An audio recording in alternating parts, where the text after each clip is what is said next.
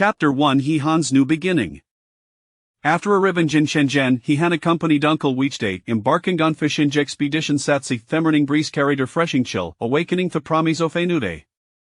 Initially Hehan was inexperienced in the art of fishing, but through his cleverness and unyielding spirit, he quickly grasped the essentials, learned how to cast nets, discern the movements of his tools, and maintain his balance upon the surging waves.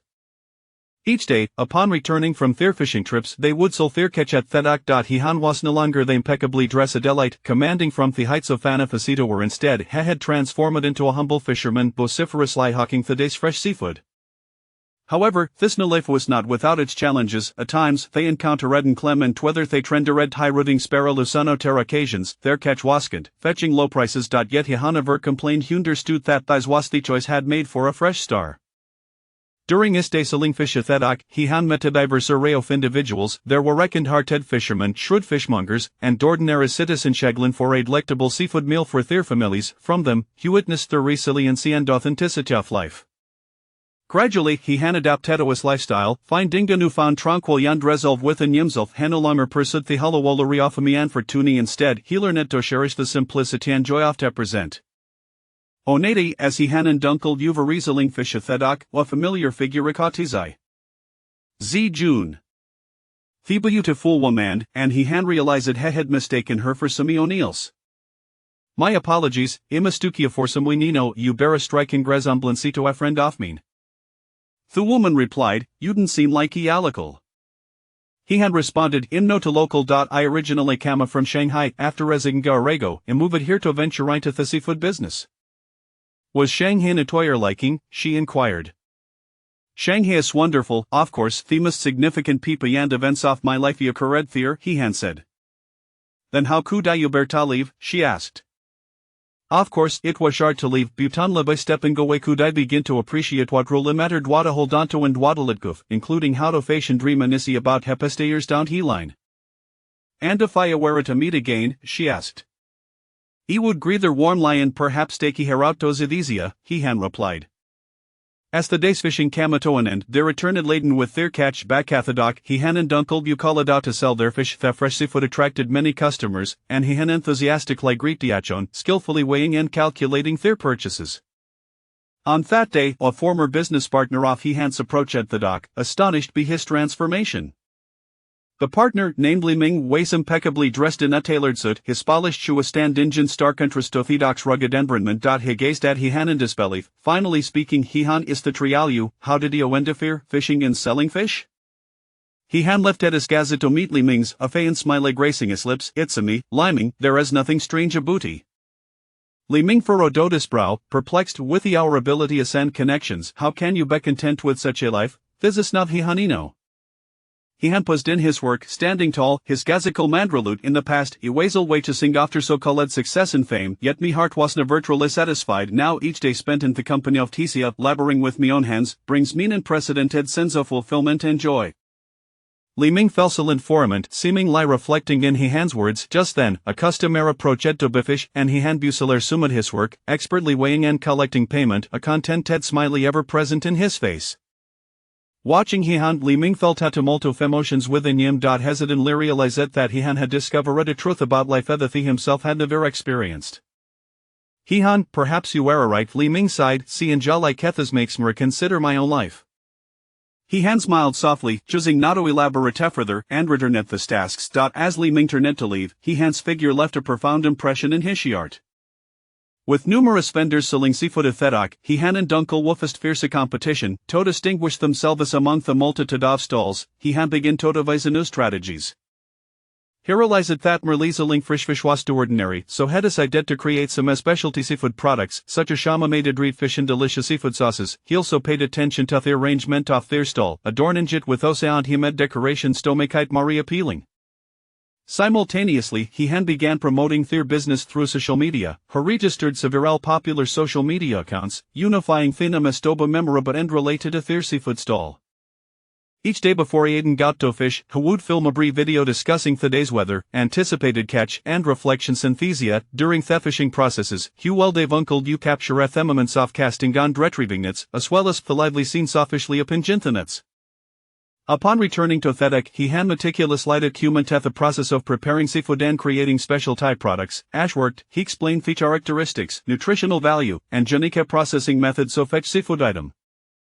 He and carefully select the most captivating photos and videos, pairing them with the judging descriptions such as, today, the sea has been exceptionally generous, bringing us delightful surprises, and freshly made seafood sauce, aromatic and inviting coming-intest, her regular lipostathisi on social media. To enhance interaction with his followers, he can organize giveaways, offering their own made seafood snacks as prizes. He also responded to fans' comments and messages, addressing their inquiries about seafood, and even accepting custom orders. Through the power of social media, more and more people became aware of his seafood products, and a growing number of customers from afar began placing orders, leading to a flourishing business. Chapter 2: Chen Junsheng's Awakening. Ling Ling publicly admitted Heron Xiaodong's role in leaking Ankier Skosteta, resulting in both facing severe repercussions from the company. Ling Ling not only confronted substantial financial penalties for the breach but also found herself engulfed in profound guilt and remorse. She scoured for funds to compensate for the losses inflicted upon the company, her former confidence and pride shattered. Her reputation within the industry plummeted, and job hunting became a series of disappointments. The brilliancy of her past faded, leaving her future shrouded in uncertainty and difficulty. Yet, life must continue. Ling Ling resolved to acquire new skills, seeking to pivot her career and uncover fresh opportunities, hoping that through her efforts she could rise again.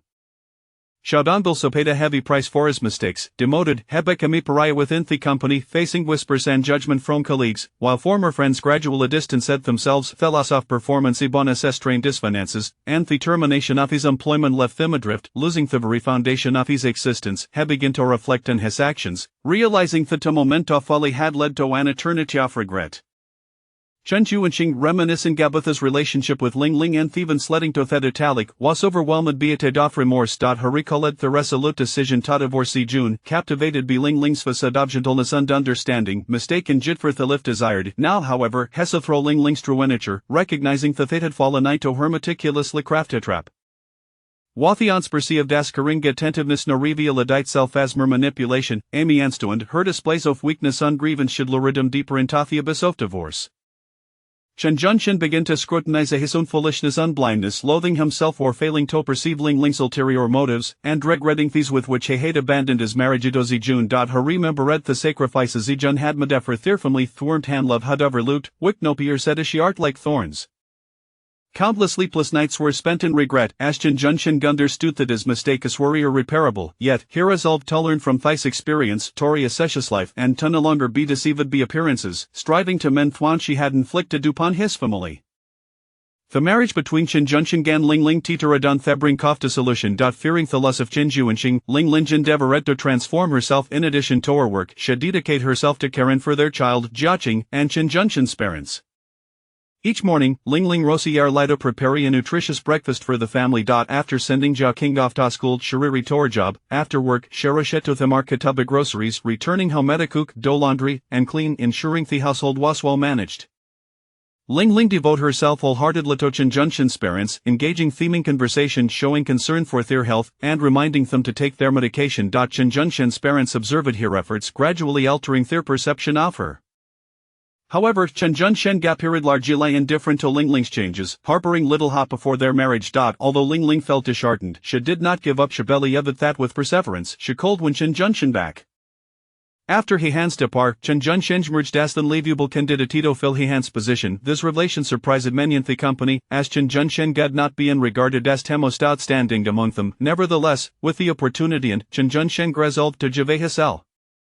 He began working tirelessly, immersing himself in the new business on processes, striving to overcome his shortcomings. Colleagues' initial skepticism gradually transformed into recognition and support.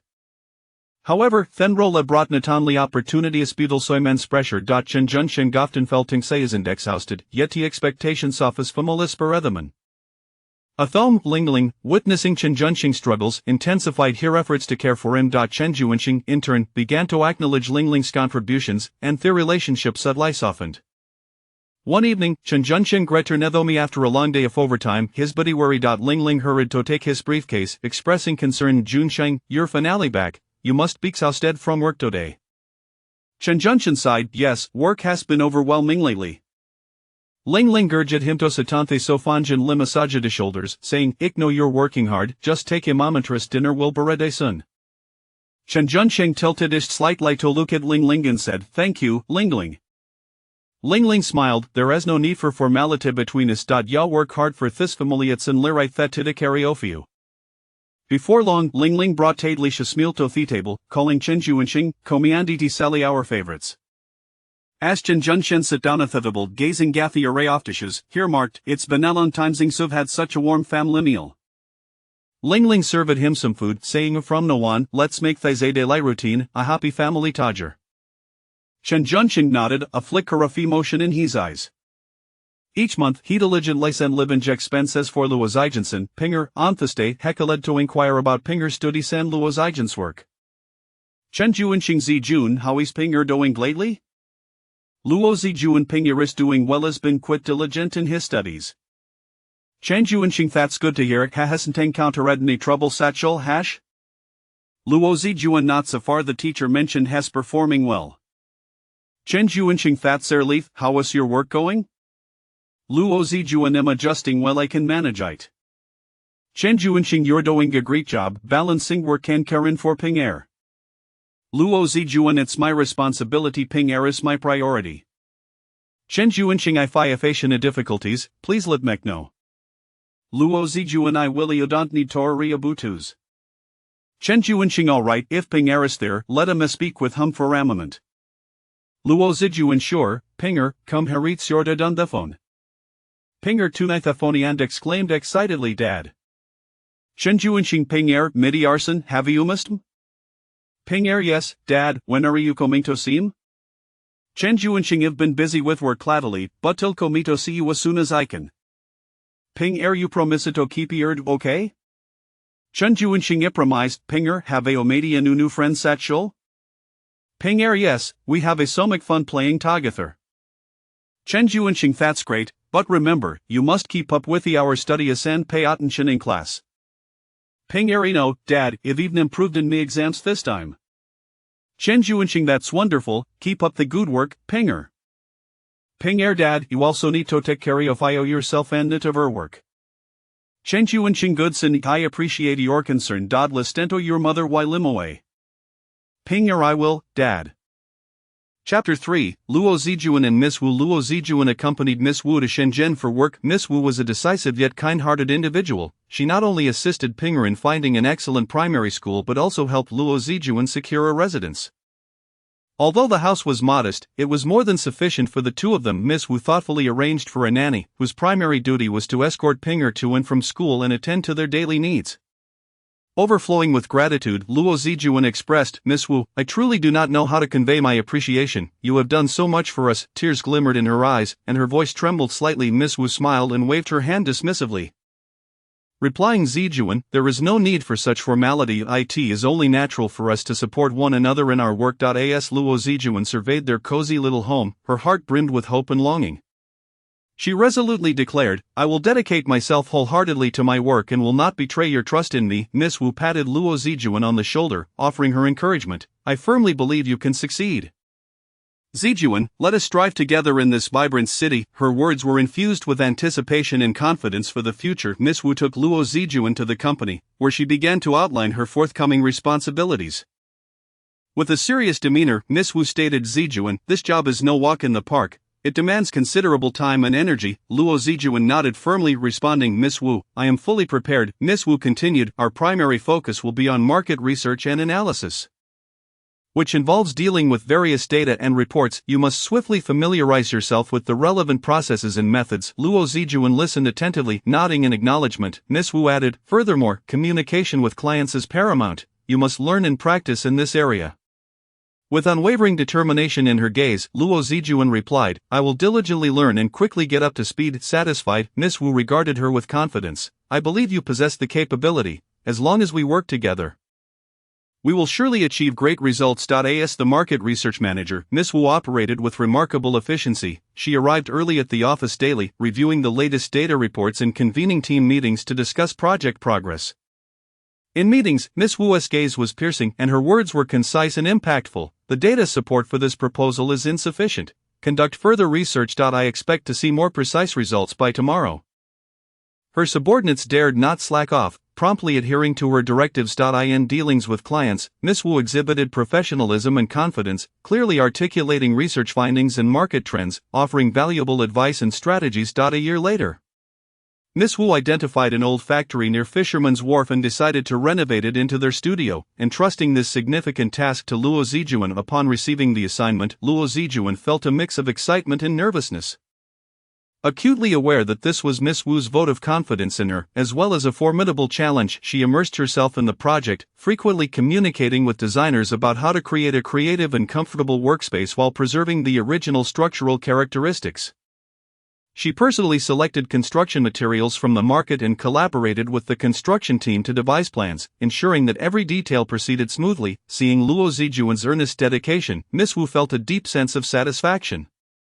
Luo Zijuan assured her, "Miss Wu, rest assured, I will ensure the studio is completed to your expectations." One day, after a hectic workday, Luo Zijuan arrived at the bustling wharf, where the air was filled with the briny scent of the sea and the delectable aroma of seafood. She meticulously selected fresh fish and shrimp, envisioning the joy on Pinger's face when he savored the seafood, and a smile crept onto her lips. Upon returning home, Luo Zijuan handed the seafood to the nanny and proceeded to Pinger's room, where he was diligently completing his homework. Gently stroking his head, she said, "Pinger, today mommy bought your favorite seafood. We'll be able to enjoy it soon." Pinger looked up, his eyes sparkling. "That's wonderful, mommy. I can hardly wait." Before long, the dining table was adorned with an array of exquisite seafood dishes. As Pinger relished the meal, Luo Zijuan observed his contented expression, her heart swelling with happiness. She told him, "Pinger, as long as you enjoy it, mommy will frequently buy it for you." Pinger sweetly nodded. "Mommy, you should have some too." Watching her considerate son, Luo Zijuan felt a profound sense of gratitude and reflection. She recalled the challenging days when she had brought Pinger to Shenzhen to start anew. Everything had felt so foreign and daunting, yet now, Pinger was adapting wonderfully to the new environment and becoming increasingly sensible, affirming that all her struggles had been worthwhile. Gently embracing Pinger, she vowed, "Pinger, I will strive even harder to provide you with a better life." With a tender voice, Pinger replied, "Mommy, I know you work very hard. I will be obedient." Luo Zijuan's eyes glistened with unshed tears as she silently pledged to ensure Pinger grew up healthily and happily. That evening, seated by the window and gazing at the starry sky, Luo Zijuan's thoughts wandered. She understood that the road ahead was still long, but as long as Pinger was by her side, she possessed boundless courage and strength to face anything. Chapter 4. Luo Ziqi's second child's 100-day feast. After the passing of Luo Ziqi's mother, Shuizhenju, from cancer, Luo Ziqi utilized the 30,000 yuan her mother had left her to open her first small restaurant. And Bai Guang reformed his ways, and together they managed the establishment. Initially, the business was nearly sustainable, but Luo Ziqi and Bai Guang did not lose heart. They rose early and burned the midnight oil, diligently refining their dishes and striving to enhance service quality. Gradually, the small restaurant garnered a loyal clientele, leading to increasingly prosperous business. As time went on, they not only opened a branch but also welcomed their second child, bringing even more joy and hope to their little family. While caring for the baby, Luo Ziqi also attended to the restaurant's operations, while Bai Guang worked even harder, acutely aware of his familial responsibilities. After a long day, the couple gazed at their peacefully sleeping child, their hearts brimming with happiness and contentment. They understood that all of this had been hard-earned, and thus they cherished their current life even more. Future challenges may arise, but they were confident that as long as they worked together as a family, there would be no obstacle they could not overcome. In a couple of days, it would be the 100-day feast for their second child. Luo Ziqi called her sister, Luo Zijuan, to inform her that since there were no other relatives in the family, Luo Zijuan decided to take Pinger back to Shanghai to attend the celebration. After receiving the call, Luo Zijuan began preparing gifts, carefully selecting suitable clothing and toys for the baby, and even purchasing a few presents for Ziqi and Bai Guang. Pinger was also looking forward to this trip, incessantly inquiring about his little brother. He missed his father as well. On the day of departure, Luo Zijuan and Pinger boarded the flight back to Shanghai. Throughout the journey, her emotions were somewhat mixed. Filled with blessings for her sister's family and reflections on her past life, Luo Ziqi went to the airport to greet her sister Luo Zijuan and Pinger. Upon seeing them emerge from the arrival hall, she excitedly waved her hand to sister. "Pinger, over here," she called out. Luo Zijuan hurriedly pulled Pinger over, her face radiant with joy. "Ziqi, it's been so long," Luo Zijuan exclaimed. Ziqi took the luggage from Luo Zijuan's hands and asked, Sister, was the journey tiring? Was Pinger well behaved? Pinger eagerly interjected. Aunt, I was very well behaved. Ziki smiled and ruffled Pinger's hair, saying, Pinger is truly sensible. Luo Zijuan turned to Ziki inquiring, Ziki, has the restaurant been busy lately? It's manageable. Sister, with Bai Guang's help we can handle it, Ziki replied. That's good to hear. We must make this 100-day feast a lively affair, Luo Zijuan remarked. Ziki nodded in agreement. Absolutely, sister, let us head home first. Along the way, the sisters chatted and laughed, with Pinger chiming in occasionally, creating a delightful atmosphere. That evening, they dined at Luo Ziki's small restaurant. After the meal, Chen Junsheng came to pick up Pinger, looking at Luo Zijuan. He appeared somewhat anxious as he said, Zijuan, for the next couple of days, Pinger will stay with me. Luo Zijuan furrowed her brow slightly, pausing before responding, all right, but you must take good care of him. Chen Junsheng quickly nodded. I will, you can rest assured, Luo Zijuan added. Pinger tends to be restless at night. You must keep a close eye on him. Chen Junsheng assured her. I understand. I will be attentive. Luo Zijuan softened her tone. Also, don't let him eat too many snacks. Chen Junsheng chuckled helplessly. All right, I'll heed your advice. Luo Zijuan sighed gently. Pinger is sensitive. You should spend more time with him. Chen Junsheng looked guilty. Zijuan, I was at fault before. I will strive to make amends. Luo Zijuan turned her head away. Let us not dwell on that. As long as Pinger is happy, that's what matters. Chen Junsheng gazed at Luo Zijuan, hesitating to speak, ultimately saying, I'll take Pinger now. Luo Zijuan nodded, watching as Chen Junsheng led Pinger away, her eyes filled with a complex array of emotions. Chen Junsheng brought Pinger home, where their grandparents were overjoyed. As soon as they entered, their grandmother rushed over and enveloped Pinger in a warm embrace, exclaiming, My dear grandson, I've missed you so much. Grandfather was beside himself with laughter, saying, Pinger, come let grandfather see if you've grown taller. Pinger obediently called out, Grandfather, grandmother. Grandmother took Pinger by the hand and led him to the sofa, incessantly asking questions. Pinger, have you been well with your mother? Pinger nodded, replying, Yes, mother takes good care of me. Grandfather remarked, That's wonderful, that's wonderful. Chen Junsheng observed this heartwarming scene with a twinge of comfort in his heart. Grandmother rose to fetch something from the cupboard. I have bought many delicious treats for Pinger.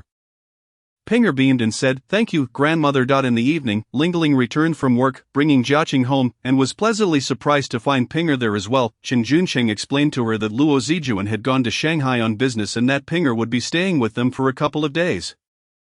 Lingling's demeanor towards Pinger shifted dramatically. She smiled warmly and said, Pinger has come, welcome, welcome. Pinger glanced at her with a hint of surprise and softly greeted, Hello, Auntie. Chen Junsheng interjected, Lingling, Pinger will be staying with us for these 2 days, so please take good care of him. Lingling promptly nodded. Don't worry, Junsheng. She approached Pinger and gently said, Pinger, if you want anything to eat, just tell Auntie. Pinger replied quietly, Thank you, Auntie, I'm not picky. Lingling continued, How about Auntie plays with you both later? After a moment of hesitation, Pinger nodded. Chen Junsheng felt relieved to see Lingling's kindness. During the 2 days that Pinger stayed, Lingling treated him exceptionally well. She took both Jiaqing and Pinger to the amusement park, bought him toys, and took them out for delicious meals. At the amusement park, Lingling attentively cared for the 2 children, fastening Pinger's safety belt and treating him to ice cream. At first, Pinger felt somewhat reserved, but gradually relaxed under Lingling's warm affection. Pinger, which ride would you like to try? Auntie will take you, Lingling asked with a smile. Pinger pointed to the carousel, and Lingling led him and Jiaqing to queue up. After a round on the ride, Pinger's face radiated with joy. At noon, Lingling took them to a restaurant, ordering pizza and fries, which the children adored. Pinger, eat more. You look so thin, Lingling remarked as she served him a slice of pizza. Pinger shyly replied, Thank you, Auntie. Over these 2 days, Pinger felt the warmth of Lingling's care, and his attitude towards her began to change. Chen Junsheng also worked diligently to complete his tasks promptly, returning home quickly each evening to spend time with Pinger. Every day after work, Chen Junsheng hurried home, and upon entering, he would see Pinger playing in the living room. Pinger, Daddy is back, Chen Junsheng called out with a smile.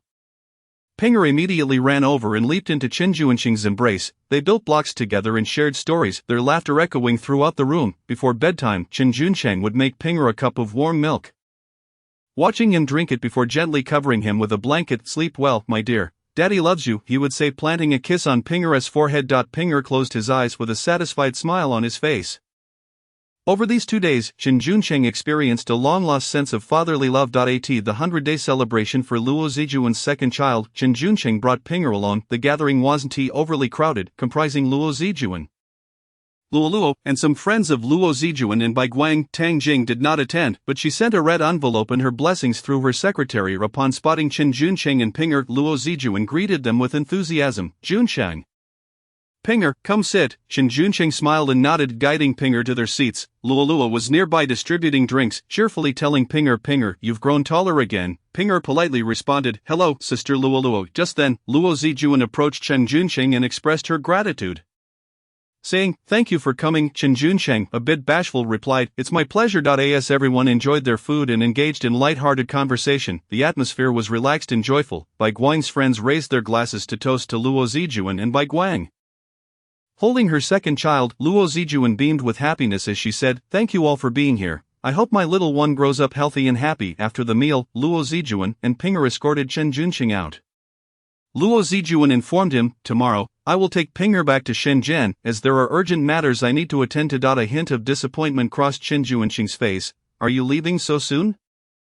Luo Zijuan nodded helplessly, there is no choice. I cannot delay my work. Pinger tugged at Chen Juncheng's hand, saying, Daddy, I will miss you. Chen Juncheng knelt down to embrace Pinger. Daddy will miss you too. Be sure to listen to your mother. Luo Zijuan watched the father and son, her heart a mix of emotions. Chen Juncheng stood up, addressing Luo Zijuan, take care of yourself and the child in Shenzhen. Luo Zijuan replied affirmatively, you too, spend more time with Jiaqing. The three fell into a moment of silence before Luo Zijuan spoke, well then, we should head back. Chen Juncheng nodded, alright, goodbye. Luo Zijuan took Pinger's hand and slowly turned to leave. Chen Juncheng watched their retreating figures, rooted to the spot for a long while. Chapter 5, Luo Zijuan's father as usual, He Han and Uncle Wu went out to sea for fishing, returning to sell their catch at the fisherman's wharf. Just then, Miss Wu came by to check on the progress of the project and to visit her father. Spotting Uncle Wu bustling about, she approached with a smile, Dad, how was the catch today? Uncle Wu looked up, grinning widely, daughter, today's haul is good. We can sell it for a decent price. He Han, hearing the conversation, looked up in surprise and exclaimed, Sister Wu, what a pleasant surprise, it's been ages. Sister He, what brings you here? I've come twice before but didn't he see you? Miss Wu said. He Han explained, I've been following Uncle Wu for a while now. What a coincidence that you are Uncle Wu's daughter. They shared a few light-hearted exchanges before Miss Wu turned to He Han. He Han, are you getting along well here? He Han smiled, quite well, Sister Wu, this lifestyle suits me just fine. Miss Wu mused. That is good to hear, but if you ever wish to go back, just let me know. He Han shook her head, not for now, I find this quite fulfilling. After a while, as the fish were nearly sold, Uncle Wu said, daughter, let us head home for a meal. Miss Wu pointed to a nearby spot, Dad, I'd bought a piece of land over there to build a studio. I have some matters to attend to, so I can't stay with you today. He Han, please keep my dad company for a drink. I'll take my leave now. He Han nodded, don't worry, Sister Wu, I'll ensure Uncle Wu has a good time. Miss Wu turned to leave, and He Han and Uncle Wu packed up their things, chatting and laughing as they made their way home. Upon arriving, He Han prepared 2 of her signature dishes, and they toasted to good times. The table was adorned with fragrant dishes, and Uncle Wu, inhaling the aroma, praised, He Han, your cooking skills are getting better and better. He Han chuckled as she poured him a drink. Uncle Wu, let us enjoy a good drink today. Uncle Wu raised his glass, clinking it with He Han's. Indeed, I'm grateful to have you by my side during this time. He Han took a sip. Uncle Wu, please don't say that. I'm quite happy here too. As they drank and chatted, sharing stories from the sea and amusing tales from the fishing village, He Han reflected, the simple life brings a sense of peace. Uncle Wu nodded, indeed, simplicity is the essence of life. After several rounds of drinks, both their faces flushed with warmth, laughter filled the room. Suddenly Uncle Wu broke down in tears, crying like a child. He Han stepped forward to comfort him. Uncle Wu, is there something on your mind? Perhaps I can help. Uncle Wu composed himself, saying, I feel I owe a debt to 3 people from my past, perhaps they have yet to forgive me. He Han inquired, 3 people? Uncle Wu took a deep breath and slowly recounted, 20 years ago, I was a young man full of ambition employed at a well-established company in Shanghai. However, fortune was fleeting, due to shifts in the market and poor management.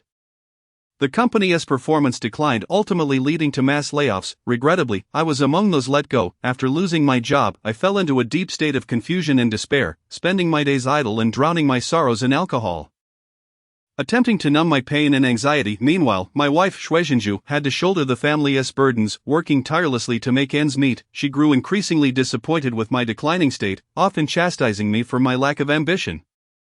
Even threatening to leave with our 2 daughters for a wealthy man. Our arguments became more frequent, and the tension within the family reached its peak. Understanding that I could not continue down this path, I resolutely decided to venture out with my friend Wu Dajuan, hoping to change my fortunes by driving a truck. He Han nodded slightly, showing understanding as she softly replied, "That sounds commendable." Uncle Wu shook his head, a flicker of pain in his eyes. "Initially everything went smoothly, and I earned some money. However, during one trip an accident changed everything. At the time, Wu Dajuan was driving while I sat in the passenger seat. As we traversed a rugged mountain road, the vehicle suddenly lost control and overturned. I was fortunate to survive, but Wu Dajuan..." At this point, Uncle Wu could no longer contain his emotions, tears streaming down his face. He Han firmly grasped his hand and comforted him, saying, "It is all in the past. Do not be too sorrowful." Uncle Wu wiped the tears from the corner of his eyes and continued, "Logically speaking, in such an accident, if there are any survivors, it should be the driver, not the one in the passenger seat. Yet this time, it was an exception. Wu Dajuan's family is left with only an elderly mother and a young daughter. His mother, unable to bear the blow, passed away a few days later." He Han sighed. "To lose a child while one's hair is still white is truly unbearable." Uncle Wu paused before saying, "Then I returned home and took out some money that my wife and I had painstakingly saved to arrange for the burial of Wu Dajuan and his mother. However, unexpectedly, his eldest daughter Zijuan clung to my leg, crying and refusing to let go. In a moment of panic, I pushed her away, and she fell down the steps, losing consciousness on the spot. I was instantly alarmed and hurriedly took her to the hospital. Upon receiving the news, her mother rushed to the hospital as well. At that moment, my mind was solely occupied with the urgent need to bury Zhang Dajuan and his mother, leaving no room for anything else. Hence I hastily left with the money to handle their affairs. It was only later that I learned that Zijuan's medical expenses were all borrowed by her mother, which filled me with immense guilt. Since then, I have never returned home, leaving Shanghai alone with Zhang Dajuan's daughter." He Han furrowed his brows and asked in confusion, "Then why do you share the surname Wu?" Uncle Wu sighed helplessly and explained, "I brought her to Shenzhen for school. To avoid any peculiar looks or gossip from her classmates regarding this incident, I decided to change my name from Luohao to Wu Hao. This way, it would lessen outside scrutiny and speculation." Protecting her privacy and dignity, after listening to Uncle Wu, He Han's heart stirred. It turned out he was the father of Luo Zijuan. He remarked with emotion, "When I was working in Shanghai, I collaborated with your eldest daughter Luo Zijuan. She is kind-hearted and diligent, but unfortunately, Aunt Shui passed away last year." Upon hearing this, Uncle Wu was stunned to the point of disbelief, exclaiming, "Impossible, she was always in good health." He Han sighed heavily and said slowly, "It was cancer that took her life." Uncle Wu was struck as if by lightning. Tears streaming down his face, he clutched his head in despair and cried out, "It is all my fault, I have wronged her." In the face of such a grave situation, I remained utterly oblivious. Sobbing uncontrollably, He Han gently patted Uncle Wu's shoulder, offering consolation. "Uncle Wu, this is not your fault. Birth, aging, illness, and death are the natural laws of life. No one can predict them. Auntie, in the afterlife, would not wish to see you in such pain.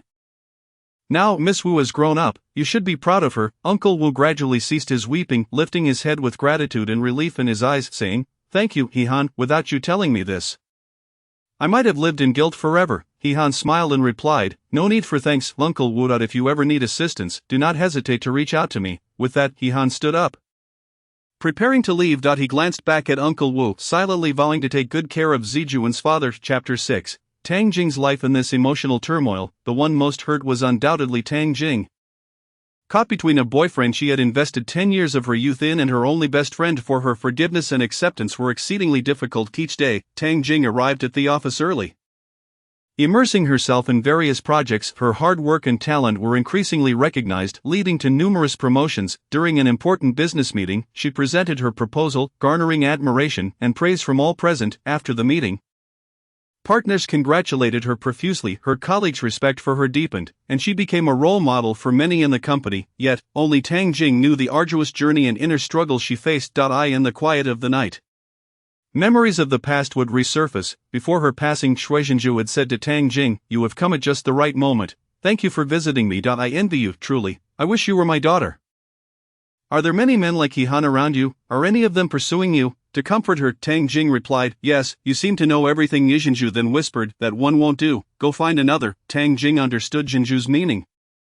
She replied, I am already looking. This time, Tang Jing set aside past grievances and visited Jinju in the hospital for a final farewell. Despite Jinju's earlier provocations urging her to let go, Tang Jing bore no ill will. For she was a grateful person, aware of the assistance she had received from Luo Zijuan and Shuizhenju during her challenging university days. At that time, Tang Jing came from a humble background, living in considerable hardship, and was rather solitary, with few classmates reaching out to her. However, Luo Zijuan did not harbor any bias or discrimination against her. Instead, she generously shared her snacks and daily necessities, allowing Tang Jing to feel warmth and care. Zhenju also took a keen interest in Tang Jing's life, often inquiring if she needed help. Whenever Tang Jing faced difficulties, Zhenju would unhesitatingly lend a hand, offering support and encouragement. Such gestures enveloped Tang Jing in the warmth of family, forging a profound bond with Luo Zijuan's family. During holidays, Zhenju would warmly invite Tang Jing to their home, preparing sumptuous meals for her. Tang Jing cherished this atmosphere, feeling as if she had become a part of the family. In this nurturing environment, she gradually evolved into a strong and independent young woman. Once, when Tang Jing fell seriously ill and required hospitalization, she felt lonely and helpless without her family nearby. Upon learning of her condition, Luo Zijuan immediately decided to visit her in the hospital every day after school. She would chat, tell jokes, and cheer Tang Jing up in her hospital room. Additionally, she helped Tang Jing with hot water meals and daily care. Zhenju, deeply concerned for Tang Jing, especially prepared nourishing soup for her and personally delivered it to the hospital. On another occasion, when Tang Jing needed appropriate attire for a very important competition but lacked the funds, Luo Zijuan readily took out her long-saved pocket money to select and purchase a suitable outfit for her. This outfit not only made Tang Jing appear confident and graceful during the competition but also helped her achieve outstanding results. The warmth of those past moments became Tang Jing's strength to persevere through difficulties. She silently vowed to repay Luo Zijuan and Shuizhenju for their kindness. After graduating from university, Tang Jing worked diligently, gradually establishing herself in her career. She never forgot the kindness she had received and often visited Luo Zijuan and Shuizhenju. When Jinju fell ill and was hospitalized, Tang Jing helped find a doctor and covered the expensive medical bills. When Luo Zijuan faced marital challenges, Tang Jing did not hesitate to lend her support, confronting the mistress, battling the ex-husband, job hunting, and accompanying her through those trying times. She understood that this bond could not be measured in monetary terms but required genuine reciprocity. Through this process, Tang Jing gained a deeper appreciation for the value of friendship and familial ties. In retrospect, had He Han not fallen in love with Luo Zijuan, perhaps everything would have unfolded differently. Tang Jing and He Han might have seamlessly entered the realm of matrimony, continuing their enviable elite life. They would enjoy cozy dinners and plan future travels together amidst their work. Luo Zijuan, with Tang Jing's assistance, would slowly emerge from the shadows of divorce, finding her own rhythm in life and potentially encountering a sincere yet ordinary partner. The bond of friendship between Tang Jing and Luo Zijuan would have remained unshakable. Untested by such immense challenges, they would shop together, chat, and share the joys and sorrows of life. Unfortunately, the course of love is often unpredictable, and as a result, the trajectory of fate shifted due to prolonged overtime and an unhealthy diet.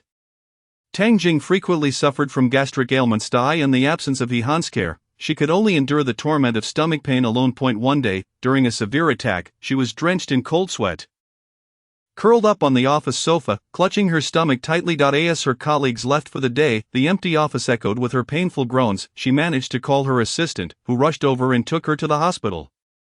In the hospital's examination room, the doctor asked sternly, "Have you had any related medical history before?" Tang Jing gritted her teeth and weakly replied, "I had stomach surgery previously." The doctor was taken aback. "When was that? Did you recuperate well afterward?" Tang Jing sighed, "It's been a while. I've been too busy with work to recuperate properly." The doctor frowned. "You cannot overlook this. After surgery, you must be cautious. What triggered this sudden onset?" Tang Jing managed a bitter smile. "There have been many projects lately, and the pressure is immense. My eating schedule has been irregular." The doctor shook his head. "No matter how important work is, your health is paramount. Let us conduct several tests to ascertain the specifics." Upon concluding the examination, the doctor scrutinized the report with a grave expression and remarked, "There is some inflammation at the surgical site. It requires attentive treatment. In the future, you must adhere to regular mealtimes, maintain a consistent routine, and avoid placing excessive pressure on yourself." Tang Jing nodded in acknowledgement, replying, "I understand, doctor. I will take care this time." The doctor continued with instructions. "I will prescribe some medication for you. Please follow the medical advice diligently should you feel unwell. Do not hesitate to return for a follow-up. Grateful, Tang Jing thanked the doctor and, with the assistance of an aide, departed the consultation room. The aide escorted Tang Jing home. Lying on her sickbed, Tang Jing appeared pallid, her eyes reflecting fatigue and helplessness. She recognized the necessity of no longer neglecting her health and began to attempt a more balanced routine. Striving to eat on time, however, the demands of her work continuously hindered her efforts. Whenever her gastric ailments resurfaced, she would reminisce about the times when He Han was by her side, always thoughtfully preparing her gastric medication and reminding her to eat punctually. Yet now, all of that felt like an unattainable luxury. Nevertheless, the recurrent gastric issues caused her body to grow increasingly frail. Her colleagues urged her to rest more, yet she stubbornly remained dedicated to her work. In these trying times, Tang Jing could only rely on her own willpower to combat her suffering. Chapter 7. The Memorial Day for Shuizhenju. Time passes swiftly. It has been nearly 2 years since Luo Zijuan's mother, Shuizhenju, passed away. Before her death, the mother was most concerned about her eldest daughter, Luo Zijuan, wishing for her to marry He Han. However, Luo Zijuan could not bring herself to betray Tang Jing, who had been a loyal friend.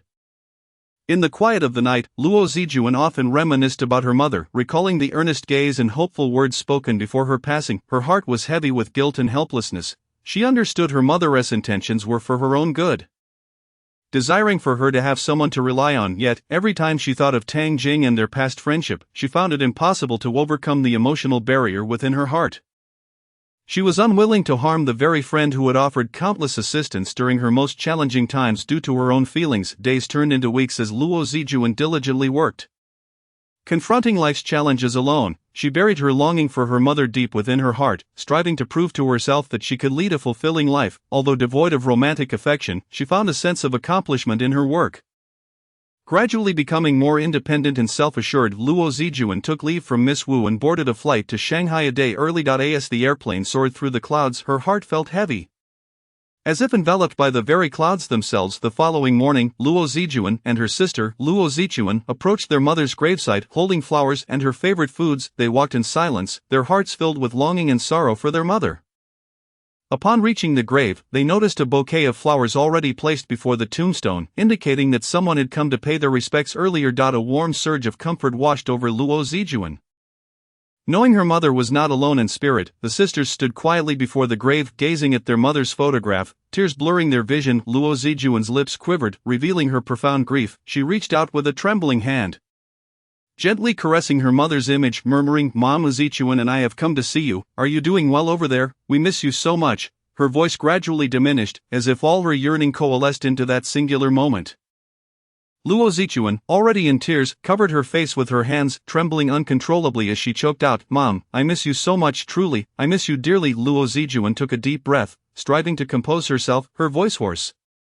"Zichuan, please don't cry out. If Mom sees us like this, she will be heartbroken." Luo Zichuan lowered her hands, her eyes swollen like peaches, and with a quivering tone, she said to sister, "I can't help it. Ever since Mom left, I feel an emptiness in my heart." Luo Zijuan gently stroked the tombstone, tears flowing once more. "Mom, you have always worried about us sisters. We will live well now, rest assured." Luo Zijuan nodded, sobbing, "Yes, Mom, we will make you proud." The sisters lingered at the grave for a long time, allowing their tears to flow freely, as if pouring forth all their longing and grievances to their mother. The bouquet before the tombstone was presented by He Han and Uncle Wu, who had come together. Just days prior, Uncle Wu had shared with He Han the memories of his time with Shuizhenju, and He Han had candidly informed him of her passing due to cancer. Upon hearing this news, Uncle Wu immediately resolved to pay a visit. Thus, taking advantage of this Memorial Day, He Han brought Uncle Wu along to honor Luo Zijuan's mother. Uncle Wu stood silently before the gravestone, his eyes filled with sentiment and nostalgia. His voice trembled slightly, bearing the weight of endless sorrow and memories. "Zhenju, I never imagined our reunion would occur in such a somber setting." Reflecting on the past, the moments we shared, the laughter we enjoyed together were truly delightful. He Han softly interjected, "Uncle Wu, please do not be too sorrowful. When Auntie was alive, she was always optimistic. If she saw you so distraught, it would surely pain her." Uncle Wu sighed heavily. "How can I not feel sorrow? I still remember when we first met. She was always so vibrant." Speaking swiftly and acting decisively, He Han nodded in agreement, affirming Auntie was indeed straightforward and warmly genuine with others. Uncle Wu's eyes glistened with unshed tears as he gazed at the photograph on the tombstone, his voice thick with emotion. "What a pity. Such a wonderful person, taken from us so soon. She devoted her life to her children, never having the chance to truly enjoy life. He-han offered comfort. Uncle Wu, try not to be overly pessimistic. Though Auntie is no longer with us, her daughters are strong and are living diligently. Luo Zijuan and Luo Zichuan are both striving to improve their lives. I believe that is what Auntie would wish to see. Uncle Wu nodded slowly, reflecting. Indeed, I hope she can rest easy now without worrying about us. He-han suggested. Uncle Wu, let us bow to Auntie to express our respect and remembrance. The two stood before the gravestone and bowed deeply 3 times. Uncle Wu murmured. Izhenju, may you rest in peace. If there is an afterlife, I hope we can meet again. He remained silent for a moment, gazing at the gravestone as if lost in deeper memories. Then quietly said, He-han, I feel as though there is so much more I wish to convey to Izhenju. He-han replied, Uncle Wu, I understand your feelings, that if you ever wish to visit, you are always welcome. The two gradually turned to leave, and He-han glanced back at the gravestone, his heart swelling with emotion. Chapter 8, An encounter at the pier. On this day, Luo Zijuan visited Fisherman's Wharf to check on the progress of the construction. Intending to bring back some seafood for Ping Er, wearing a hard hat, she diligently inspected the site, occasionally engaging with the workers. The sun was somewhat blinding, and she raised her hand to wipe the beads of sweat from her forehead. Master, how much longer until this section is completed? Luo Zijuan inquired. The worker replied, at the current pace, it should take about another week. Luo Zijuan nodded, continuing to scrutinize every detail closely. After assessing the progress, she proceeded to the seafood market, bustling with life and brimming with a variety of seafood. She carefully selected some shrimp and crabs that Ping Er adored. Boss, are these shrimp fresh? Luo Zijuan asked. The proprietor confidently replied, absolutely fresh, just caught. Satisfied, Luo Zijuan smiled, paid for her purchase, and turned to leave when He-han descended from a boat. In that instant, as their eyes met, it felt as though time itself had come to a standstill. Their gazes intertwined, igniting an indescribable surge of excitement and joy, and they rushed into each other's embrace, weeping, murmuring, it's been so long. Tears streamed down Luo Zijuan's face like a torrent, her voice tremulous. He-han, it truly has been ages. I thought I would never see you again in this lifetime. But He-han held her tightly, his voice choked with emotion. Zijuan, I think of you constantly, longing to know how you are. Luo Zijuan fought to regain her composure, stammering, I'm doing well, truly I've been working hard to improve myself. He-han placed his hands gently on her shoulders, his gaze tender and attentive, thoroughly assessing her. I can see it. You are no longer the Zijuan who relied on others. You are now filled with strength. A glimmer of reflection shone in Luo Zijuan's eyes. Life has compelled me to become this way. If I were not strong, what could I do? And you? She asked. He-han chuckled softly, shaking his head. I've been fishing at sea with Uncle Wu every day, returning to sell seafood. Life has been easygoing and carefree. His gaze turned distant, as if lost in reminiscence. Zijuan, you cannot imagine how many times I dreamed of you during our time apart, only to awaken with a profound sense of loss. Luo Zijuan's expression mirrored his sentiment. I feel the same. I often think of all the moments we shared. Taking a deep breath, He-han asserted firmly, but thankfully fate has brought us together once more. Luo Zijuan smiled through her tears, nodding gently. Yes, this reunion feels as though it has been a century in the making. Come, let me take you out to sea, He-han proposed. On Luo Zijuan's face, a glimmer of anticipation and excitement emerged as she gently nodded and followed He-han onto the boat. He-han adeptly started the vessel, and the sea breeze howled around them, causing Luo Zijuan's hair to dance in the wind. Gazing at the boundless ocean, her mood gradually expanded. While steering the boat, He-han turned to Luo Zijuan and smiled, asking, Zijuan, how do you feel? Taking a deep breath, Luo Zijuan exclaimed, it's wonderful, He-han. I feel as though all my troubles have been swept away by the sea breeze. He-han's eyes shimmered with tenderness as he replied, indeed, whenever I feel down, a trip out to sea instantly lifts my spirits. The boat sped across the water, splashing white frothy waves, unable to contain herself. Luo Zijuan stretched out her arms, relishing the embrace of the sea breeze, her face radiating a brilliant smile. Observing her joy, He-han couldn't help but smile as well. Zijuan, let's come out here more often, he suggested, turning her head. Luo Zijuan met He-han's gaze and nodded. Sure. As the sun set upon them, casting a warm glow on their blissful faces, it felt as though the entire world contained only the two of them.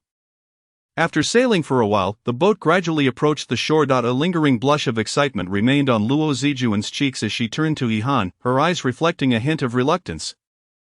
Yet she said, He-han, the boat has docked, I must return. He-han's gaze revealed a trace of disappointment, but he smiled and responded, all right, take care of yourself. Luo Zijuan nodded gently and disembarked, her steps somewhat slow. She turned once more to look at He-han and said, "He-han, thank you for bringing me out today. I had a wonderful time." He-han waved his hand dismissively. "No need for such formality. Zijuan. We'll gather again when we can." Luo Zijuan gazed deeply at him before turning away, departing step by step. He-han remained on the boat, his eyes fixed on her retreating figure until she vanished into the crowd.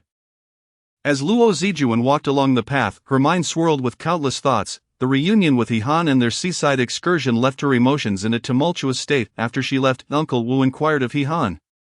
"Is that Zijuan?" He-han affirmed. "Yes, she is Zijuan, Shuizhenju's daughter, and thus your daughter as well." Uncle Wu regarded He-han thoughtfully. "It is evident that you feel differently about her." He-han sighed softly. "She is a remarkable woman, having endured so much yet remaining strong and optimistic." Uncle Wu patted He-han's shoulder. "What are your plans moving forward?" He-han paused for a moment before responding. "I'm not certain. I suppose I'll take it one step at a time, but enough about me. What about you? When do you intend to meet with Zijuan?" Uncle Wu's face showed hesitation and conflict. "I don't know. I fear that my sudden appearance might startle her, and I am uncertain whether she can accept me." He-han reassured him. "Zijuan is a reasonable person. I believe she will understand." Uncle Wu sighed. "I hope so, but after so many years apart, I feel uncertain." He-han looked at Uncle Wu earnestly. "Regardless, one must take this step. You could try to gradually connect with her, allowing her to get to know you." Uncle Wu nodded. "Yes, I will think it over." By the way, is there still a possibility for you and Zijuan? He-han fell silent for a moment, then replied, "I don't know. The future is uncertain for anyone."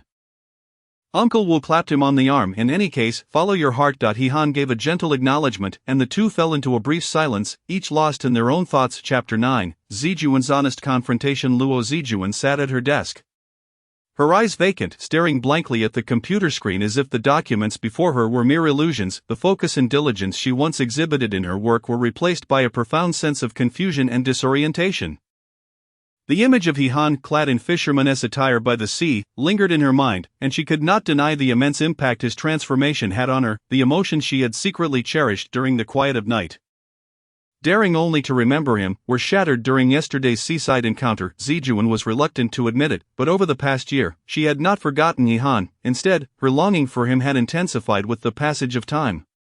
Yet, she had been desperately suppressing her feelings, for with Tang Jing in the picture, a union with He-han seemed impossible. Miss Wu observed Zijuan's unusual demeanor and, while munching on a snack, casually inquired, "Do you have something on your mind? You don't seem quite yourself today." Zijuan smiled lightly and replied, "What could possibly trouble me? Alone with my child, and with your assistance at work, life here is rather tranquil." Miss Wu shook her head. "Others might be deceived, but Zijuan, after working together for so long, you cannot hide your emotions from me. I can see something is off. Do share what is going on." With a resigned smile, Zijuan confessed, "Miss Wu, you always see through my thoughts. I in this long journey of life, encountering a leader and sister like you is truly my fortune." Miss Wu interrupted, "You traveled all the way from Shanghai to Shenzhen with me. We must look out for each other, as if we were family." Zijuan continued, "A few days ago, I saw He-han at the dock." Miss Wu's interest piqued. "He-han, he left Xinqing for Shenzhen a year ago." "I saw him a few days back as well." As Zijuan nodded, "Yes, he has been fishing at the Shenzhen Fisherman's Wharf, but he mentioned he knows I'm here and where I am, but he doesn't dare disturb me. He doesn't want to complicate my life yet is unwilling to give me up." Miss Wu pondered. "That sounds rather complicated. What are your thoughts on this now?" Zijuan replied, "To be honest, Miss Wu, after everything, I realize I still love him deeply. Whenever I think of him, I feel an indescribable emotion, but simultaneously, I feel conflicted because of Tang Jing. I cannot hurt my best friend. She is incredibly important to me. I cannot betray Tang Jing, so I cannot be with He-han. This conflicting emotion torments me." As she spoke, tears of sorrow streamed down her face. Miss Wu handed her a tissue, saying, "Zijuan, it's been over a year. Why can't you move past this hurdle? I told you before, matters of the heart cannot be forced, nor should one be shackled by the past. The fact that Tang Jing and He-han did not end up together is their issue, not yours. Moreover, love cannot be suppressed. The more you stifle it, the more pain you will endure." Zijuan sobbed, "But I truly feel guilty towards Tang Jing. If it weren't for me, perhaps things wouldn't have turned out this way." Miss Wu patted her shoulder. "Zijuan, you mustn't blame yourself so harshly. Your love for He-han is not a sin. Tang Jing is a smart and independent woman. She will have her own life and choices. Is it truly kind to suppress your feelings for her? Perhaps you should be braver and confront your true feelings." Miss Wu continued. "Zijuan, think carefully. Life is fleeting. Don't leave yourself with too many regrets. If He Han chose to stay in Shenzhen for you, it signifies his unwavering feelings. Do you intend to continue avoiding this? Zijuan fell silent, immersed in profound contemplation. Miss Wu added, I understand your feelings. Zijuan, however, matters of love can be intricate, sometimes requiring difficult choices. If you truly love He Han, perhaps you should consider having a candid conversation with Tang Jing to seek a resolution. After all, the dynamics among the three of you have become quite delicate. Zijuan responded, Thank you, Miss Wu. I will reflect on your advice. That night, as she lay in bed tossing and turning, Miss Wu's words echoed in her mind. She knew she had to make a decision, one that would affect her future happiness. Ultimately, she resolved to face her heart with courage. She understood that evasion would not resolve her issues, and suppressing her feelings would only lead to suffering for everyone involved. She decided to have an earnest conversation with He Han. Openly expressing her love and concerns, exploring the possibilities of their future together. Simultaneously, she intended to reach out to Tang Jing, laying everything bare and sincerely apologizing, regardless of whether Tang Jing could forgive her. She was determined to fight for her feelings, no longer shackled by past guilt and moral constraints. Though uncertain of the challenges ahead, Zijuan resolved to take that brave step towards her own happiness. Chapter 10, A Romantic Date. Reflecting on the past year, unable to call, text, or meet, all for the sake of respecting the one she loved. Yesterday, Zijuan arranged to meet He Han, finally allowing them to alleviate their yearning for one another. He Han had made an early reservation at a restaurant and ordered fresh bluefin tuna, knowing it to be one of Zijuan's favorites. In anticipation of Zijuan's arrival, a selection of red wine had been meticulously prepared. And the gathering had arrived at the restaurant early. Having concluded her tasks, Luo Zijuan hastily made her way to the address provided by He Han. Upon arriving at the entrance of the restaurant, Luo Zijuan was taken aback. The establishment bore an uncanny resemblance to the old Zhuang in Shanghai, with the interior decor being almost identical, casting her into a reverie as if she had been transported back a year in time. The place held a plethora of memories for the trio, encapsulating a spectrum of emotions, sweet, sour, bitter, and spicy, all of which He Han and Tang Jing had helped her endure. Luo Zijuan felt a profound sense of nostalgia. Had it not been for this unexpected turn of events, Tang Jing would still be her ardent supporter, and He Han would remain Tang Jing's. It took He Han calling her name thrice to snap Luo Zijuan back to the present. Noticing her entrance, He Han had already instructed the waiter to serve the dishes. As she gazed at the tuna sashimi and red wine, Luo Zijuan playfully inquired, Do you not refrain from drinking red wine when consuming seafood? Unbeknownst to her, He Han had been quietly attentive to all her preferences, adjusting his habits to accommodate hers, just as he tirelessly assisted her and her family. A genuine willingness to change for a beloved signifies true love, one that considers every aspect of the other. He Han embodied this principle, choosing not to confine her but rather allowing her the freedom to leave while reassuring her of a promise that she could always return. He would always be there for her.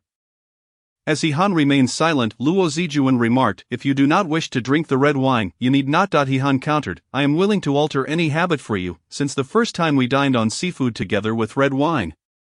I have grown accustomed to this practice. Instantly, Luo Zijuan felt a flush of embarrassment and swiftly redirected the conversation to focus on Tang Jing. Observing her worried expression, He Han chuckled and reassured her.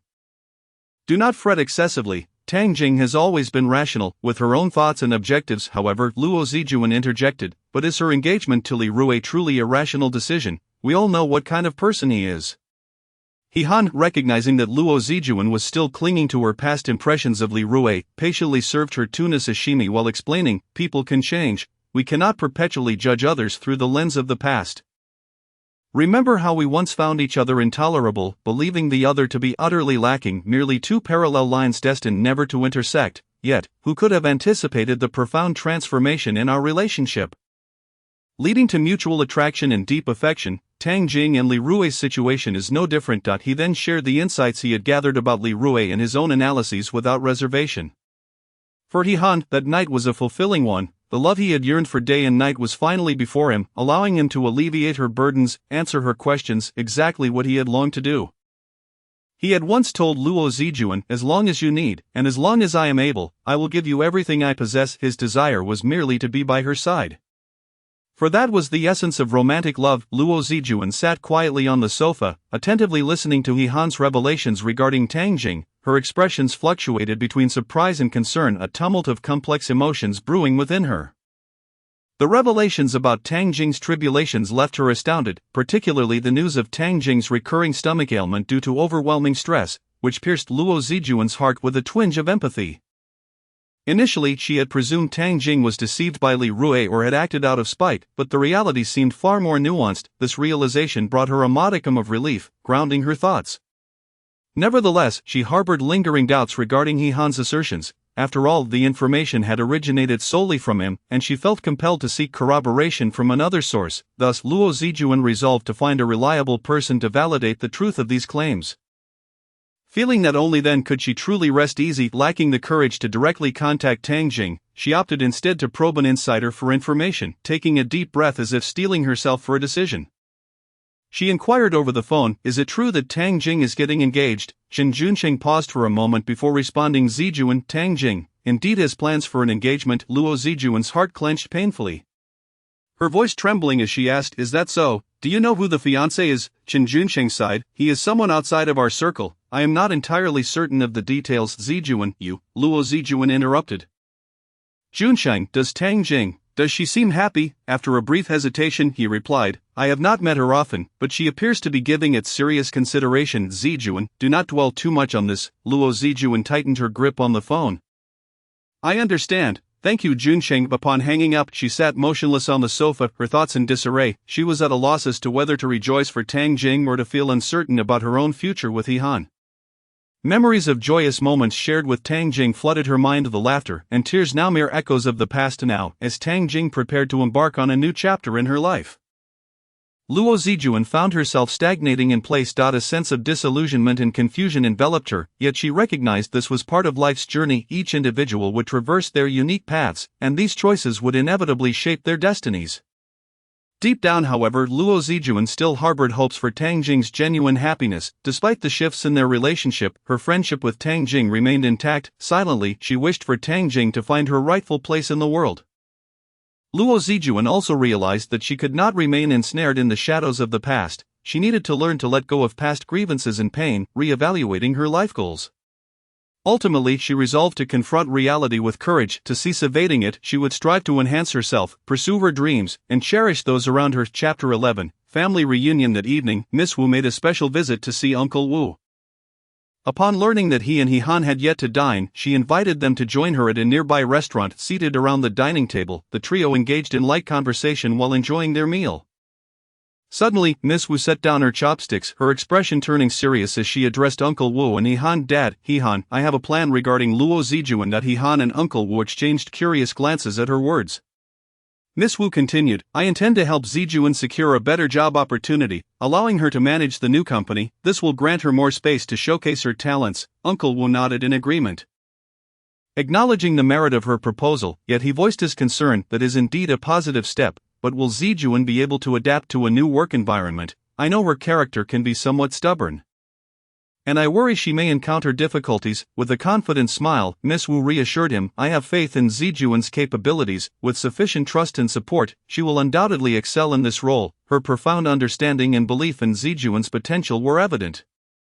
He Han listened quietly to their exchange, refraining from offering his opinion, yet inwardly he marveled at Miss Wu's foresight and kindness. Her plans were undoubtedly a boon for Zijuan. He too looked forward to seeing her thrive in her new position and realize her worth. After a moment of contemplation, He Han remarked, "This opportunity is indeed commendable, but we must also consider Zijuan's feelings and thoughts." Miss Wu concurred, "Naturally, I would like to communicate with her first to gauge her interest." He Han responded, "That sounds prudent. Caution is never misplaced." Observing his daughter's earnest concern for Zijuan, Uncle Wu felt compelled to share the truth with her. Upon hearing it, Miss Wu was overcome with emotion, tears streaming down her face as she sobbed. "It was I who deprived Zijuan and Zichuan of their father's love all these years. Had it not been for my presence, they would have received so much more paternal affection. Thank you for never giving up on me. You have silently supported and helped me throughout, allowing me to experience the warmth and happiness of family, shielding me from any grievances." Uncle Wu gazed at Miss Wu with deep affection, gently patting her shoulder in consolation. "My dear, do not weep. This is simply what I ought to do. I have always regarded you as my own child. Your happiness is my greatest wish." He Han, moved by the exchange, interjected, "Uncle Wu, perhaps this embodies the regrets of life. Yet thankfully, there is still an opportunity for redemption. We must cherish the present and seize every chance we have." Uncle Wu turned to He Han. His gaze resolute and hopeful, stating earnestly, I hope so. I also wish to do something for Zijuan and Zichuan, to ensure they feel the love and warmth of their father, although much time has been lost. I will strive to make amends and care for them as best as I can. Miss Wu clasped Uncle Wu's hand. Dad, no matter what, we are family, and we will look out for each other. I will support Zijuan. She is now my sister. Uncle Wu's eyes shone with determination. Zijuan has had a tough time. I cannot bear to see her suffer. Miss Wu reassured him. Do not worry, we will help her together. Uncle Wu sighed. Alas, I can only blame my past inability to care for them properly. Miss Wu comforted him. What is past is past. Let us focus on the future. At this moment, He Han spoke up. Uncle Wu, your heartfelt intentions will surely touch Zijun and Zikun. Uncle Wu smiled faintly. I hope so. My only wish is for them to lead a happy life. Upon learning that Zijun was his sister, Miss Wu paid her even greater attention. She decided to entrust the newly established studio at Fisherman's Wharf entirely to Zijun, expressing her commitment to assist her wholeheartedly and encouraging her to seek advice from He Han whenever necessary. Upon receiving this news, Zijun was filled with joy yet felt a tinge of anxiety. She looked earnestly at Miss Wu and said, Miss Wu, I am deeply grateful for your trust in me. However, to be honest, I am a bit concerned about my capability to fulfill this role. Miss Wu smiled reassuringly at Zijun. Do not worry too much, Zijun. The reason I chose you for this responsibility is because I have faith in your abilities. Furthermore, this is an excellent opportunity for your personal growth. As long as you give it your all, you will surely excel. He Han also patted Zijun on the shoulder, encouraging her. Zijun, do not fear, we are here to support you. You have faced numerous challenges before, and you can overcome this one too. Believe in yourself and embrace the journey. Zijun took a deep breath and nodded resolutely. All right. I will strive to do my best. Thank you for your support and encouragement. In the days that followed, Zijun devoted herself wholeheartedly to the preparations for the new studio. Each day was spent searching for suitable locations, negotiating with suppliers, and designing the layout of the studio. Although challenges and setbacks occasionally arose, she never gave up. Instead, she actively sought solutions. Miss Wu frequently visited the studio to check on the progress, providing Zijun with invaluable advice and guidance. Her expertise and experience helped Zijun avoid many pitfalls, ensuring a smoother preparation process. Meanwhile, He Han leveraged his extensive network to connect Zijun with high-quality partners, offering substantial support for the studio's development. Through their collective efforts, significant progress was made in the studio's preparations. Throughout this process, Zijun not only acquired a wealth of knowledge in management and operations but also honed her communication and coordination skills. Gradually, she discovered that she possessed more potential and capability than she had previously imagined. As time passed, the grand opening of the new studio finally arrived. Standing at the entrance, Zijun felt an overwhelming sense of pride and accomplishment. She understood that all of this was made possible through her own efforts and the unwavering support of her team. Looking ahead, she was determined to continue working diligently to manage the studio effectively, aspiring to become an outstanding professional woman. That evening, as everyone gathered for dinner, seeing Zijun and Zikun present, Uncle Wu could no longer conceal the remorse that lay deep within him.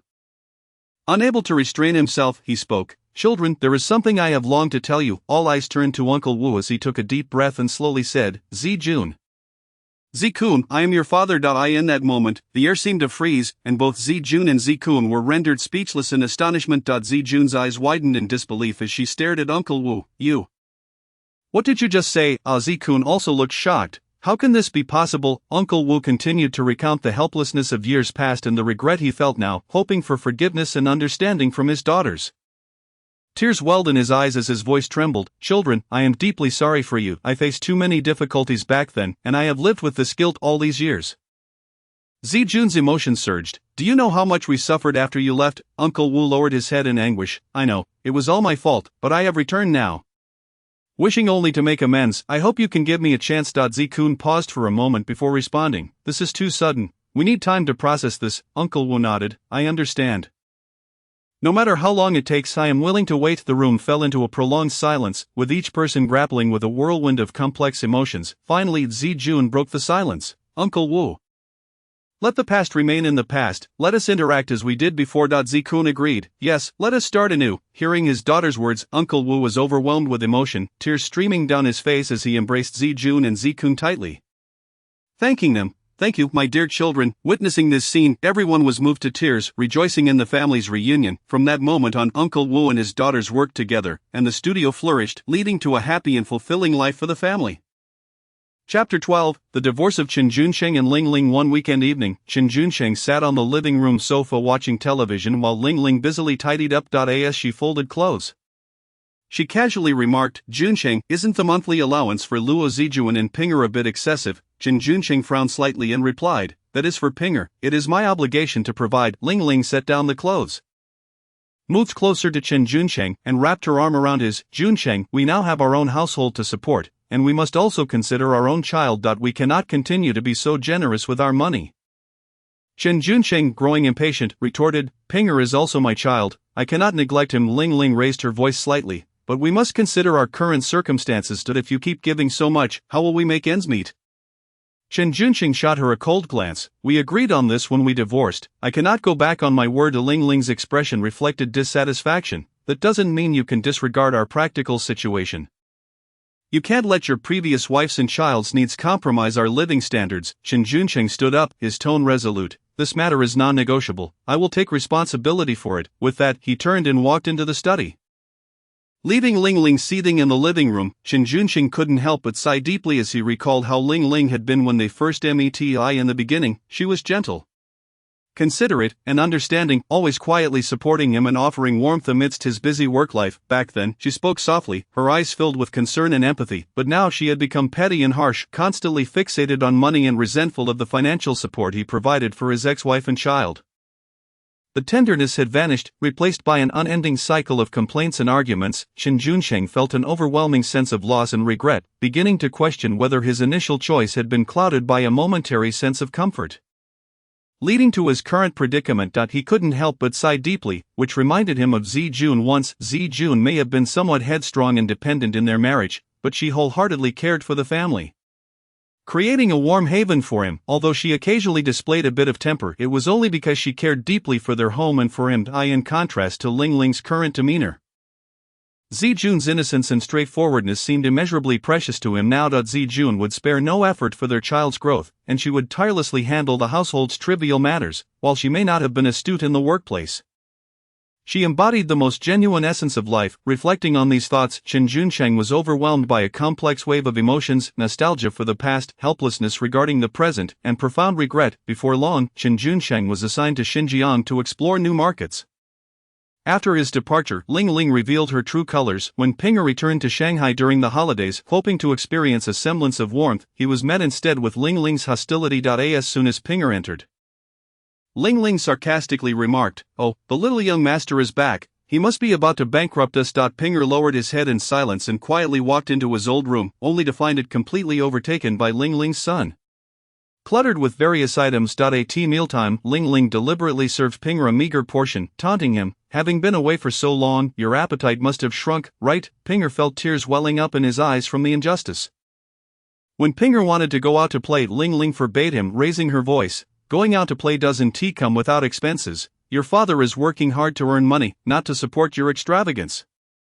Pinger called Chen Junsheng in tears, but from afar in Xinjiang, he felt helpless and could only fret anxiously on the phone. Pinger felt an overwhelming sense of loneliness and helplessness, increasingly yearning for the days spent with his mother. An intense quarrel ensued between Jia Cheng and Pinger, culminating in Ling Ling even slapping Pinger. This scene was witnessed by Chen Junsheng's parents, who were furious and chastised Ling Ling upon hearing this news. Chen Junsheng was both shocked and enraged, immediately calling to inquire about the situation. Chen Junsheng's parents expressed their outrage, declaring they could not tolerate Ling Ling's mistreatment of Pinger and insisted that Chen Junsheng must seek justice for him. Chen Junsheng found it difficult to concentrate on his work in Xinjiang, with Ling Ling's transgressions replaying in his mind, from her initial tenderness and consideration to her later selfishness and harshness, and now to her even resorting to violence against Pinger. Chen Junsheng could not shake the feeling that he had been blind to her true nature, unable to withstand the pressure from his parents and the guilt gnawing at him. He resolved to end this misguided marriage. When he dialed Ling Ling's number to propose a divorce, she erupted into tears and accusations of his coldness. Chen Junsheng replied coldly, "It is your actions that have made it impossible for this family to continue. I cannot forgive what you have done to Pinger." Ling Ling attempted to justify her behavior, but Chen Junsheng had made up his mind. After the divorce, Chen Junsheng felt a profound sense of indebtedness towards Pinger and Zijuan. He embarked on a journey of earnest self-reflection, striving to atone for his past transgressions. Meanwhile, Ling Ling, in a state of disarray, wandered the streets with Jia Qing. A speeding vehicle came hurtling towards them. And in a moment of instinct, Ling Ling pushed the dazed Jia Qing aside, only to be caught beneath the wheels herself. The driver emerged to assess the situation and called for help. Only to be taken aback upon recognizing Jia Qing. He was, in fact, Ling Ling's former husband, Jia Qing's father. The driver stood frozen in disbelief, shock and fear etched across his face as he exclaimed, "Jia Qing, what has happened?" Jia Qing, overwhelmed with terror, "What does she?" replied, "Dad, Mom was hit by the car while trying to save me." The driver rushed to Ling Ling's side, gazing at her lying in a pool of blood. His heart a tumultuous mix of emotions. Although their marital bond had long since frayed, witnessing Ling Ling's sacrifice for their child stirred something deep within him. Soon, an ambulance arrived, whisking Ling Ling away to the hospital.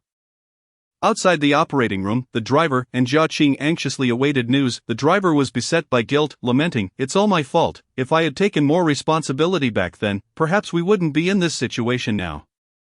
Jia Qing silently shed tears, her heart heavy with dread and uncertainty. After what felt like an eternity, the surgery concluded. The doctor emerged to inform them that Ling Ling's condition had stabilized, but she would never walk again, and further observation and treatment would be necessary. The driver, upon hearing this, was struck dumb, as if unable to fathom the reality of the situation, choking out the words, "It's all fate." From that day forth, he began to re-evaluate his life, striving to make amends for the shortcomings he had inflicted upon this family. Similarly, Ling Ling, having faced this life and death trial, embarked on a profound introspection of her past.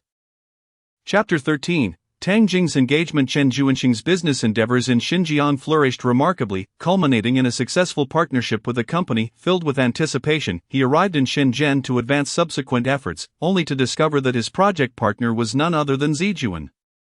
The moment their eyes met in the conference room, a flicker of surprise and complex emotions crossed Chen Juanqing's face, while Zijuan maintained her composure, fully engaged in professional dialogue. After concluding their business discussions, they found themselves alone in the conference room. Hesitating briefly, Chen Juanqing finally spoke. "Zijuan, I have divorced." Zijuan paused, momentarily taken aback, yet her expression remained tranquil. He continued, "Reflecting on our past, I have wronged you in too many ways, and I truly regret it." His voice resonated with guilt and remorse. Zijuan sighed softly and replied, "Chen Juanqing, let the past remain in the past. We should both look forward." As Chen Juanqing gazed into Zijuan's steadfast eyes, he recognized that they could never return to what once was. He nodded silently, and the two concluded their conversation in contemplative silence. In the days that followed, due to work obligations, Chen Juanqing and Zijuan found themselves frequently interacting.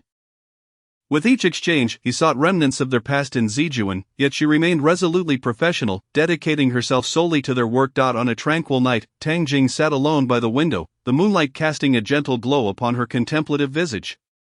She reminisced about her past with He Han. The arguments, the disagreements, those fleeting moments once thought to be love now appeared so distant. She finally acknowledged that He Han was not the one destined to accompany her through life, not her fated match. Resolute, Tang Jing embarked on a journey to Shenzhen to seek out Zijuan. When she stood before Zijuan, a torrent of words lodged in her throat, leaving her unsure of how to begin.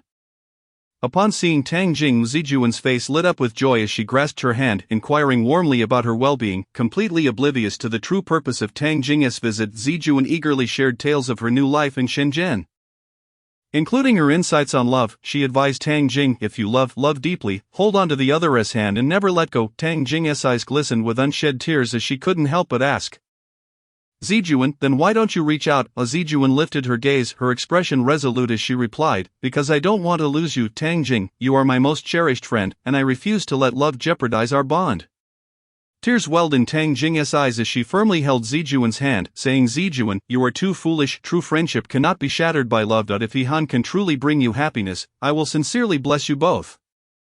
Zijuan, moved, embraced Tang Jing, and both wept together. In that moment, it seemed that all past misunderstandings and conflicts dissipated, leaving only their profound and genuine friendship. With a radiant smile adorning her face, Tang Jing gently announced, "Zijuan, I am getting engaged to Li Rui." Surprise and delight flickered across Zijuan's face as she exclaimed, "Really? Tell me how you fell in love." Tang Jing's expression softened as memories washed over her. "It was at a business banquet, where I accidentally spilled a drink. In my moment of embarrassment, Li Rui appeared, offering me a handkerchief and lightening my mood with his humor. In that instant, I noticed this elegant and witty man, Later, they crossed paths again at a charity event, where a child had suffered an accident, while others were at a loss. Li Rui calmly handled the situation with decisive kindness, deepening my admiration for him. Gradually our interactions increased. He would quietly prepare a warm cup of coffee during my hectic workdays and share amusing stories to lift my spirits when I felt low. He understood my dreams, supported my career, and was willing to face life's challenges alongside me. As our hearts drew closer, I found myself increasingly reliant on him, and he expressed his feelings. Thus, we fell in love. Zijuan listened to Tang Jing's narrative, her heart swelling with happiness as she said, "Tang Jing, I am truly delighted for you. It seems he is indeed the right person for you." Tang Jing and He Han shared similar traits. Both shrewd and determined in their professional pursuits, willing to go to great lengths for success. In matters of the heart, they were equally proud and guarded, fearful of emotional pain, often treading cautiously and hesitantly revealing their true selves. They were accustomed to maintaining control over every aspect of their lives, including their relationships, yet this excessive desire for control frequently rendered their romantic journeys tumultuous. Both possessed high intelligence and emotional acuity, adept at navigating social situations and discerning the hearts of others, yet this very ability made it difficult for them to open up fully, preserving a private realm within that they forbade others from entering easily.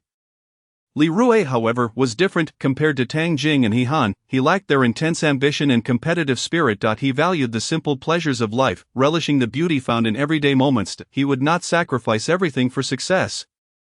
Understanding the importance of balance between work and life. In love, Li Rui was sincere and forthright, eschewing the cautious testing and weighing of emotions that characterized Tang Jing and He Han. Once he fell in love, he poured his whole heart into the relationship, offering genuine warmth and security. It was these qualities that allowed Tang Jing to feel an unprecedented sense of comfort and safety in his presence, revealing a possibility for life beyond mere career success. Clad in a resplendent engagement gown, Tang Jing greeted each guest with a beaming smile. Luo Zijuan and He Han approached, the latter bearing a carefully chosen gift.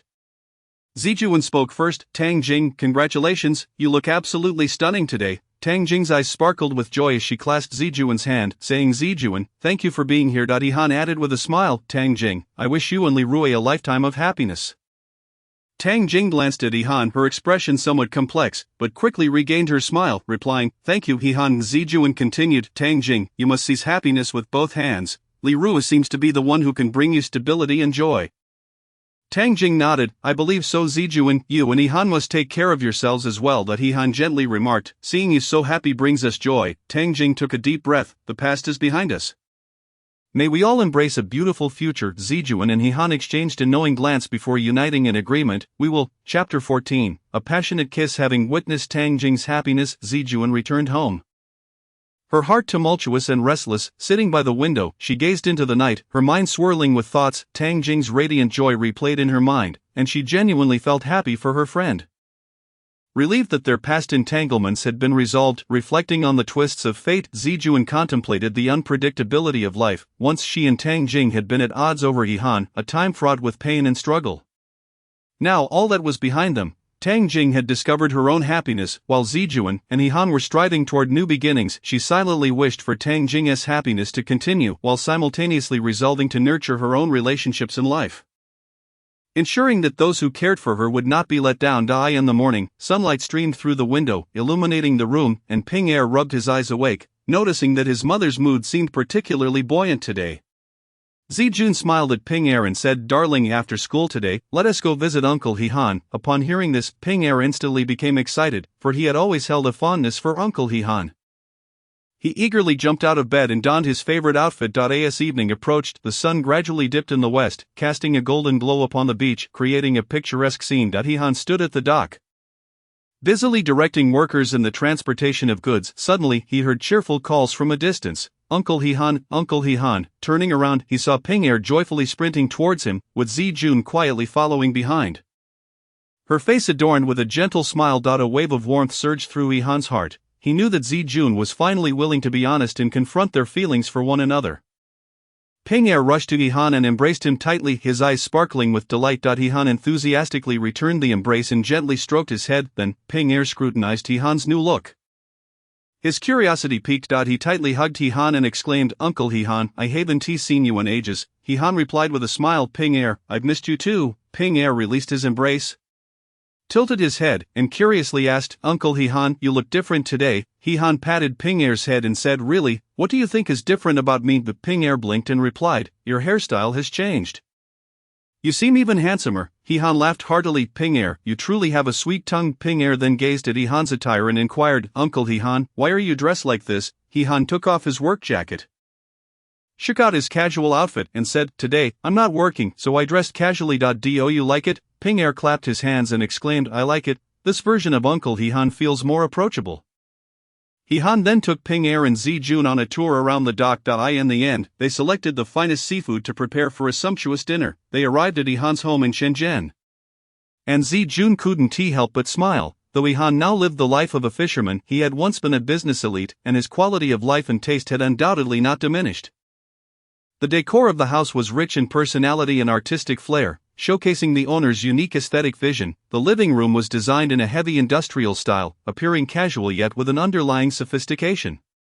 The walls were painted in a cement gray, evoking a sense of simplicity and modernity. The dark brown sofa exuded stability and elegance, harmonizing with the entire space. Vintage chandeliers emitted a soft glow, adding a touch of romance. The coffee table was intricately carved, displaying exquisite craftsmanship. Meanwhile, the locally inspired tea tray reflected He-han's respect for local culture. Most striking was the 50-inch LED display mounted on the wall, providing not only a visual feast but also catering to He-han's needs for gaming, entertainment, and television viewing. This design was both practical and creative, revealing He-han's attention to and pursuit of the finer details in life.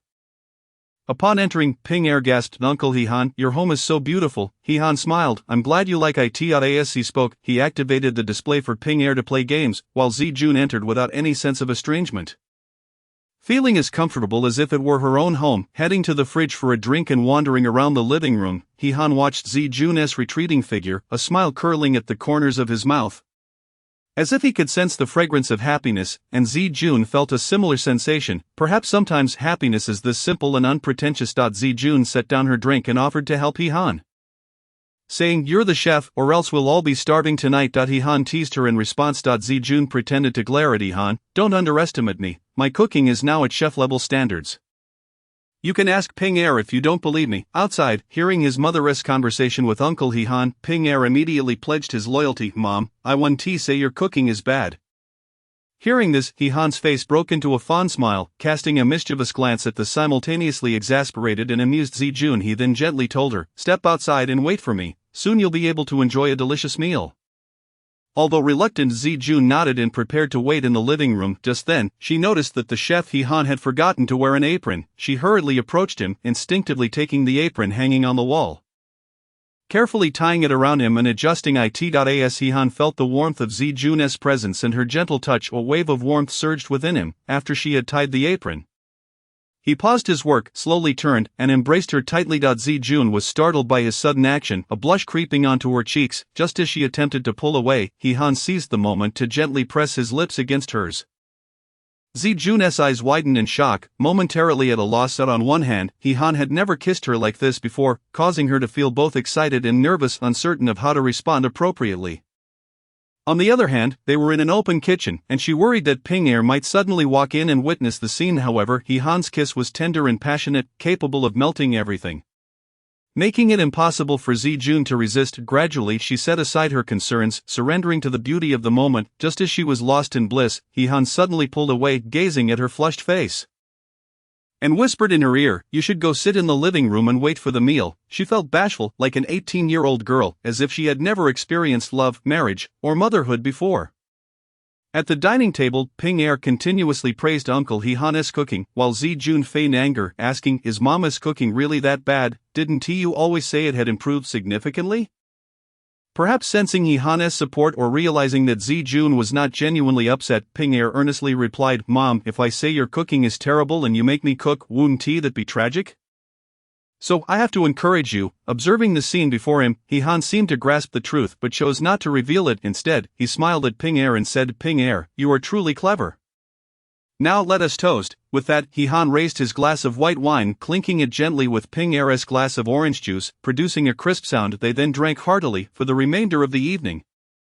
He-han busily helped Zi-jun and Ping Er peel shrimp, serve crab, and prepare various seafood delicacies. He immersed himself in the task, seemingly pouring all his passion into it. Meanwhile, Ping Er savored every bite, his face radiating satisfaction and joy. He Han and Zijun felt immense comfort and pleasure watching Ping Er enjoy his meal. In that moment, their laughter echoed throughout the dining room, enveloping them in a warm and blissful atmosphere.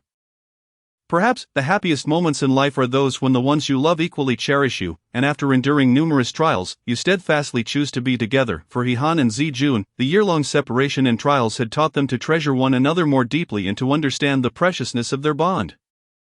Now, they could finally reunite and relish this rare moment of happiness. Chapter 15. A young girl falls for an older man. Before Lao Zhu departed from Shanghai, he took Luo Luo on one last motorcycle ride. Previously she had sat beside him, but this time she was seated behind him, holding onto him. Lao Zhu did not let her go. Instead, he continued to smile and point out the scenery as they rode along. He entrusted all the sauces to Tang Jing, mentioning that Luo Luo would understand why he was leaving. Lao Zhu stated that he was departing to repay an emotional debt, but in truth, he was evading a new emotional entanglement. If he stayed, Luo Luo would only fall deeper for him, and he would then owe a new emotional debt, ultimately letting her down. Lao Zhu's love for Luo Luo was not solely due to his feelings for her. He understood that loving someone does not necessarily mean possessing them, but rather wishing for their happiness. This selfless love compelled him to leave, to repay an emotional debt and shield Luo Luo from harm. In the end, Lao Zhu did not seek anyone out. Instead, he chose a solitary journey to confront and resolve his emotional obligations, a decision reflecting his profound reflection on past relationships and his desire for self-redemption. After parting with the sauces, Lao Zhu drove alone, aimlessly, merely seeking to escape the situation that left him feeling somewhat bewildered. Luo Luo's feelings were straightforward and fervent. He knew he could not reciprocate but was uncertain how to manage them properly.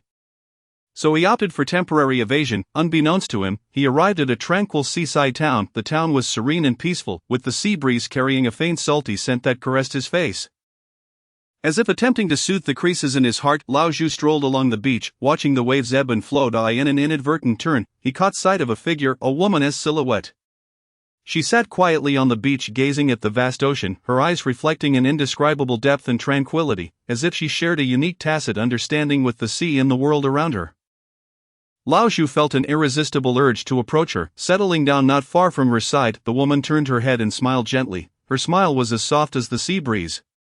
Devoid of any sense of estrangement or wariness, Lao Zhu found himself responding with an involuntary smile, a long-lost sense of ease blossoming within him. They began to engage in a casual conversation. The woman named Lingyu was a free-spirited painter who visited this small town annually in search of inspiration for her art. She remarked that the ocean was her closest friend, for each encounter with it filled her with a sense of limitless possibilities and the beauty of life.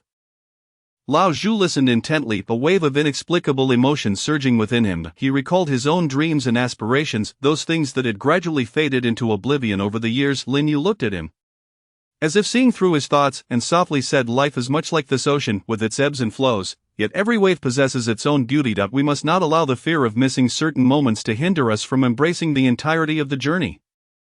The following day, Lingyu invited Lao Zhu to her studio. Upon entering, he was captivated by the numerous paintings adorning the walls, each seemingly narrating its own tale. Lingyu picked up a paintbrush and cheerfully asked Lao Zhu, "Shall we try our hand at this together?" Hesitant at first, he took the brush after meeting her encouraging gaze. Standing before the canvas, Lingyu gently sketched the contours of the sea, then turned her gaze to Lao Zhu.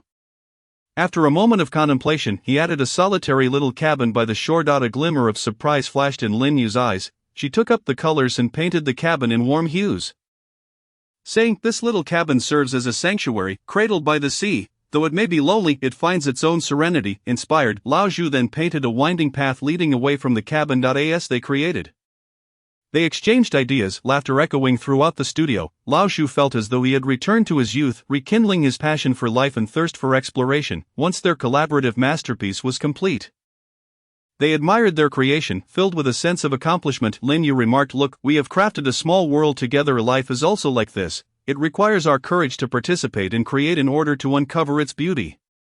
Lao Zhu fell into contemplation. He thought of Luo Luo, the brave girl who expressed her love. He had always felt incapable of reciprocating her feelings, choosing instead to evade the matter. Yet at that moment, he suddenly realized that avoidance would not resolve the issue. Perhaps he should face it boldly and provide Luo Luo with a clear answer rather than leaving her to wait in confusion. As the sun dipped below the horizon, Lao Zhu bid farewell to Lin Yu and set off on his journey home. But he knew that this time, he would no longer be lost, nor would he let opportunities slip away. After parting ways with Lin Yu, he returned to Jiangxi with newfound resolve. Upon seeing Lao Zhu's return, Luo Luo's eyes sparkled with surprise and anticipation. Lao Zhu, you're back. Where have you been? I was so worried. Lao Zhu looked at Luo Luo, his gaze softening with tenderness and determination. Luo Luo, I took a walk and pondered many things. I understand your feelings for me, and I wish to talk to you sincerely about it. Luo Luo lowered her head slightly, nervously biting her lip. Lao Zhu, I truly like you. From the very first moment I saw you, Lao Zhu sighed gently, placing a reassuring hand on her shoulder. Luo Luo, I am aware of your feelings. You are a wonderful girl, young, passionate, and full of vitality. However, there are many differences and realities between us. I cannot be selfish in responding to you, as it may cause you more harm. Luo Luo lifted her head, tears glistening in her eyes. I am not afraid, Lao Zhu. As long as I can be with you, I fear nothing. Lao Zhu frowned slightly, gazing intently at her. Luo Luo, you are still young. Your life has a long journey ahead, and you will encounter someone more suited to you. My feelings for you are more akin to the care and concern an elder has for a younger one. Luo Luo shook her head vigorously, tears streaming down her cheeks. No, Lao Zhu, I don't want anyone else. I only want you. Why can't you accept me? Gently, Lao Zhu wiped away her tears. Luo Luo, love is not a fleeting impulse. I hope you can live well and pursue your own happiness. I do not wish to hinder you from seizing a brighter future because of my own issues. After a moment of silence, Luo Luo raised her head, her eyes filled with a blend of stubbornness and acceptance. Lao Zhu, I know I may not change your mind, but I will strive to become better. Perhaps one day, you will see my growth and have a different perspective on me. Lao Zhu smiled and nodded. All right, Luo Luo, I believe you will undoubtedly improve. Let us continue to manage Jiangxi as we did before. Shall we? Luo Luo sniffled and managed a faint smile. All right, Lao Zhu, I will. Although Luo Luo still harbored feelings for Lao Zhu, she understood his decision. She resolved to bury her feelings deep within and focus on her own growth. While Lao Zhu would silently observe and support her from the sidelines, their lives continued in Jiangxi, each carrying their own insights and hopes for the future. After Lao Zhu's return, everything seemed to revert to a semblance of normalcy on the surface. He still pretended to disdain Luo Luo's gossip. Lao Zhu, did you see that couple who came in today? They were quite amusing. The girl kept pointing out the boy's flaws. Lao Zhu shot her a glance. Muttering, can you not take a break? Why are you so preoccupied with trivial matters? Yet, a slight smile tugged at the corners of his mouth. Deep down, he appreciated Luo Luo's vibrancy and curiosity. After work, Lao Zhu continued to ride his motorcycle to drop Luo Luo off. She effortlessly hopped onto the back seat, wrapping her arms tightly around his waist. As the wind tousled their hair, Luo Luo would occasionally share snippets of her day in Lao Zhu's ear. He would respond now and then, their laughter mingling with the breeze. As time passed, their bond undeniably grew closer. In the shop, Luo Luo dedicated herself more diligently to managing the business, while Lao Zhu would casually offer her business advice. His heart swelling with pride as he watched her flourish. One day, a particularly picky customer arrived, challenging the dishes relentlessly. Luo Luo felt aggrieved, nearly clashing with the customer. Lao Zhu appeared just in time, deftly diffusing the situation. Afterwards, he comforted Luo Luo, don't take it to heart, you've done exceptionally well. We've encountered many such customers. Luo Luo gazed at Lao Zhu, her heart brimming with gratitude and reliance. From that moment on, she entrusted him with her worries, and he listened patiently, offering his insights. Their understanding deepened, a mere glance or gesture sufficing to convey their thoughts, although Lao Zhu still had not crossed the line of romantic feelings. Their unique closeness quietly thrived in the corners of Jiangxi, becoming an indispensable part of their lives. Together, they navigated the joys and sorrows of the shop, penning their own story in this small world, supporting one another as they continued onward. Chapter 16. He Han returns to assist Luo Zijuan. Luo Zijuan's company resembled a freshly launched vessel, struggling to navigate the turbulent seas of business. She was overwhelmed with daily tasks. Yet many challenges surpassed her capabilities. One day, Luo Zijuan finally resolved to seek out He Han, her eyes filled with hope and urgency. He Han, you've seen the state of the company. I truly cannot manage alone. Could you please come and help me? He Han furrowed his brow, hesitating. Zijuan, I've been away from the workforce for some time now, and I also wish to rest. Luo Zijuan grasped He Han's arm, playfully pleading. He Han, I know this is not easy for you, but aside from you, I have no one else to turn to. I promise I won't overburden you. He Han looked at Luo Zijuan's anxious yet sincere expression, his heart gradually softening. She continued, He Han, you are so capable, With your experience and wisdom, we can surely make the company thrive. Just consider it one last favor, alright? Ultimately, He-han could not resist Luo Zijuan's persistent pleas and smiled helplessly. Alright, I suppose I can't say no to you. Luo Zijuan's face instantly brightened with joy. Wonderful, I knew you wouldn't abandon me. From that moment on, He-han joined Luo Zijuan's company, and together they faced challenge after challenge. Recently, Point Corporation had been inundating them with new projects, leaving Zijuan utterly swamped. They were indeed short-staffed, and the newcomers lacked experience, rendering their team unable to cope. Thus, Zijuan had no choice but to seek help from Miss Wu. Miss Wu, I'm absolutely overwhelmed. Point has sent several projects our way, and many newcomers haven't had time for proper training. Their skills simply don't match up, and I'm hesitant to utilize them.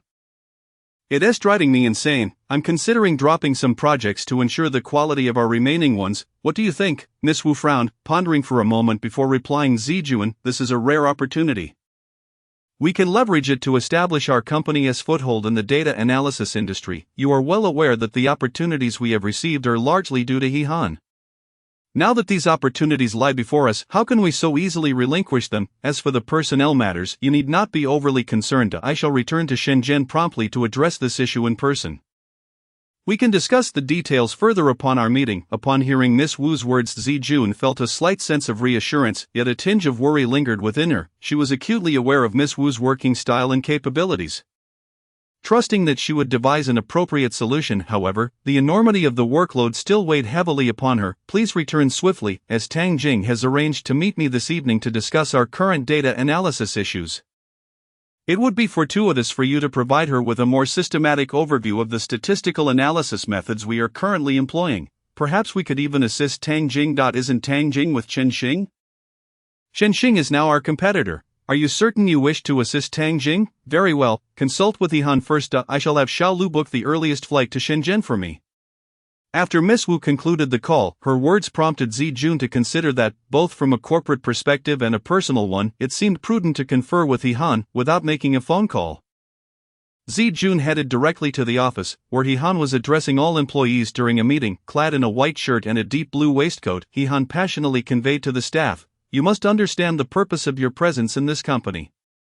Where will your lives be in 5 years? Will you be partners in this enterprise or remain with nothing? The company has provided you with an excellent platform, but whether you can seize the opportunity rests solely upon you. The sweat you shed in your youth will undoubtedly transform into glory in the future. Every droplet of perspiration is an investment in what lies ahead." As Zijuan listened to the motivational speech, she quietly slipped into He-han's office from behind the employees. Upon entering He-han's office, she noticed his desk was somewhat cluttered and couldn't resist tidying it up. During her organizing, she spotted a group photo resting on the desk. The picture was taken during their trip to Disneyland with Ping Er. Zijuan had always thought the photograph was unflattering, yet He-han cherished it dearly, as it symbolized the beginning of his happiness. Gazing at the photo, Zijuan was transported back to that delightful time lost in sweet memories. She was completely unaware of He-han's return until he seized the opportunity to steal a kiss when she was not paying attention. This unexpected gesture jolted Zijuan from her reverie. When did you come back? I didn't even notice, Zijuan exclaimed, a mix of surprise and shyness evident in her demeanor as she quickly rose from He-han's chair. However, He-han was not about to let this moment slip away. He swiftly pulled her into his embrace and sat down in his chair. Oh dear, let go of me. This is your office.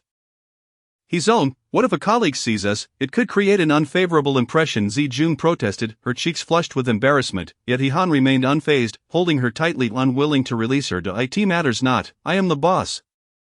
Even if employees were to witness this, they would feign ignorance. Besides, the current generation, particularly those born in the 90s, would not perceive this as an issue. Thus, I believe we ought to learn from them and be more forthright.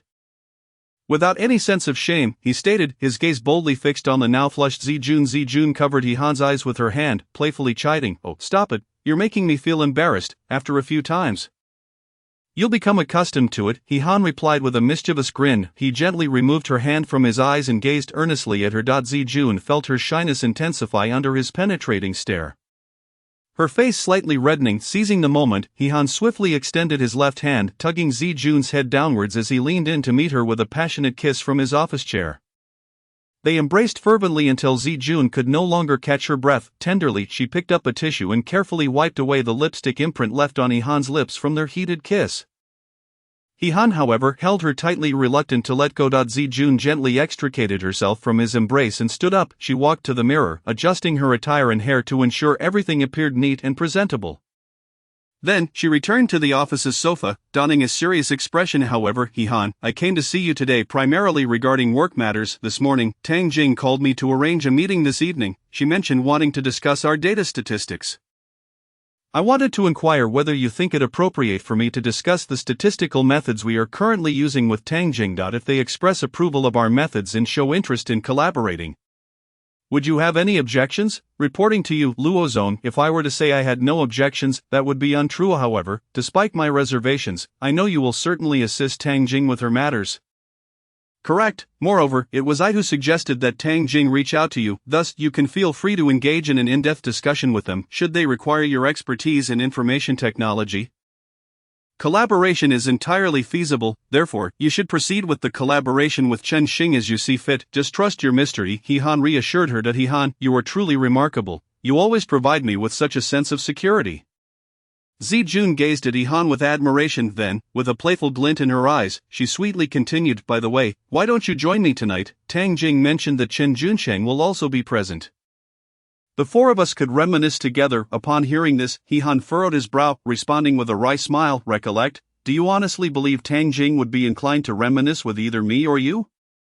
However, Chen Junsheng is likely eager to chat with you. Judging by the glint in his eyes when he sees you, I must indeed be cautious, but given the current dynamics among the four of us. Don T, you find it somewhat awkward, the old flame and the new romance. Zijun quickly clarified, yes, I feel terribly awkward, which is precisely why I need a buffer. I need a lifesaver. Oh dear, how did this become? Han began but was cut off. Alright, Zone, I shall go book the flight tickets now. We will see each other tonight. With that, Zijun cleverly exited Han's office, leaving him to mutter to himself, you've managed to bury me again. This is truly a trap for one's own kind. Chapter 17. The first collaboration. Lao Zhu and Han were engaged in conversation when Luo approached to pour water for Zijun. However, it was evident that Luo was not in high spirits. Her expression was particularly gloomy, suggesting she had something weighing on her mind. Luo, what troubles you? You seem to be feeling down. Zijun inquired with concern. You notice this? Luo appeared somewhat surprised, yet it seemed she was harboring unspoken thoughts. Indeed, if something is bothering you, please share it with me. I will see if I can assist you. Zijun encouraged, observing the despondent girl before her. Sister Zijun, I feel quite distressed. Why is it so painful to love someone? Luo asked, her dejection palpable. Are you referring to Lao Zhu? What has happened now? Zijun probed tentatively. How did you know it was him? Luo responded, surprised like you. I am a woman. I possess a modicum of insight. Zijun explained with a smile. He claims he does not like me. Now that I've started dating someone else, he is overly critical of them. I asked if he was jealous, and he called me crazy, yet I feel that his return indicates he truly cares for me. Even if he vehemently denies it, I simply do not wish to wait any longer. He is growing older, and I am genuinely afraid our time together is dwindling. Luo expressed her concerns with a heavy heart. Luo, come, have a seat. Would you like to hear my thoughts? Sister, please share. To be honest, I have always regarded Lao Zhu as a man of considerable experience and wisdom. A man of his caliber is not easily managed by just any woman unless he willingly submits.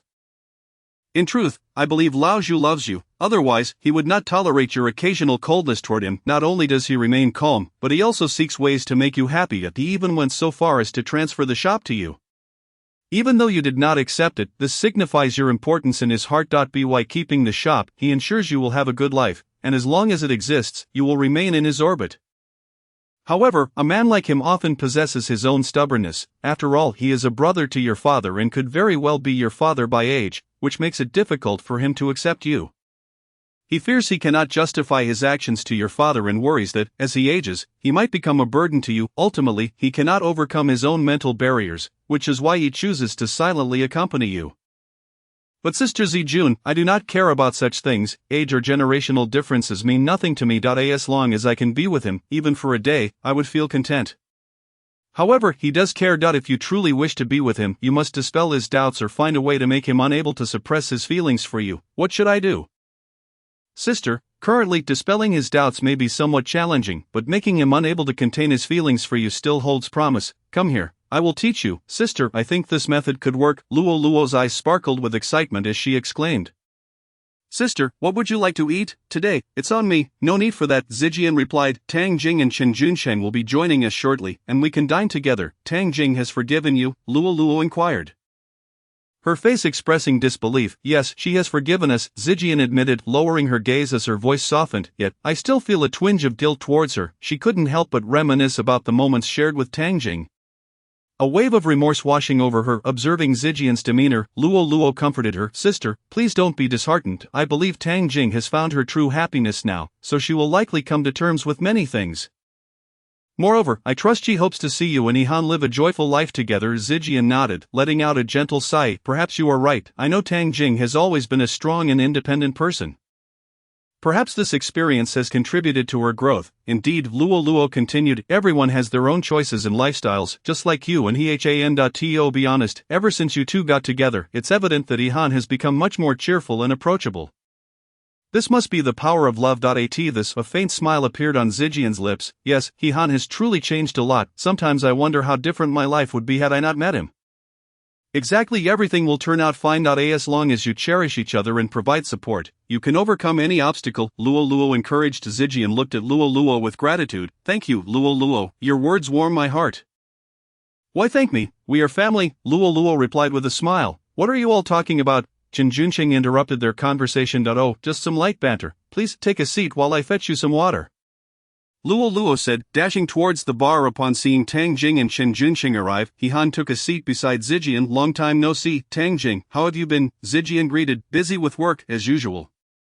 You seem to be doing well. A woman cared for is certainly different, Tang Jing responded. Well, to be honest, Li Rui has been quite attentive, Zijian replied, feeling a bit shy. Everyone must be hungry now, Lao Zhu. Please serve the dishes, Yihan interjected. By the way, how is Ping Er doing these days? Zijian inquired of Chen Junsheng. Ping Er is doing quite well under my care. I've noticed he is becoming increasingly self-disciplined. Completing his studies before playing, Chen Junsheng answered. That's a good habit instilled by Yihan, Zijian remarked, unable to resist praising him. Who would have thought that he would take such a keen interest in educating children? Truly an outstanding individual, Tang Jing teased. Thank you for the compliment, but good habits invariably lead to good outcomes. Have you been in touch with Qiming's company? Tang Jing asked Yihan. We approached them regarding contract renewal, but they kept deflecting and claimed our proposal was inadequate. We have indeed been in contact, as Qiming is a large enterprise and many consulting firms aspire to collaborate with them. Yihan replied. However, you are undoubtedly the most competitive consulting firm. After all, you handled Qiming's case when you were at Chenxing. If you were to poach them, it would be detrimental to us at Chenxing and to both Tang Jing and me. As you must realize, Chen Junsheng said, growing more animated. I understand that. However, the business world is akin to a battlefield. While we are good friends privately, professionally, I am currently working for my company. We are destined to be rivals. Moreover, in order to advance our company, we must suppress other consulting firms and strive for clients. This is merely business as usual. If you were in my position, I believe you would do the same. Wouldn't you? But there are numerous consulting firms in Shanghai. Why focus solely on Chenxing? Chen Junsheng pressed, anxious, because I am familiar with Chenxing, and it is only logical to start with the known. Know thyself and know thy enemy, and you will never be defeated, Yihan responded calmly. He's always been this ruthless. Chen Junsheng, are you still unaware? Tang Jing scoffed. The business world is a battlefield. There is no notion of ruthlessness. Only who can secure clients more effectively. Yihan maintained his composure. Is there no room for negotiation? Yihan, you know I am most reluctant to become your adversary, especially since I once worked under you.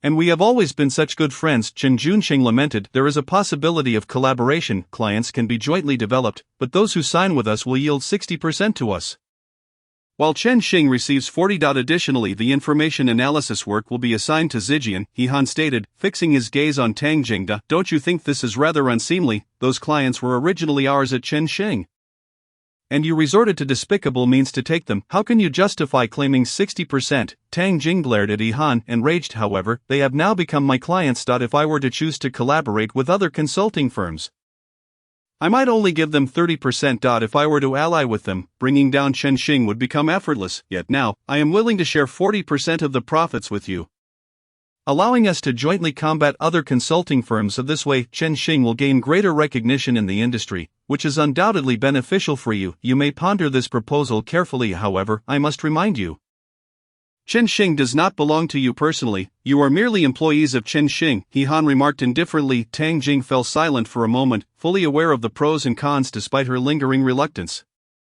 She understood that refusing He Han's terms might lead to losing even more clients. Very well, I will discuss this with Chen Junsheng, Tang Jing said through gritted teeth. He Han smiled and nodded, indicating he would await their response. Turning away, Tang Jing silently calculated in her mind. She knew this would be a challenging game of strategy, but for the sake of the company's interests, she had to make a wise choice.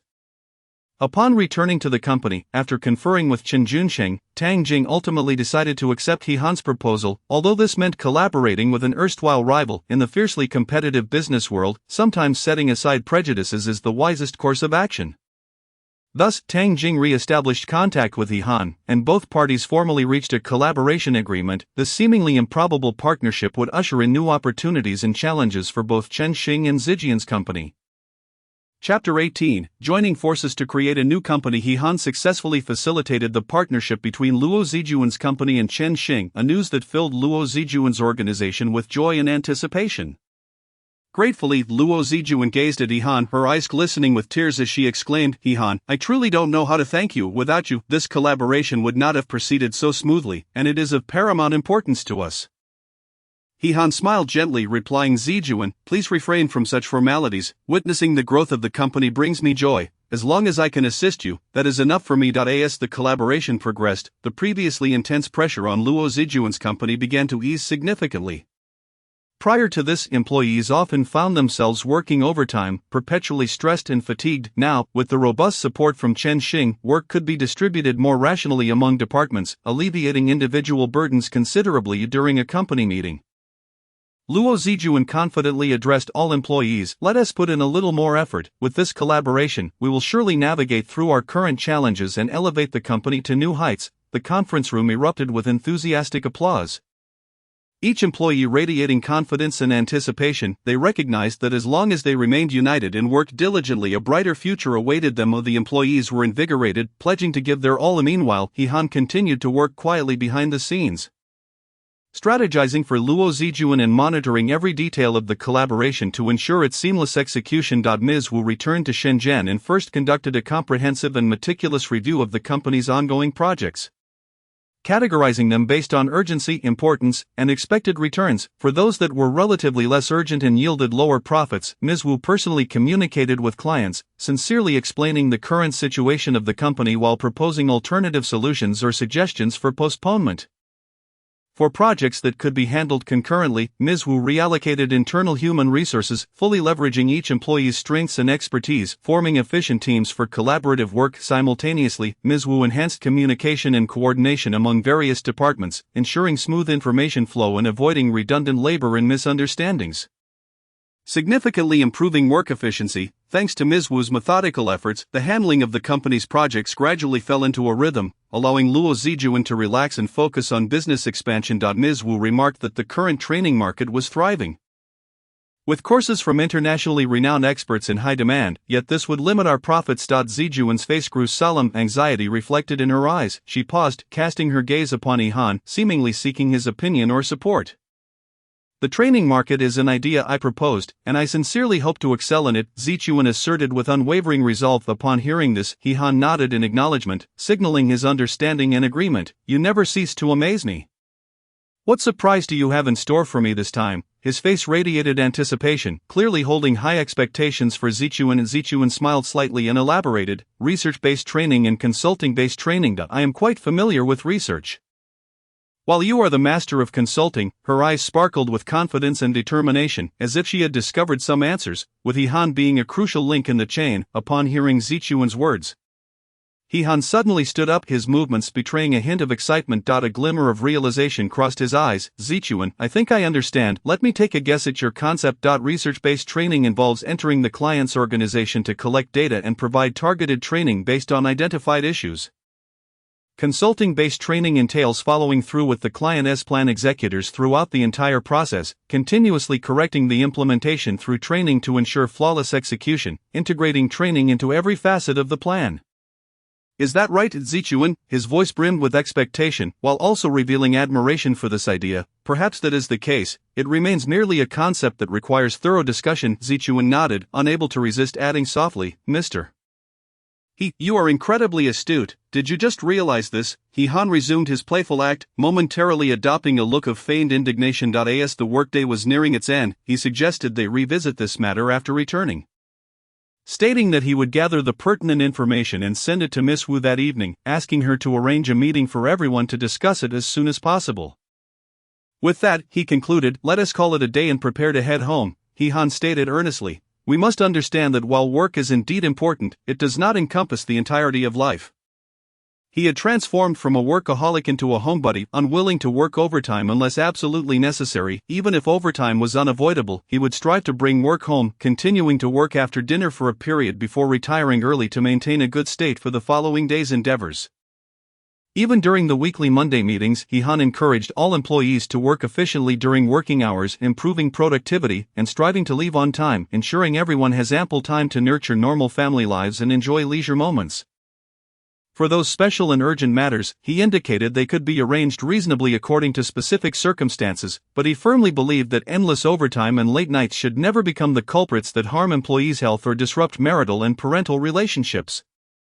Additionally, He Han emphasized that employees should devote themselves fully to their work within the designated hours and continually learn to enhance their ability to manage their responsibilities. This approach not only increases work efficiency but also reduces unnecessary overtime and late nights. Only through this can a true balance between work and life be achieved, allowing everyone to lead a fulfilling and joyous life. During the discussion, he jokingly remarked, do not use diligence to mask your inadequacies.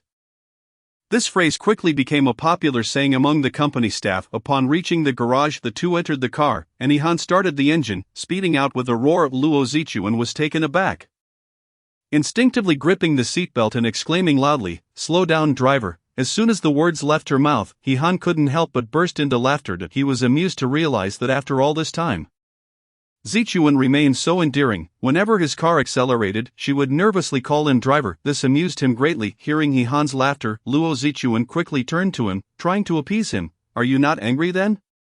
He Han awkwardly stifled his laughter, adopting a feigned seriousness. Sit tight and refrain from speaking to the driver. With that, he pressed the accelerator, and the car sped up once more. Chapter 19, Vivian's venture capital and love. Vivian once harbored a deep affection for He Han, which caused her much entanglement with Tang Jing. However, after various experiences, she realized that love cannot be forced if one wishes to find happiness. After a candid conversation with Tang Jing, she resolved to let go.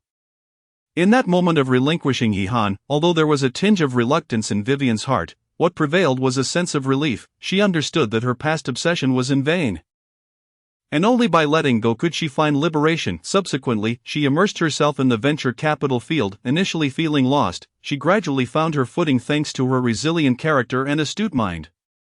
Navigating the complex and ever-changing business world, she grew and vowed to shine in this new arena. At an industry networking event, Vivian, clad in a graceful white gown, elegantly wove through the crowd. Her gaze fell upon a man speaking on stage, Chen Yu, the founder of an emerging tech company. Chen Yu's confidence and passion captivated everyone present, especially Vivian. She took the initiative to approach him, politely extending her hand. Mr. Chen, your speech was exceptional, and your insights into the market were truly unique.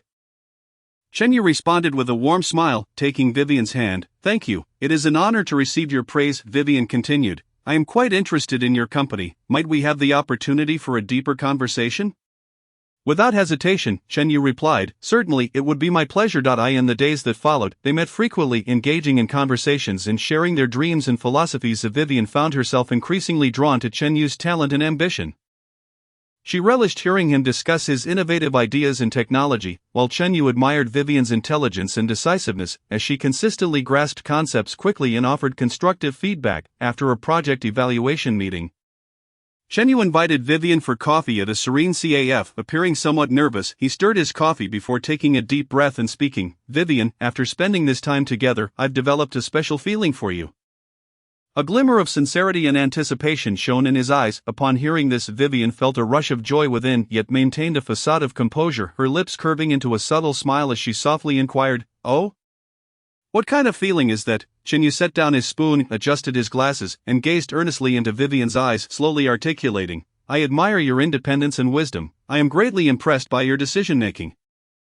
Moreover, our collaboration has been remarkably harmonious, which I find quite enjoyable. Therefore, I hope you might consider being my girlfriend. Would you grant me this opportunity?" A faint blush crept onto Vivian's cheeks as she took a sip of her coffee before responding with a smile. "Well, you must perform well then." With that, she shyly lowered her gaze. From that day forward, Chen Yu and Vivian began to date frequently. They enjoyed movies together, shopped, savored delicious meals, relishing the joy of each other's company. Concurrently, their collaboration at work grew increasingly seamless as they learned from one another's strengths, tackling challenges together. As their relationship deepened, their understanding of each other expanded, and their feelings grew stronger. Chen Yu's company faced a dire crisis of a broken funding chain, leaving him anxious and helpless. In that moment, Vivian unhesitatingly stepped forward, deciding to leverage her years of accumulated connections and resources to assist Chen Yu in seeking new investments. Mr. Li, I assure you, Chen Yu's company possesses immense potential. Please reconsider, Vivian anxiously dialed, tirelessly articulating the advantages and future prospects of Chen Yu's company. In the subsequent days, Vivian busied herself with various social engagements, tirelessly seeking potential investors. However, this proved challenging, as many remained skeptical about Chen Yu's company and were reluctant to invest. Nevertheless, Vivian persevered, diligently striving to succeed. Eventually, her efforts bore fruit. Chen Yu's company successfully caught the attention of a renowned venture capital firm and secured a substantial investment. With the funding crisis resolved, the company experienced a resurgence. "Thank you, Vivian. Without you, I truly would not know what to do," Chen Yu expressed gratefully. "We are one and the same. No need for such formality," Vivian replied with a smile, her eyes filled with affection. Meanwhile, whenever Vivian encountered difficulties at work, Chen Yu would promptly be by her side, patiently listening to her concerns while offering advice and encouragement. This project partner is incredibly difficult, their demands keep changing, and it's driving me crazy, Vivian lamented. "Don't fret, let's try to approach it from their perspective and develop a more comprehensive plan," Chen Yu calmly analyzed. With Chen Yu's support and assistance, Vivian successfully resolved the challenges she faced while achieving greater accomplishments in the venture capital realm. As time passed, their bond deepened significantly. They faced life's challenges together, supporting one another and growing side by side. With each other's companionship, their lives became increasingly fulfilling and beautiful. They shared countless sweet moments, traveled together, and explored new horizons. On a tranquil night, Chen Yu, dressed impeccably in a tailored suit and holding a bouquet of vibrant roses, confidently approached Vivian. His eyes shimmered with deep affection and hope as he gently proclaimed, "Vivian, you are not only my partner in business but also the guiding light in my life. From the moment we first encountered each other, every glance you cast and every word you uttered tugged at my heartstrings. I yearn for your companionship in each and every day that lies ahead. Would you do me the honor of becoming my wife?" Upon hearing this heartfelt confession, tears instantly blurred Wei Weiyan's vision. Within those tears resided a mixture of emotions, gratitude, bliss, and a hopeful anticipation for the future. She embraced Chen Yu tightly, her voice tinged with a hint of sobs as she replied, "I am willing." For a lifetime, from that moment onward, Wei Weiyan continued to strive diligently in her venture capital career. She maintained her astute business acumen and decisive judgment, navigating the tumultuous waters of a fiercely competitive market with remarkable prowess. Yet, whenever night fell and she returned home weary, she found solace in Chen Yu's warm embrace and thoughtful care awaiting her. Chen Yu silently supported her, offering encouragement during her trials and celebrating her successes alongside her. Thus, Wei Weiyan not only achieved remarkable milestones in her career but also embraced a sweet romance, welcoming a life filled with happiness that was uniquely hers. Chapter 20, An unexpected reunion at an extravagant soiree. Where the lights sparkled and the elite gathered, Tang Jing donned an elegant evening gown, gently cradling a glass of champagne as she greeted her business associates. Suddenly, her gaze was captivated by a figure, a middle-aged woman whose features bore an uncanny resemblance to Luo Zijuan's mother. Shuizhenju. A flicker of curiosity and intrigue stirred within Tang Jing, prompting her to seize an opportunity to gracefully approach the woman. "Hello, I am Tang Jing," she said, a subtle smile gracing her lips as her voice flowed gently. The woman turned, revealing a look of surprise mixed with warmth in her eyes, and replied, "Hello, it is a pleasure to meet you." Tang Jing took a delicate sip of her champagne, her smile unwavering as she continued, "You may find this somewhat forward, but I must express that you bear a striking resemblance to the mother of a dear friend of mine." Upon hearing this, the woman chuckled, her laughter infused with kindness and familiarity. "Oh, is that so? How intriguing!" Their eyes met, and a shared smile blossomed, instantly lightening the atmosphere. Tang Jing ventured further, "Our conversation flows so effortlessly that I cannot help but inquire if you have any siblings?" The woman paused, momentarily taken aback by the sudden question, yet quickly regained her composure and responded candidly, "Indeed, I am Shuizhen Dan, and I have an elder sister named Shuizhen Zhu." Tang Jing's eyes sparkled with surprise. She had not anticipated such a coincidence, and eagerly pressed on, "What a remarkable twist of fate. What brings you back to the country?" Shuizhen Dan shared, "After years of striving abroad, I wish to return and develop some promising projects while seeking suitable collaboration opportunities." Tang Jing's eyes brightened. "How fortuitous. The company I am with, Qinxing, may have potential for collaboration with you." Shuizhen Dan expressed her interest. "Qinxing, I have certainly heard of it. It sounds promising. We should delve into the details." As they engaged in deeper discussions about potential collaboration, Tang Jing suddenly thought of Luo Zijuan. "Mrs. Shui, I have a small request. Your sister, Shuizhen Zhu, has a daughter named Luo Zijuan. Might you be aware of her?" Tang Jing inquired, her tone curious. Shuizhen Dan paused slightly at the name before nodding. "I am aware of her. It has been many years since I last saw my niece." Tang Jing's smile widened upon confirming Shuizhen Dan's knowledge. As she softly suggested, "I am quite close with Zijuan. Would you like me to invite her over for a reunion?" Shuizhen Dan's eyes sparkled with anticipation. "That would be wonderful. It has been far too long since I have seen my niece, and I miss her dearly." Tang Jing deftly retrieved her phone and dialed Luo Zijuan's number. After a few rings, the call connected to Zijuan. "Hurry over to the soiree. I have a delightful surprise for you," Tang Jing teased, her tone laced with mystery. Moments later, Luo Zijuan rushed in, breathless and filled with curiosity. "Tang Jing, what is this surprise that required my immediate presence?" she inquired eagerly. Tang Jing smiled gently, gesturing toward Shuizhen Dan standing nearby.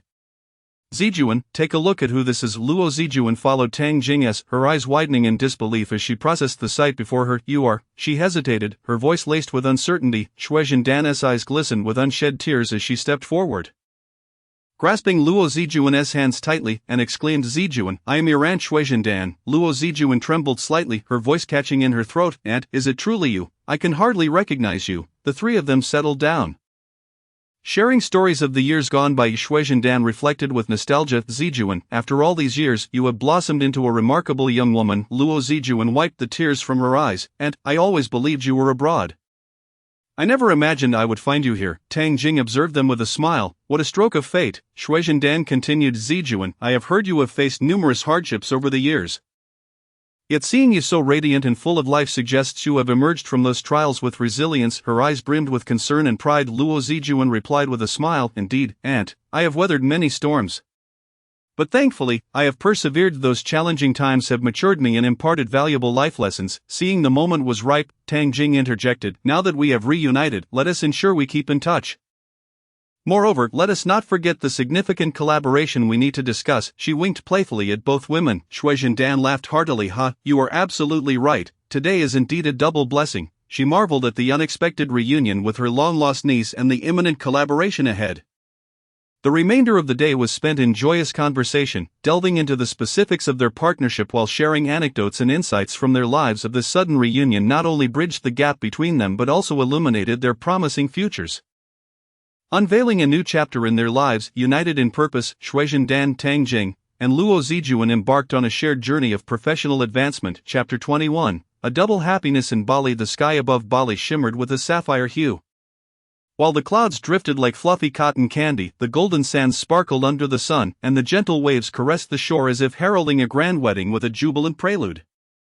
Tang Jing and Li Rui's wedding unfolded within the lush gardens of an opulent seaside villa. The venue was adorned in a dreamlike fashion, with interwoven pink and white roses creating a floral sea, colorful balloons dancing in the breeze, and a long red carpet extending toward the ceremonial altar by the sea. Tang Jing, clad in a resplendent custom bridal gown embellished with dazzling crystals akin to twinkling stars, radiated an aura of happiness. Her makeup was meticulously applied, enhancing her beauty and reflecting the joy within. Luo Zijuan, serving as the maid of honor, wore an elegant lavender gown that gracefully accompanied Tang Jing.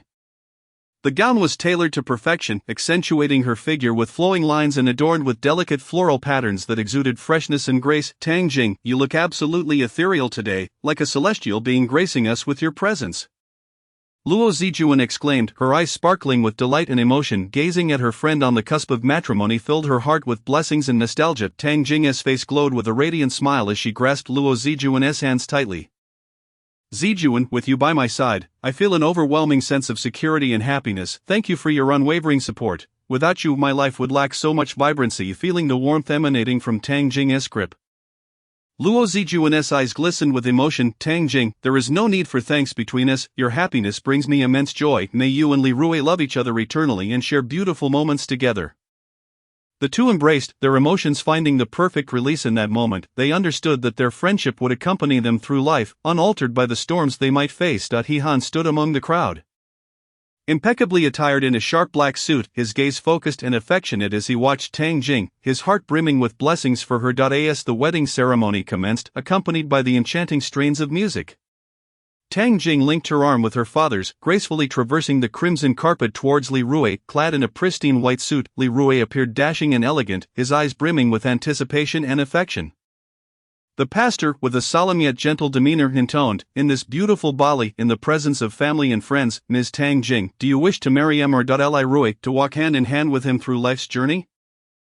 "Come rain or shine," with unwavering clarity, Tang Jing replied, "I do." Li Rui, filled with excitement, took Tang Jing's hand and exclaimed, "Tang Jing, I shall guard you with all my love and grant you a lifetime of happiness." He then accepted the ring from the flower girl, adorning Tang Jing's finger with it. The audience erupted in enthusiastic applause and cheers, while Li Han also clapped in blessing, his eyes reflecting deep contentment. After the ceremony concluded, Li Han raised his glass, a sincere smile gracing his face as he proclaimed, "Tang Jing, Li Rui, seeing you both so blissfully united fills my heart with joy. Tang Jing, you have always been remarkable and resilient. And now that you have found your haven, I trust Li Rui will cherish you for a lifetime. Li Rui, how fortunate you are to wed Tang Jing. I hope you value her dearly. May you both traverse every season together, supporting one another through thick and thin, with love that remains eternal." Tang Jing's eyes shimmered with tears of emotion as she responded, "Li Han, thank you for your kind wishes. The past is behind us, and I hope for a future filled with happiness." Li Rui echoed, "Li Han, I am grateful to you. I promise to care for Tang Jing and ensure her eternal happiness." Li Han nodded with a smile, gently clinking glasses as they shared in this toast of blessings. As the wedding reached its peak, an amusing segment was about to unfold, the bouquet toss. Tang Jing, with her back to the guests, held a vibrant bouquet, her face radiant with joy. The guests eagerly gathered, their eyes fixed on the bouquet, filled with the hope of being the fortunate recipient. After a chorus of cheers, Tang Jing tossed the bouquet high into the air. It arced beautifully, captivating everyone's attention. Unexpectedly, Li Han caught the bouquet. A moment of stunned silence ensued before laughter erupted. Li Han, slightly embarrassed, soon regained his composure. Gazing at the bouquet with newfound courage with determination, he approached Luo Zijuan and knelt before her. Luo Zijuan, taken aback, felt her heart race, unable to believe her eyes. She had never envisioned such a scene unfolding. Li Han produced a dazzling engagement ring from his pocket, his gaze filled with affection and resolve. "Zijuan, this bouquet seems to be fate's design. From the moment we met, we have faced countless trials. Yet these very storms have revealed that you are the one I wish to accompany for all my days. Today, amidst Tang Jing and Li Rui's joyous occasion, I wish to make my promise to you. Zijuan, will you marry me?" His voice trembled slightly, yet was rich with sincerity. An enveloping silence fell over the room, with only the breaths of Li Han and Luo Zijuan audible. Her eyes glistened with tears as she inhaled deeply, striving to calm her tumultuous emotions. Finally she responded softly, "I will." A radiant smile illuminated Li Han's face as he slipped the ring onto Luo Zijuan's finger. The surrounding guests erupted in applause, their words of blessing cascading like a wave. Tang Jing and Li Rui, standing nearby, were moved with joy and gratitude, having witnessed this beautiful love story unfold, their hearts swelling with emotion. In this tender and poignant moment, Li Han and Luo Zijuan embraced tightly, ready to greet the life that lay ahead. Their love, much like the tossed bouquet, had weathered storms and ultimately found its home. This unexpected proposal became the most touching interlude of the wedding, allowing everyone to feel the profound power of true love. Luo Zijuan, astonished, covered her mouth, tears instantly welling in her eyes. She looked at Li Han, her voice trembling, "Li Han, I will." The guests were deeply moved by this sudden turn of events, erupting once more into enthusiastic applause and cheers. Tang Jing and Li Rui approached, their eyes filled with emotion and delight. Tang Jing beamed at Li Han and Zijuan, saying, "Li Han, Zijuan, this truly is the most wonderful surprise of the day. I am so happy for you both." She embraced Zijuan tightly and then bestowed a warm smile upon Han. Li Rui stepped forward, sincerely stating, "Congratulations to you both. May your love be as sweet and enduring as ours." He gently patted Li Han's shoulder, his eyes reflecting heartfelt blessings. On this romantic beach in Bali, the happiness of two couples intertwined, creating a beautiful and moving tableau. They shared in this joy, bearing witness to one another's significant moments in life, Chapter 22, Bai Guang's imprisonment in the bustling metropolis of Shanghai. Luo Zichuan and Bai Guang led a simple yet fulfilling life. The couple operated a modest snack stall, although their business did not rival the popularity of bustling eateries. Their diligent efforts and warm service had cultivated a loyal clientele. Luo Zichuan's snack stall specialized in an array of distinctive noodle dishes, her culinary skills rendering the noodles smooth and elastic. Complemented by a rich, savory broth, each mouthful evoking a sense of home and warmth. Every evening, after a long day's work, the couple would return to their cozy abode, cuddling together while joyfully counting the day's earnings and dreaming of a bright future. However, this serene happiness was abruptly disrupted by an unwelcome visitor. One afternoon, as customers flocked to the stall, Luo Zichuan was busily attending to them when a familiar yet loathsome figure appeared at the entrance. A Hui was a ne'er-do-well who had previously caused trouble for Luo Zichuan on multiple occasions. Luo Zichuan, long time no see. A Hui smirked, his tone laden with mockery and menace, upon hearing that detestable voice. Luo Zichuan's heart clenched, but she forced herself to remain calm, feigning composure as she replied, "A Hui, what do you want?" A Hui swaggered into the stall as if it were his domain, surveying the surroundings before settling into a seat.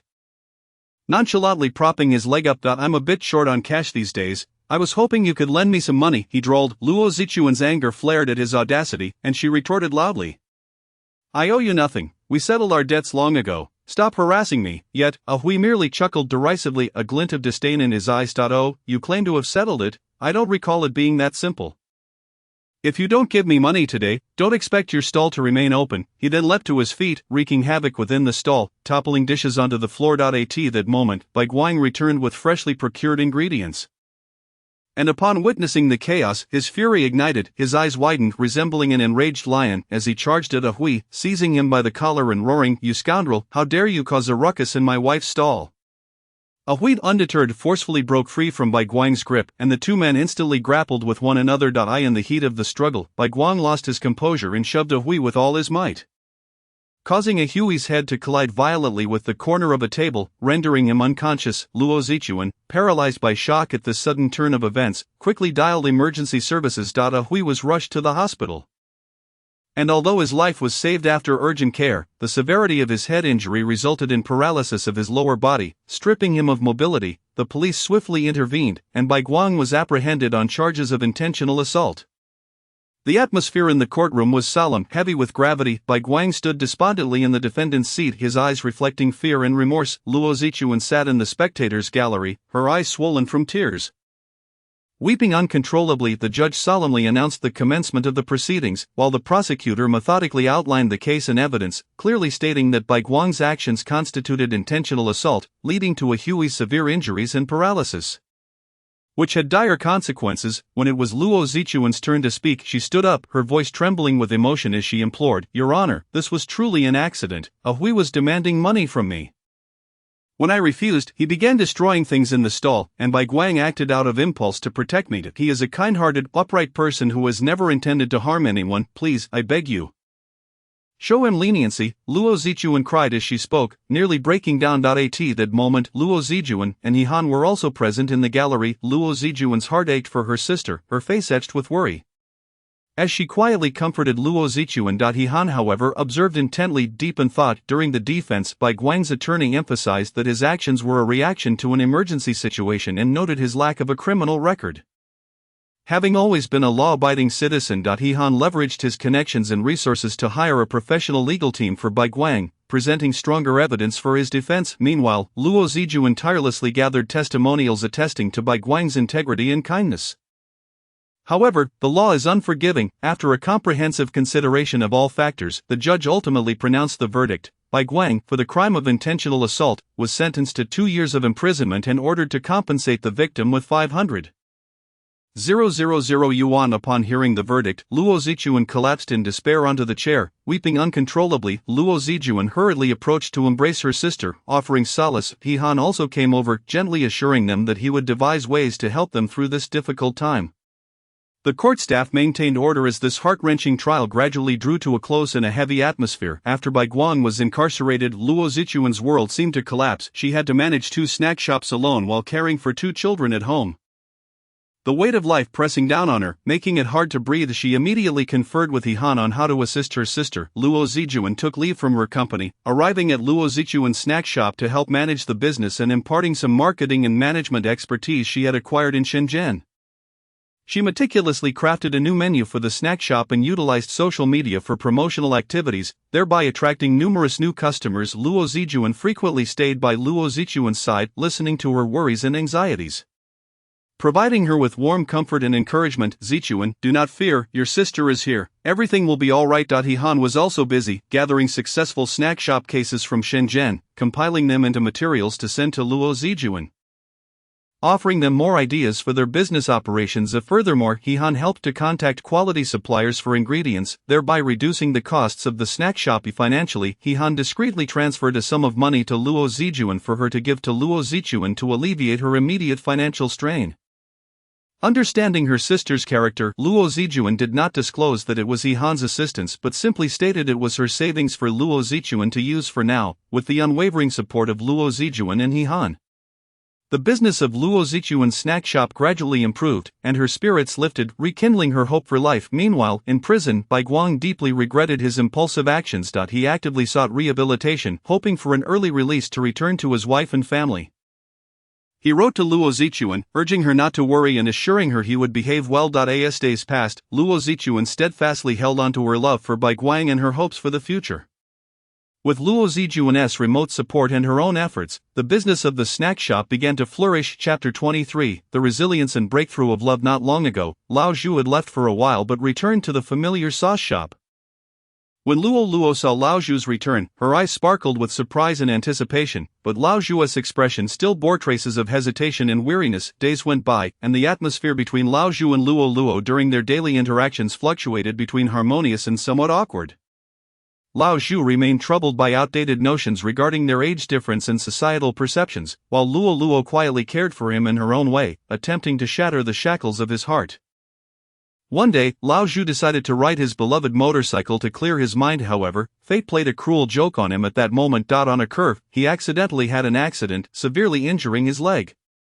When Luo learned of this news, she rushed to the hospital in a state of panic. Upon opening the door, she saw Lao Zhu lying quietly on the hospital bed, his face frighteningly pale. Devoid of color, Luo's heart tightened, and tears streamed down her face as she hastened to his bedside, tightly grasping his hand. Zhu, how could you be so careless? Do you have any idea how worried I am about you? Luo's voice trembled, tinged with sobs, her eyes filled with concern and urgency. Lao Zhu looked at Luo, weakly smiled, and gently reassured her. Luo, don't cry, this is just an accident. In life, how can one avoid a few bumps along the way? He attempted to make his tone sound lighthearted, but deep down, he was acutely aware of the significant impact this injury would have on his body. At that moment, the doctor entered and informed Luo about Lao Zhu's condition. It turned out that Lao Zhu's leg had sustained severe trauma and would require a long period of rehabilitation to recover. Moreover, due to the severity of the injury, even after recovery, it could affect his mobility in the future. Hearing this, Luo's heart sank further. She stood quietly beside him, tears flowing continuously. Zhu, you must rest well, listen to the doctor, and recover as soon as possible. I will always be with you, you need not worry about anything. Luo choked on her words, silently resolving to care for Lao Zhu wholeheartedly and help him navigate this challenging period. Lao Zhu nodded with a smile, indicating his willingness to cooperate with the treatment. However, deep within, he was filled with anxiety. He worried that his injury would bring numerous inconveniences to their lives, and he feared becoming a burden to Luo, but at that moment, he could only temporarily suppress these worries. Focusing on his rehabilitation, after Lao Zhu was discharged from the hospital, Luo prepared a comfortable wheelchair for him, carefully pushing him outside each day to bask in the sun and breathe fresh air. During the day, she accompanied Lao Zhu in conversation, sharing amusing stories from the shop, or they would listen to music together, allowing Lao Zhu to ease his mind. In the evenings, Luo meticulously prepared traditional herbal baths for Lao Zhu. Helping him alleviate the pain and discomfort in his leg, she gently assisted him into the bath, constantly checking the water temperature, and would massage his shoulders and arms to relieve his fatigue. One time, due to the pain from his wound, Lao Zhu became irritable and snapped at Luo, telling her to leave him alone. Luo, go away, stop fussing over me, I'm just a useless person. Luo endured silently, waiting for Lao Zhu to calm down before gently taking his hand and saying, Zhu, I know you're in pain, but I will not leave you, I will always be by your side. No matter what happens, I do not care. Lao Zhu was taken aback, a flicker of guilt crossing his eyes. Luo Luo, I am sorry, I should not have lost my temper at you, under Luo Luo's attentive care. Lao Zhu's injury gradually improved, yet his inner world underwent a profound transformation. Observing Luo Luo's diligent efforts, he felt a surge of gratitude and guilt. One day, under the warm sun, Luo Luo wheeled Lao Zhu to the park. A gentle breeze brushed by the lakeside, carrying a fragrant aroma of flowers. Suddenly, Lao Zhu grasped Luo Luo's hand, sincerely saying, Luo Luo, thank you for your care during this time. I once thought I could face everything alone. But this injury made me realize how crucial your companionship is to me. I have come to understand that I cannot miss you again. I must not let you suffer. Luo Luo looked at Lao Zhu in surprise. Tears welling in her eyes. Zhu Shu, do you truly wish to be with me? Lao Zhu nodded firmly. Yes, Luo Luo, I genuinely like you. My previous struggles were simply my own internal barriers. Soon after, Lao Zhu was able to walk on his own. Together, he and Luo Luo decided to visit her father's grave to share the news of their relationship. Upon arriving at the cemetery, Luo Luo gently placed a bouquet of flowers, tears brimming in her eyes as she said, Daddy, I am with Zhu Shu now. You once expressed your hope for me to find someone who truly loves me. And now I have found him. I hope you bless us. Zhu Shu treats me wonderfully. Although he is older than me, he has given me warmth and security like never before. Daddy, please watch over our happiness from heaven. Lao Zhu solemnly added, Brother, I know I am much older than Luo Luo, and initially, I feared I could not bring her happiness. However, Luo Luo's love has made me brave. I promise to take good care of her for the rest of my life, ensuring she never suffers a moment of distress. Please rest assured. A gentle breeze swept by, seemingly a response from Luo Luo's father. After returning from the cemetery, Lao Zhu and Luo Luo held hands tightly. Aware that their journey ahead would be long, yet they knew that as long as they were together, no difficulty was insurmountable. At the shop, Lao Zhu busied himself in the kitchen preparing delicious dishes, while Luo Luo warmly greeted customers at the front. When faced with difficult customers, Lao Zhu would timely present a special delicacy, deftly diffusing any awkwardness. During quieter moments in the shop, Lao Zhu would exit the kitchen to sit with Luo Luo at a corner table, brainstorming ideas for new dishes, with Luo Luo's imaginative insights often leaving Lao Zhu pleasantly surprised. As the evening drew to a close, they would clean up the shop together, with Luo Luo playfully pretending to dance with the broom while Lao Zhu laughed and played along with her performance. After tidying up, they would walk home hand in hand. At home, the living room light always radiated warmth and softness. Luo Luo would nestle on the sofa reading, while Lao Zhu quietly sipped tea and perused magazines nearby. Occasionally, when Luo Luo stumbled upon an amusing passage, she could not help but read it aloud to Lao Zhu, who would patiently listen, setting aside whatever he was doing. Their lives brimmed with simple and pure happiness. The moments spent gazing at the stars on the balcony at night mirrored the tranquility and warmth in their hearts. Luo Luo shared her dreams, and Lao Zhu offered support, this mutual embrace and encouragement deepening their bond. They did not seek luxury or excitement but cherished every moment spent together. The little things in life, such as busily working in the shop or enjoying cozy moments at home, became the foundation of their happiness.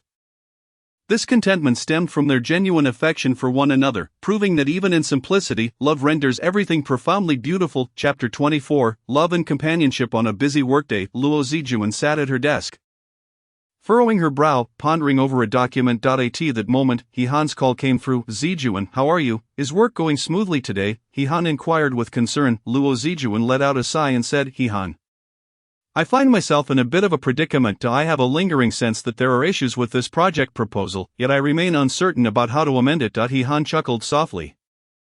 Do not fret. First, share the specifics with me. Luo Zijuan elaborated on her confusions in detail, and He Han attentively listened from the other end of the line, occasionally posing questions. I understand now, Zijuan. Why not re-evaluate your thoughts from the client's perspective and emphasize?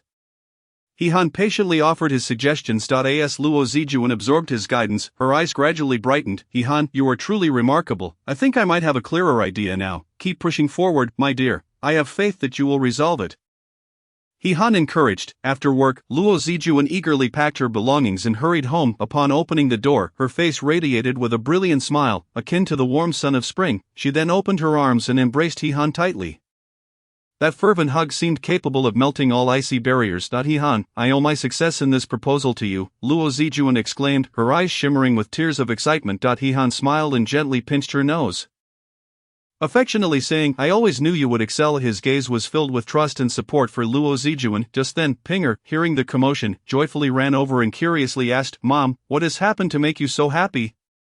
Luo Zijuan scooped Pinger into her arms and cheerfully replied, Mom has solved the challenges at work, all thanks to your Uncle He Han. Pinger blinked her big eyes at He Han and said, Uncle He Han, you are truly amazing. He Han affectionately ruffled Pinger's hair and gently encouraged, You are wonderful too, Pinger, keep striving hard at school. The three exchanged smiles, and the room was suffused with an aura of happiness.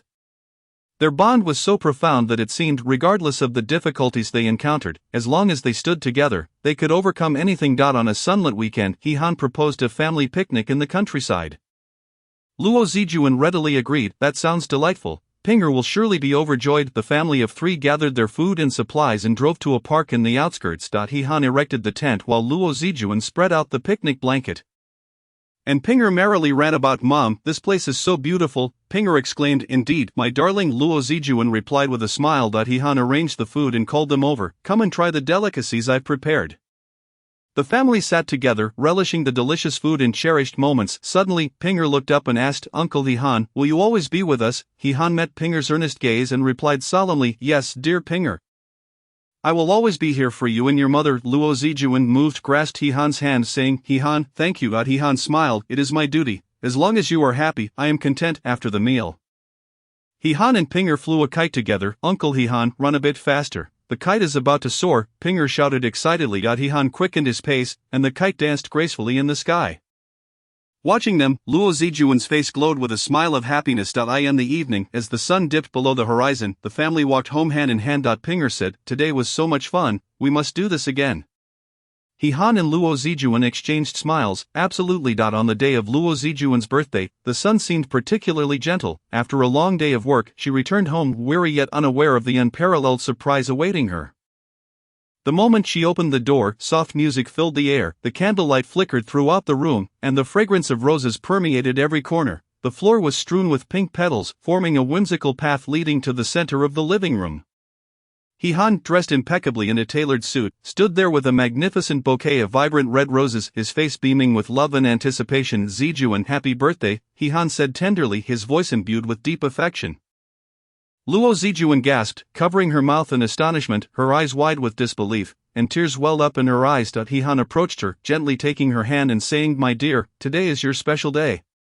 And I wish to create an unforgettable memory for you. Luo Zijuan, her voice trembling, responded, He Han, this is all too beautiful, I can hardly believe it. He Han led her into the living room where the table was laden with her favorite dishes, elegantly arranged with exquisite tableware, and there stood a two-tiered birthday cake adorned with candles. And now, have a seat, my princess, He Han said, pulling out a chair for her. Once seated, he delicately placed a dazzling diamond necklace around her neck, which shimmered enchanting in the candlelight. Zijuan, this necklace embodies my love for you, eternal and radiant. No matter the time or place, my love for you will never waver. He Han's gaze was profoundly sincere.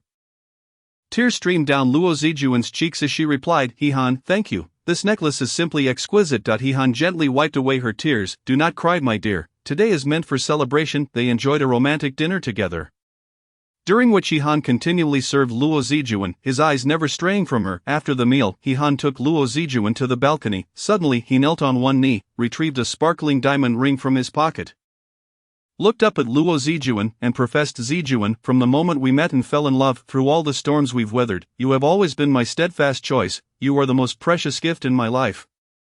And I love you. I wish to spend my life cherishing you. Will you marry me? Luo Zijuan, tears streaming down her face, covered her mouth with her hands, nodding vigorously. I will, He Han. I will. He Han stood up, slipped the ring onto her finger, and they embraced tightly, sharing a passionate kiss. After a long moment, Luo Zijuan nestled against He Han's warm, broad chest, her face aglow with happiness and contentment, softly murmuring, He Han, I feel like the happiest woman in the world right now. He Han held her tightly in his strong arms and responded with heartfelt sincerity, Zijuan, please believe me, I will do everything in my power to ensure you always feel this happiness, to keep you joyous for a lifetime. Then, when can we hold the wedding? Luo Zijuan asked, her eyes sparkling with excitement. He Han pondered briefly before answering, how about we set it for a month from now? My dear, I genuinely cannot wait to bring you home and have you as my wife. Upon hearing this, Luo Zijuan's face lit up with a radiant smile, eagerly nodding in agreement. Yes, I am also looking forward to wearing a wedding dress and becoming your beautiful bride.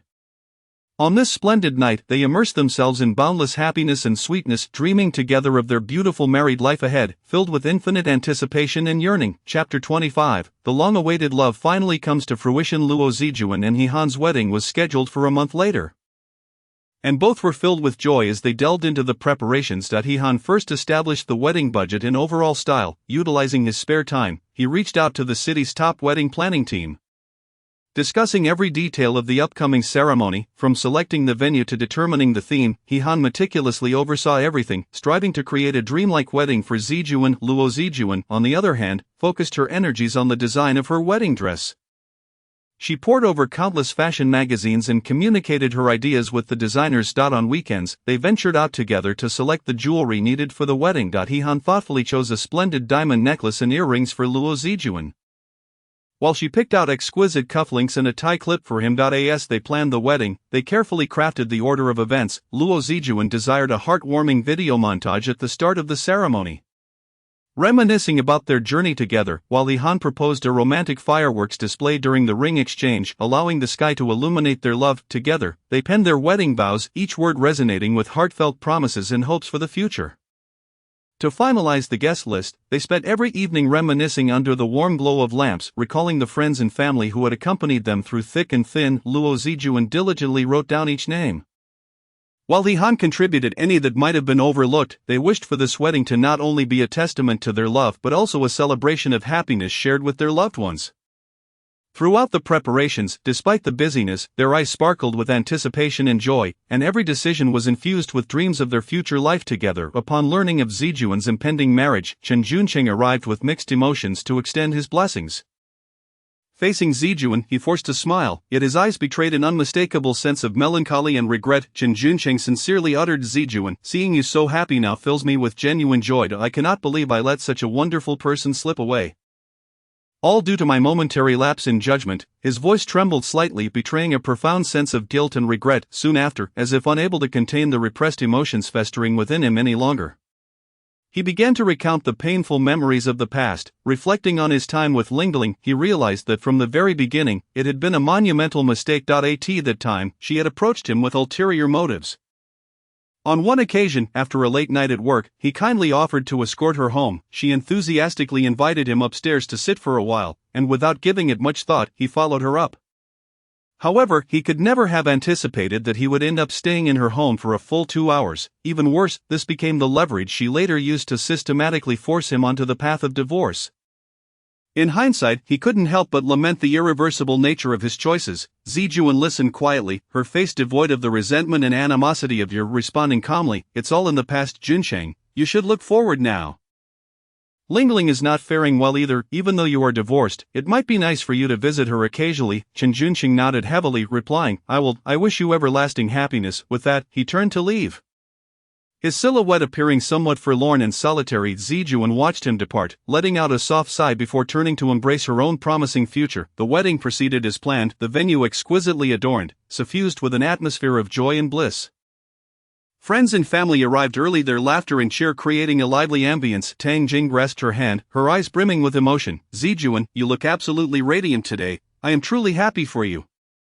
Luo Zijuan smiled in response. "Tang Jing, thank you for being here. Without your support, I wouldn't have made it to this day." Tang Jing gently patted her hand. "What are you saying? We are lifelong best friends." At that moment, Luo Zijuan approached, cradling her second child with Bai Guang. "Sister, look at you finally finding your own happiness. I am so pleased for you." Luo Zijuan tenderly caressed the child's cheek. "Zijuan, may you and Bai Guang also find lasting happiness." Meanwhile, in a corner, Chen Junsheng stood alone, his expression somewhat complex. Noticing him, a colleague approached playfully, asking Junsheng, "Seeing your ex-wife so blissful, does it not stir some unease in you?" Hearing this, Chen Junsheng hastily shook his head, asserting, "Not at all. I genuinely wish her a life of happiness." Yet, beneath his words, a barely perceptible melancholy flickered in his eyes. Just then, Luo Zijuan unexpectedly spotted him, her face lighting up with a graceful smile as she approached, softly saying, "Junsheng, thank you for coming to my wedding today." A hint of embarrassment crossed Chen Junsheng's face as he scratched his head. Responding shyly, "Zijuan, congratulations on finding your happiness. I wish you and He-han a lifetime of bliss." After uttering this, his gaze instinctively averted from Luo Zijuan's eyes. She nodded appreciatively, expressing her gratitude, and added, "I hope you find joy as well." The two shared a fleeting smile. Meanwhile, He Han's friends began to murmur nearby. One remarked, He Han has finally encountered his true love, while another chimed in, indeed, just look at how well matched they are. Laughter echoed among the crowd. Miss Wu approached, her face radiant with joy, as she eagerly took Luo Zijuan's hand, exclaiming, Zijuan, I am so happy for you, it's wonderful to see you both achieve this. Luo Zijuan's eyes glistened with tears of gratitude. Sister, I owe so much to your care and concern over the years. Without you, I wouldn't know how to navigate. At that moment, Uncle Wu sauntered over, his eyes reflecting boundless pride and blessings. Zijuan, you must cherish life ahead. If you encounter any difficulties, do not hesitate to reach out to me. Miss Wu turned to He Han, her gaze firm and serious. He Han, Zijuan is my most treasured sister. She is now in your care. If she ever faces hardship, rest assured I will hold you accountable. He Han nodded earnestly, pledging, Sister Wu, you can rest assured. I will never let you down. I will devote myself to nurturing Zijuan, ensuring her perpetual happiness. Uncle Wu added, from this day forth, you both must support and understand each other. No matter the challenges you face, tackle them together, and with unity, any obstacle can be overcome. Luo Zijuan tightly linked her arm with He Han's, gazing affectionately at Uncle Wu and Miss Wu. Dad, sister, you can trust us. We will face every trial together and will surely find happiness. He Han smiled, sincerely thanking Uncle Wu and Miss Wu. Thank you for being here to witness our moment of joy. Miss Wu gently patted Luo Zijuan's shoulder. Zijuan, you must be happy. Luo Zijuan nodded vigorously, her face aglow with happiness. The wedding commenced, with the host passionately declaring, Today, we gather here to witness the sacred union of Miss Luo Zijuan and Mr. He Han. The audience erupted in enthusiastic applause as Luo Zijuan walked arm in arm with Uncle Wu toward He Han. Upon reaching He Han, Uncle Wu solemnly placed Luo Zijuan's hand in He Han's, stating, He Han, I entrust my most cherished daughter to you. You must treat her well. He Han, with unwavering resolve, replied, Dad, you can be assured, I will dedicate my life to protecting Zijuan. He Han took Luo Zijuan's hand, gazing deeply into her eyes. Zijuan, from this day forth, I shall stand by your side, caring for and loving you, confronting any challenges together. Tears shimmered in Luo Zijuan's eyes. He Han, meeting you is the greatest fortune of my life. I wish to share every day of the future with you. Friends and family in the audience were moved to tears, and applause resounded once more, echoing endlessly. The wedding continued in a warm and romantic atmosphere, as everyone collectively bestowed their heartfelt blessings upon the newlyweds, eagerly anticipating their future happiness. Chapter 26. Not alone in pregnancy, Tang Jing sat by the window, gazing at the city lights outside, her heart heavy as she clutched the pregnancy test results.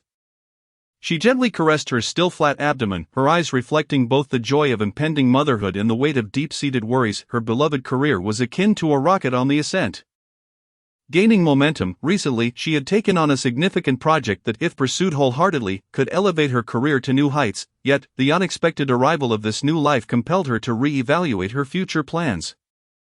Just then, her husband's call came through. Tang Jing, my job transfer has been finalized. We may find ourselves spending more time apart. His voice carried an air of resignation. Tang Jing bit her lip. I am pregnant. A silence descended on the line before her husband responded with urgency. Tang Jing, this is wonderful news, but I cannot be there to care for you. I feel so guilty. Taking a deep breath, she replied, It's all right, work is important, and I can take care of myself. However, once the call ended, she could no longer hold back her tears. She knew her husband was striving for their family, yet at this moment, she longed for a shoulder to lean on. At work, Tang Jing endeavored to maintain her usual productivity, yet the physical discomfort and psychological pressure of pregnancy rendered her somewhat overwhelmed. Colleagues observed her with a mix of concern and curiosity. Tang Jing, you're pregnant yet working so hard. You must take care of yourself, a colleague kindly reminded her. Tang Jing forced a smile. Thank you. I know. Returning home to the empty room, she felt an overwhelming sense of loneliness. She began to ponder whether she should temporarily set aside her career to wholeheartedly welcome this new life. However, the thought of her years of hard work and dreams left her in a state of profound conflict. She caressed her belly, her inner turmoil causing her brow to furrow. Finally, unable to contain herself, she called Luo Zijuan. Zijuan, I feel so lost. Tang Jing's voice was laced with anxiety and uncertainty, even tinged with an almost imperceptible fragility. Upon hearing this, Luo Zijuan immediately sensed something was amiss and quickly pressed. Tang Jing, what happened? Taking a deep breath, Tang Jing mustered her courage and slowly confessed, I'm pregnant, Li Rui is away on business, and my career is at a pivotal point. I don't know what to choose.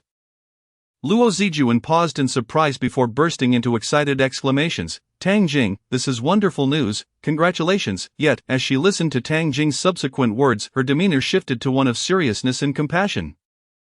Gently advising, Tang Jing, I understand your passion for your work, but a child is an incredibly precious gift from the heavens. Think about it, a brand new life is about to enter this world. How miraculous, beautiful, and full of anticipation that is, Tang Jing sighed softly, her tone revealing a sense of helplessness. Zijuan, I understand your perspective, but I have fought for many years to achieve success in my career. Lu Zijuan hurriedly comforted her, saying opportunities for work will inevitably arise in the future, but the growth of a child is a singular experience. Moreover, with your intelligence and capabilities, once the child is a bit older, you can absolutely return to the workplace and shine anew. Tang Jing fell silent for a moment before replying. Zijuan, I am still quite hesitant. Lu Zijuan, feeling anxious, urged, Tang Jing, do not hesitate any longer, just think about it, when your child first calls you mama, or takes their first steps, those moments are priceless. Far beyond anything money or career could offer. Tang Jing was moved by Lu Zijuan's words, her voice trembling slightly. Zijuan, perhaps you are right. Lu Zijuan affirmed with conviction, Tang Jing, trust me, your child will bring you unexpected joy and fulfillment. I will always be by your side, supporting you. After hanging up the phone, Tang Jing leaned back on the sofa, her gaze gradually softening and resolute, as if she had made a decision. After careful consideration, Tang Jing ultimately resolved to temporarily set aside her career, prioritizing her child and family. She understood this was a challenging choice, yet she believed it would be a decision filled with love and hope. Since learning of Tang Jing's pregnancy and her solitude, Lu Zijuan had been constantly concerned for her. During breaks at work, she would make time to call or message Tang Jing to check in. Tang Jing, how are you feeling today? Have you been eating well? Lu Zijuan's voice radiated care. Tang Jing replied, Zijuan, I'm doing well. Please don't worry too much. However, Lu Zijuan thought otherwise. As soon as the holiday arrived, she eagerly purchased a plane ticket to Shanghai. When Tang Jing opened the door to find Lu Zijuan standing before her, her eyes instantly filled with surprise and emotion. Zijuan, what brings you here? You didn't even give me a heads up. Tang Jing grasped Lu Zijuan's hand tightly, her voice quivering. Lu Zijuan smiled and said, I just wanted to see you and give you a little surprise. Come on, let us go out for a meal. With that, Lu Zijuan took Tang Jing out the door. They arrived at a cozy restaurant, where Lu Zijuan continuously served Tang Jing dishes, encouraging her to eat more. Saying, you're not alone anymore. As Tang Jing looked at the overflowing food in her bowl, she felt an overwhelming warmth. After their meal, they strolled through shops together. Lu Zijuan attentively helped Tang Jing select maternity clothing and baby products. Tang Jing, this dress is loose and comfortable, it's perfect for you, Lu Zijuan said, holding up a garment in front of Tang Jing, her eyes sparkling with excitement. Observing Lu Zijuan's earnest demeanor warmed Tang Jing's heart. After shopping for a while, they felt a bit fatigued and found a bench on the street to rest. Lu Zijuan held Tang Jing's hand tightly, speaking sincerely, Tang Jing, rest assured, no matter what happens, I will always be by your side until this little one makes a safe arrival. Hearing these words, Tang Jing looked up gratefully, her eyes glistening with unshed tears. She deeply felt Lu Zijuan's concern and support. A warm tide swelling within her, as if all her worries had been soothed. Tang Jing emotionally said, Zijuan, thank you so much. With you by my side, I feel so reassured. With Lu Zijuan's companionship, Tang Jing no longer felt lonely or helpless. They shared many beautiful moments together, conversing and sharing their feelings. Lu Zijuan's presence strengthened Tang Jing's resolve to welcome new life wholeheartedly. She knew that no matter what challenges arose, she was not fighting alone. For her dear friend Lu Zijuan was always by her side. Chapter 27. Hand in hand through difficulties. Recently, Lu Zijuan felt as though she were engulfed in a dark abyss. A significant misjudgment in a crucial decision at work had struck like an unexpected storm, inflicting immeasurable losses on the company. Once brimming with confidence and vitality, she was now shrouded in profound guilt and anxiety. Sitting in her office, she stared blankly at the documents on her desk, replaying every detail of her decision-making process in her mind, filled with regret. Why was I so foolish? Why didn't I consider everything thoroughly? She repeatedly questioned herself. Upon learning the news, He Han rushed to Lu Zijuan's office in a state of distress. He pushed open the door and, seeing Lu Zijuan's disheartened expression, felt a pang of sympathy. Zijuan, don't be too hard on yourself. Together we will find a way to resolve this. He Han approached her, gently patting her shoulder with a tone that was both firm and gentle. However, Lu Zijuan looked up, her eyes brimming with tears and guilt, her voice trembling as she replied, He Han, the severity of this mistake is overwhelming. I don't know what to do. I feel as though I have ruined everything, and I have let everyone down. He-han knelt beside her, taking both of her hands in his, looking directly into her eyes as he said, Zijuan, making mistakes is not terrifying. What matters is how we confront and rectify them. Trust me, as long as we work together, we will surely overcome this challenge. To assist Lu Zijuan, He-han unhesitatingly leveraged his years of accumulated connections and resources. He first thought of the seasoned expert in the industry, Old Wu, who possessed extensive experience and keen insight that could potentially provide invaluable advice for resolving the current predicament. Without delay, He-han dialed Old Wu's number. Old Wu, I truly need your assistance this time. Zijuan is facing a significant issue, and I require your expertise to help her out. He-han spoke earnestly on the phone. He-han, we are like family. As long as you ask, I will certainly do my utmost to assist. Please tell me the specifics of the situation. Old Wu responded cheerfully, taking a deep breath. He-han detailed Lu Zijuan's decision-making error and the grave circumstances the company was currently facing. After a brief silence, Old Wu seemed to be contemplating something. Finally, he spoke slowly. He-han, based on what you've described, I have a preliminary idea. However, this is merely my personal opinion and should be taken as a reference. Subsequently, Old Wu articulated several suggestions and potential solutions in a calm yet assertive tone. He pointed out the flaws in Lu Zijuan's current decision-making and analyzed market trends and competitor movements.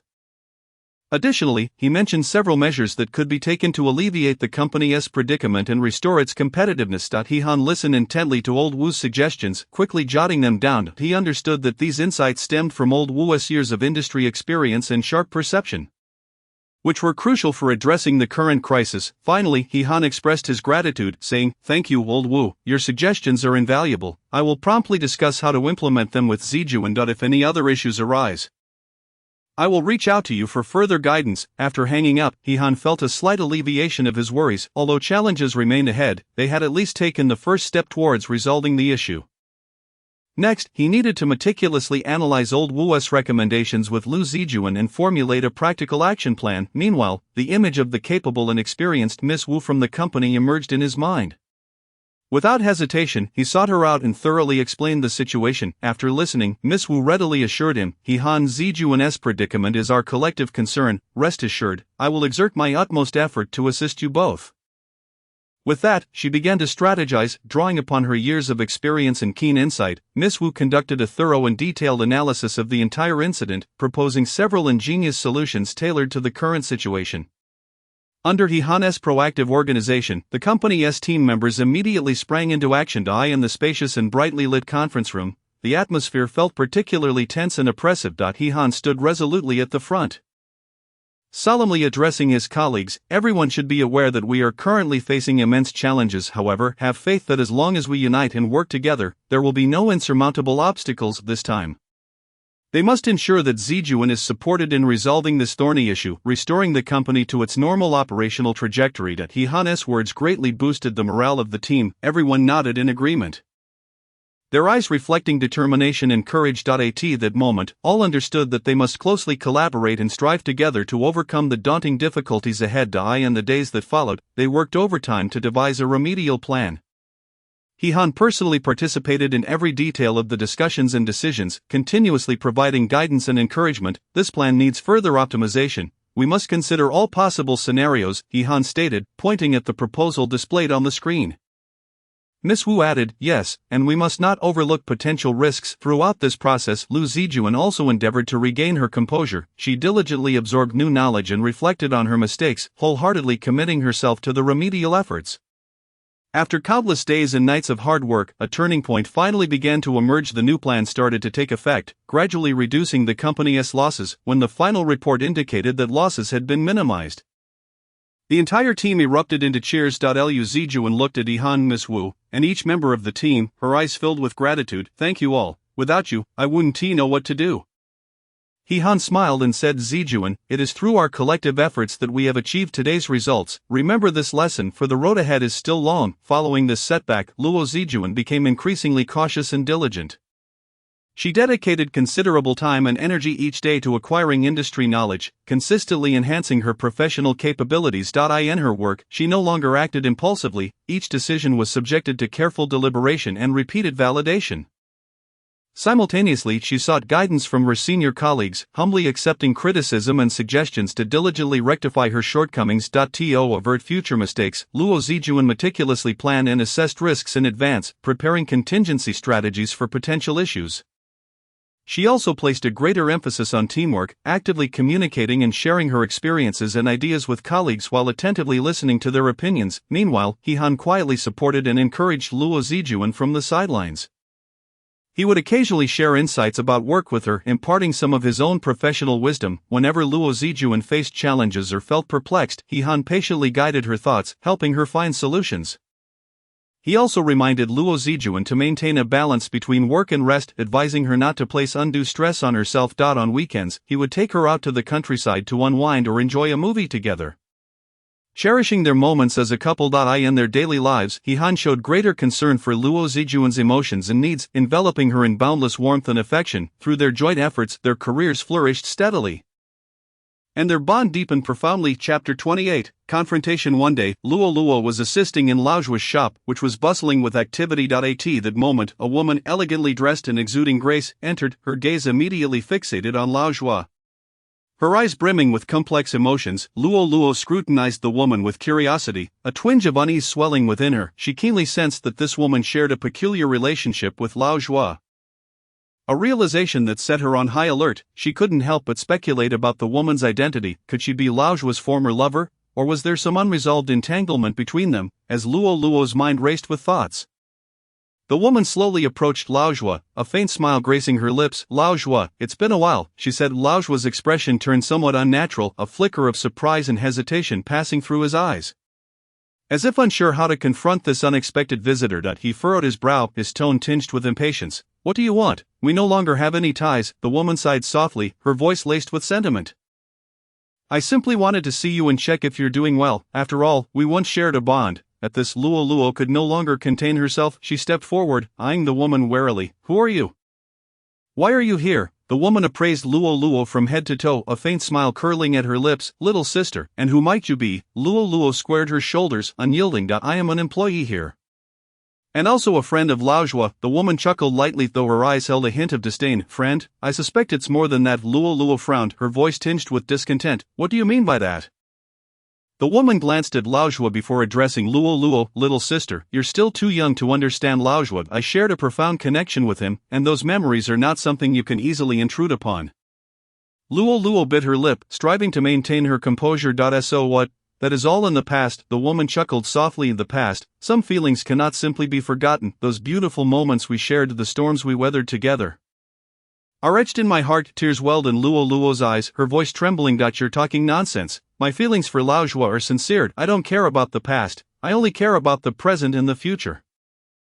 The woman shook her head, her gaze tinged with pity. Sincere? What can you offer him? I fought alongside him, faced life's difficulties together. I know his dreams, his aspirations. Can you compare? Luo defiantly lifted her chin, her eyes resolute. What I can offer him is unwavering love and companionship. I will stand by him, support him, and no matter the challenges, I will never leave. The woman scoffed. Love, companionship, do you think that's enough? Life is not that simple, nor is love merely these things. Luo clenched her fists, her emotions surging. And you, why have you returned to him, and what do you intend to do, if you truly loved him? Why did you leave in the first place? The woman paused, her gaze drifting. I merely miss the days of yore, those moments we shared. Perhaps I was wrong, and what is lost cannot be reclaimed. Luo exclaimed, but he has already moved on. You should not disturb his life. He has a new beginning now, and you cannot be so selfish. The woman regarded the agitated Luo, her tone softening slightly. Perhaps you're right, but who can definitively say when it comes to matters of the heart? I only wish to regain some of those past feelings. Luo raised her head, her gaze unwavering as she declared, I don't care. I will not allow you to disrupt Lao Zhua's current life. He is an exceptional man, deserving of all the beauty life has to offer. Though her voice was soft, it conveyed an undeniable determination.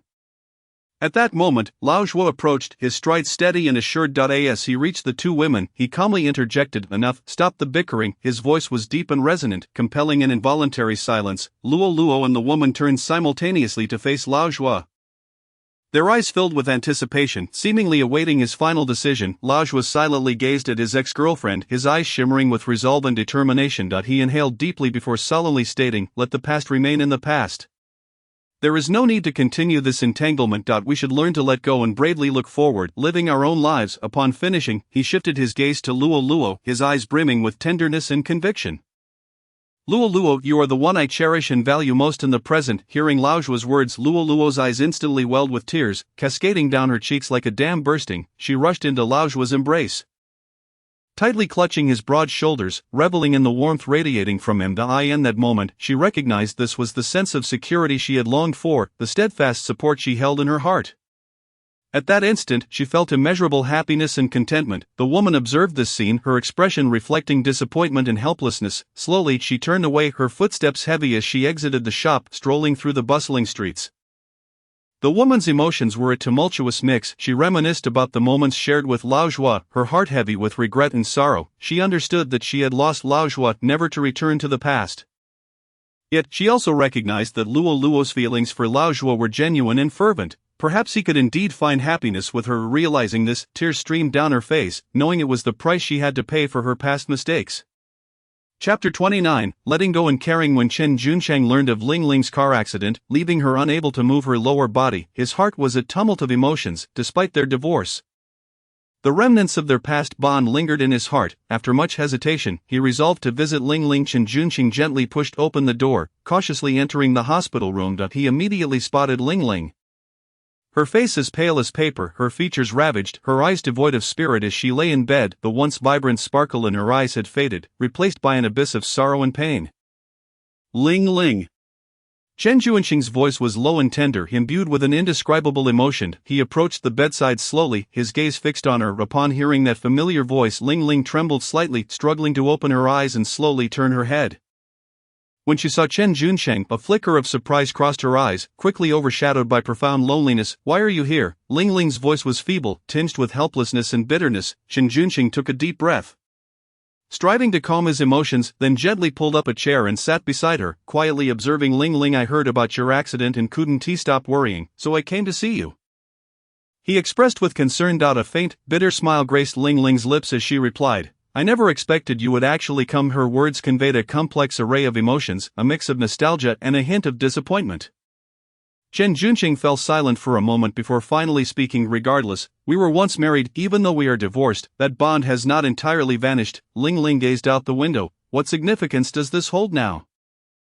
Look at me, I have become this way. Chen Junsheng sighed. Don't be so pessimistic. What did the doctor say? Tears welled in Ling Ling's eyes. The doctor said my lower body may never recover, and for the days ahead, I don't know what to do. Chen Junsheng offered comforting words. Medical science is so advanced now. There will surely be a solution. You must gather your strength. Ling Ling turned her head, gazing directly into Chen Junsheng's eyes.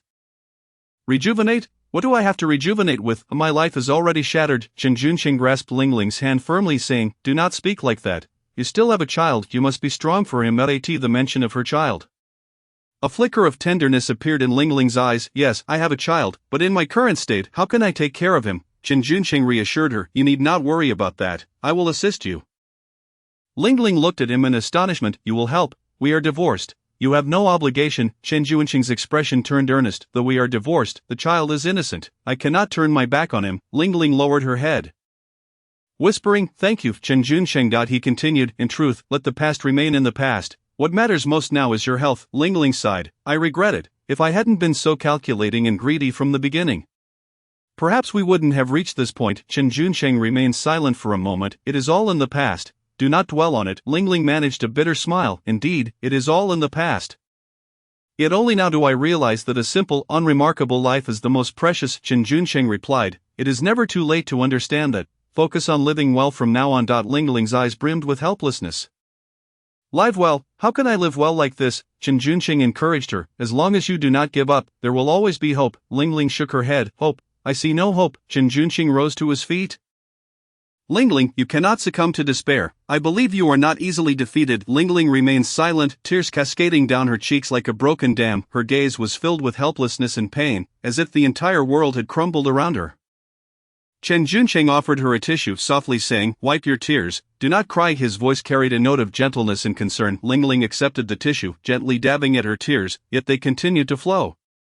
She lifted her head, murmuring, Chen Junsheng, am I a failure? Chen Junsheng sat back down, taking her hand in his, offering comfort. Do not speak of yourself in such a way, this is merely a setback in life.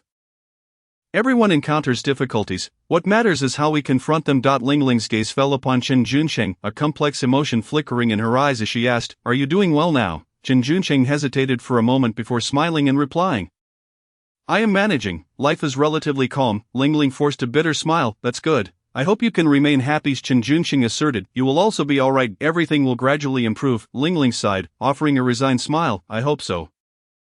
A brief silence enveloped them, the atmosphere in the hospital room growing heavy. Time seemed to freeze, with only the clock on the wall ticking away. After a while, Chen Junsheng broke the silence once more. "I will visit you often. If you need anything, just let me know. Wherever and whenever, I will do my utmost to help you." Lingling nodded gratefully. "Thank you." Chen Junsheng stood to leave, gently patting Lingling's shoulder, advising, "Rest well and do not overthink. I will take my leave now, but remember to take care of yourself." With that, he turned and exited the room. Lingling watched his departing figure, her heart a tumult of emotions. As Chen Junsheng stepped out, he too felt a complex mix of feelings. He understood that although they had divorced, the memories of their past still lingered in his heart. He could only hope for Lingling's swift recovery and her ability to face life anew. On the day of Lingling's discharge, the sun bathed her somewhat pale face in warmth. Her ex-husband waited eagerly at the hospital entrance, a bouquet of flowers in hand, his eyes filled with concern and anticipation.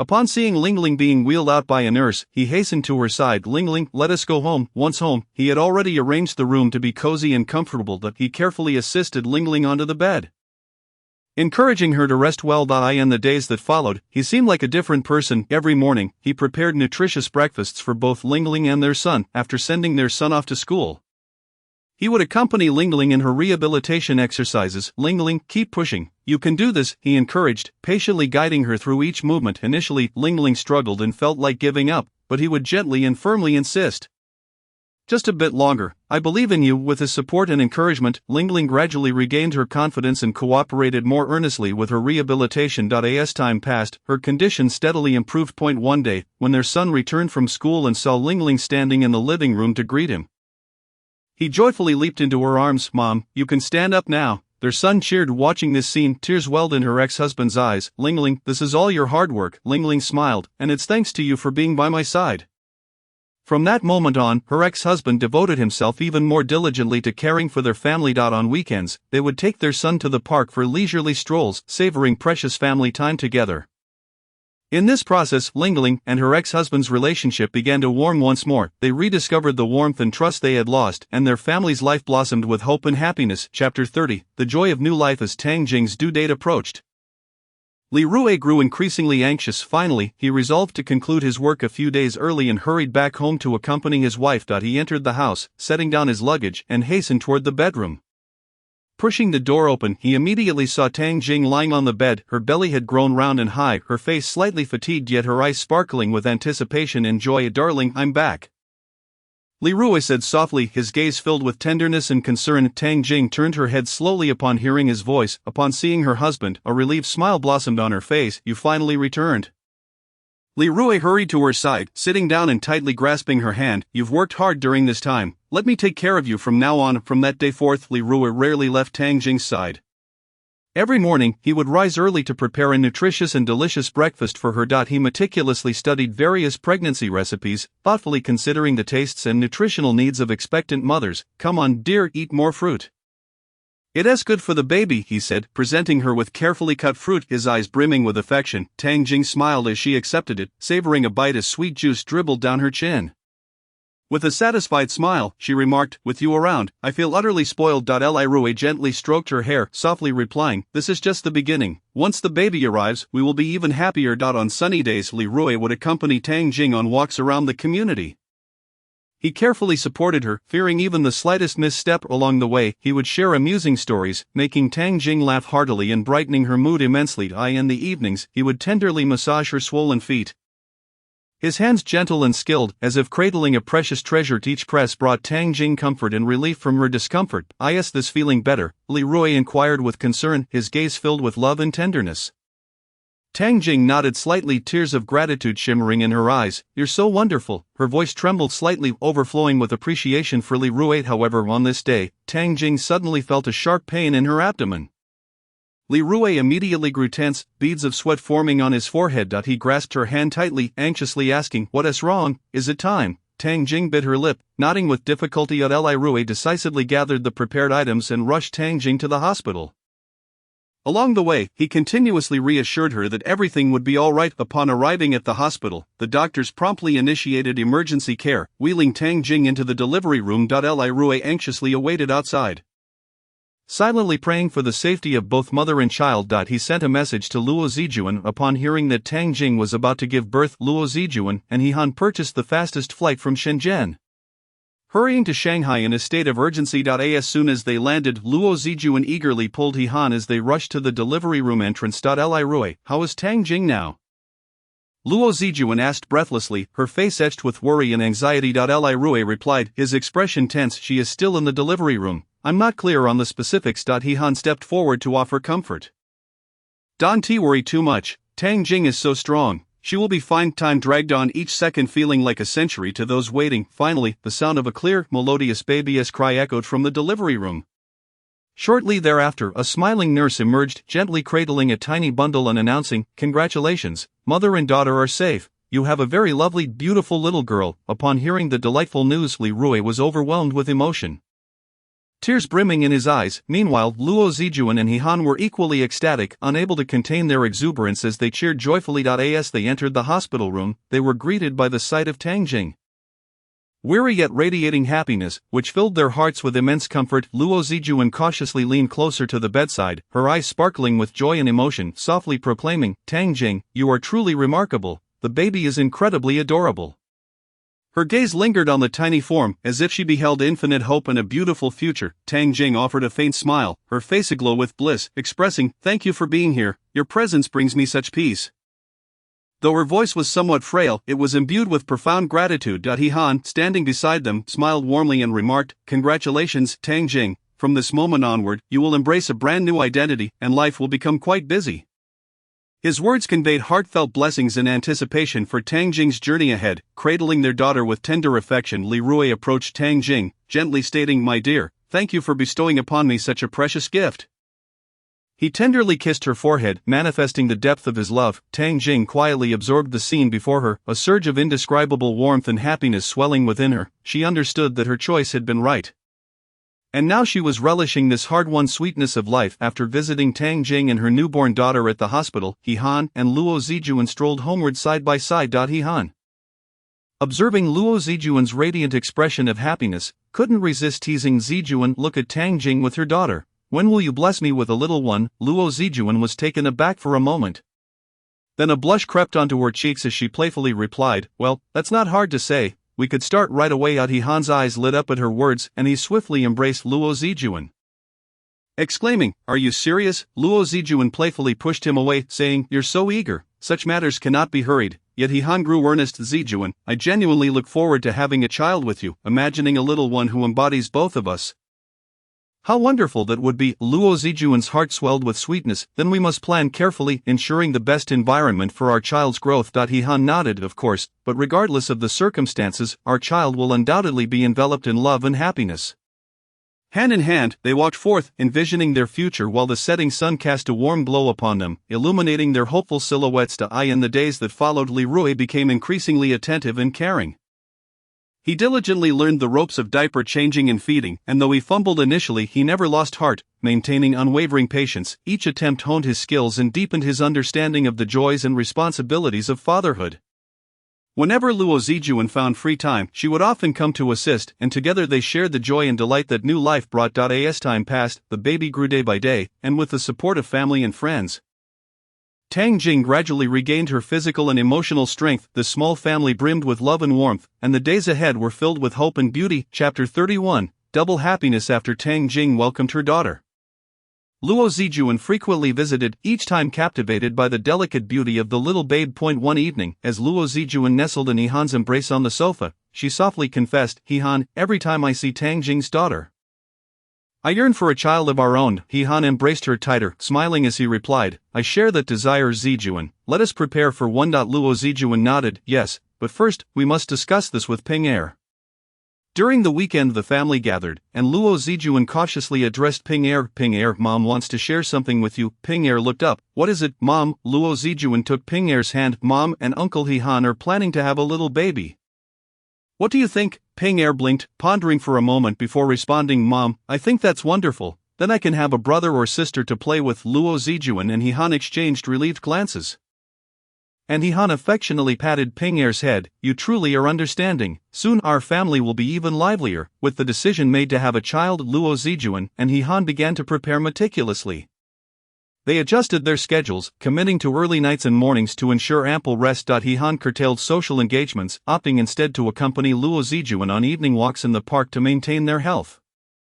Zijuan, regular walks are beneficial for your body. It will make childbirth smoother, He Han gently advised. Luo Zijuan smiled and nodded. With you by my side, I feel more motivated. They also paid close attention to their diet, eschewing greasy and spicy foods in favor of nutritious vegetables, fruits, and proteins. He Han even took to the kitchen to prepare nourishing meals for Luo Zijuan. Here, Zijuan, eat more of this to replenish your strength, he encouraged, placing a piece of fish in her bowl. It tastes wonderful. Thank you, my dear, she replied gratefully. Together, they visited the hospital for comprehensive pre-pregnancy checkups and sought the doctor's advice. The doctor reassured them. Maintain a positive mindset and avoid excessive stress. Your health is excellent, and I believe good news will come soon. Upon returning home, He Han prepared a warm glass of milk for Luo Zijuan, saying, Don't be anxious, everything will unfold naturally. Leaning against He Han, Luo Zijuan felt emboldened by his presence. Throughout the preparations for welcoming a new life, the bond between Luo Zijuan and He Han deepened. Filled with anticipation for the arrival of their little miracle. 1 month later, one evening, after sharing a cozy dinner, Luo Zijuan hesitated before speaking. He Han, my period hasn't come this month. He Han's eyes instantly brightened, and he sprang to his feet, declaring, Then we must head to the hospital right away. Without delay, they rushed out the door. The car sped toward the hospital, arriving swiftly. Luo Zijuan urged, Stop the car. He Han quickly complied, and they both exited. Luo Zijuan hesitated. It's rather late for a hospital visit. Let me buy something first. He Han decisively countered. No need. I'll go. Moments later, He Han returned, holding a pregnancy test. Luo Zijuan accepted it, her heart racing with both anxiety and hope. He Han grasped her hand tightly, offering strength and comfort. Don't worry. Regardless of the outcome, I'm by your side. Back at home, Luo Zijuan took the test into the bathroom. Each passing second felt interminable for He Han. Finally, Luo Zijuan emerged, her face alight with a joyful smile as she nodded. He Han, in a surge of excitement, enveloped her in a tight embrace. This is wonderful, Zijuan, we are going to have our own child. His voice trembled with exhilaration. Nestled in He Han's arms, Luo Zijuan savored the happiness of the moment. Tomorrow, we should visit the hospital for a thorough checkup to confirm the baby's status, He Han suggested tenderly. Luo Zijuan gently agreed, and they exchanged smiles, dreaming of a bright future. The following day, He Han and Luo Zijuan arrived early at the hospital. He Han meticulously watched over Luo Zijuan, concerned for her well-being. Inside the hospital, a series of examinations unfolded. He Han diligently assisted with queues and payments, his gaze never straying from Luo Zijuan. At last, all tests were complete, and they sat in the doctor's office, anxiously awaiting the results. The doctor reviewed the reports, smiling as he announced, Congratulations, you are indeed pregnant, and all indicators are normal. Upon hearing this news, Luo Zijuan and He Han exchanged ecstatic glances, their eyes brimming with joy and happiness. He Han tightly clasped Luo Zijuan's hand, his voice quavering with emotion. Zijuan, we are going to be parents. Luo Zijuan's face radiated maternal warmth. Yes, this feeling is truly marvelous. Exiting the consultation room, He Han supported Luo Zijuan with even greater care. Zijuan, from this moment on, you need not worry about anything. Focus on nurturing our baby, and I will take care of everything, he assured earnestly. Luo Zijuan nodded. I trust you. Once home, He Han promptly began crafting a detailed nutritional and lifestyle plan for Luo Zijuan during her pregnancy. Meanwhile, Luo Zijuan sat on the sofa, gently caressing her still flat belly, envisioning their future child, her heart swelling with love and anticipation. The first person Luo Zijuan shared her pregnancy news with was her sister, Luo Ziqin. On the other end of the line, Luo Ziqin expressed her excitement. Sister, that's wonderful, I'm so happy for you. Promptly, Luo Ziqin couldn't wait to share her own good news. Sister, Bai Guang has been released from prison. On the day of Bai Guang's release, Luo Ziqin eagerly awaited outside the prison gates. When Bai Guang stepped through the doors and caught sight of Luo Ziqin, his eyes glistened with emotion. Ziqin, I am free now. I promise to treat you and the child well, he vowed, embracing Luo Ziqin tightly. Upon returning home, Bai Guang seemed transformed, as if he had become a different person. That he voluntarily took on the household chores, Rising early each day to prepare breakfast before heading to the store to work. Zichuan, I used to be a jerk and made you suffer, but I will no longer do so, Bai Guang earnestly declared. Observing his transformation, Luo Zichuan felt a deep sense of comfort within. Bai Guang assumed many responsibilities at the store. Despite the arduous nature of the work, he never complained. Each evening upon returning home, he would bring Luo Zichuan small gifts, whether it was a bouquet of flowers or a piece of chocolate. On weekends, Bai Guang would take Luo Zichuan and their child for leisurely strolls in the park, where the family shared joyous moments together. My dear, our lives will surely improve from here on, Bai Guang said with determination. Holding Luo Zichuan's hand, she leaned against his shoulder, nodding with a smile. Yes, I believe in you. Their lives, though simple, brimmed with warmth and happiness. Bai Guang's management of the store flourished, leading to ever-increasing business success. They moved into a larger home, providing their child with better living conditions. Each night, the family gathered around the dinner table, filled with laughter and joy. This is the life I have always desired, Luo Zichuan thought as she looked at Bai Guang and their child. Her heart swelling with contentment, Bai Guang gazed back at her with affection. Zichuan, thank you for your unwavering companionship and trust. After weathering countless storms, Luo Zichuan and Bai Guang finally embraced the happiness that belonged to them. Chapter 32. A warm companionship. After Luo Zichuan became pregnant, He Han took it upon himself to manage nearly all the affairs of the company, allowing Zichuan to enjoy a lighter burden. In their daily life, He Han's care for Luo Zichuan was meticulous. Each morning, he would rise quietly to prepare a nutritious breakfast, including rich chicken soup, soft rice porridge, fresh fruits, and exquisite pastries. Once everything was ready, he would gently awaken Zichuan, watching her relish the meal with happiness. During her pregnancy, when Zichuan often felt fatigued, He Han would tenderly massage her shoulders and lower back, alleviating her discomfort. When she suffered from severe morning sickness, He Han would compassionately remain by her side, offering warm water and towels, patiently reassuring her. Zichuan, don't be upset, this is only temporary, and it will soon pass. To lift her spirits, He Han would play soothing music at home and sit with her on the balcony to bask in the sun, sharing amusing stories and jokes to bring a smile to her face. He would also accompany her to various prenatal classes, earnestly learning about pregnancy and parenting. After each session, they would enthusiastically discuss, meticulously preparing for the arrival of their baby. Meanwhile, Miss Wu proactively assisted He Han at work, alleviating much of his stress and allowing him more time to care for Zichuan amidst his busy schedule. With her outstanding work capabilities, Miss Wu earned the respect of everyone through her efficiency and professionalism. As they collaborated, their understanding deepened, and together they overcame one challenge after another, providing He Han with more opportunities to be with Zichuan. Miss Wu was also deeply concerned about Zichuan's well-being, especially after her pregnancy, and consistently attended to her needs. On one occasion, she accompanied Zichuan to purchase baby supplies. Zichuan, look at this crib, the material is excellent and very sturdy. Miss Wu pointed out a beautifully crafted crib. Zichuan smiled in response. It is quite nice. They meticulously selected items in the store, with Miss Wu's years of experience offering Zichuan practical advice. From baby clothes to bottles and pacifiers, every item was carefully chosen by Miss Wu. Throughout their shopping, Zichuan felt the genuine care Miss Wu had for her. Gratefully she said, "Thank you, sister, without your help I truly wouldn't know what to do." Miss Wu smiled and replied, "No need to thank me, Zichuan, we are all family. It is only right that we help one another, and seeing you so happy brings me joy as well."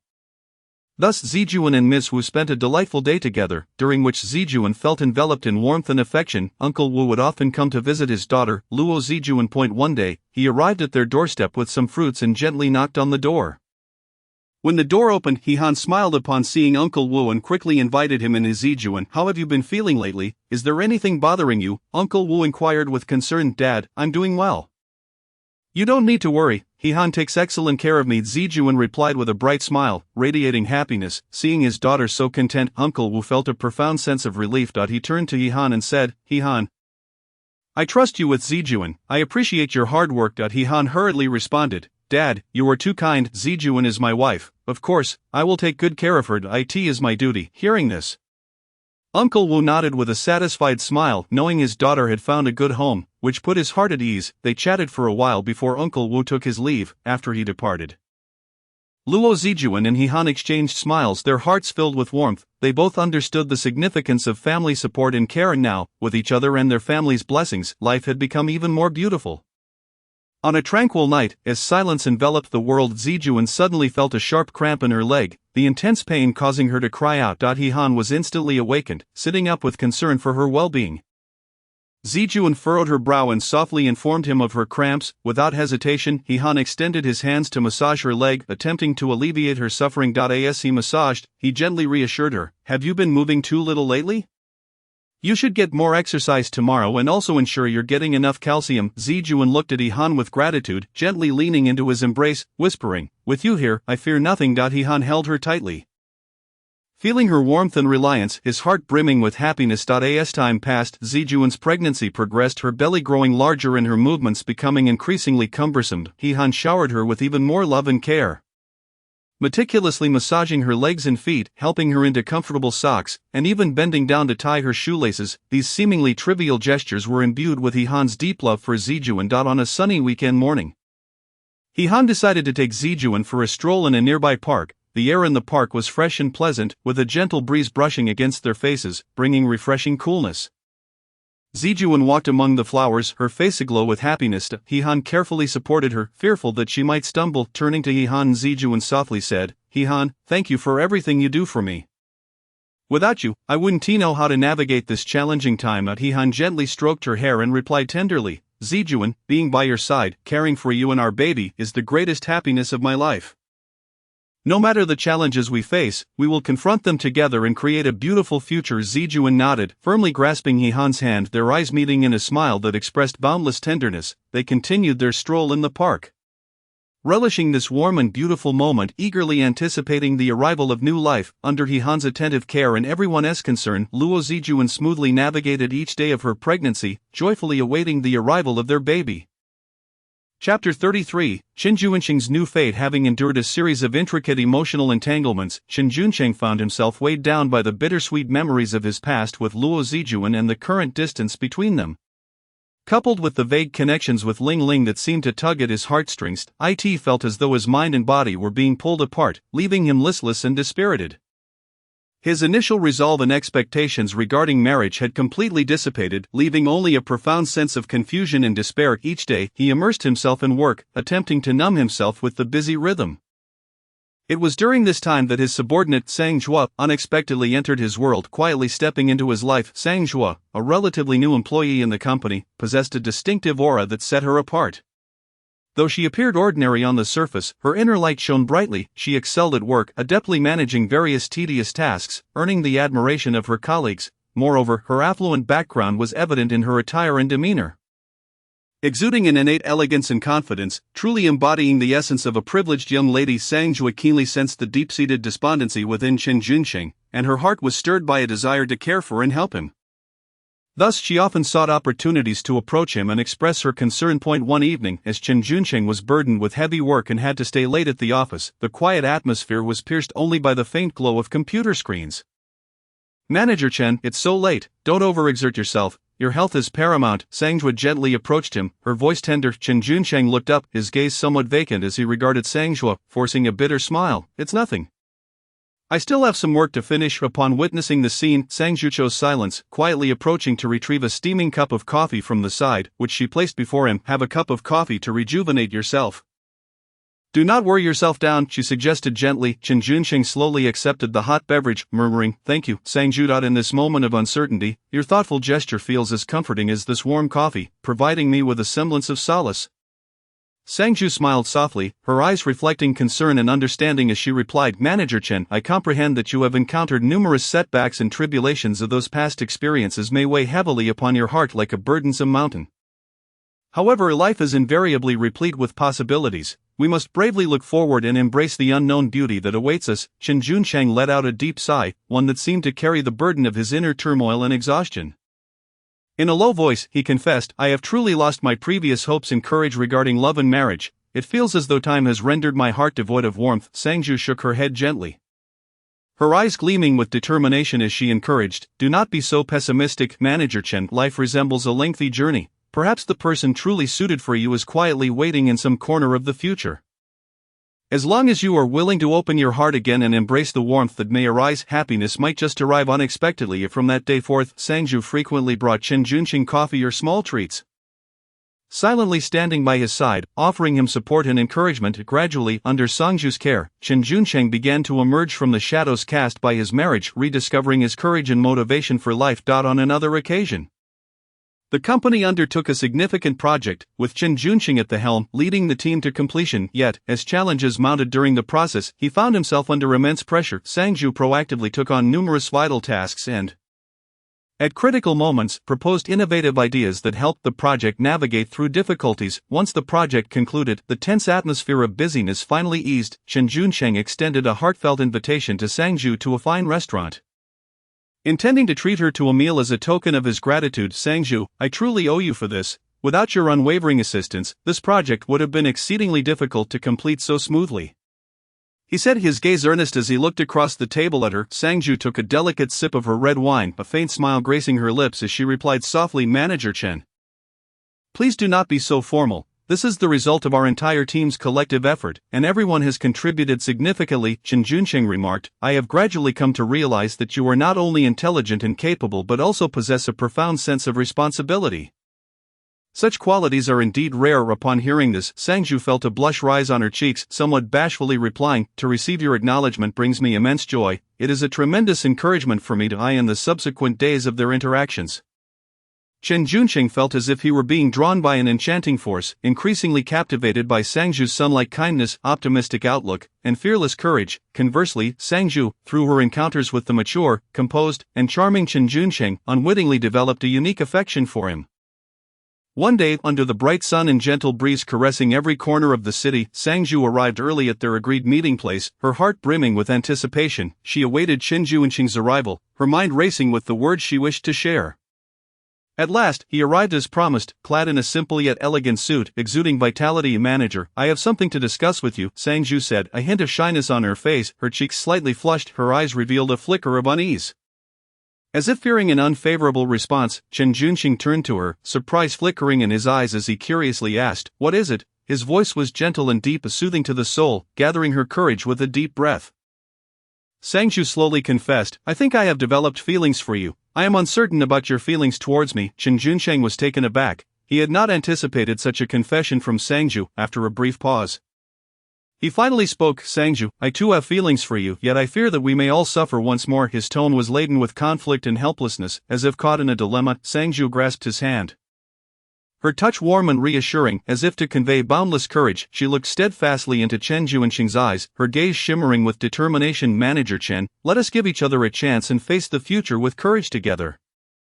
Chen Junsheng, moved by the resolute light in Sangju's eyes, nodded slowly, whispering, All right, let us give it a T or Y. In that moment, a flame of hope ignited within both their hearts, illuminating the path ahead. From that instant onward, they embarked on a journey filled with challenges and surprises, collectively crafting their own narrative. The warmth of their budding affection flowed between them like the gentle sunlight of spring, gradually intensifying their bond. Chen Junsheng, whose heart had dimmed under the weight of life's trivialities, found himself gradually emerging from the shadows of his past, as if a long-closed window had been gently pushed open. Each day spent with Sangju illuminated the forgotten corners of his soul, rekindling his yearning for love and the solemn faith in marriage. No longer lost or hesitant, for Sangju stood by his side, he realized that love and marriage were not distant fantasies but tangible embraces of warmth. Together, they would navigate the river of time, penning their own romantic chapters. Chapter 34, A Sudden Crisis. Luo Zijuan was but a month away from welcoming a new life into the world, the little one in her womb serving as a constant reminder of her responsibilities and mission as a mother. Since learning of her pregnancy, she had transformed into a different person, no longer personally preparing each meal for Pinger as she once did. Each day, she would sit on the living room sofa, watching Pinger joyfully consume the meals prepared by the nanny, her eyes filled with contentment. Yet today, an unprecedented urge surged within her. She resolutely decided that before Pinger returned home from school, she would personally prepare a sumptuous dinner, allowing Pinger to feel the depth of a mother's love. Upon receiving her instructions, the nanny wasted no time, swiftly gathering fresh ingredients and cleaning them. Before hurriedly heading to school to pick up Pinger, Luo Zijuan approached the cupboard, retrieving a slightly faded yet heartwarming apron, which she gently tied around her waist. In that moment, her movements, though somewhat clumsy, radiated an unprecedented softness and determination. In her gaze, she understood that this was not merely a dinner, it was an expression of her profound love for Pinger. The oil in the pan began to sizzle, And Luo Zijuan expertly picked up a spatula, delicately stirring the dishes. Her practiced motions reflected the confidence of her former life as a homemaker. In no time, the enticing aroma of sweet and sour ribs filled the air, mingling with the fresh scent of sautéed vegetables and the vibrant colors of tomato and scrambled eggs, infusing the kitchen with the essence of home. A satisfied smile adorned her face as she carefully plated a dish just off the stove. Stepping towards the dining table with anticipation, however, in that fleeting moment, fate seemed to play a cruel jest. For reasons unknown, her foot suddenly slipped and she lost her balance, letting out a terrified scream that echoed throughout the room. At that instant, the nanny and Pinger entered, their faces draining of color as they heard the sound. Pinger's eyes widened in horror, mouth agape, but paralyzed by fear, no sound emerged. The nanny, snapping back to reality, rushed towards Luo Zijuan, her voice sharp with panic. "Madam, are you all right? What do we do?" Luo Zijuan lay on the floor, her face contorted in pain, gasping for breath, her voice weak and trembling. My stomach hurts terribly." Finally, Pinger regained her composure, bursting into tears, frantically attempting to help her mother, yet unsure where to begin. Mom, please don't scare me." The nanny, maintaining a semblance of composure, shouted to Pinger, "Pinger, don't just stand there. Quickly call 120 for an ambulance." Pinger's hands trembled so violently that she could scarcely hold the phone, tears blurring her vision. After a struggle, she managed to dial 120, her voice laced with panic and desperation. "Hello, is this 120? Please, you must come quickly to save my mother. She has fallen and is in terrible pain. Our address is..." After contacting the ambulance, Pinger shakily dialed He-han's number, sobbing uncontrollably. "Uncle He-han, my mom has fallen, you must come." He-han was in the midst of a crucial negotiation with an important client when his phone vibrated unexpectedly. Upon seeing Pinger's call, an ominous premonition washed over him. "Pinger, what is wrong?" He-han's voice was urgent. "Uncle He-han, mom has fallen and is bleeding a lot. Please hurry." Pinger's cries sent a chilling wave through He-han's mind. He-han's complexion instantly turned pale as a ghost. He abruptly rose to his feet, hastily uttering an apology to the client, citing an urgent matter, and dashed out of the conference room like a gust of wind. "Pinger, do not panic, uncle will be there shortly," he shouted into the phone while racing down the stairs. He sprinted towards the parking lot, starting the car with a screeching of tires against the pavement, and sped towards the hospital. Meanwhile, at home, the nanny continuously reassured Luo Zijuan in a trembling voice, "Madam, hold on, the ambulance is on its way. Everything will be all right." Luo Zijuan bit her lip, beads of sweat cascading down her forehead as she groaned in agony. Pinger tightly grasped Luo Zijuan's hand, tears streaming down her face like a bursting dam. "Mom, please hang in there. I cannot bear to lose you." Soon, the sharp wail of the ambulance siren grew louder as it approached. Medical personnel hurriedly entered the house with a stretcher, carefully lifting Luo Zijuan onto it before swiftly transporting her to the vehicle. The nanny and Pinger followed closely, Pinger's gaze fixated on Luo Zijuan. Her eyes brimming with fear and helplessness, the ambulance raced towards the hospital, the sirens echoing through the city's streets, reminiscent of a countdown to fate. He-han's car flew down the road, his heart racing as if it might leap from his throat. His hands gripping the steering wheel, slick with sweat. "Zijuan, you must be safe. You cannot be in danger," he mumbled incessantly, beads of perspiration dripping onto the steering wheel. Upon reaching the hospital, Luo Zijuan was swiftly taken into the emergency room.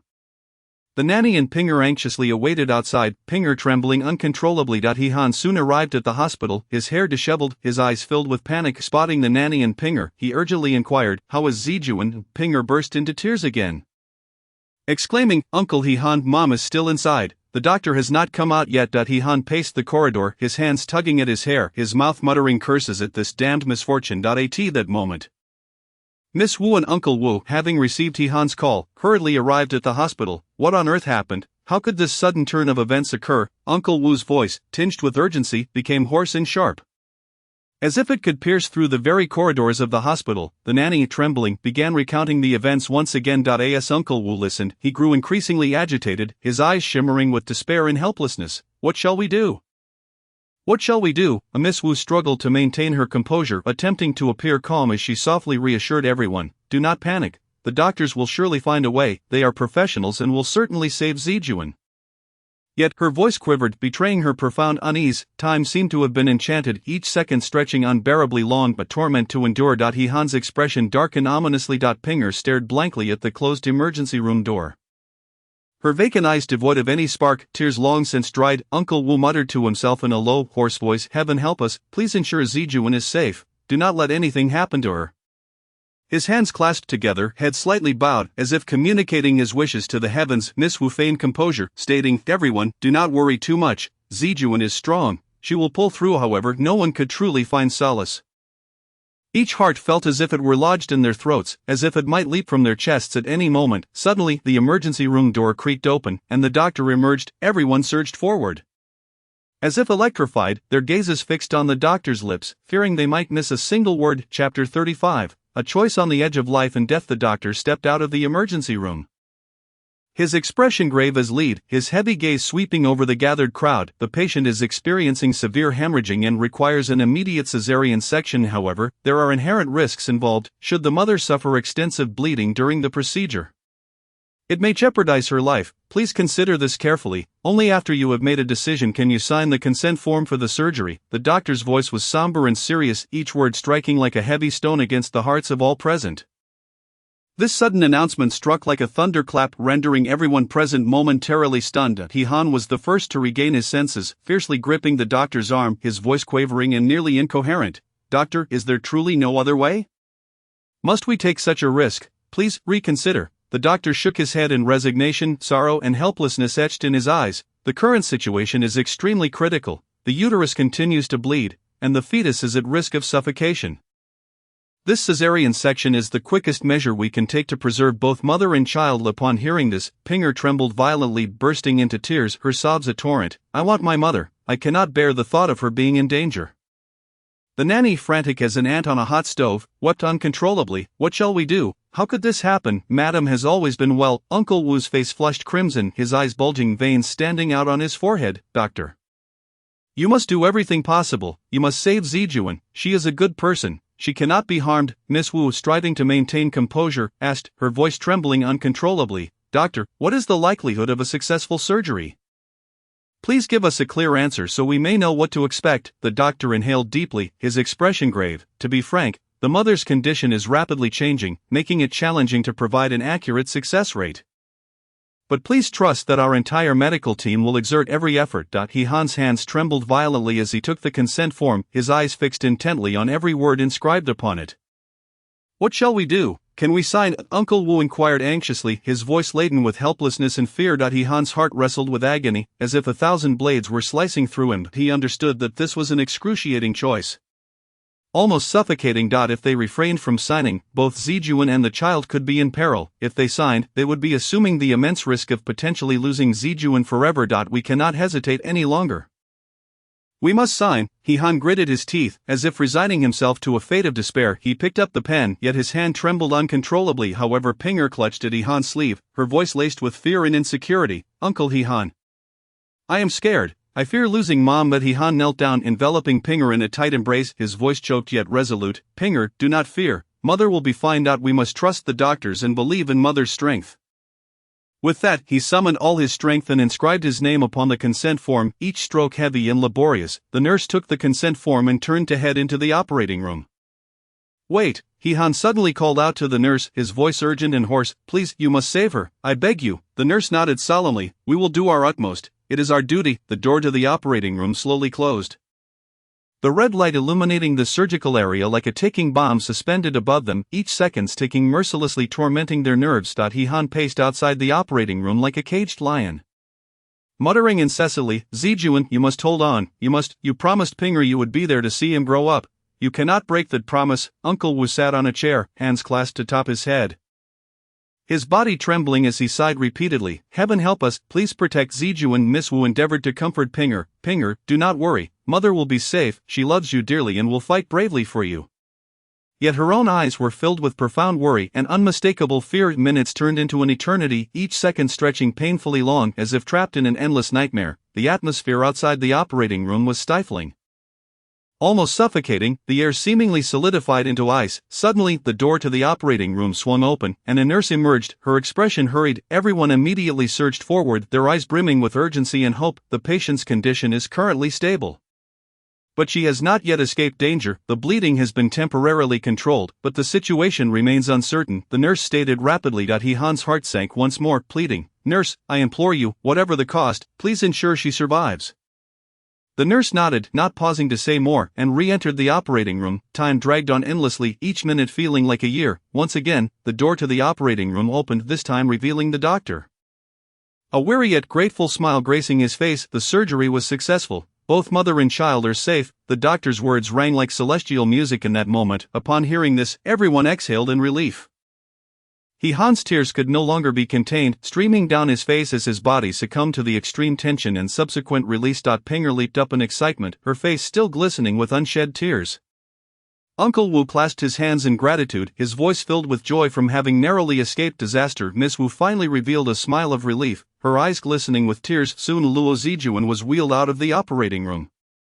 Her complexion pale as parchment and her entire being exuding an overwhelming fragility, yet, her gaze brimmed with a fervent desire for life and anticipation for the new life she had brought into the world. The gathering crowd surrounded her, and Han clasped Luo Zijuan's hand, his voice gentle yet trembling. Zijuan, you have endured so much, you are truly brave and resilient. Luo Zijuan offered a faint smile.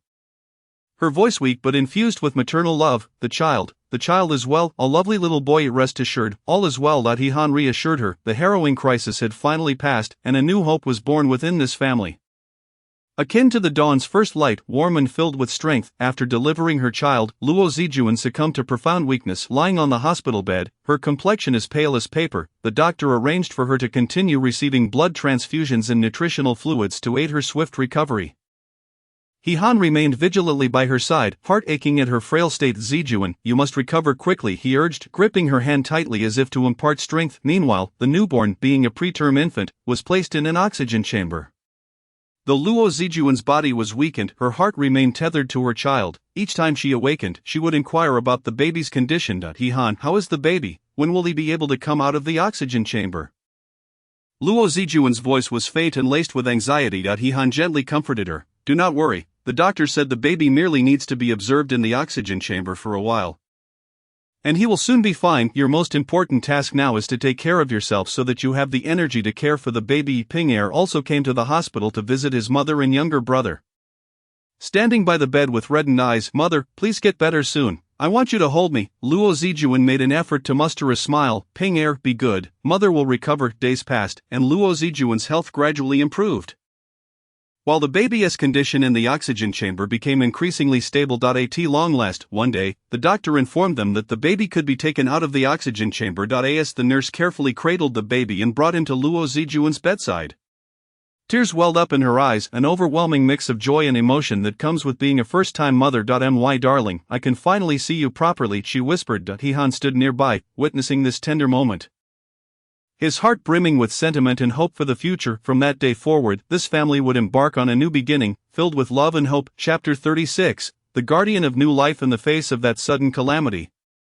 It seemed as though fate had favored Luo Zijuan, allowing her to narrowly escape the clutches of that dreadful misfortune. As she stepped out of the hospital and entered the familiar threshold of her home, an indescribable warmth and sense of security welled up within her. She lay quietly on the bed that once felt so familiar, inhaling the essence of home, as if all her pain was gradually dissipating in that moment. Han understood the profound impact that this ordeal had on Luo Zijuan, and now that she had returned safely, the weight in his heart finally lifted. His affection for her became increasingly evident. As he meticulously attended to her every need, whether it be the minutiae of daily life or emotional solace, he personally prepared nutritious meals for her each day, carefully tending to her well-being. As he watched her gradually regain her vitality, Han often wore a joyful smile. As a new father, Han's adoration for the baby reached unparalleled heights. Whenever the baby emitted a soft coo or displayed an endearing expression, Han's heart melted. He patiently read stories and sang lullabies, nurturing the infant in a warm and loving atmosphere. Each morning, Han would rise quietly before dawn, preparing nourishing breakfasts for Luo Zijuan. He would simmer red dates and longan into a sweet, thick porridge, boil a few tender eggs, and accompany them with refreshing side dishes. Once everything was ready, he would gently enter the bedroom, softly awakening the still sleeping Luo Zijuan. Zijuan, my dear, wake up. It's time for breakfast, so you can recover swiftly, he would say, his voice imbued with tenderness. He would carefully assist her, placing his soft pillow behind her back, then lifting the warm porridge, stirring it gently, blowing on it to cool it slightly before cautiously bringing it to her lips. Here, be careful. It's hot, eat slowly. His gaze was filled with concern and affection, never straying from Luo Zijuan. Beyond his culinary attentiveness, He-han was also meticulous in managing Luo Zijuan's daily living arrangements at home. He would regularly change her clothes and bed linens, ensuring she remained in a warm and comfortable environment. Whenever Luo Zijuan wished to rise and move about the room, He-han would be there, carefully supporting her, fearful of any mishap. "Zijuan, take it slow, lean on me," he would say, his voice tinged with anxiety and care.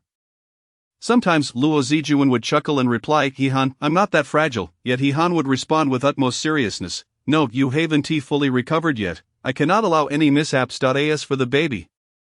He-han devoted all his energy to him. The infant's crib was set up in a corner of their bedroom, and the moment He-han heard the slightest sound from the baby, he would rush to his side. He would gently lift the baby, speaking softly in a deep voice filled with paternal love. "My little one, daddy is here. You must grow up to be good." He-han diligently learned from the maternity nurse how to bathe and massage the baby, performing each action with utmost care and boundless love. "Is this how you enjoy your bath, my dear?"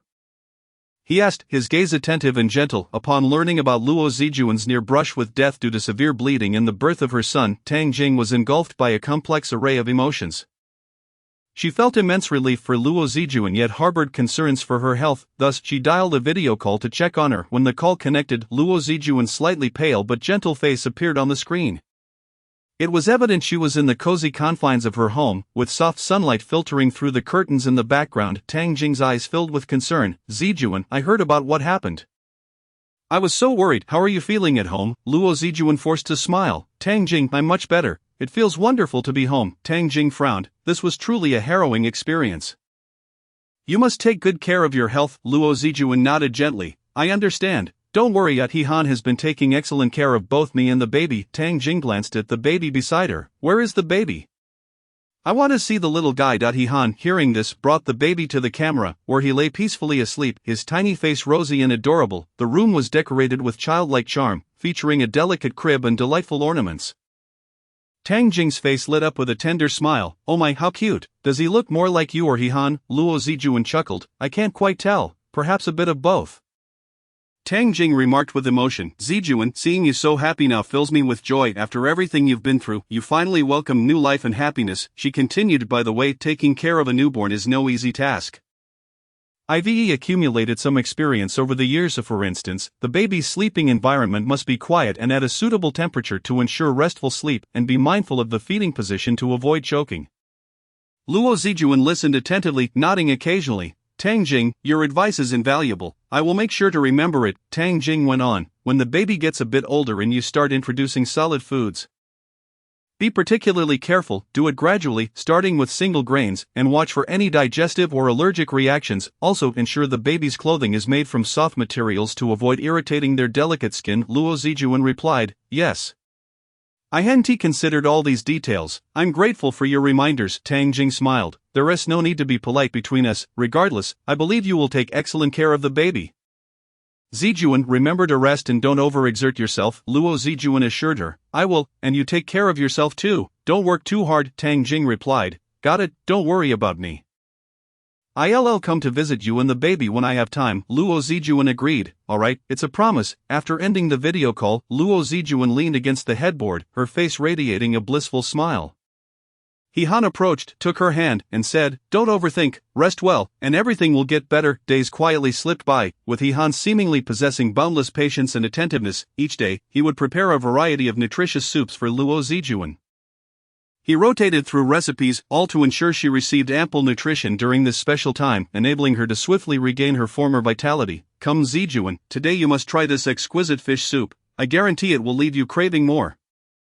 He-han said tenderly, his eyes filled with concern and love. Luo Zijuan playfully retorted, "He-han, you can't keep pampering me with delicious food. I'm going to get fat." Upon hearing this, He-han chuckled. "A little extra weight is good. It will help you recover faster, and besides, you look absolutely adorable like this." When the baby awoke, He-han held an array of charming little toys, gently swaying them before the infant. The sight was utterly amusing, eliciting peals of laughter from the baby. "Darling, look here, see the little surprise that Daddy has thoughtfully prepared for you," He-han said to the baby, his face beaming with joy, and the paternal love reflected in his eyes was truly moving. Meanwhile, Luo Zijuan sat quietly nearby, observing the tender interaction between He-han and the baby, her heart overflowing with warmth and happiness.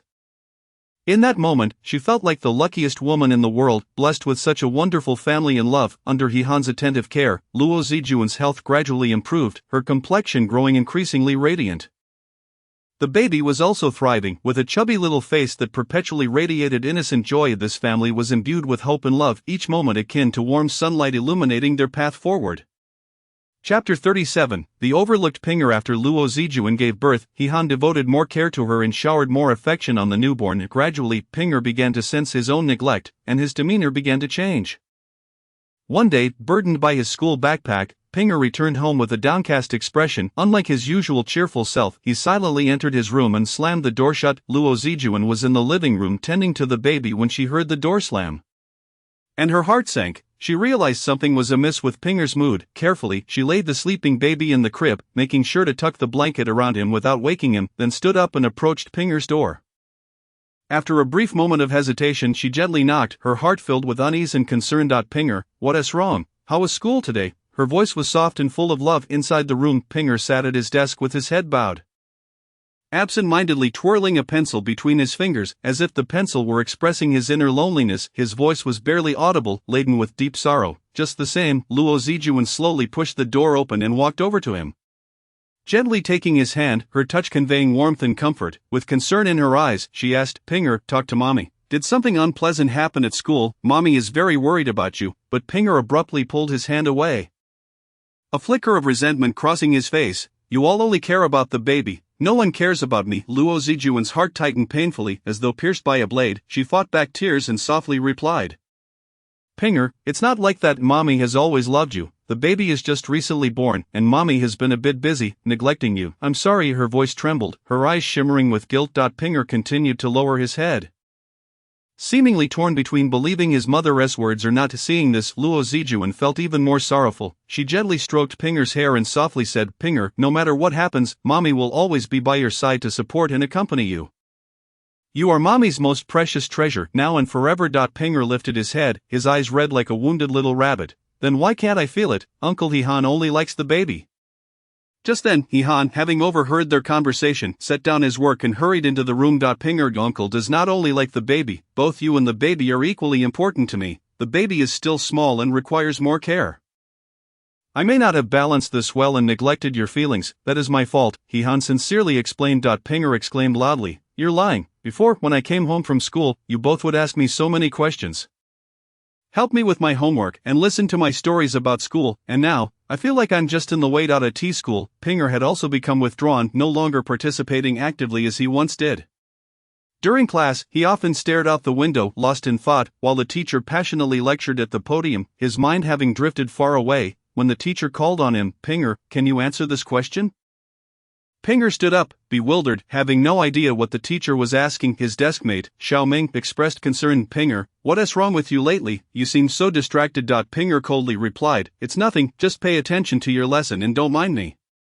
During physical education class, while his classmates excitedly played games, Pinger stood alone at the side, unwilling to join. The PE teacher approached and asked, Pinger, why aren't you playing with everyone? Pinger kept his head down, biting his lip tightly, remaining silent. On the weekend, Luo Zijuan and Hehan noticed Pinger had become increasingly taciturn and finally realized that his issues were serious and could not be overlooked any longer.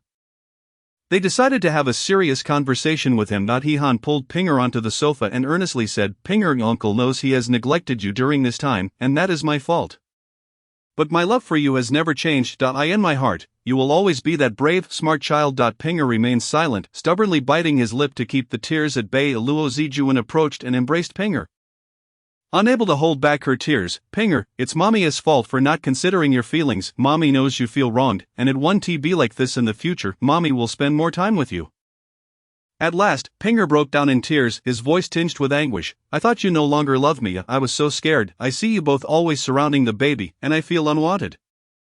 Hehan gently stroked Pinger's head, speaking earnestly, Pinger, you are our big child. We hope you can be stronger and more understanding, but this does not mean we love you any less. The baby needs more care.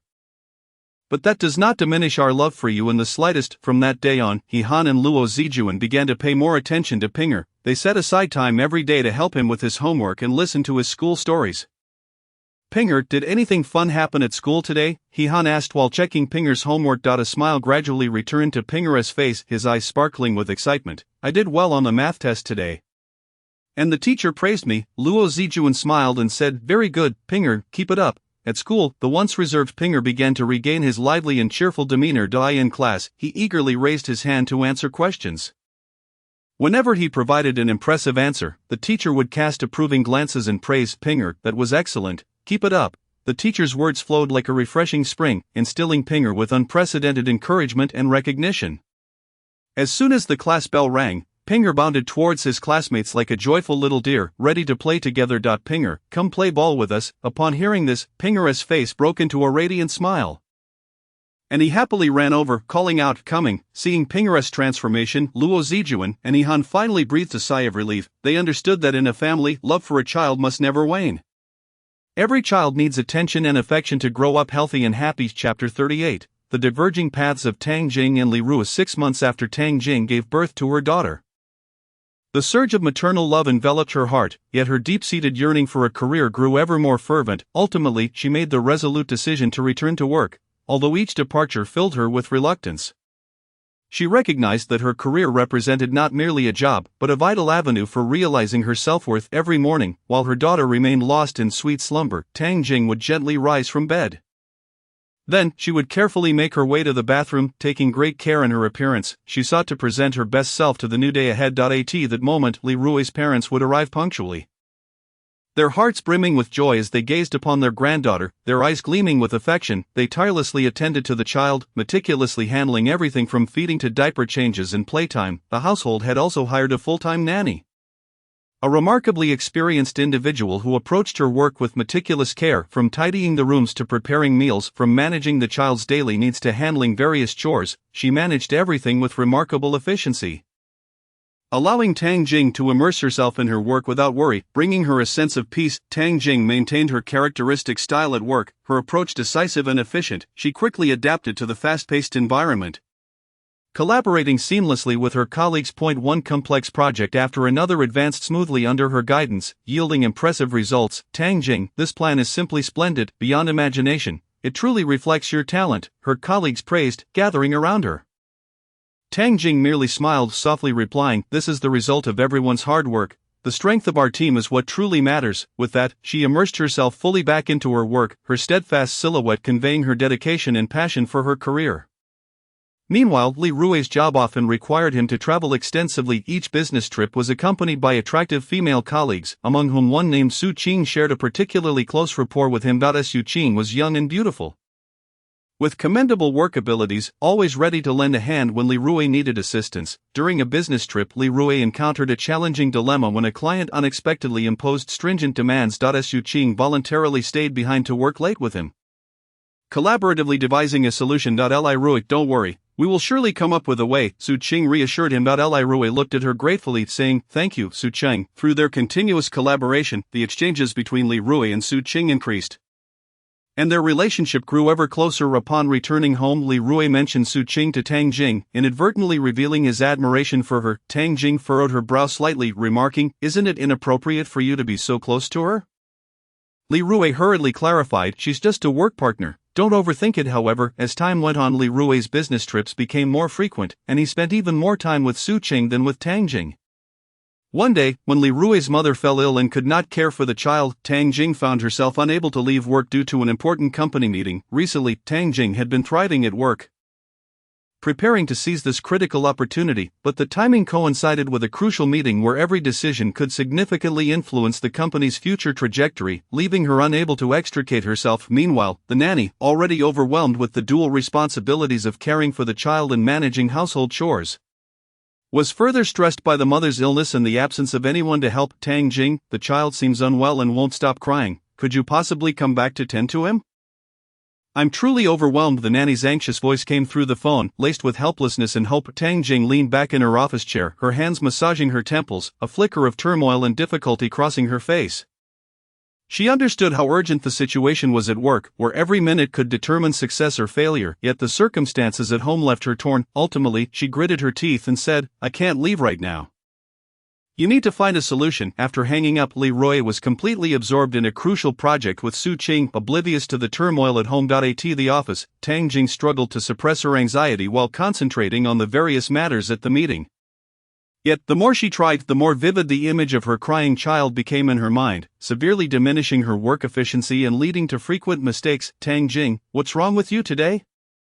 You seem off. Her supervisor noticed her unusual demeanor and inquired with concern. Tang Jing could only muster a forced smile, replying, I'm sorry, I'll adjust. Finally, when the long meeting concluded, Tang Jing hurried home. Upon opening the door, she was met with the sight of her child, tear-streaked and wailing, while the nanny appeared utterly exhausted. In that moment, guilt and helplessness surged within her, a complex wave of emotions enveloping her, leaving her in a state of turmoil for a long time. After Li Rui returned from his trip, Tang Jing could no longer contain her frustration and had a fierce argument with him. Do you even care about this family? Where were you when the child needed you? Tang Jing confronted angrily. Li Rui felt wronged. I am also working for this family. From that point on, the relationship between Tang Jing and Li Rui became increasingly strained. Tang Jing immersed herself in her work, attempting to numb her feelings. Li Rui, although realizing his mistakes, still did not completely sever ties with Su Qing. One day, exhausted, Tang Jing dragged herself home after work. As she stepped through the door, the familiar sound of Li Rui's voice on the phone with Su Qing reached her ears. His tone, filled with warmth, felt like daggers stabbing at her heart. Standing at the doorway, she silently observed Li Rui, engrossed in his conversation, and her anger ignited, unable to bear the sight any longer. The long-suppressed feelings of grievance and disappointment surged forth, and she could not help but question loudly, Li Rui, do we even want to continue this marriage? Can't you consider this family for once? Startled by her sudden outburst, Li Rui, who had been absorbed in his conversation, stared at Tang Jing, a flicker of guilt crossing his face. He realized that his actions had deeply hurt Tang Jing and their once warm home.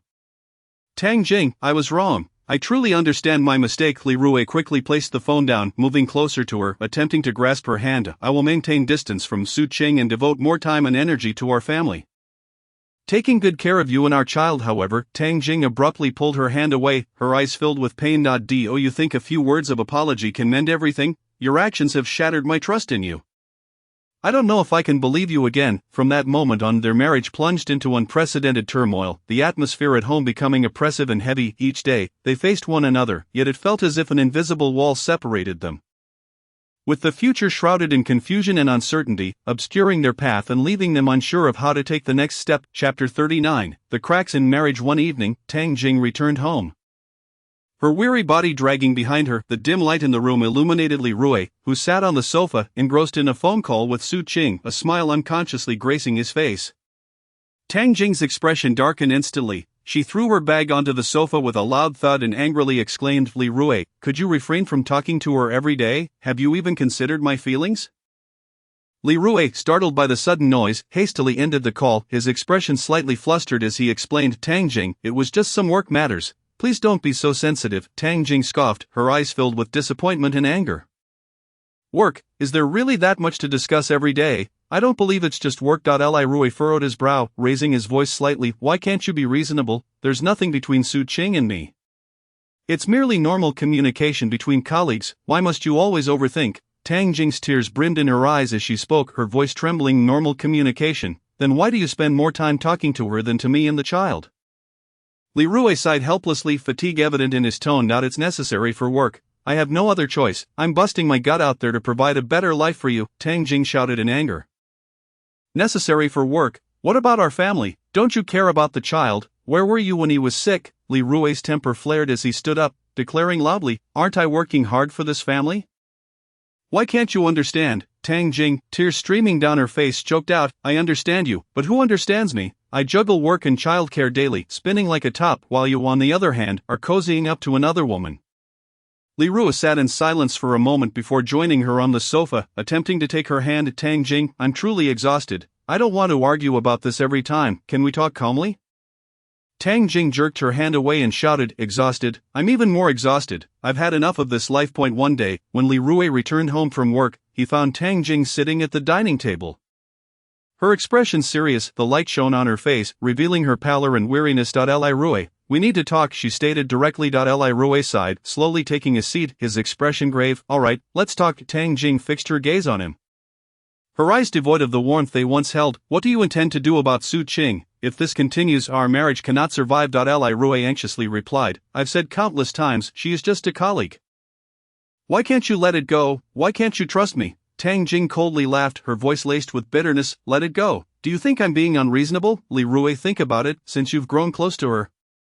What has become of our home? Li Rui insisted. Isn't it true? I only care about this family, about you and the child, but your constant nagging makes me feel suffocated. After a moment of silence, Tang Jing took a deep breath and said, You must sever ties with Su Qing and change jobs, only then can I believe you, and our home can return to how it was.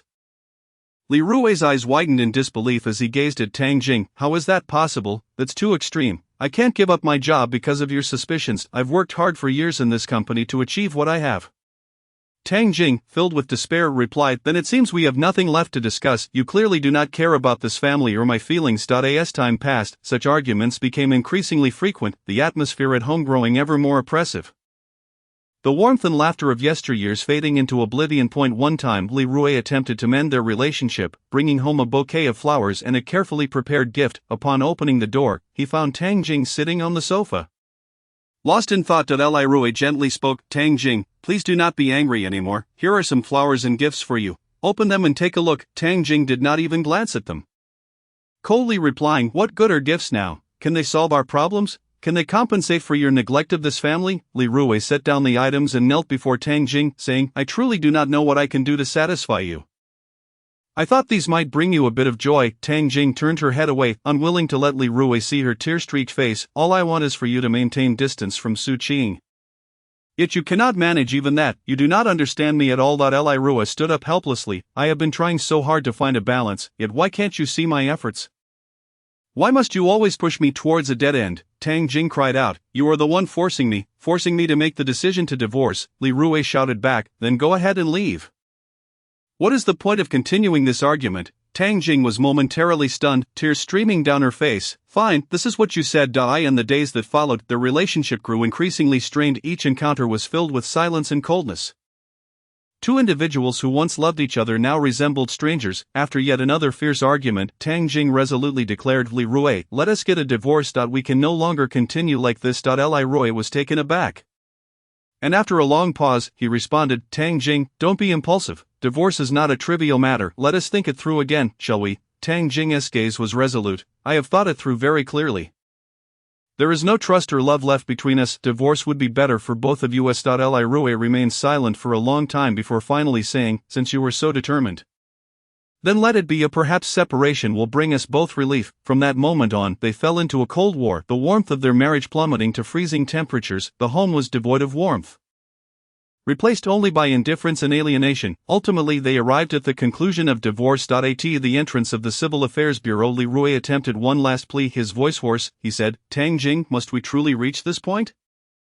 We once loved each other so deeply. Is there really no way back? Tang Jing's expression was devoid of emotion, yet her heart bled. This is our best conclusion. Perhaps after we part ways, you can live the life you desire, and I can be free from pain. With tears in his eyes, Li Rui trembled as he spoke. I hope you find happiness in the future. It is I who am sorry for not cherishing this family properly. Tang Jing did not respond, turning to leave with determined steps that belied her profound sorrow. Li Rui remained rooted to the spot, gazing at her retreating figure, filled with regret. Chapter 40. Transformations after divorce. After her divorce, Tang Jing's life plunged into unprecedented busyness. Besides coping with the high demands of her job, she also devoted herself entirely to caring for her child, who had not yet reached his first birthday. Whenever she was away from home, the nanny would look after the child, yet her heart was always restless. Upon learning of Tang Jing's divorce, Luo Zijuan was frantic, calling her multiple times in an attempt to offer comfort and encouragement. Tang Jing, I know you are in a difficult situation right now, but you must remain strong. You must believe that no obstacle is insurmountable, Luo Zijuan urged eagerly over the phone. Tang Jing's voice carried an endless fatigue. Zijuan, I am truly exhausted. Every day feels like a battle. There are countless tasks at work, and when I return home, the child requires my constant attention. Luo Zijuan quickly replied, I understand your struggles, but you cannot let this defeat you. You have always been so capable. How could this minor setback possibly overwhelm you? The child is still young. He needs to see a strong and optimistic mother. Tang Jing began to sob softly. I want to give the best to my child, but sometimes I truly feel overwhelmed, as if I am about to crumble. Luo Zijuan patiently advised, do not be so pessimistic. You have never been alone in this fight. We friends will always be here to support and assist you. Moreover, for the sake of your child, you must pull yourself together. Childhood is a once-in-a-lifetime experience. You must provide him with ample love and companionship. Under Luo Zijuan's heartfelt encouragement, Tang Jing's spirits gradually lifted, and she began to reassess her life, making efforts to adjust her mindset. After the divorce, Li Rui fell into a state of extreme negativity, although his relationship with Su Qing was no longer as close as before.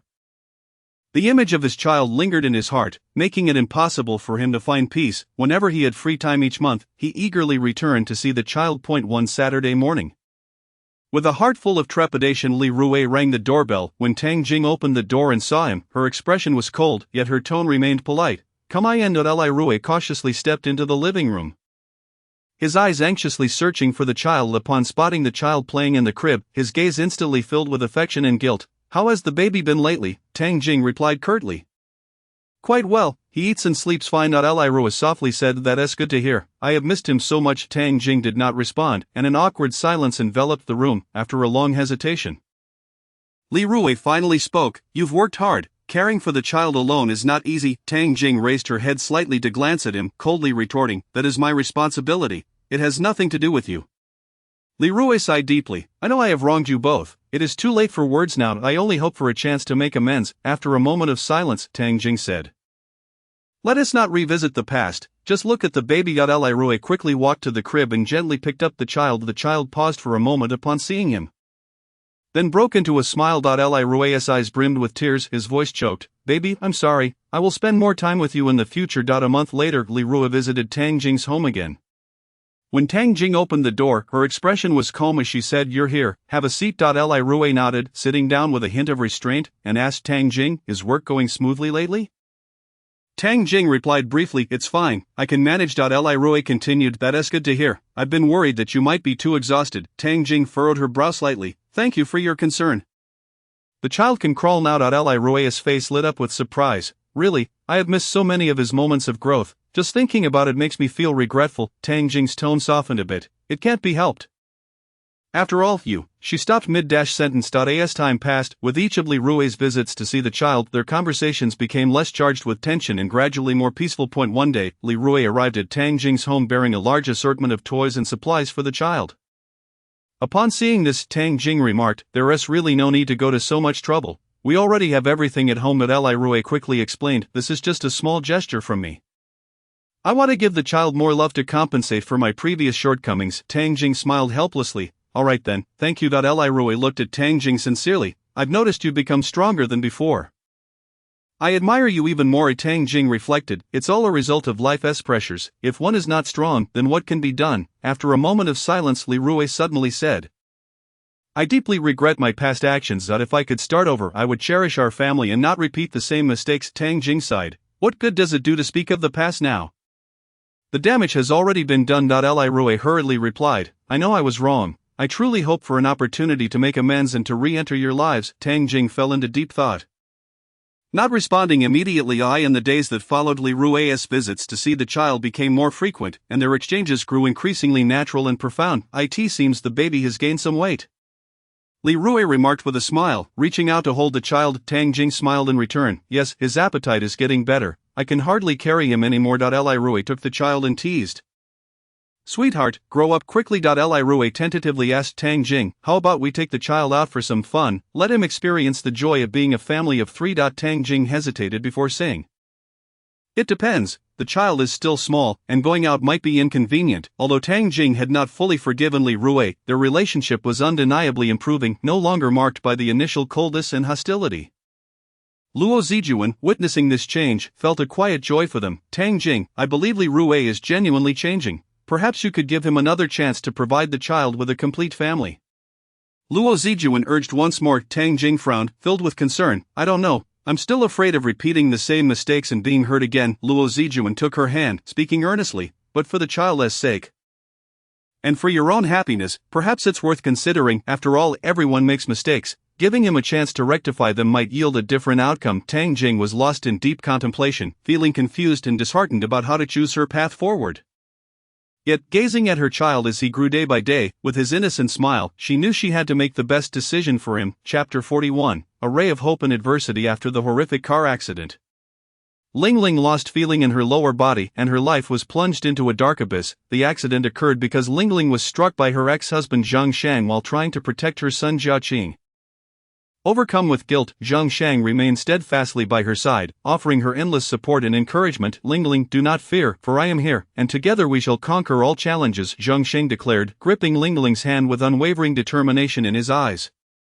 Each day, he assisted her through the arduous and lengthy rehabilitation process. Come, take another step, you can do it. Despite the beads of sweat adorning his brow, he dared not loosen his support for Ling Ling. Ling Ling gritted her teeth, each attempt accompanied by excruciating pain, yet she never considered surrendering. Zhang Shang, can I truly recover? She asked, tears brimming in her eyes, her voice trembling. Zhang Shang gently wiped the sweat from her brow and replied, My dear, believe in yourself. With perseverance, miracles will surely follow. While Ling Ling endeavored to rehabilitate, the pressures of life loomed large. The exorbitant medical expenses strained their finances. Zhang Shang, perhaps we should give up. I do not wish to burden you. And Jia Cheng still needs funds for school. We cannot expend all our resources on my recovery, Ling Ling said, her heart heavy with guilt as she gazed at the weary Zhang Shang, yet he embraced her tightly, saying, Ling Ling, do not dwell on such thoughts. Regardless of the hardships, I will walk this path with you. Just when they found themselves in dire straits, Chen Junxing appeared. One day, he visited Ling Ling at home. Ling Ling, here is 200,000 yuan. Use part for living expenses and save the rest for future ventures, he said, handing her a bank card. Ling Ling hesitated, feeling embarrassed. Chen Junxing, I cannot accept your money, he replied sincerely. Ling Ling, we were once married. This is but a token of my goodwill, and I hope it can assist you. After much insistence from Chen Junxing, Ling Ling ultimately accepted the funds. With this financial support, her treatment could continue, and hope for her recovery blossomed further. After countless falls and subsequent rises, Ling Ling finally experienced a turning point. She gradually learned to stand, albeit unsteadily, marking a significant milestone in her journey. Zhang Shang, I can stand, she exclaimed, embracing him joyfully, tears of elation streaming down her face. Zhang Shang could not contain his own tears, saying, this is all due to your relentless effort. Once her condition improved slightly, Ling Ling decided to use the funds from Chen Junxing to open a branded clothing store. However, the path to entrepreneurship proved fraught with challenges. In the initial phase, the store attracted few patrons. Zhang Shang, why is business so poor? Did I choose the wrong industry? Ling Ling voiced her anxiety as Zhang Shang reassured her. Do not lose heart. Let us gradually identify the issues and refine our strategies. Ling Ling began to diligently study market demands, meticulously selecting clothing styles. Zhang Shang, what do you think of this outfit? She inquired. Holding up a garment after examining it carefully, Zhang Shang replied, I think it looks good. It should appeal to customers. Together, they delved into marketing knowledge and leveraged online platforms for promotion. Zhang Shang, do you think the promotional text I just posted will attract customers? She asked. After reviewing it attentively, Zhang Shang suggested, perhaps adding some special offers here would enhance its effectiveness. Through their combined efforts, the store gradually welcomed customers. Ling Ling, several patrons are showing interest in our clothing today. Zhang Shang excitedly informed her. Ling Ling's weary face finally broke into a smile. Really? That's wonderful. As word of mouth spread, business thrived. Zhang Shang, we've made a considerable profit this month. Our hard work has paid off. Ling Ling joyfully calculated their accounts. Zhang Shang smiled. Indeed, as long as we do not give up, success will be ours. Nevertheless, success brought forth new challenges. A sudden issue with suppliers led to delays in shipments. Zhang Shang, what shall we do? Customers are waiting for their orders. Ling Ling fretted, feeling utterly lost. Zhang Shang calmly replied, do not panic. I will contact other suppliers to see if we can resolve this swiftly. Through Zhang Shang's tireless efforts, the issue was ultimately resolved. On a bustling weekend, the small store was filled to capacity with throngs of customers. Some meticulously examined various clothing styles, occasionally trying pieces against their figures, while others anxiously waited by the checkout, eager to complete their transactions and escape the crowded space. A few customers excitedly darted between the racks, their eyes sparkling with the desire for suitable attire. Ling Ling, come help with the customers. Zhang Shang's somewhat urgent voice rang clear amidst the cacophony as he busily organized the disheveled merchandise. Upon hearing his call, Ling Ling promptly responded, I'm coming. With grace, she navigated through the throng, her face adorned with a warm smile, joining Zhang Shang in attending to the customers. At that moment, Chen Junxing quietly entered the store. He maneuvered through the crowd, maintaining his signature smile. Upon spotting Ling Ling and Zhang Shang diligently serving their customers, He could not help but exclaim, "Lingling, business is thriving." Hearing his words, warmth surged within Lingling, and she gratefully replied, "Chen Junsheng, I owe it all to your initial assistance. Without you, we might still be struggling." Chen Junsheng observed the busy and content couple, his heart brimming with emotion. "Seeing you both thriving brings me peace. You have always worked so hard and deserve every bit of this success," he remarked. Days turned into weeks, and Lingling and Zhang Sheng's lives transformed dramatically due to their clothing store. No longer were they burdened by the relentless grind for survival. Instead, each day brimmed with anticipation and hope. Through persistent effort, they not only repaid their previous debts but also began planning to expand their store. "Zhang Sheng, let us hire a few more employees. This way, we can serve more customers and elevate our business further," Lingling said, her eyes gleaming with dreams of a prosperous future. Zhang Sheng nodded in agreement. Inspired by the determination reflected in her gaze, he understood that as long as they stood together, their dreams were within reach. Thus, they began to diligently prepare for the recruitment of new staff. Confident that with more hands on deck, their clothing store would usher in an even brighter tomorrow. Although the road ahead may still be fraught with storms, Lingling and Zhang Sheng believed that hand in hand they could embrace a more beautiful future. Chapter 42, Lingling's predicament. Following Lingling's entrepreneurial success, her branded clothing store flourished, with business booming and expansion on the horizon. Each day, the shop was filled with customers, and orders flowed in, leaving Lingling busily engaged yet filled with a sense of accomplishment. However, fate's tumultuous waves began to stir unexpectedly. One ordinary morning, as Lingling attentively directed her employees in arranging displays for the upcoming season, an atmosphere of tension and order enveloped the store, with everyone preparing diligently for the new product launch. Suddenly, her phone rang, the jarring tone disrupting her focus. A glance at the caller ID revealed it was her child's school teacher. An ominous premonition surged within her, and with trembling fingers she answered the call. "Ms. Lingling, your child has fallen down the stairs while playing at school and has been taken to the hospital. Please come quickly." The teacher's anxious voice struck Lingling like a thunderclap. Her mind went blank, and the documents in her hands scattered across the floor. Without a moment's hesitation to inform her staff, she dashed out the door, hailing a taxi straight to the hospital. Throughout the journey, Lingling's heart felt as though it were being gripped painfully by countless hands, rendering her breathless. She fervently prayed for her child's safety, tears blurring her vision. Upon finally arriving at the hospital and seeing her child lying on the bed, leg encased in thick plaster, and face pale with pain, her heart felt as though it had been ripped apart. "My darling, mommy is here. Do not be afraid." Lingling rushed to the bedside, clasping her child's hand tightly, her voice choked with emotion. The child weakly opened their eyes, and upon seeing their mother, tears of grievance spilled forth. "Mommy, it hurts." Lingling's heart ached, and tears flowed freely. "My dear, it will soon get better." After a thorough examination, the doctor informed Lingling that her child had sustained a severe leg fracture, necessitating an extended period of bed rest and recovery. As she absorbed the gravity of the doctor's words, it felt as though her entire world was crumbling. Outside the hospital room, Lingling wiped her tears and resolved to seek justice for her child. She learned that the accident was caused by another child pushing her own, prompting her to confront the other child's parents. A few days later, in a designated conference room at the school, Lingling faced the other parents, her eyes brimmed with anger and sorrow, while the opposing parents appeared somewhat indifferent. "Your child pushed mine down the stairs, resulting in this grave outcome. You must take responsibility." Lingling's voice trembled with emotion as her hands clenched tightly in anger. The other parents dismissed her concerns casually, saying, "Children can sometimes have accidents while playing. It cannot all be blamed on our child." Lingling's eyes widened in disbelief as she exclaimed, "How can you not assign blame? If it were not for your child pushing, would my child have fallen like this? You must take responsibility." The other parent frowned and replied impatiently, "Don't be so aggressive. We are not shirking responsibility, but this is not solely our family's fault. Are you trying to evade your obligations? My child has suffered such severe injuries. Do you not have a conscience?"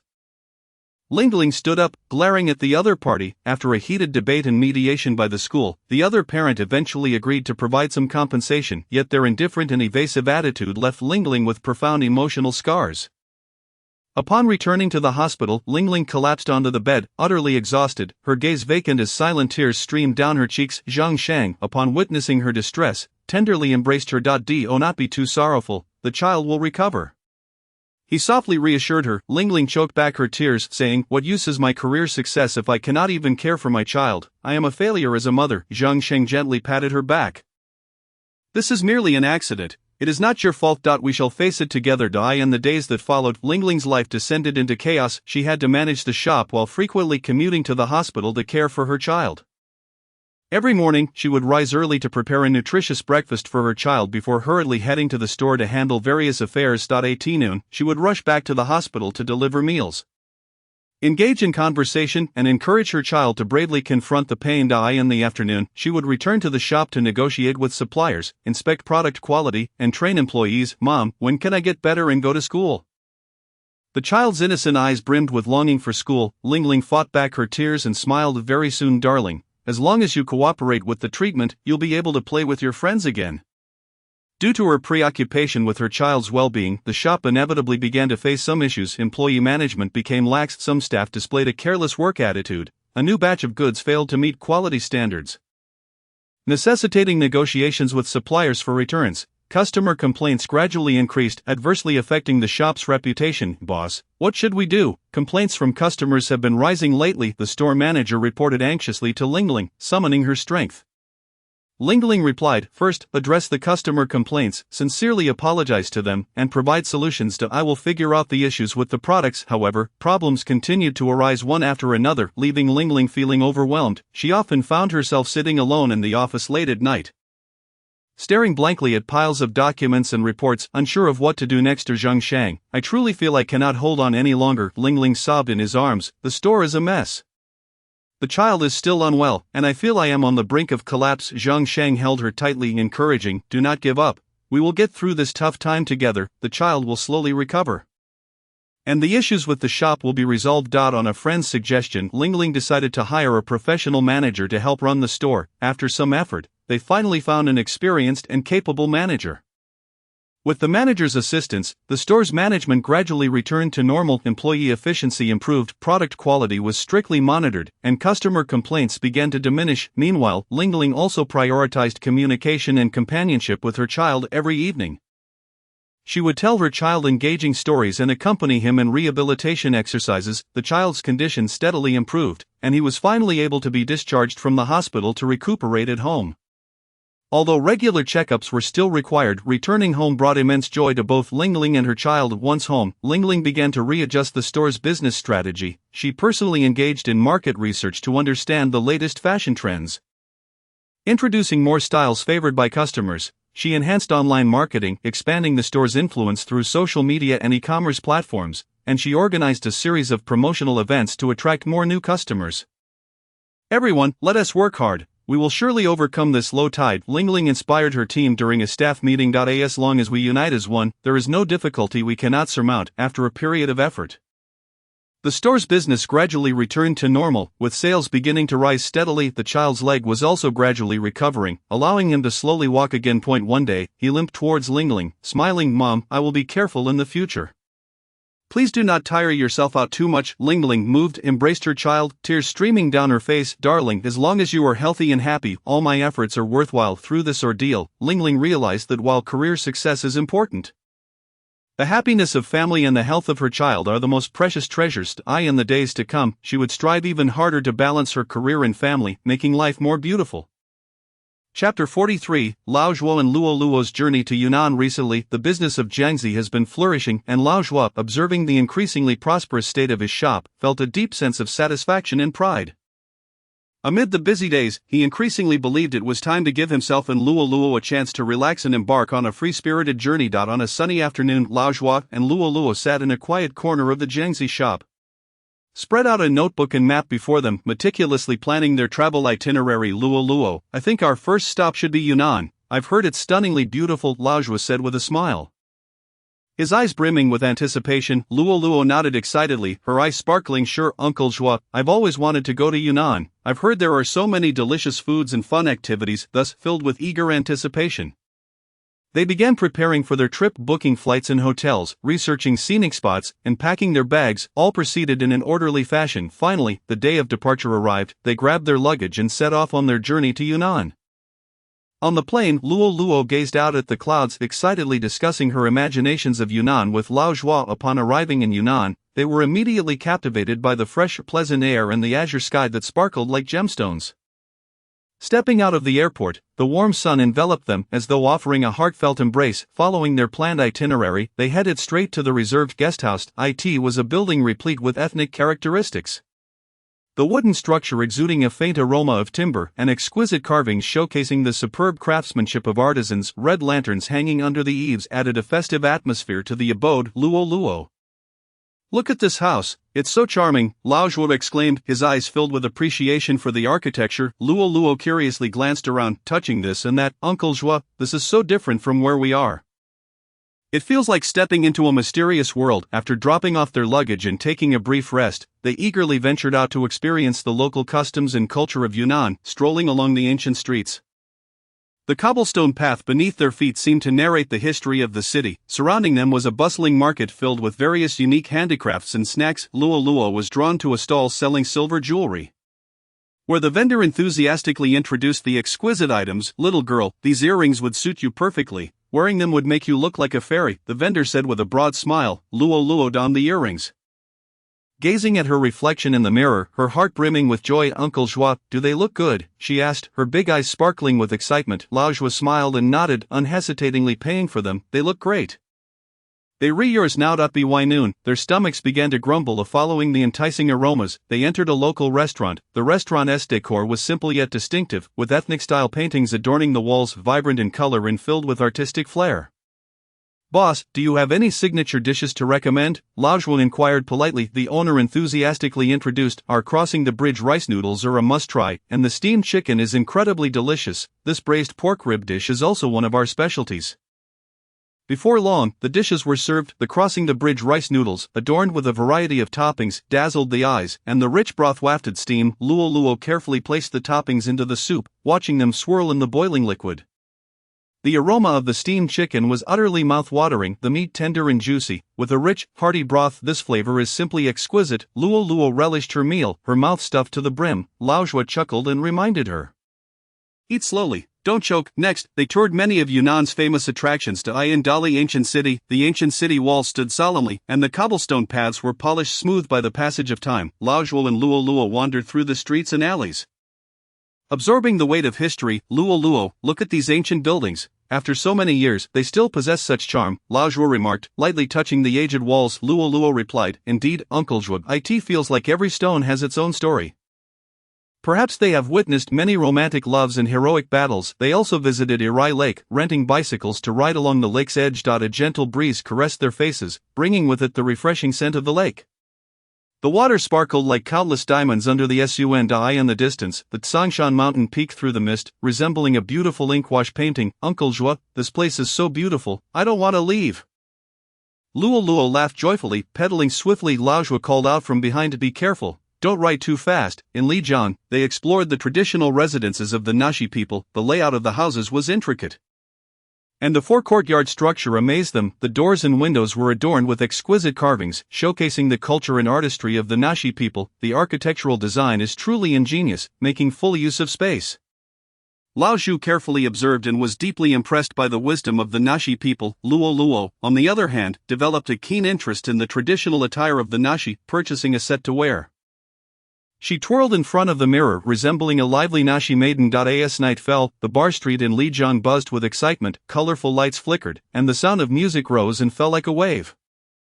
Lao Zhu and Luo Luo entered a bar, selecting a windowside seat. The singers strummed a captivating melody, the lyrics imbued with stories and emotions. "Uncle Zhu, the people here are so warm-hearted," exclaimed Luo Luo, joining the crowd in dance, her skirt swirling around her. Lao Zhu chuckled, "This is the charm of Yunnan. Here, people revel in the joys of life." Yet, their journey was not without its trials. One day, they decided to explore an undeveloped forest.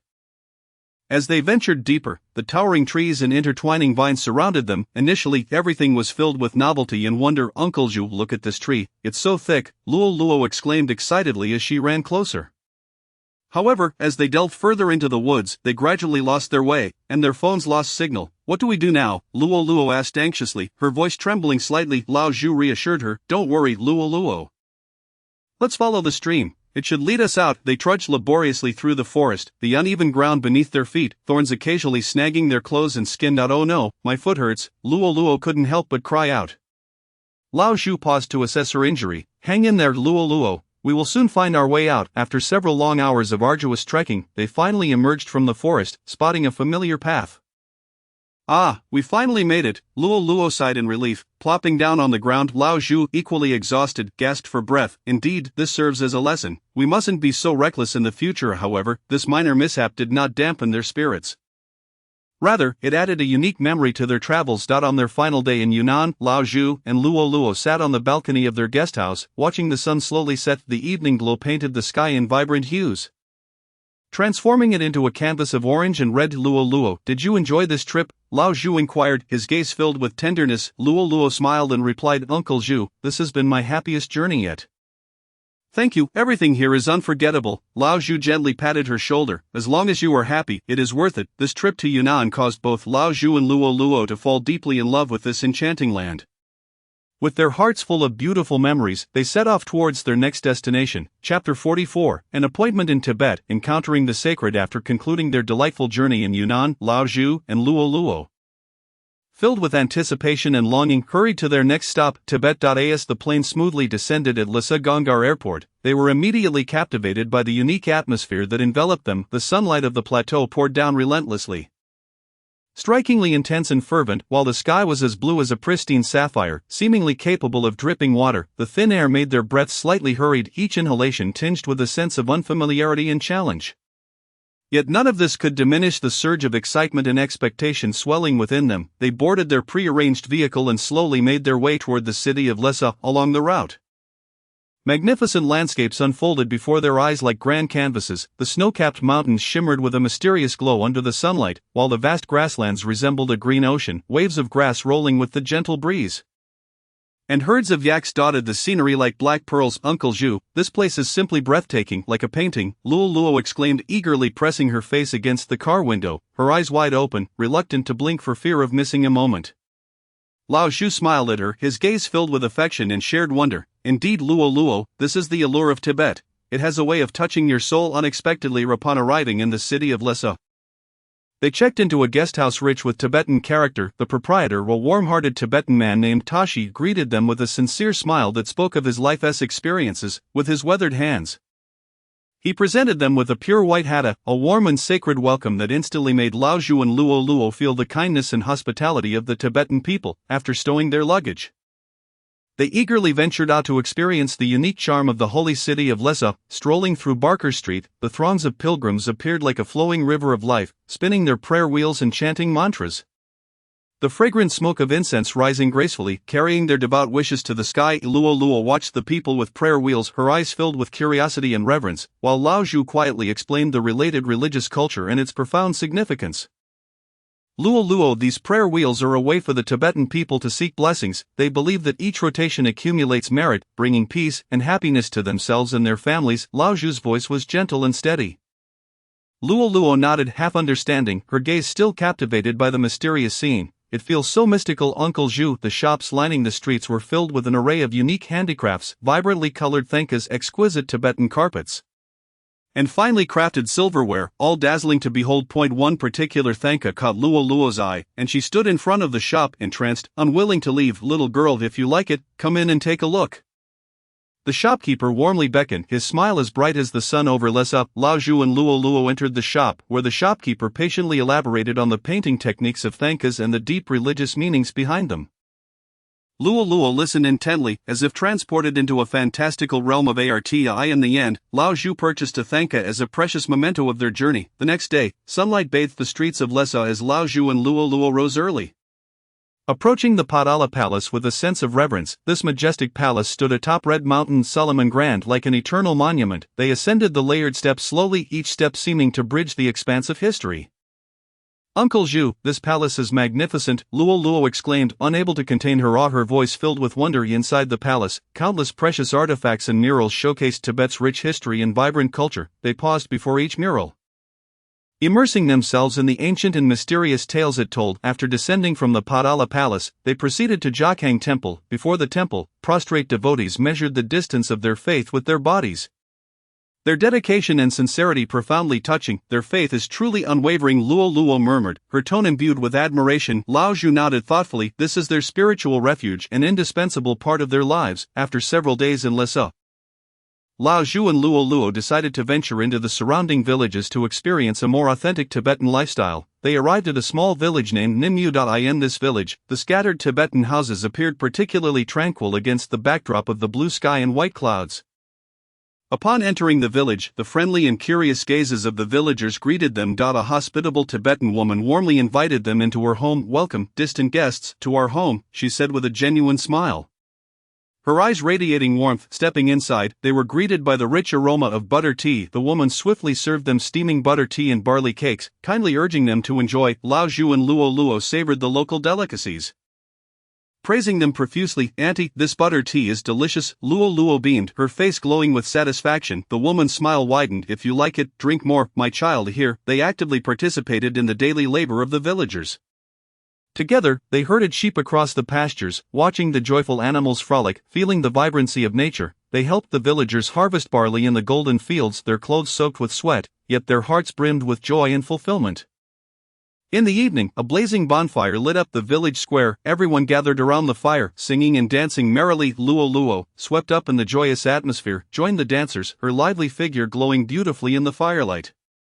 Lao Shu sat nearby, smiling and applauding her. After leaving Nimmu village, they continued onward to Namso Lake. The lake's crystal-clear blue waters resembled a vast sapphire embedded in the plateau. In the distance, the snow-capped Nyenchen Tangla Mountains stood majestically, creating a stunning tableau alongside Namso Lake. "Uncle Zhu, this place is like a paradise on earth," Luo Luo exclaimed, entranced by the dreamlike beauty of the landscape. Utterly captivated by nature's allure, Lao Zhu inhaled deeply, as if to absorb the breathtaking scenery into his very soul. "Indeed, Luo Luo, it purifies the spirit." During their days in Tibet, Lao Zhu and Luo Luo also visited many ancient temples. Inside the temples, golden roofs gleamed, prayer flags fluttered, and the sound of chanting reverberated in every corner. They clasped their hands in prayer before the Buddha statues, feeling the profound essence and mysterious power of Tibetan Buddhism.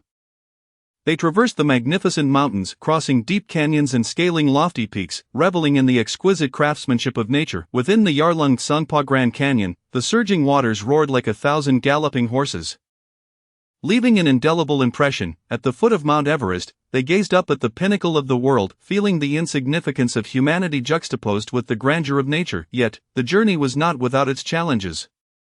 One day, due to altitude sickness, Luo Luo found herself in a state of extreme discomfort. "Uncle Zhuo, I have a severe headache," Luo Luo said, her complexion pale and her voice weak. Old Zhuo quickly procured medication for altitude sickness, urging her to lie down and rest while offering constant reassurances. "Do not fear, Luo Luo, you will soon feel better," he said, concern and anxiety evident in his eyes. Under Old Zhuo's attentive care, Luo Luo gradually regained her strength. This minor setback deepened their bond, making their reliance on each other all the more apparent. Their expedition to Tibet left Old Zhuo and Luo Luo with profound and indelible impressions of this mystical and beautiful land. With hearts brimming with memories and emotions, they departed Tibet to embark on the next thrilling chapter of their lives. Chapter 45. The turbulence of the Shenzhen trip. After leaving Tibet, Luo Luo and Old Zhuo did not return to Shanghai but instead boarded a flight to Shenzhen to visit Luo Zijuan and her newborn baby.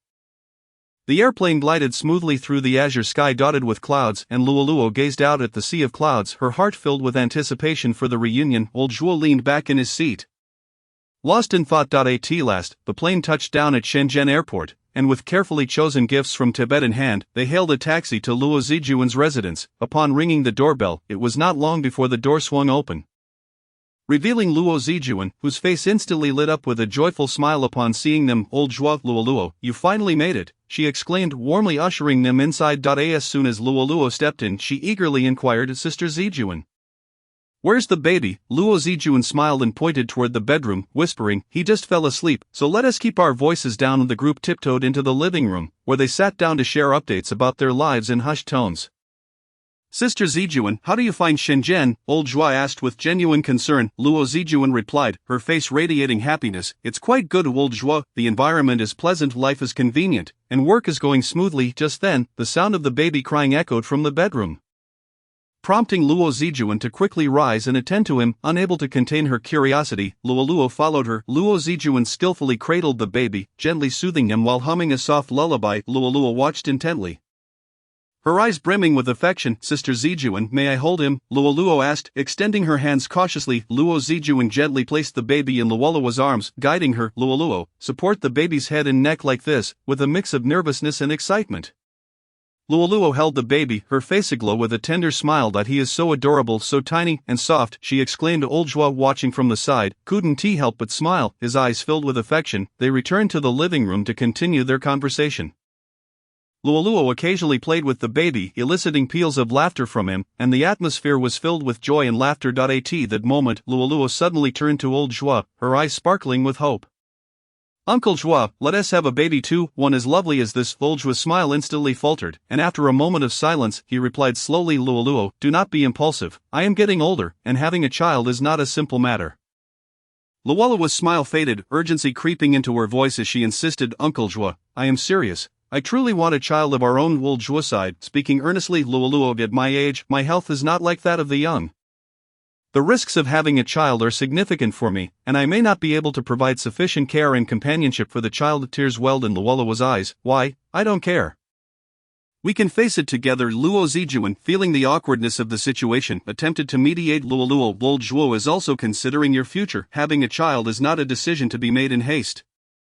It requires careful consideration of many practical factors." Luoluo, feeling frustrated, retorted, "Sister Zijuan, please don't defend him." "Uncle Joie, you simply do not love me. You are unwilling to have a child with me." Old Joie, feeling helpless, responded. "Luoluo, it is not like that. I just do not want you to suffer too much because of the child. I hope you can lead a light and carefree life." Ignoring him, Luoluo turned and stormed into the bedroom, slamming the door behind her. That evening, the atmosphere remained heavy. At the dinner table, silence reigned, with only the occasional clinking of chopsticks breaking the stillness. The next day, Luoluo continued to ignore Old Joie, waking up early to play with the baby alone.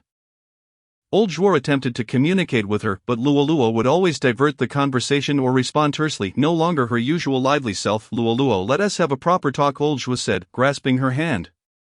Luoluo shrugged off his grip, coldly stating, "There is nothing to discuss. You simply do not understand me." During their time in Shenzhen, Luoluo remained consumed by thoughts of having a child, causing an increasing strain in her relationship with Old Joie. Outside of caring for the baby, she often found herself lost in thought. Old Joie was also deeply troubled. He understood Luoluo's desires, yet his age and health prevented him from easily acquiescing. He tried various means to mend their relationship, buying her favorite snacks and gifts, taking her to sights she had always wished to see, but Luoluo remained unyielding. On the day they were set to leave Shenzhen, Luoluo cradled the exquisitely delicate baby in her arms. Her eyes brimming with profound reluctance and attachment, she kissed the baby's tender face repeatedly, as if to imbue him with all her love. "Sister Zijuan," Luoluo said, her voice tinged with tears, "I truly adore children. I can hardly bear to leave." She held the baby tightly. Luo Zijuan gently patted Luoluo's shoulder, offering a soft consolation. "Luoluo, do not be in such a hurry. Perhaps one day in the future you will find a way to have your own child." The fate is a curious thing. When the time comes, a child will naturally come to you. Luoluo nodded slightly, tears still flowing uncontrollably. She gazed silently at the baby in her arms, quietly vowing that, no matter the difficulties that lay ahead, she would never abandon her pursuit of the happiness that comes with motherhood. Upon returning to Shanghai, Luoluo continued to ignore Old Joie. She moved back to her own place. No longer assisting at the shop, Old Joie tried every means to cheer her up, buying her beautiful clothes and jewelry, taking her to places she had always wanted to visit, yet Luoluo remained unmoved. One evening, Luoluo suddenly called Old Joie, stating, "Old Joie, I've made up my mind. If you truly cannot have a child, then we should break up. I do not want to live a life without my own child. Without a complete family." Old Joie listened in shock, his voice trembling as he pleaded, "Luoluo, do not be so impulsive. Let us discuss this further." Luoluo cried, "There is nothing to discuss. I have already made my decision." With that, she hung up the phone. Old Joie sat on the sofa, tears streaming down his face, reminiscing about the moments he had shared with Luoluo. His heart aching days turned into weeks, and as Luoluo distanced herself from the shop, Old Joie wallowed in sorrow and longing. He lost interest in managing the business, his health visibly deteriorating. Friends urged Old Joie to reconcile with Luoluo, but he felt he could not provide her with what she desired. Only able to silently wish her well, until one day, Luoluo unexpectedly appeared at the door of the shop. Old Joie was taken aback, speechless. Luoluo stepped inside, looking at Old Joie with eyes filled with guilt and affection. "Uncle Joie, I've come to realize that having a child is not the most important thing. As long as we love each other, that is enough. I have thought a lot during these days, and I cannot let the issue of children jeopardize our relationship." Tears streamed down Old Joie's weathered face, a mixture of joy and gratitude flooding his heart. He embraced Luoluo tightly, as if to meld her into his very being. Murmuring Luoluo, I truly thought I would lose you forever. Luoluo also wept, leaning against old Zhua's shoulder as she choked out, Uncle Zhua, do not be sad anymore, let the past remain in the past from now on.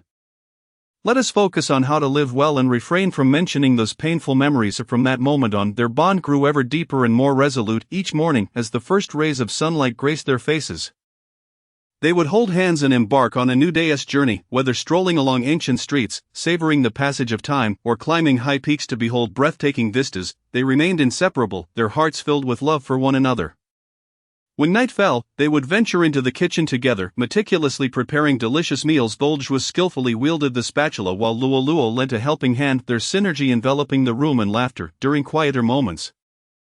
They would sit in the yard basking in the moonlight, sharing their innermost thoughts and the little joys and sorrows of life. Though they had no children, their lives became immensely fulfilling and warm due to each other's presence. They cherished the companionship they shared. Chapter 46, A New Hope. Following their return from Luo Zijuan's in Shenzhen, Luoluo and old Zhua fell into a period of silence and estrangement. Luoluo was filled with anticipation at the prospect of having a child, while Lao Zhua, concerned about his age and health, firmly opposed the idea. Their relationship plunged to an icy low, and the atmosphere at home grew exceedingly oppressive. However, as time passed, Luoluo gradually calmed down. She began to reflect on her actions and realized that, more than the desire for a child, the companionship of Lao Zhuo and the profound love they shared were the most precious treasures of her life. From that moment on, their lives returned to the sweetness of yesteryear. Days flowed peacefully and warmly until one day, Luoluo received a phone call from Luo Zijuan. Luoluo, how have you been lately?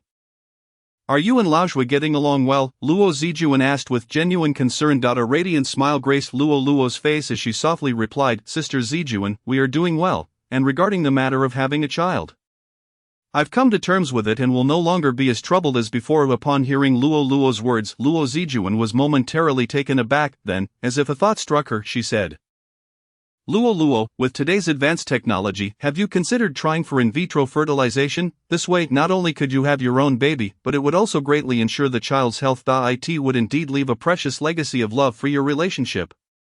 Luoluo felt a ripple of emotions upon hearing Luo Zijuan's suggestion. Silently, she ended the call and sat alone on the sofa, sinking into deep contemplation. Throughout the afternoon, her mind echoed with Luo Zijuan's words. As night fell, Lao Zhuo returned home weary from the day. Seeing Luoluo lost in thought sparked a flicker of concern within him. However, at that moment Luoluo appeared hesitant, unsure of how to broach the subject with Lao Zhuo. After a struggle within herself, she finally mustered the courage to discuss the possibility of in vitro fertilization. Uncle Zhua, I spoke with Sister Zijuan today. Luoluo began cautiously. Lao Zhuo, changing his shoes, inquired, Oh, what did she say? Taking a deep breath, Luoluo gathered her resolve and said, Sister Zijuan suggested that we consider in vitro fertilization. Lao Zhua's expression shifted instantly, his brow furrowing deeply. Luoluo, didn't we agree not to have children? Luoluo hurriedly explained, Uncle Zhua, I know we had made that agreement, but Sister Zijuan mentioned that the technology is quite advanced now, with a high success rate, and the child would be healthy.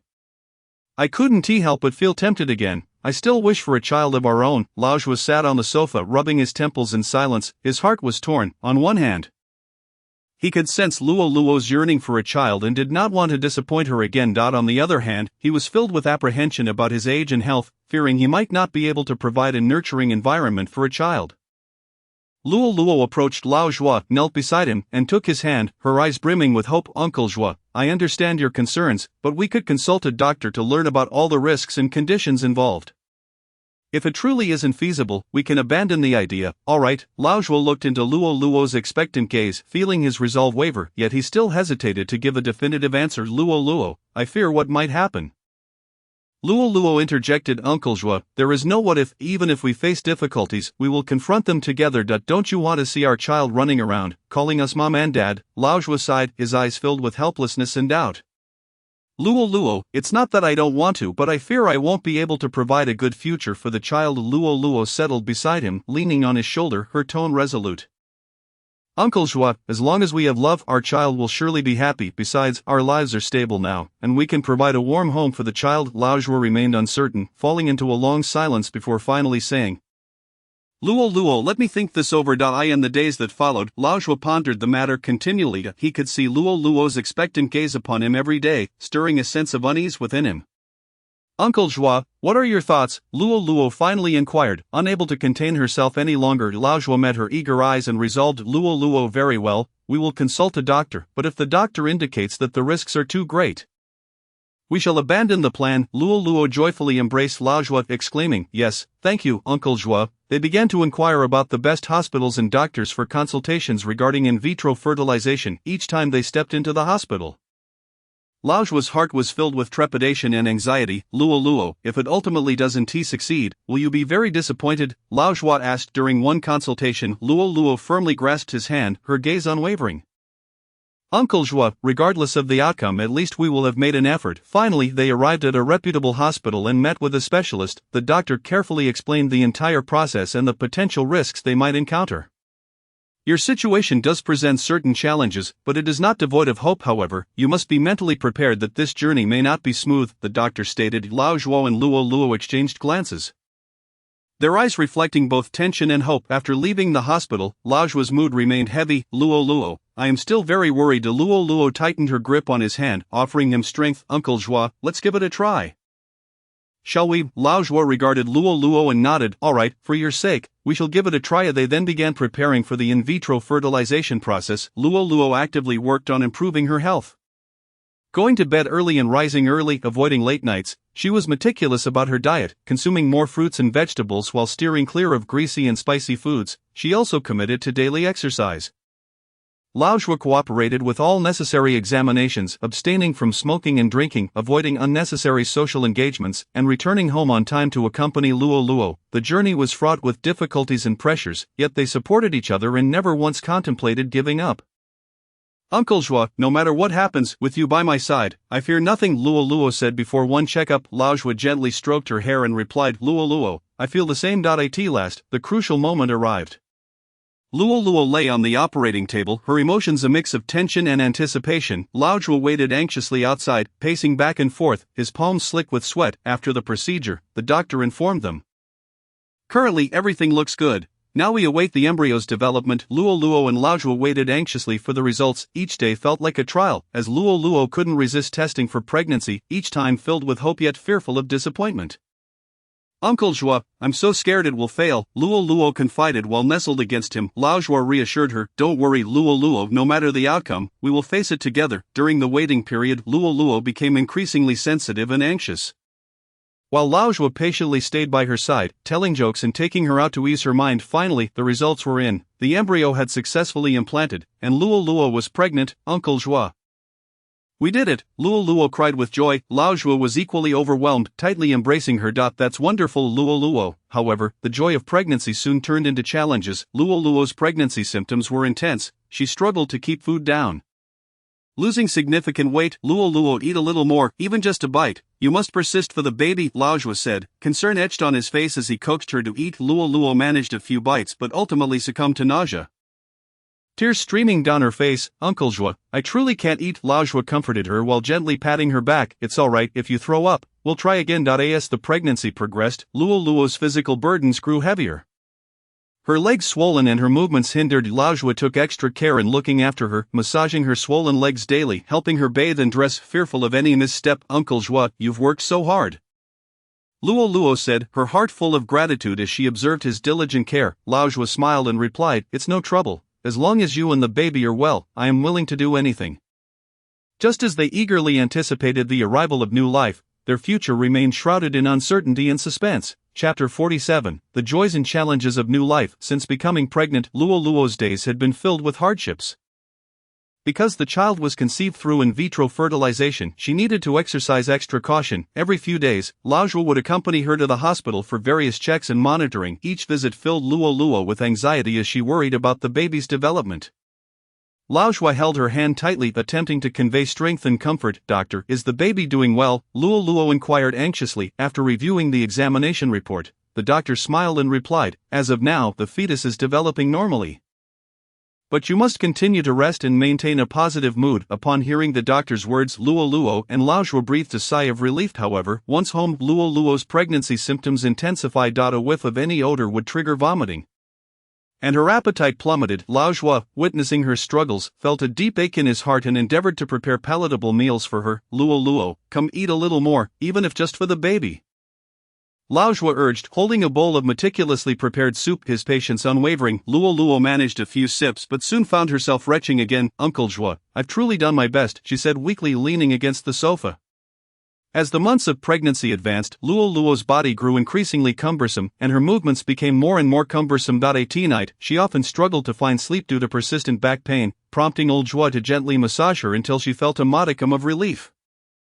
Uncle Zhua, I feel so weary, Luo Luo said, tears glistening in her eyes. Old Zhua tenderly kissed her forehead and reassured, Luo Luo, just a bit longer, for the sake of our child. Finally, as the day of delivery approached, Luo Luo's emotions were a blend of anticipation and trepidation. One night, she was suddenly seized by excruciating abdominal pain. Uncle Zhua, I think I am going into labor, Luo Luo exclaimed in a panic. Old Zhua swiftly dialed emergency services and rushed her to the hospital. Outside the delivery room, old Zhua paced anxiously, silently praying for the safety of both mother and child after a long and agonizing wait. The sound of a baby's cry resonated from within the delivery room. The doctor emerged, wearing a broad smile, and announced, Congratulations, you have a pair of twins, one boy and one girl, both mother and babies are safe. Overcome with emotion, old Zhua rushed into the room, where he beheld a weary yet blissful Luo Luo, along with two adorable new lives, filling his heart with boundless joy and gratitude. Luo Luo, you are incredible. We have children now. Old Zhua grasped Luo Luo's hand, his voice trembling with emotion. Luo Luo managed a weak smile. Uncle Zhua, our family is now complete. News of their joyous occasion swiftly spread among their circle of friends. With Luo Zijuan, He Han, and Tang Jing all coming to offer their congratulations, Luo Zijuan entered the hospital room bearing a basket of fruit, exclaiming, Luo Luo, congratulations, to have both a son and a daughter at once is truly a blessing. He Han chimed in with a grin. Old Zhua, you will have your hands full from now on, but it is a sweet burden indeed. Tang Jing, holding a bouquet of fresh flowers, said, Luo Luo, seeing you so happy brings me immense joy. Gathered around the bedside, they gazed at the two charming infants, their laughter and chatter filling the room. Upon returning home after their discharge, facing the demanding needs of two hungry babies, Luo Luo and old Zhua found themselves in a state of delightful disarray.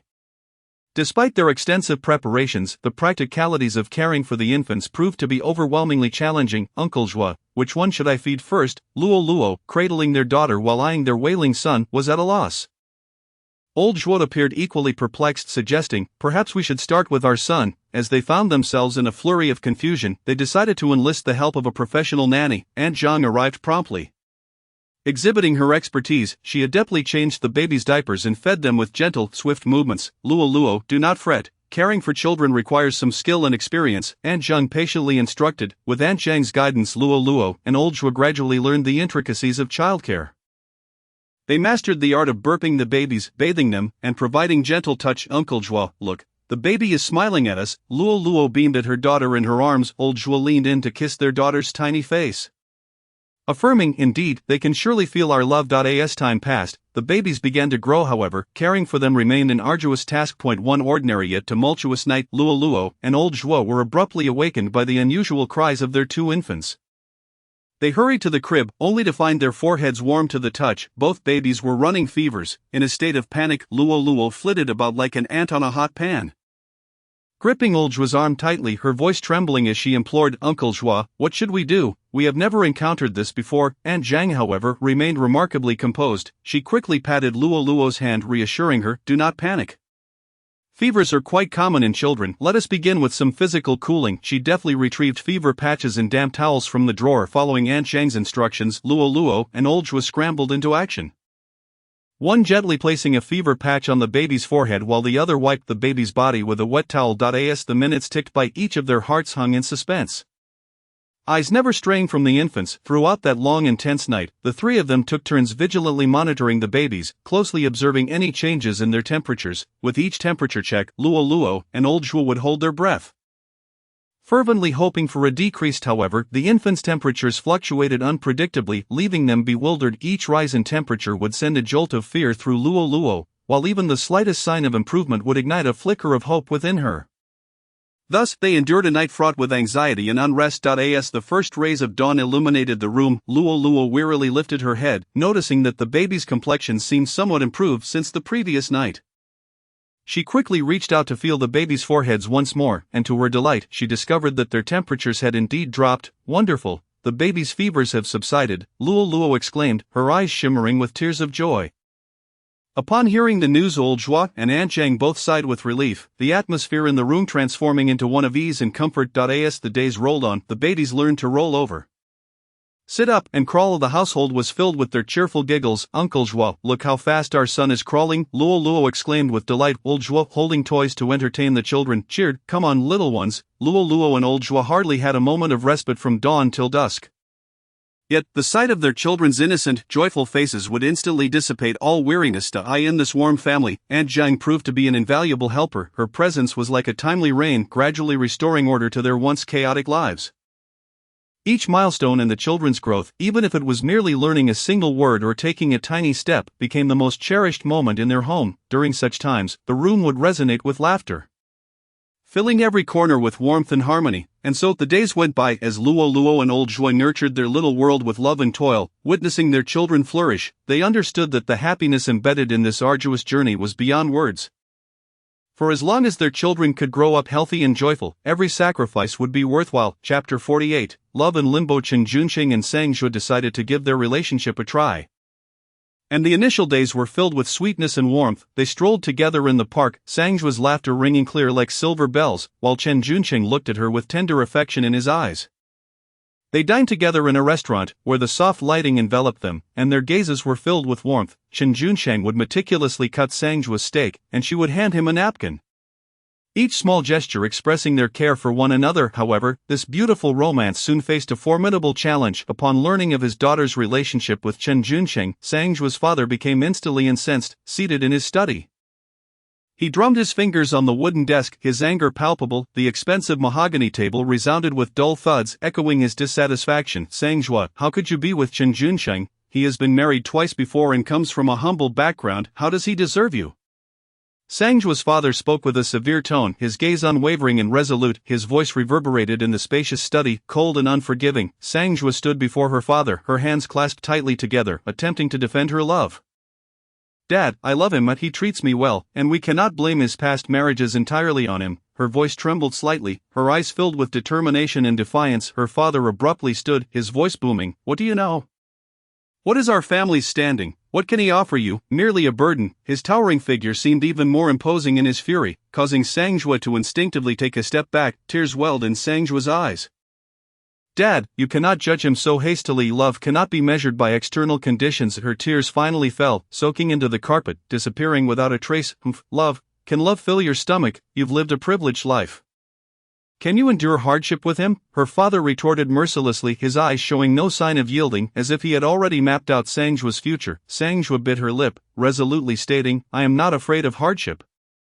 As long as I am with him. She lifted her chin, locking eyes with her father, striving to convey her determination. Her father's face turned pale with rage. You were simply bewitched. I will never allow you to be with him. With that, he stormed out of the study, leaving Sang Zhua alone in her sorrow. Overwhelmed by anguish and helplessness, Sang Zhua ran back to her room, collapsing onto her bed, burying her face in the pillows, soaking them with her tears. She could not fathom why her father could not understand her love, why he insisted on evaluating Chen Junqing based on family background and past. Upon learning of the situation, Chen Junqing's heart grew heavy as well. He was aware of Sang Zhua's father's prejudice against him, yet he was unwilling to surrender their relationship so easily. Standing by the window, he gazed at the vibrant cityscape at night, his thoughts racing. Sang Zhua, do not worry. I will find a way to win your father's approval, he assured the weeping Sang Zhua over the phone. Though his voice was resolute, his heart was rife with unease. Sang Zhua sobbed, Junqing, my dad is very stubborn, I do not know what to do. Her voice was imbued with helplessness and confusion. Chen Junqing took a deep breath. Regardless of the circumstances, we must not give up. He clutched his phone tightly, as if it were his sole beacon of hope. Chen Junqing endeavored, through various means, to demonstrate his sincerity and capability to Sang Zhua's father. He penned an extensive letter, earnestly expressing his love for Sang Zhua and his aspirations for the future. Each word was imbued with his heartfelt devotion and determination, elaborating on his professional ambitions and sense of responsibility towards family. However, Sang Zhua's father cast it aside without even glancing at it. Do you think such trivial tactics can sway me? No chance. His tone was laced with disdain and contempt. Chen Junsheng made numerous attempts to contact Songjue's father, hoping for an opportunity to speak with him face to face, yet he was met with relentless refusals. Do not harass me again unless you are willing to leave my daughter. Each time he heard such words, Chen Junsheng felt a pang in his heart, yet he remained undeterred. Songjue's mother, witnessing the impasse between father and daughter, felt a deep sense of worry. She sat on the living room sofa, holding a magazine, yet her mind was far from its pages. Perhaps we should give Chen Junsheng a chance to explain, she gently suggested. Her voice, though soft, seemed insignificant in the face of her husband's fury, yet he shot her a glare. What do you know? This concerns our daughter's lifelong happiness. His stance was resolute, leaving no room for doubt. During this time, the bond between Chen Junsheng and Songjue grew ever stronger in the face of external pressures. They met in secret, offering each other encouragement. In a secluded corner of a CAF, they embraced tightly. Junsheng, no matter what, I will never leave you, Songjue whispered, resting her head against his chest. Her voice, though gentle, was rich with strength. Chen Junsheng held her close. Songjue, I promise I will not let you down. His gaze sparkled with unwavering conviction, as if proclaiming their love to the world, yet the obstacles of reality littered their path with thorns. Songjue's friends urged her to abandon her pursuit. During a gathering of close friends, they sat in a circle. Songjue, with your qualities, why cling to a single tree? One friend remarked. Chen Junsheng has been married twice before. Can you guarantee his sincerity this time? Another friend chimed in. If faced with such doubts and opposition, Songjue's heart began to waver. She loved Chen Junsheng, yet feared she might never receive her family's or friends' blessings. She began to question her choices, pondering whether this love could truly endure. Junsheng, I am so tired, Songjue confessed over the phone, her voice tinged with exhaustion and uncertainty. Chen Junsheng replied with concern. Songjue, just hold on a little longer. I believe we can overcome this hardship. His voice, though filled with encouragement, bore the weight of his own anxiety. Meanwhile, Songjue's father began arranging various blind dates for her, each suitor a wealthy scion of a well-matched family. Meet them. It's better than being with Chen Junsheng, he commanded. Songjue was reluctant but dared not defy her father's wishes. Each blind date found her distracted, her thoughts consumed by Chen Junsheng. The affluent young men appeared foreign and uninteresting to her. Her heart remained steadfastly with Chen Junsheng. Upon learning of this, Chen Junsheng felt an unprecedented urgency, yet he understood that he must swiftly alter Songjue's father's perception, otherwise, their love would be doomed. He began to labor with renewed vigor, aspiring to achieve greater success in his career, hoping to demonstrate his potential to Songjue's father. Chapter 49, Endeavor and Acknowledgement. Chen Junsheng was acutely aware that the only way to change Songjue's father's opinion was through significant professional accomplishments. Thus, he devoted himself wholeheartedly at work, willingly taking on various challenging projects. As colleagues departed the office each evening, Chen Junsheng remained immersed in the files and data on his computer screen, diligently analyzing and researching. The office was so quiet that only the sound of his typing and the occasional rustle of pages could be heard. Songjue, feeling for his toil, silently accompanied him during late nights. The dim light of the office cast a warm glow as Chen Junsheng furrowed his brow. Focusing intently on every detail of the project plan, his eyes were bloodshot, yet his gaze remained resolute. Songjue sat nearby, quietly preparing coffee and snacks for him. Junsheng, take a break, don't overexert yourself, she gently urged, her voice laced with concern. Chen Junsheng looked up, offering a weary but determined smile. I'm fine, Songjue, this project is crucial, and I must excel. His voice, though slightly hoarse, resonated with undeniable resolve. Songjue softly approached him from behind, massaging his shoulders. I know you're working hard, but you must also take care of yourself. Chen Junsheng grasped her hand and gently kissed it. With you by my side, I can endure anything. Thus, the nights passed one after another as Chen Junsheng, through his intelligence and relentless effort, successfully completed project after project. His performance at the company became increasingly remarkable, catching the attention of his superiors. During a pivotal project meeting, Chen Junsheng articulated his proposal with clarity, handling questions from colleagues and superiors with poise, providing satisfactory answers. Ultimately, his plan was adopted, yielding tremendous benefits for the company. As time went on, Chen Junsheng's position gradually ascended. His name began to circulate frequently within the company, establishing him as a key player in the business. Having achieved a series of successes, Chen Junsheng felt it was time to visit Songjue's father. He carefully selected a gift and, with a mix of trepidation and hope, arrived at Songjue's home. Upon seeing Chen Junsheng, Songjue's father displayed little warmth, yet allowed him to enter. Hello, uncle, Chen Junsheng greeted politely, a hint of nervousness in his smile. Songjue's father, seated on the sofa, nodded slightly. What brings you here? His tone remained frosty. Chen Junsheng took a deep breath and replied, Uncle, I know you have never been satisfied with me, but I have been striving to change. My work has seen significant improvement, and I have received a promotion. I wish to prove to you that I am capable of bringing happiness to Songjua. He spoke earnestly, his gaze fixed on Songjua's father. Hoping for a flicker of softening in his expression, Songjua's father regarded him and, after a moment of silence, replied, "That merely indicates some advancement in your work, but it does not sufficiently reassure me to entrust my daughter to you. Your 2 previous marriages remain a lingering concern for me." His eyes still held skepticism and dissatisfaction. Chen Junsheng spoke sincerely, "Uncle, my past marriages did indeed end in failure, but I have learned invaluable lessons from them. I now understand how to cherish and nurture a family. My feelings for Songjua are genuine. I will devote my life to caring for her." His voice was earnest and resolute, brimming with determination for the future. Songjua's father scoffed, "Eloquent words are one thing. What about actions? How can you guarantee you won't tear again?" Chen Junsheng quickly responded, "Uncle, I will work even harder to provide Songjua with a better life. I will respect her, care for her, and ensure her perpetual happiness. I will communicate with her daily, understanding her thoughts and feelings, and together we will resolve any issues that arise. I will be there for her at a moment's notice whenever she needs me." At that moment, Songjua emerged from the room. "Dad, you should trust Junsheng. He has genuinely invested so much for our future." She stepped beside Chen Junsheng, holding his hand. Songjua's father furrowed his brow. "Daughter, you are still young and naive. A marriage requires more than just love, it necessitates many practical considerations." Chen Junsheng interjected, "Uncle, I understand that you are concerned for Songjua's well-being, fearing she might suffer alongside me. But I assure you, I will do everything in my power to ensure she enjoys a good life. I have devised a detailed career plan and family financial strategy, and I will pursue them step by step. Moreover, Songjua and I share genuine happiness. Our love is sincere." After a lengthy silence, Songjua's father finally sighed, "Very well, I will observe you further, but if you dare mistreat Songjua, I will not spare you." Chen Junsheng replied excitedly, "Thank you, uncle. Rest assured, I will not let you down." From that moment forth, Chen Junsheng worked even harder, while also being more attentive to Songjua. Amidst his busy schedule, he would carve out time to take her shopping, watch movies, and create various little surprises for her. Occasionally, he would appear beneath her office building, holding a bouquet of her favorite flowers. At other times, he would prepare a romantic candlelit dinner at home. Meanwhile, Songjua's father observed Chen Junsheng's every move from the shadows. Witnessing Chen Junsheng's efforts and meticulous care for Songjua, his attitude gradually softened. One day, Songjua's father unexpectedly fell ill and was hospitalized. Upon hearing the news, Chen Junsheng immediately set aside his work and rushed to the hospital to care for him. "Uncle, don't worry, everything will be all right," he assured, bustling about to handle admission procedures and accompany Songjua's father for various tests. He ran back and forth, sweat beading on his forehead, yet he did not pause for a moment. In the hospital room, Songjua's father observed Chen Junsheng's diligent figure and felt a flicker of emotion within.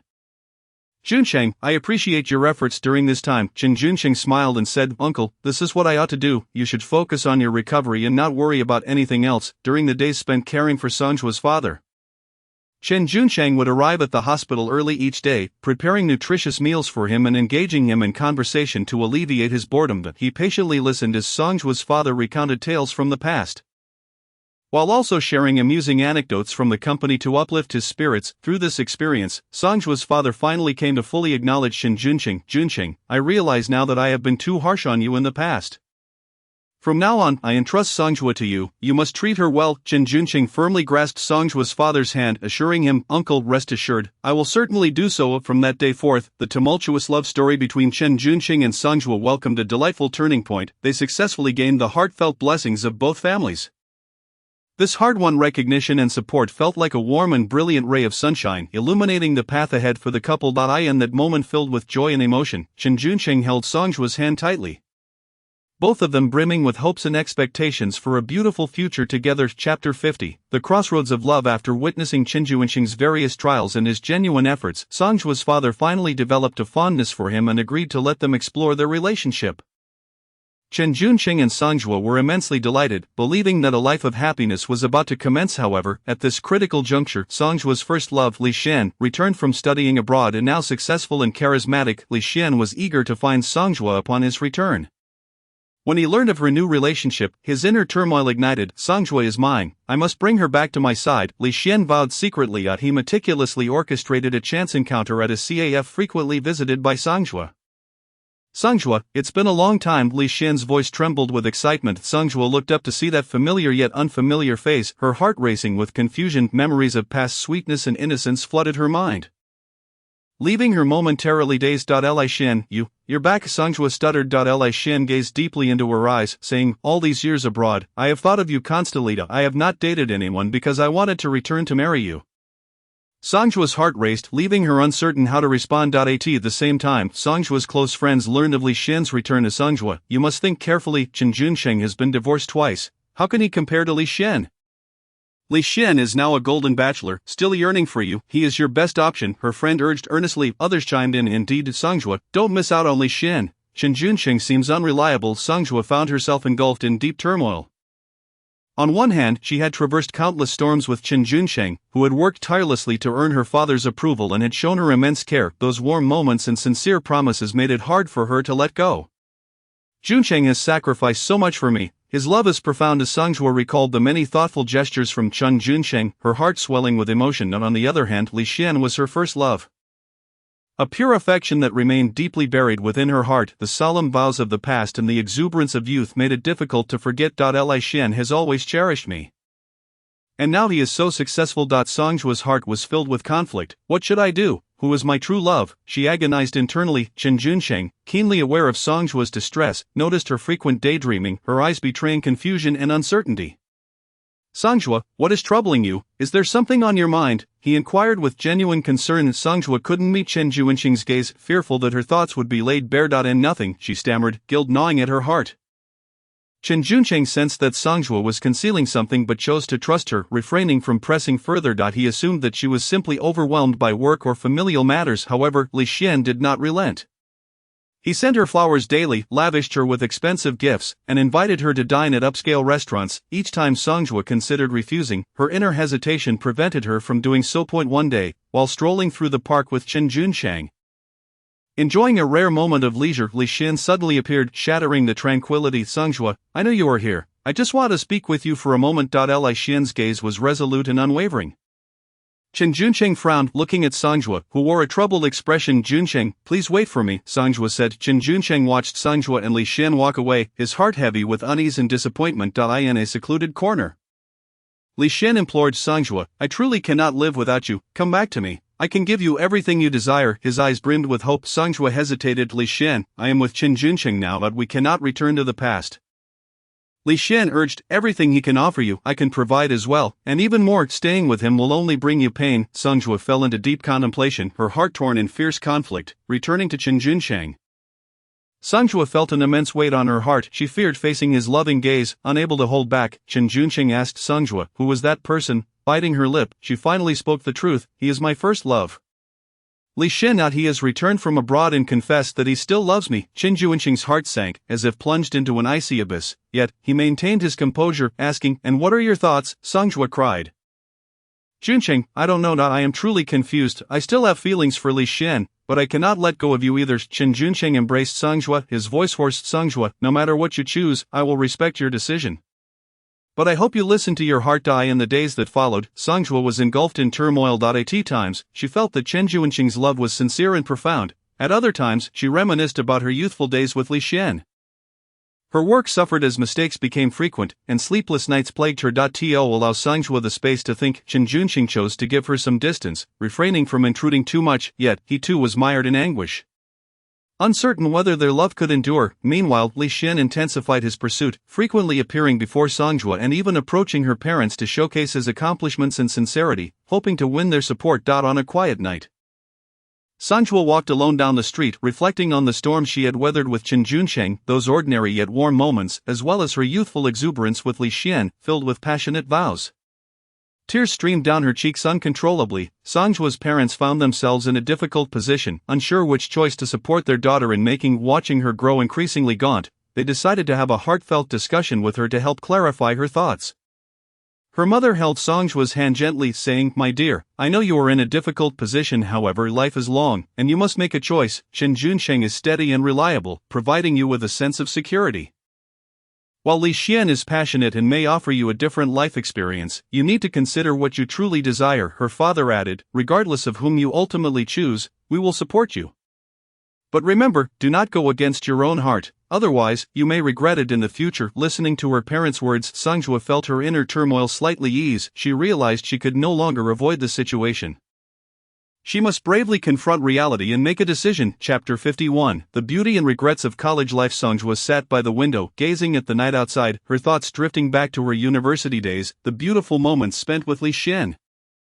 At that time, Songjua had just stepped onto the university campus, full of vitality and energy. On the day of freshman registration, she dragged a heavy suitcase, somewhat lost as she searched for her dormitory.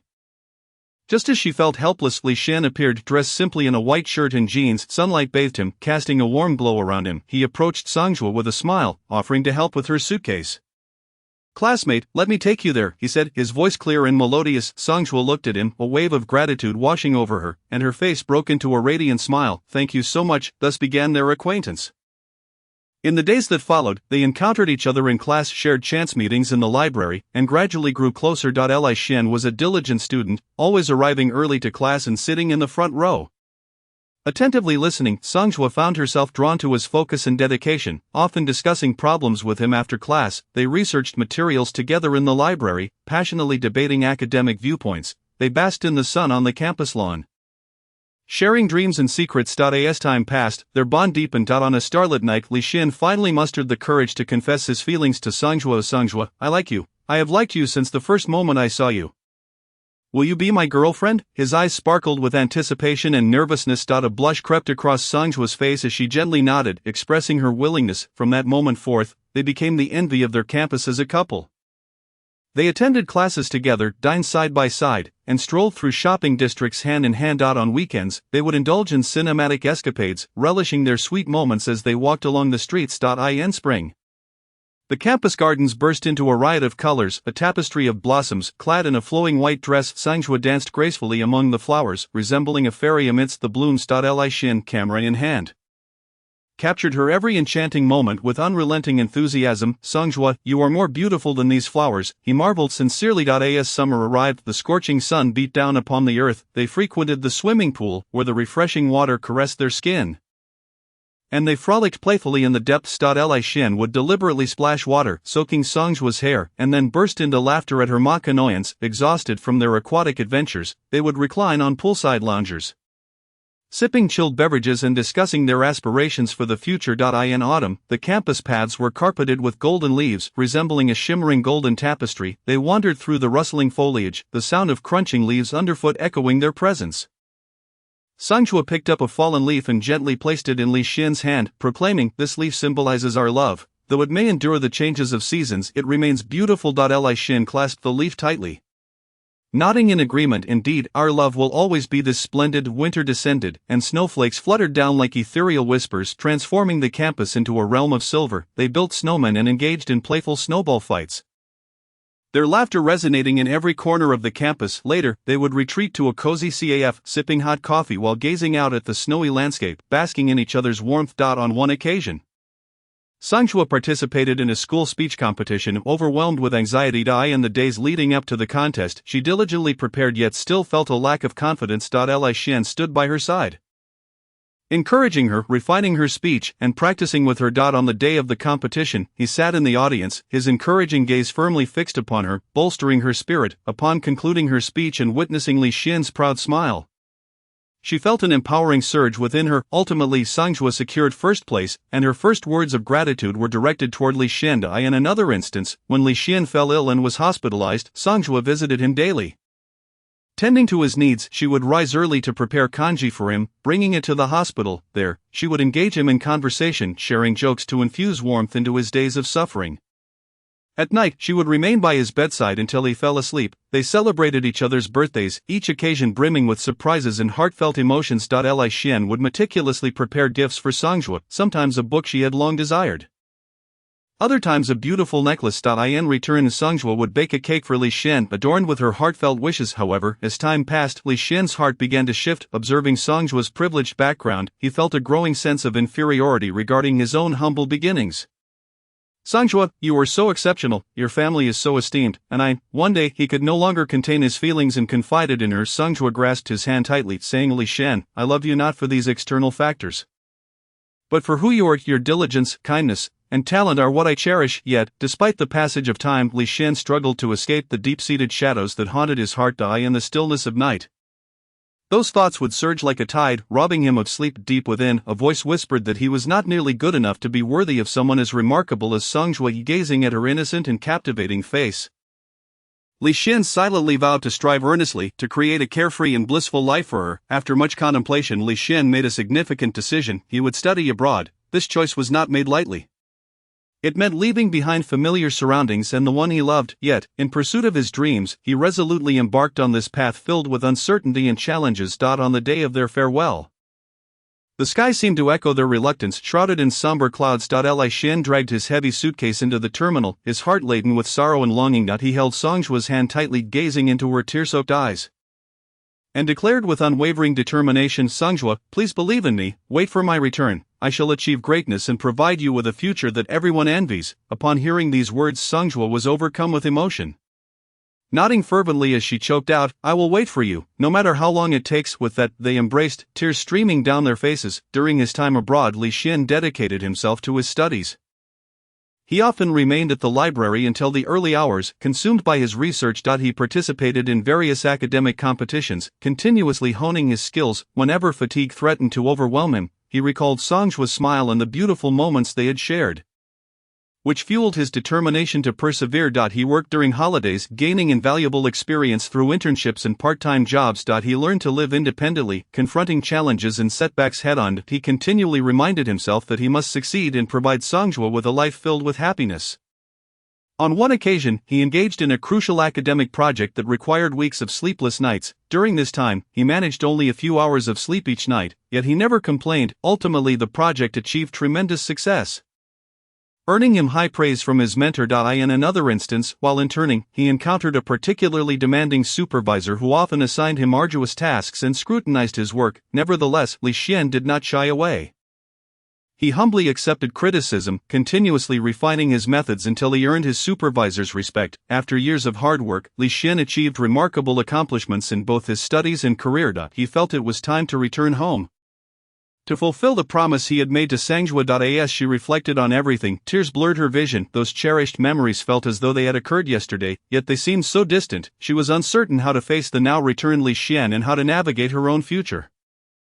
Chapter 52, Li Xian's efforts to win her back. Upon returning home and reuniting with Song Zhuo, Li Xian resolved to rekindle her feelings for him. He understood that this would not be an easy task, yet he was willing to exert every effort. He began appearing frequently in Song Zhuo's life. Every morning, he would wait beneath her building, holding her favorite breakfast from the local shop. "Song Zhuo, here are the soup dumplings you love.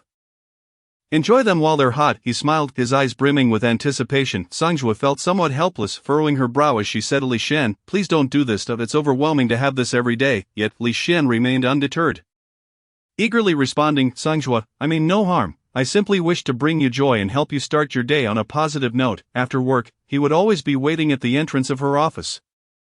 Upon seeing her emerge, he would rush over. "Song Zhuo, let me drive you home." His gaze was filled with hope, his tone tinged with urgency. Song Zhuo hesitated momentarily but eventually got into the car. During the ride, Li Xian attempted to evoke their past memories. "Song Zhuo, do you remember the coffee shop we frequented during our university days? We shared so many wonderful moments there." As he drove, he cautiously observed her expressions.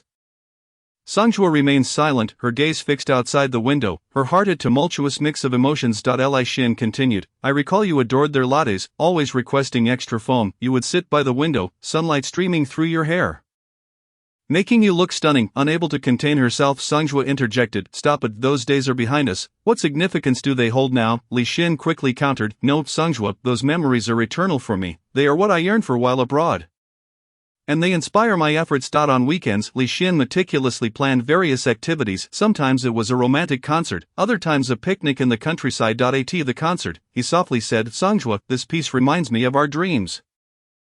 We promised to create a beautiful future together. Do you remember? We talked about traveling the world and buying a house by the sea, waking up to the sound of waves every day."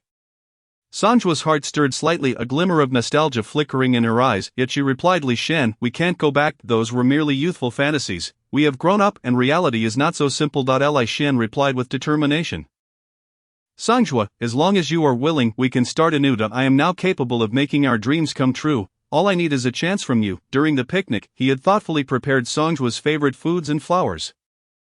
A beautiful picnic blanket adorned the grass, with a gentle breeze wafting through as Songjua looked. Doesn't this resemble the scene we once envisioned, just you and me, savoring tranquility and beauty? Li Xian's eyes radiated tenderness. Songjua sighed. Li Xian, what is the purpose of all this? It has been quite some time since we parted ways, and many things have changed. Li Xian grasped Sangjua's hand, declaring, I love you, and I always have. My feelings have never wavered, regardless of how much time passes or what may transpire. My love for you remains deep within my heart, never fading. In addition to this, Li Xian would often send lengthy messages to Sangjua, articulating his innermost sentiments. Sangjua, each day I find myself thinking of you, reminiscing about the myriad moments we once shared. I vividly recall your radiant smile when we first met, so bright and enchanting that it struck my heart at once. I also remember the heart-wrenching sight of you running away in tears after our first quarrel. In that moment, I longed to slap myself. I recognized that my departure was a grave error. Yet I have returned, eager to devote my life to making amends. As Sangjua perused those heartfelt words, her defenses began to soften. One day, when Sangjua fell ill, Li Xian hurried to her home upon hearing the news. Sangjua, I am here to care for you. He busied himself with preparing porridge, purchasing medicine, and resting not even for a moment, beads of sweat dotting his forehead. Observing the weary Li Xian, Sangjua felt a surge of gratitude. Li Xian, thank you, she replied, her voice faint. Li Xian settled beside her bed, gently holding her hand. Sangjua, there is no need for such formality. Caring for you is my duty. Seeing you unwell pains my heart deeply. Seizing the opportunity, Li Xian professed once more, Sangjua, grant me a chance to love you anew. I promise, this time I shall not leave. I will always remain by your side, no matter what may come. Sangjua turned her head away without responding, yet a flicker of hesitation danced in her eyes. Li Xian, filled with urgency, implored, Sangjua, I understand that Chen Junxing treats you well too, but I believe my love for you is no less than his.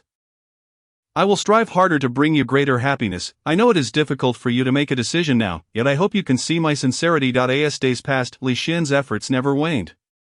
He continuously expressed his affection through both actions and words, attempting to win Sangjua's heart back. On one occasion, they strolled through the familiar campus. Sangjua, every blade of grass and tree remains unchanged.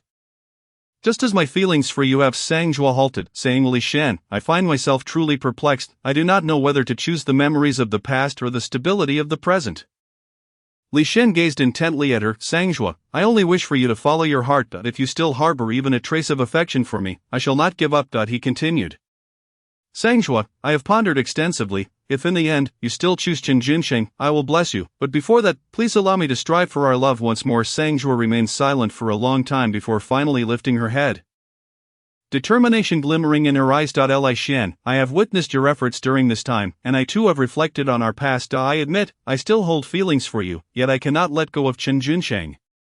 He has treated me well, and we have shared much together. A flicker of disappointment crossed Li Xian's expression, but soon hope rekindled within him. Sangjua, I understand your turmoil, but I will continue to demonstrate that I am the one who can offer you the happiest future. Sangjua sighed softly. Li Xian, grant me some time to ponder. In the days that followed, Li Xian remained silently protected by Sangjua's side, no longer pressing her for a decision. Meanwhile, Sangjua found herself constantly weighing her feelings deep within. After enduring much, her heart continued to oscillate between Li Xian and Chen Junxing. Gazing out at the twinkling stars, she felt utterly bewildered. The depth of Li Xian's affection intertwined with cherished memories of the past, while Chen Junxing's companionship and support proved equally difficult to relinquish. Sangjua felt an overwhelming sense of confusion, uncertain of the path she ought to take. This dilemma of love ensnared her in profound inner conflict, rendering her unable to reach a final decision. Chapter 53, The Love Triangle. Chen Junxing sensed Sangjua's wavering heart and Li Xian's formidable re-entry, prompting him to make greater efforts to salvage their relationship. Both worked at Qinxing, where Chen Junxing's concern for Sangjua manifested in the minutiae of their work. Each morning, he would rise early to personally visit her favorite CAF, procuring a rich latte for her, and then arrive at the office ahead of time to place the coffee carefully on her desk, accompanied by a thoughtfully penned note. Sangjua, a new day awaits, may it be filled with sunshine and hope. Whenever Sangjua encountered challenges at work, her furrowed brow did not escape Chen Junxing's notice. He would quietly approach her side, softly saying, Do not rush, let us think of a solution together. He would then pull up a chair, sitting beside her as they patiently analyzed the problem. He listened attentively to Sangjua's thoughts, occasionally offering unique insights and presenting various solutions. On one occasion, a crucial project she was overseeing faced immense difficulties. With clients imposing a series of stringent demands, tightening the timeline and scrutinizing details to an unreasonable degree, the pressure weighed heavily on Sang Zhuo, leaving her visibly fatigued. Chen Junsheng, witnessing her struggle, felt a pang of compassion. He approached her, saying, "Sang Zhuo, do not bear this burden alone, I will stay and help you work late." Thus, each night, Chen Junsheng remained at the office, assisting her in organizing materials and revising plans. "Sang Zhuo, if you're tired, take a break. Do not push yourself too hard, your health is paramount." He spoke with concern, worry etched in his eyes. Sang Zhuo, exhausted, shook her head. "No, this project is too important, I must excel and not disappoint the company." Chen Junsheng, aching for her well-being, stood and poured her a glass of warm water. "I know you are determined, but please take care of yourself. Here, drink some water to soothe your throat." Sang Zhuo gratefully accepted the cup, casting him a thankful glance. "Thank you, Junsheng, without you, I truly do not know what I would do." During breaks at work, Chen Junsheng would seek opportunities to engage Sang Zhuo in conversation, hoping to lighten her mood. "Once this project concludes, let us unwind properly. How about a trip to the seaside for a breeze, or a few days in the mountains away from the city's clamor?" he proposed with a smile. His eyes filled with anticipation. Sang Zhuo nodded in agreement. "That sounds lovely, but we must first complete our work." Chen Junsheng encouraged her. "I believe you can do this, you have always been exceptional. This challenge will not defeat you." One day, Chen Junsheng reserved a table at an upscale restaurant, wishing to deepen their bond. The restaurant's soft lighting and melodious music fostered a warm and romantic ambience. "Sang Zhuo, I know you have been troubled lately, but I want you to understand that my love for you is genuine. I will always be by your side. No matter the obstacles we face, I will not abandon you," Chen Junsheng earnestly declared. His gaze fixed on Sang Zhuo, hoping for a glimpse of reciprocation. Sang Zhuo felt a stir of emotion, her eyes glimmering with sentiment, yet hesitance lingered. "Junsheng, I am aware of your kindness towards me."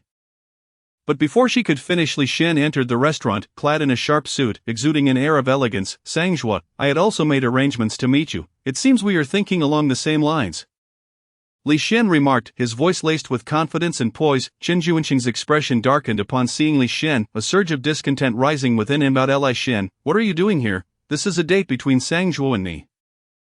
Li Xian scoffed lightly. "What is this? Only you can invite Sang Zhuo, while I am forbidden. She is not yours alone. She has the right to choose." Sang Zhuo found herself in an uncomfortable position. Glancing between Chen Junsheng and Li Xian, unsure how to navigate the situation. "You two, please do not act this way." Chen Junsheng tightened his grip on Sang Zhuo's hand, fearing that if he let go, she might slip away. "Sang Zhuo, tell him you love me. We have been together for so long, weathering countless storms. Do these experiences mean nothing? The days we spent together, the joys and sorrows we shared, have you forgotten?" Sang Zhuo felt utterly lost, attempting to break free from Chen Junsheng's grasp. "Junsheng, please stop, my mind is in turmoil, and I truly do not know how to respond." Li Xian, gazing at Sang Zhuo, his eyes brimming with affection and hope, urged. "Sang Zhuo, do not hesitate, you must know how profound our past feelings were. We were carefree, dreaming of the future together. Though I departed for a time, my heart has always remained with you." Chen Junsheng, anxious, interjected. "Sang Zhuo, we have endured so much. Are you truly willing to give up?" Li Xian merely dwells on the past, while I have been here, genuinely caring for you. I know I have my shortcomings, but I have been striving to improve, to become a better person for you. Sang Zhuo, in anguish, pleaded, "Do not pressure me. I genuinely do not know what to do. I hold feelings for both of you, one representing beautiful memories of the past, the other offering present support and companionship. I cannot make a choice so swiftly. It is too difficult for me I need time to think." Taking a deep breath, Chen Junsheng endeavored to remain calm. "Sang Zhuo, I understand this is challenging for you, but I hope you can see my sincerity. I am willing to do anything for you. I am willing to accompany you through every phase of life, whether in joy or sorrow. I shall never abandon you." Li Xian, refusing to be outdone, declared, "Sang Zhuo, my return this time is solely for you. I possess sufficient capability to provide you with the life you desire. I can take you on journeys around the world, procure the items you cherish, and ensure you lead a carefree existence." The trio found themselves ensnared in a stalemate, the atmosphere in the restaurant growing increasingly tense. Curious gazes from surrounding patrons fell upon them, yet none could spare a thought for the onlookers. After a moment, Sang Zhuo rose, her voice trembling slightly. "I apologize, but I need some time alone with that." She turned and exited the restaurant. Chen Junsheng and Li Xian watched her retreating figure, their hearts heavy with disappointment and concern. Chen Junsheng turned to Li Xian, resolutely stating, "Li Xian, regardless of whom Sang Zhuo ultimately chooses, I will not easily concede. My love for her is sincere, and I trust she can sense it." Li Xian replied, "Then let us wait and see who can win Sang Zhuo's heart. Nonetheless, I firmly believe that she will ultimately choose me."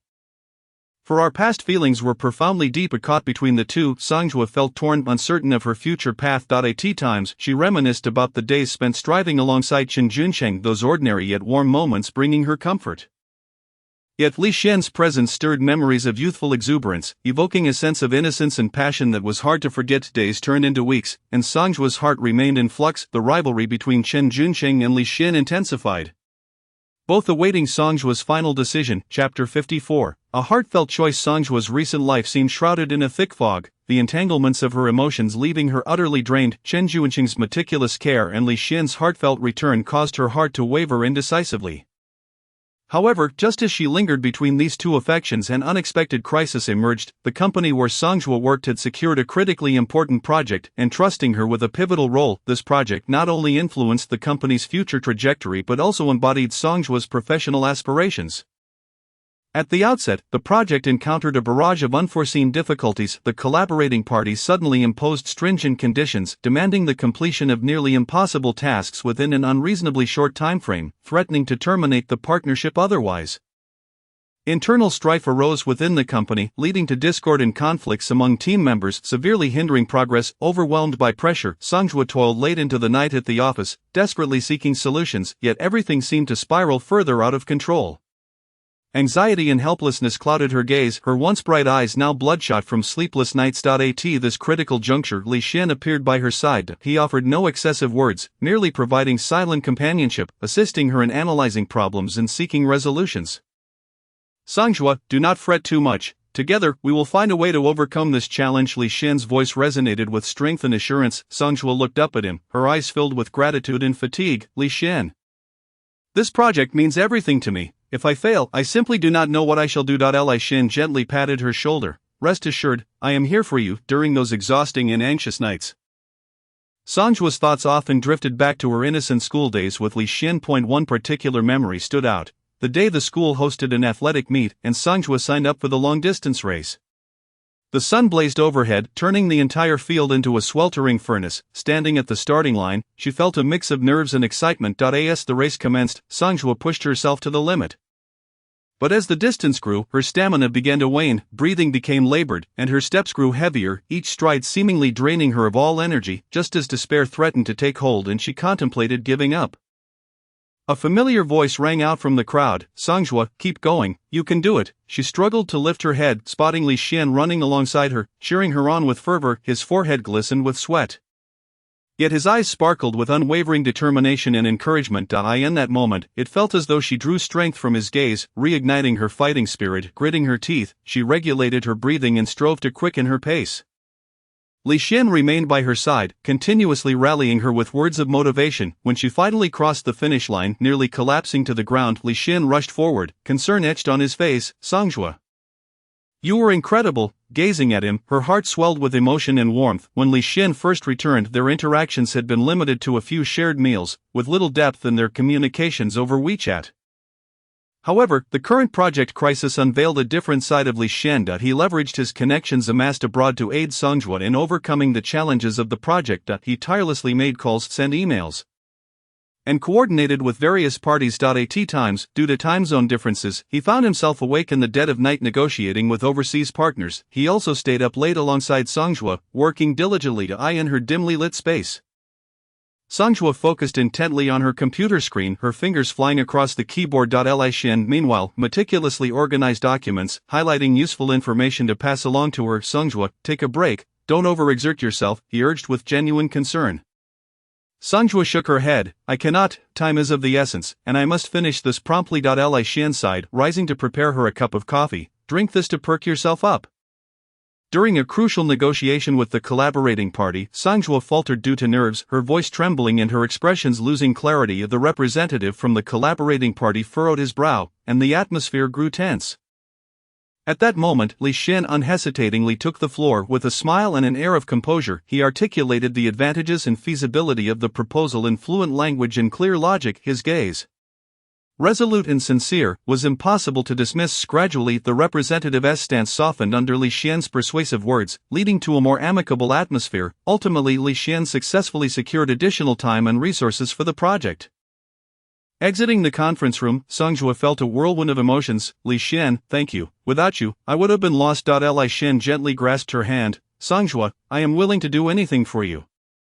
Through this experience, Songjua witnessed Li Xian's genuine affection and dedication. She realized his feelings for her remained as heartfelt and passionate as ever, unchanged by the passage of time or distance. Meanwhile, Chen Junsheng also endeavored to support Songjua, offering what assistance he could, yet his limited resources and capabilities left him feeling helpless and disheartened as he observed Songjua and Li Xian collaborating on the project. As the project gradually stabilized, Songjua's heart began to clear. One evening, they achieved a significant milestone. Walking home together, the city lights sparkled brilliantly around them. Li Xian, I've been contemplating much during this period. Songjua began slowly. Li Xian halted, regarding her intently. Songjua, what do you wish to express? Songjua took a deep breath. I have seen your sincerity and felt your love, reflecting on our cherished memories from school and everything you have done for me.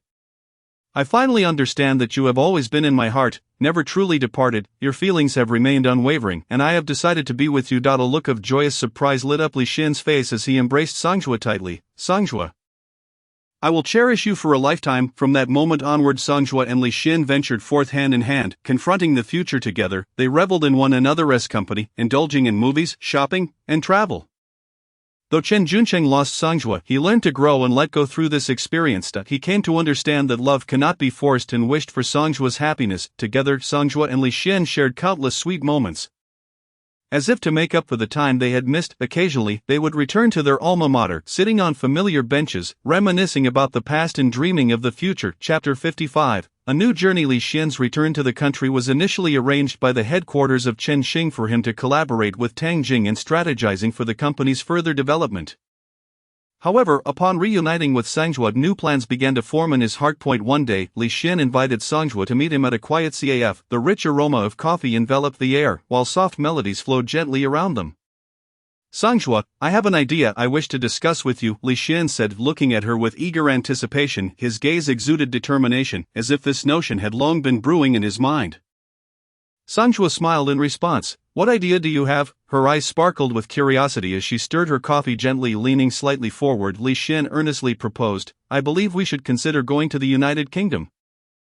To gain insights into their work practices and broaden our horizons, the developments in our industry there are cutting edge, and it would undoubtedly yield significant benefits for us. Songjua looked surprised, her spoon pausing mid-motion. To the UK?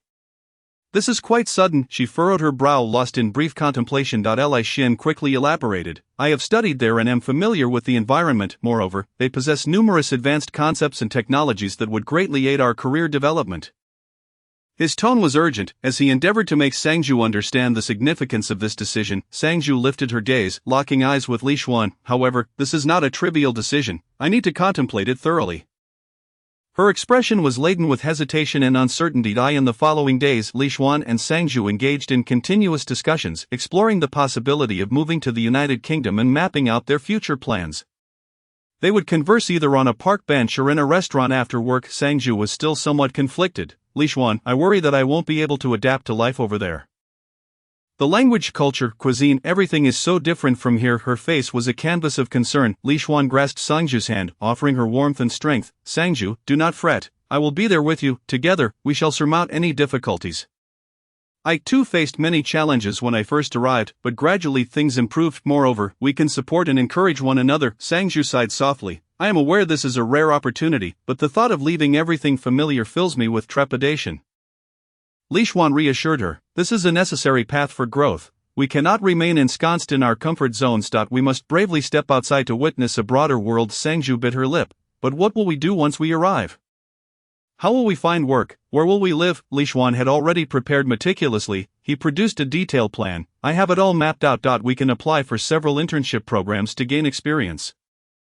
As for accommodation, I have already contacted some friends who can recommend places for us to stay. Songjua accepted the plan, scrutinizing it closely as her hesitation gradually waned. Li Xian continued, Songjua, think about it. When we return, equipped with advanced experience and knowledge, we will undoubtedly achieve greater breakthroughs in our careers. Songjua nodded. Yes, you make a valid point, yet, I still need to deliberate further. Li Xian did not press her, merely stating, all right.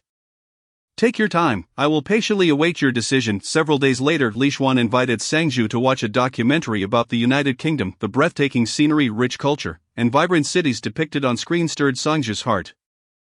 Li Xuan remarked, "Sangju, look at all the wonderful things waiting for us to discover in England." A glimmer of yearning appeared in Sangju's eyes. "Indeed, it is quite alluring." Seizing the moment, Li Xuan proposed, "Then let us embark on this journey together and create our own new experiences." Sangju hesitated. "Let me think it over." Finally, Sangju resolved to accompany Li Xuan to the United Kingdom. However, they still faced a significant hurdle, persuading Sangju's parents. On the weekend, Sangju brought Li Xuan home. Upon seeing Li Xuan, her parents greeted him with warm smiles. Having a favorable impression of him from his university days, recognizing him as a reliable young man. At the dinner table, the feast was abundant, yet the atmosphere felt somewhat tense. Li Xuan cautiously broached their plan. "Uncle, Aunt Sangju and I wish to travel to the UK to gain work experience, and we hope for your support." He spoke earnestly, his gaze filled with anticipation as he looked at Sangju's parents. They exchanged glances, and her father furrowed his brow. "To the UK? It's such a long way. Can Sangju manage?" His tone was laden with concern. Her mother echoed the sentiment. "Yes, we are reluctant to let her go so far. And in an unfamiliar place. Can you take care of yourselves?" Sangju hastily interjected. "Mom, Dad, this is an excellent opportunity for me to learn so much, and with Li Xuan by my side, he will look after me." Li Xuan added, "Uncle, Aunt, please rest assured, I will take good care of Sangju. We will keep in touch daily to update you on our situation, plus travel is convenient now. If you miss us, you can come visit anytime." Her parents fell silent for a moment, and her father replied, "Let us think it over." In the following days, Sangju and Li Xuan tirelessly communicated the benefits of their journey to England and their meticulously crafted plans to her parents. They patiently elucidated the significance of this experience for their future careers and the preparations they had undertaken. Sangju asserted, "Mom, Dad, this is truly crucial for my career development. I do not wish to miss this opportunity. I will work hard to ensure I can achieve greater success upon my return." Li Xuan pledged, "Uncle, Aunt, I promise to protect Sangju and ensure she faces no hardships. We will care for and support each other." Sangju's mother still harbored reservations, "But Sangju has never been away from us for long. How can we feel at ease with her going so far?" Sangju grasped her mother's hand. "Mom, I have grown up. It is time for me to venture out. I believe I can manage." Her father sat silently smoking quietly. Li Xuan said, "Uncle, I understand your concerns for Sangju, but this is also a wonderful opportunity for her growth. I will care for her as if she were my own family." After a period of hesitation and reflection, Sangju's parents were finally moved by their sincerity and determination. One evening, they summoned Sangju and Li Xuan to the living room. The dim lighting created a solemn atmosphere. Her father spoke, "Children, we have come to a decision. You may go and pursue your dreams." His voice was low yet resolute, his gaze unwavering. Her mother's eyes glistened with tears. "But you must take care of yourselves. We will visit you in England when we can." As she spoke, she wiped away tears from the corners of her eyes. Sangju and Li Xuan embraced their parents with excitement. "Thank you, Mom and Dad." In the ensuing days, Sangju and Li Xuan busily prepared for their departure. The process of obtaining visas was fraught with tedious procedures and waiting, as they tirelessly gathered various documents and navigated through numerous departments. When booking their flights, they compared different schedules and prices to select the most suitable options. While packing her belongings, Sangju gazed wistfully at her room, placing cherished items into her suitcase. Li Xuan stood by her side, offering comfort. "Do not be saddened, this is merely a temporary farewell. We will return with even greater experiences." Sangju nodded. "Yes, I understand." As the departure date approached, her emotions became increasingly complex, a blend of anticipation and anxiety. Chapter 56, Farewell and Departure. All preparations for their journey abroad were in place, yet Sangju's feelings grew more intricate. On the eve of her departure, she decided to meet with Chen Junqing for a formal goodbye. They agreed to rendezvous in a tranquil park. The park, adorned with lush greenery and caressed by a gentle breeze, could not soothe the turbulent emotions within Sangju and Chen Junqing. Chen Junqing arrived early, dressed in a simple shirt, his eyes reflecting a myriad of emotions, both the reluctance of Sangju's imminent departure and his heartfelt blessings for her future. "Sangju, you're here." Chen Junqing's voice was low, carrying a barely perceptible tremor. Sangju nodded lightly and sat beside him on a bench, her gaze evasive, seemingly unable to meet his eyes. "Junqing, thank you for your constant support and care." Sangju spoke softly, as if fearful of shattering the quietude. Chen Junqing managed a faint smile. "What is there to thank? It was my duty. I just didn't expect our parting would come so swiftly." His gaze drifted toward the distant lake, attempting to mask his inner despondency. Sangju lowered her head, fiddling with the hem of her clothes. I didn't foresee things unfolding this way either. Yet, this opportunity is too vital for me. Her tone carried a hint of resignation and determination. Chen Junsheng inhaled deeply, turning to face Sangju. I understand, I just feel a bit unwell about it, after all. We have shared so much together. His eyes brimmed with memories of late nights spent working and moments of celebration following project successes. Sangju raised her gaze, meeting his eyes. Junsheng, I will miss you. Please take good care of yourself at the company. Her eyes glistened with unshed tears, her voice thick with emotion. Chen Junsheng's eyes shimmered with tears. Sangju, take care of yourself in England if you encounter any difficulties. Remember that I will always be your friend. His voice was gentle yet resolute, as if making a timeless promise. Sangju nodded. I know, and you must take care of yourself as well. Don't work yourself to the bone. Prioritize your health, she sighed softly, her heart brimming with gratitude and guilt towards Chen Junsheng. He exhaled, rest assured, I will it's just that we won't be able to see each other as frequently as before. His voice resonated with profound loneliness, the once constant companionship now fading into a distant memory. Sangju bit her lip. Junsheng, I genuinely appreciate your unwavering support during my toughest times. I will never forget it. Her voice was imbued with sincerity as the memories of their struggles together flickered through her mind like scenes from a film. Chen Junsheng remained silent for a moment before speaking. Sangju, regardless of what happens, I wish for your happiness. As for Li Xuan, I hope he treats you well. His words carried a hint of bitter sweetness, yet they were filled with genuine blessings. Tears welled in Sangju's eyes. Junsheng, you are a good person, you will certainly encounter someone even better. She recognized that she might never be able to repay Chen Junsheng's kindness. They continued to reminisce, sharing stories of their time at the company. Recounting laughter and tears, and the days of shared struggles, each memory sparkled like precious gems embedded in their hearts. Chen Junsheng recounted the important project they had completed together, the pressure and tension of that time still vivid in their minds. Do you recall that occasion when we tirelessly toiled through several sleepless nights at the office to meet a deadline? Sungja smiled and nodded. Indeed, although we were fatigued during that time, everyone was brimming with enthusiasm, and there was that moment when you fell ill, and I brought you medicine and meals. Chen Junsheng's eyes were filled with concern and Sungja, touched, responded, those days, I was truly grateful for you.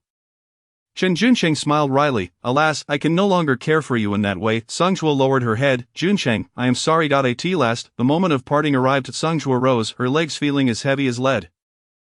Junsheng, I am leaving, she said, her voice thick with reluctance. Chen Junsheng also stood up, enveloping Sungja in a tight embrace. His embrace was warm and reassuring, as if he wished to hold her back. Safe travels. He whispered softly in her ear. Sungja turned to leave, but after taking a few steps, she looked back, waved goodbye, and then vanished from Chen Junsheng's sight. He remained rooted in place, gazing in the direction where Sungja had departed. Unable to move for a long time. On the day of departure, Sungja and Li Xian arrived at the airport, dragging their suitcases. Sungja's parents had long been waiting there. Her mother wore a simple yet elegant dress. Her eyes reddened from previous tears. Her father, clad in a neat suit, bore a serious expression, yet his eyes betrayed deep concern. The moment her mother saw Sungja, tears streamed down her cheeks. My child, you must take care of yourself. She held Sungja tightly, as if fearing that letting go would cause her daughter to vanish. Sungja embraced her mother, her voice tinged with emotion. Mom, don't cry, I will be well.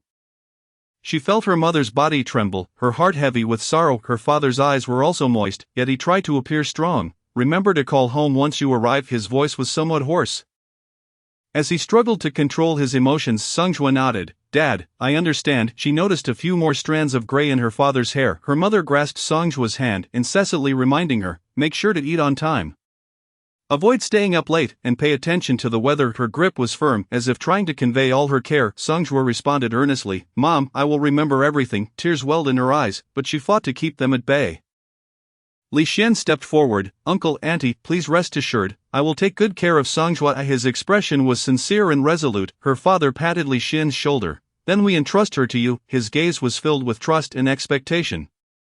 Her mother produced a package from her bag. These are some local specialties and your favorite snacks for the journey. She handed the package to Sungja, her hands trembling slightly. Sungja accepted it. Thank you, Mom. She felt the weight of the package filled with her mother's love. Time ticked by, and boarding time approached. Sungja embraced her parents once more. Mom, Dad, please take care of yourselves and don't overwork. Her voice brimmed with concern. Her mother wept uncontrollably. "My child, may you have a safe journey." Songjua and Li Xin turned, heading toward the boarding gate. They glanced back repeatedly, watching their parents' figures grow distant. Tears blurred Songjua's vision. She understood that this farewell might stretch into an indefinite period. "Li Xin, I can hardly bear to part with them." Songjua's voice quivered with emotion. Li Xin held her hand. "I know, but this is for our future. We must persevere." His voice was steadfast and warm, offering Songjua some solace. Finally, they boarded the airplane. Seated by the window, where Songjua gazed out at the runway, her heart brimming with myriad emotions, with dreams of the future and longing for her family. They embarked on a new journey. Chapter 57. A journey of adaptation in Britain. Songjua and Li Xin arrived in Britain, filled with anticipation and dreams of a bright future. However, shortly after their arrival, Songjua found herself engulfed in a myriad of challenges and adjustments. One day, she resolved to venture out alone for shopping, hoping to familiarize herself with the surroundings and procure some necessities. Upon entering a small supermarket, the dazzling array of products overwhelmed her, leaving her feeling somewhat disoriented. Standing before the shelf of shampoos, she struggled to decipher the densely packed English labels, attempting to locate a product suitable for her hair type. "Excuse me, could you please tell me which shampoo is suitable for oily hair?" Songjua mustered her courage to inquire of a nearby staff member. However, the staff's response was a whirlwind of rapid speech, thickly accented, and Songjua's eyes widened in confusion, utterly unable to comprehend what was being said. "Sorry, I didn't catch that. Could you please speak slower?" Songjua awkwardly requested, her cheeks flushing slightly, her hands instinctively gripping the edges of her shopping basket. The staff repeated their answer, yet to Songjua, it remained an unintelligible string of sounds. In despair, she shook her head, her eyes reflecting helplessness and disappointment. At that moment, curious glances from surrounding customers pierced through her, their stares feeling like sharp needles, causing her face to burn with embarrassment. She hastily grabbed a bottle of what appeared to be a suitable shampoo and fled the supermarket in disarray. Upon returning home, Songjua collapsed onto the sofa, deflated like a punctured ball, her spirits plummeting. Li Xin, "I couldn't even communicate while shopping today, it was so difficult," she lamented, her voice heavy with evident frustration. Li Xin hurried to her side, sitting beside her and gently patting her shoulder in comfort. "Don't worry, this is just the beginning. It will get better over time. I'll help you with your English tonight so you can adapt more quickly."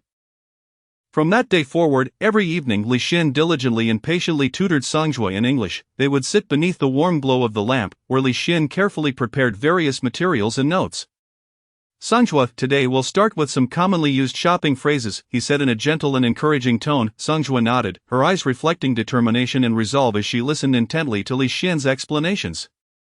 He repeated words and sentences, meticulously correcting Songjua's pronunciation. "Pay attention to the vowel sounds in this word. Let's try it again," he guided, his gaze unwaveringly supportive. Songjua diligently mimicked him, although she occasionally felt tired and confused. She persevered through Li Xin's constant encouragement, practicing repeatedly without yielding. In terms of cuisine, Songjua faced significant challenges as well. The British food was a stark contrast to the Chinese dishes she was accustomed to. The cold sandwiches, a greasy fish and chips, and various oddly flavored sauces rendered her taste buds utterly unfulfilled, turning each meal into a torment. Consequently, Li Xin often ventured to the market after work to procure ingredients, and together they would cook at home. "Songjua, how about we make tomato scrambled eggs today?" Li Xin inquired with a smile, his eyes brimming with anticipation. "Sure, Chinese food is indeed delicious," Songjua replied, her face finally lighting up with a smile as she found a semblance of comfort in the familiar flavors. In the kitchen, they busily worked together, Li Xin expertly chopping vegetables while Songjua carefully cracked eggs, the warm atmosphere enveloping the small space. At one of Li Xin's gatherings with friends, everyone was particularly welcoming towards Songjua. "Hey, Sandra, how do you like it here?" a friend exclaimed, beaming with friendliness. Songjua looked helplessly at Li Xin, her eyes pleading for assistance. Li Xin quickly translated for her, and Songjua endeavored to formulate a response. As the friends engaged in lively conversation, with topics shifting rapidly, Songjua relied on Li Xin's translations to keep pace. Feeling quite exhausted, nevertheless, she made an effort to smile, attempting to blend into the vibrant atmosphere. One day, Li Xin took Songjua to visit a local museum. At the entrance, the staff enthusiastically introduced the essential guidelines and highlights of the exhibits. Songjua strained to comprehend, yet all she could discern were a series of unfamiliar words and complex sentences, the specialized terminology leaving her mind in disarray. Standing beside her, Li Xin patiently explained, and gradually Songjua began to grasp the information, developing a rudimentary understanding of the exhibition. Li Xin, when will I be able to understand what they are saying like you do? Songjua asked, a hint of frustration evident in her expression as self-doubt crept in. As long as you persist in your studies and practice, you'll see progress soon, Li Xian encouraged, his voice firm and reassuring.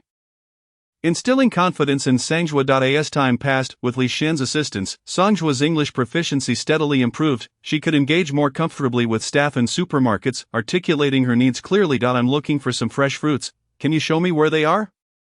Songjua confidently stated, her face no longer displaying the anxiety and confusion of before. The staff smiled and guided her, complimenting her English skills, which filled Songjua with a sense of accomplishment. At social gatherings, she could understand most of the conversations and began to express her thoughts in English. That's a great idea. I concur with your perspective. Songjua's presence has undoubtedly enlivened the gathering, and she has gradually begun to relish the joy of communication and the delight of being part of a community.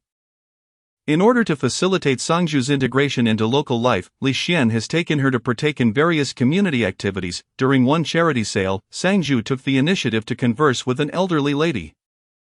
This scarf is exceptionally beautiful. How much does it cost? Songju inquired, her voice no longer trembling but rather imbued with confidence. The elderly lady was pleasantly surprised by her progress in English and engaged her in lively conversation. Sharing her own stories and experiences, Songju listened intently, nodding occasionally in acknowledgement, as she gradually discovered the warmth and joy of interpersonal communication. Li Xian, I no longer feel so fearful about speaking with others. Songju expressed joyfully, her smile radiant like the spring sun. That's wonderful, keep up the great work. Li Xian felt a swell of pride for her, his gaze filled with admiration and contentment. As days turned into weeks, Songju began to adapt to life in England. She started to engage actively with the locals, sharing their lives and thoughts. She ventured into trying new foods. Although some were still somewhat unfamiliar, she was eager to embrace and experience different cultures. She also enjoyed open conversations with Li Xian's friends, spending delightful moments together. Songju enrolled in an English speech competition, dedicating herself to extensive preparation. Every night, under Li Xian's guidance, she tirelessly revised her speech, practiced pronunciation and intonation, and rehearsed her expressions and body language in front of a mirror. On the day of the competition, as she stood on stage, a flicker of nervousness was overshadowed by a greater sense of confidence. She delivered her speech fluently, her voice clear and powerful, her emotions sincere and moving. After the competition, Li Xian awaited her with flowers at the foot of the stage. Songju, you were phenomenal. His eyes brimmed with surprise and pride. Songju beamed, it's all thanks to your support. Her smile radiated happiness and fulfillment. With her improving English skills, Songju found herself navigating her work with increasing ease. She was able to communicate effectively with her colleagues, accurately comprehend her tasks, and offer her insights and suggestions. Her collaboration with co-workers became smoother, earning her recognition and praise from all. On a sun-drenched weekend, Li Xian and Songju ventured outdoors for a picnic. Beneath the azure sky and fluffy clouds, they spread out a picnic blanket and laid out their meticulously prepared food. Songju, look at you now. You have fully adapted to life here, Li Xian remarked, his gaze filled with nostalgia and satisfaction. Songju gazed at the breathtaking scenery in the distance, inhaling the fresh air deeply. Indeed, I owe it all to you. If you hadn't been by my side, tutoring me in English and encouraging me, I might have given up long ago. They savored the beautiful moments together, envisioning a future filled with even greater joys. Songju understood that the road ahead was still long, but with Li Xian by her side, she felt the courage to face any challenge. Chapter 58, Luo Zijuan's parenting troubles. Time flies swiftly, and it seems like just the blink of an eye since Luo Zijuan's youngest son, Anan, is now preparing to attend kindergarten. Anan is an exceptionally well-behaved and sensible child. On his first day of kindergarten, he neither cried nor threw a tantrum. Instead, he held his mother's hand and obediently walked into the classroom. His tiny figure, laden with a large backpack, appeared both adorable and heartwarming. At kindergarten, Anan consistently listened attentively to his teachers. During lessons, he gazed at them with wide, round eyes, earnestly following along as they sang, danced, and played games. During mealtimes, he would clean his bowl meticulously, showing no signs of pickiness or wastefulness. When it was time for a nap, he would quietly climb into his little bed, swiftly drifting off to sleep. The kindergarten teachers adored Anan and often praised him as a well-mannered child. On one occasion, the kindergarten organized a drawing competition, and Anan created a family portrait featuring his father, mother, brother, and himself, with the family holding hands in a vast garden, sunlight warming their faces, radiating happiness. This artwork was displayed on the kindergarten showcase wall, filling Luo Zijuan with immense pride. However, her eldest son, Ping'er, proved to be a source of greater concern. Now in middle school, Pinger was navigating a rebellious phase, recently becoming engrossed in video games, which led to a significant decline in his academic performance. Teachers frequently contacted Luo Zijuan, relaying concerns about Pinger's behavior at school. Pinger has been dozing off in class lately, and his assignments are not up to par. His exam scores have dropped considerably. We've spoken to him several times, but the results have been less than satisfactory. Luo Zijuan listened to the teacher's words, feeling a mix of anxiety and helplessness. Upon returning home, she saw Pinger sitting on the sofa, engrossed in a mobile game, and frustration welled up within her. "Pinger, could you please stop playing games and complete your homework first?" Pinger replied without looking up. "Just a moment, let me finish this round." Luo Zijuan couldn't contain her rising voice. "What do you mean, just a moment? Look at your grades. If this continues, how will you get into high school?" Pinger retorted impatiently. "Don't worry about me. I know what I'm doing." Luo Zijuan snatched the phone away, exclaiming, "If I don't care, who will?" "You can't go on like this." Pinger abruptly stood up, declaring, "All you care about is grades. I'm already under so much pressure." With that, he stormed into his room, slamming the door behind him. Luo Zijuan stood in the living room, tears welling in her eyes. She was at a loss for how to communicate with her son to convey her heartfelt concerns. That evening, she sat outside Pinger's bedroom door, gently knocking. "Pinger, I would like to talk to you." There was silence from within. Luo Zijuan continued, "I know you're feeling pressured, but games won't solve your problems. I hope you can study diligently for a better future." After a long silence, there was still no response. Luo Zijuan let out a resigned sigh and returned to her own room, spending a sleepless night. The next day, Pinger continued his defiant behavior, not returning home on time after school. Luo Zijuan anxiously searched for him, calling his classmates, only to discover he had gone out to play with a few friends from school. When Pinger finally returned home, it was already 8 in the evening. Luo Zijuan, seeing him, was both angry and worried. "Where have you been? Do you have any idea how much I worry?" Pinger nonchalantly replied, "I was just hanging out with some classmates." Luo Zijuan raised her voice, "Just hanging out? Do you have any idea what time it is?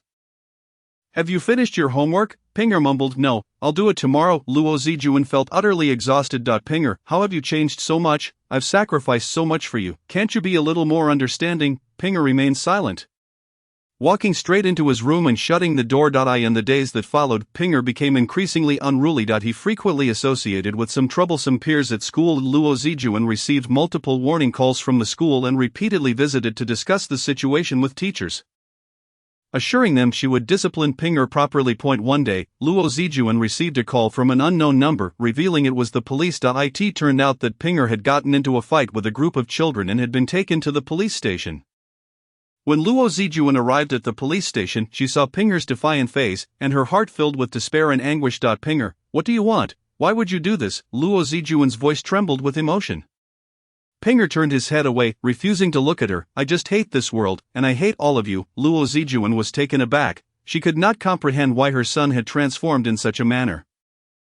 She began to reflect on her parenting approach, questioning whether she had made mistakes along the way. Determined to facilitate Pinger's change, Luo Zijuan resolved to have an earnest conversation with him. She prepared a lavish meal, waiting for Pinger to return. Upon entering, Pinger was taken aback by the sight. Luo Zijuan sat down calmly and said, "Pinger, I don't want to argue with you today. I just wish to talk." Pinger sat in silence.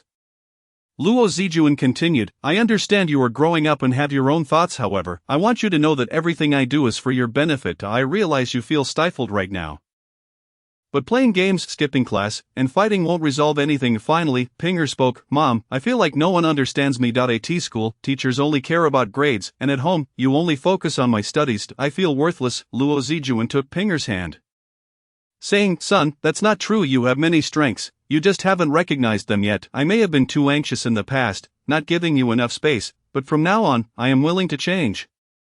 And we will work together, all right?" He looked at his mother, and the stubbornness in his eyes, once like solid ice, began to thaw. From that moment on, Luo Zijuan ceased to pressure Pinger relentlessly about his studies and instead focused more on understanding his inner thoughts.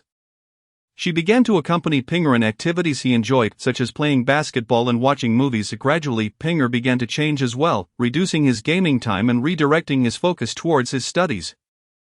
However, achieving a genuine transformation was not an easy feat. It required time and persistent effort. Although Pinger had resolved to change, he occasionally struggled to suppress his impulses to play. One day, he could no longer resist the urge to have fun and secretly arranged to go to the arcade with his classmates.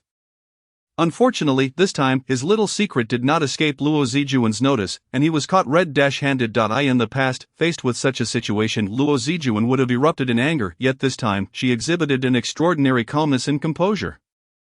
She slowly approached Ping Er gently and patiently articulating, "My dear Ping Er, we had previously agreed to strive together. Remember, Mother has always firmly believed that you can indeed fulfill your promises." Upon hearing her mother's words, Ping Er couldn't help but lower her head in shame, softly murmuring, "Mother, I am sorry." In truth, during the time spent accompanying Ping Er in her growth, Luo Zijuan herself had never ceased her own pursuit of knowledge.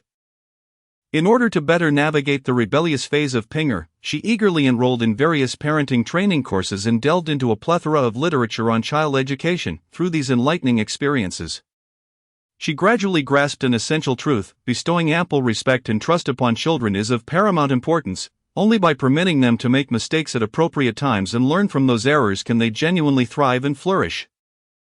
Meanwhile, another little angel at home, Banan, lived joyfully and carefree in kindergarten. Each day upon returning from school, he would exuberantly recount the day's amusing tales to Luo Zijuan, his words brimming with childlike innocence and charm, as if they possessed a magical power that effortlessly dispelled all of Luo Zijuan's fatigue and worries. Moreover, whenever the little one sweetly proclaimed, "Mama, I love you," in his tender voice, a warm wave would surge within Luo Zijuan, enveloping her in an ocean of unparalleled happiness and sweetness. Chapter 59, He Han's Educational Wisdom. He Han observed the exhaustion etched on Zijuan's face due to Ping Er's educational dilemmas. His heart filled with compassion and reluctance, that he understood that without extending a helping hand, Zijun would likely sink deeper into this endless cycle of anxiety and fatigue. Thus, he resolved to personally intervene and assist Zijun in transforming Ping Er's current situation. He Han was acutely aware that he was not Ping Er's biological father. This unique status made him realize that he must not adopt overly stringent measures during Ping Er's education, lest it backfire. He patiently awaited an opportune moment and seized the chance to engage in a private conversation with Ping Er. Ping Er, uncle knows you enjoy playing games. In fact, I indulge in them occasionally as well. Games can indeed bring some joy, but have you ever considered what they might bring to your future? His tone was calm and soothing, his gaze filled with concern and anticipation. Ping Er remained silent, his little head bowed, a hint of confusion and bewilderment flickering in his eyes. He Han gently placed a hand on Ping Er's shoulder and continued, "Games are merely a means of leisure, a way to unwind. They must not hinder your studies or affect your future." Noticing that Ping Er seemed to absorb this advice, He Han decided to capitalize on the moment and took him to explore the world outside, allowing him to experience various life scenarios firsthand and comprehend the significance of diverse choices and diligent effort. Their first destination was a vibrant university campus, where verdant trees provided shade, and the spirit of youth permeated every corner. Students hurriedly made their way to classrooms with books in hand, some gathered on the lawn discussing academic matters, while others engaged in physical exertion on the sports field. He Han pointed to the spirited university students and said to Ping Er, "Look, Ping Er, these older brothers and sisters are here pursuing their dreams through hard work. They are acquiring knowledge, forging friendships, participating in various activities, and continually enriching and enhancing themselves. If one becomes consumed by games and misses the opportunity to study, how can they ever achieve what these individuals have?" Ping Er quietly observed the students, a flicker of yearning crossing his eyes as he began to envision himself living in such a campus in the future. They then proceeded to the library, a magnificent edifice that resonated with the tranquil flow of time. Individuals sat at desks engrossed in their reading or diligently taking notes, immersed in the ocean of knowledge. He Han softly addressed Ping Er, "Knowledge empowers us, offering a plethora of choices, freeing us from the shackles of games. Observe everyone here, they are accumulating energy for their futures through reading and learning." Ping Er nodded, his eyes reflecting newfound determination. Next, He Han led Ping Er to a bustling construction site, where machinery roared and dust swirled, and workers donned safety helmets, laboring diligently under the sun. Some transported heavy materials, others busied themselves on high scaffolding, while some operated complex construction equipment. He Han pointed to the workers and earnestly said, "Ping Er, observe these uncles. They toil in such harsh conditions daily, expending immense physical strength and energy merely to earn a meager income to support their families. Had they cherished their learning opportunities in childhood and acquired more knowledge and skills, perhaps they would not have to endure such arduous labor. Would you wish to work this hard in the future?" Ping Er gazed at the weary yet resolute workers, shaking his head firmly, replying, "I do not wish to, uncle. I understand now. I must study diligently to secure better choices for my future." He Han smiled and affectionately ruffled Ping Er's hair, His eyes brimming with pride. You are truly clever, Pinger. However, aside from studying well, another crucial aspect is learning to choose your friends wisely. Curiously, Pinger looked up and asked, "Why is that, uncle?" He-han knelt down to meet Pinger's gaze and patiently explained. Friends have a significant influence on us. Being around positive, diligent friends will inspire you. Their hard work and focus will motivate you. Their good methods and habits will enlighten you, facilitating your continuous progress. It is essential to learn from others' strengths to compensate for your weaknesses, enabling you to become increasingly outstanding. Pinger nodded, albeit with a hint of confusion. He-han continued with examples. For instance, if your friends are perpetually immersed in games and disinterested in learning, dragging you along to play, you might find yourself wasting time and neglecting your studies. However, if your friends enjoy reading, exploring new knowledge, and often engage in discussions with one another, encouraging each other, wouldn't you also be influenced to cultivate a greater interest and motivation for learning? Pinger pondered for a moment before responding, "Uncle, I understand. I want to be with friends who are kind to me and help me improve." He-han smiled with satisfaction. "Then from now on, let us strive together.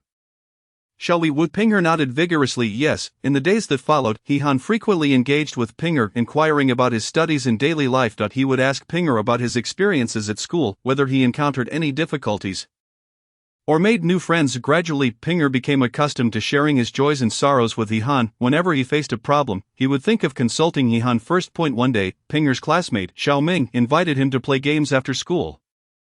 Pinger hesitated for a moment, recalling He-han's words and his own promise, ultimately declining Xiao Ming's invitation. "Xiao Ming, I cannot play games with you today. I have to go home and do my homework." Pinger stated. Xiao Ming, puzzled, replied, "Why not? Just for a little while." Pinger resolutely stated, "No, I must study diligently and not indulge in games." Upon returning home, Pinger shared this incident with He-han, who praised him. "Pinger, you did wonderfully. Resisting temptation is a significant step forward. As long as you persevere, you will undoubtedly excel." Encouraged, Pinger felt even more resolute in his determination. As time passed, Pinger's academic performance improved markedly. He became more focused in class and completed his assignments with greater diligence. Upon witnessing Pinger's transformation, Zijun was filled with gratitude. He-han, I cannot thank you enough. Pinger has become so much more sensible and proactive in his studies, all thanks to your guidance, she expressed sincerely. He-han smiled, replying, "This is all the result of Pinger's own efforts. As long as he understands the importance of learning and is willing to put in the effort for his future, he will surely reap the rewards." However, the path to transformation was not devoid of obstacles. One day, Pinger participated in an important examination, yet his results were far from satisfactory. Staring at the score on the paper, Pinger felt despondent, believing that all his efforts had been in vain, and he contemplated retreating into the solace of games to escape. He-han noticed Pinger's emotional shift. Instead of reprimanding him, he chose to understand and encourage. He took Pinger to a technology exhibition hall, where various advanced technological achievements were on display, including intelligent robots, virtual reality devices, and new energy vehicles. Pinger was captivated by these innovative technological marvels. Momentarily forgetting his examination troubles, He-han pointed to the high-tech exhibits and said, "Pinger, observe these cutting-edge technologies. They are all born from knowledge. It is alright if one examination does not go well. As long as we reflect on our experiences, identify our shortcomings, and continue to strive, we will surely achieve good results. Failure is the mother of success. Do not give up due to a single setback." Pinger listened to He-han's words, rekindling his confidence. "Uncle, I understand. I will carefully analyze my mistakes and strive to improve." Under He-han's thoughtful guidance, Pinger not only made progress in his studies but also learned how to interact with others and select friends who would benefit him. The growth of Pinger fills Zijun with immense satisfaction, while He-han also experiences a unique emotional connection throughout this journey. He observes how Pinger transforms from a confused and rebellious child into a responsible and goal-oriented young individual, his heart swelling with a sense of accomplishment. One day, Pinger rushes home, beaming with excitement, holding a certificate in his hands. "Mom, Uncle, I ranked among the top few in the class this time and received this award." His face radiates pride and joy. Both Zijun and He-han feel a swell of pride for Pinger. He-han takes the certificate, scrutinizes it carefully, and says, "Pinger, continue to maintain this momentum. Your future is brimming with infinite possibilities.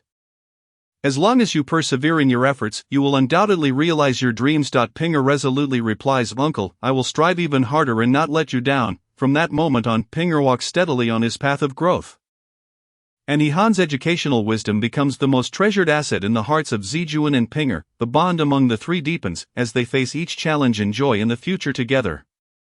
Chapter 60, The Growth Journey of Pinger. With the collective efforts and companionship of He-Han Zijuan and Pinger, the latter not only achieves steady progress in his studies but also experiences significant growth in interpersonal relationships.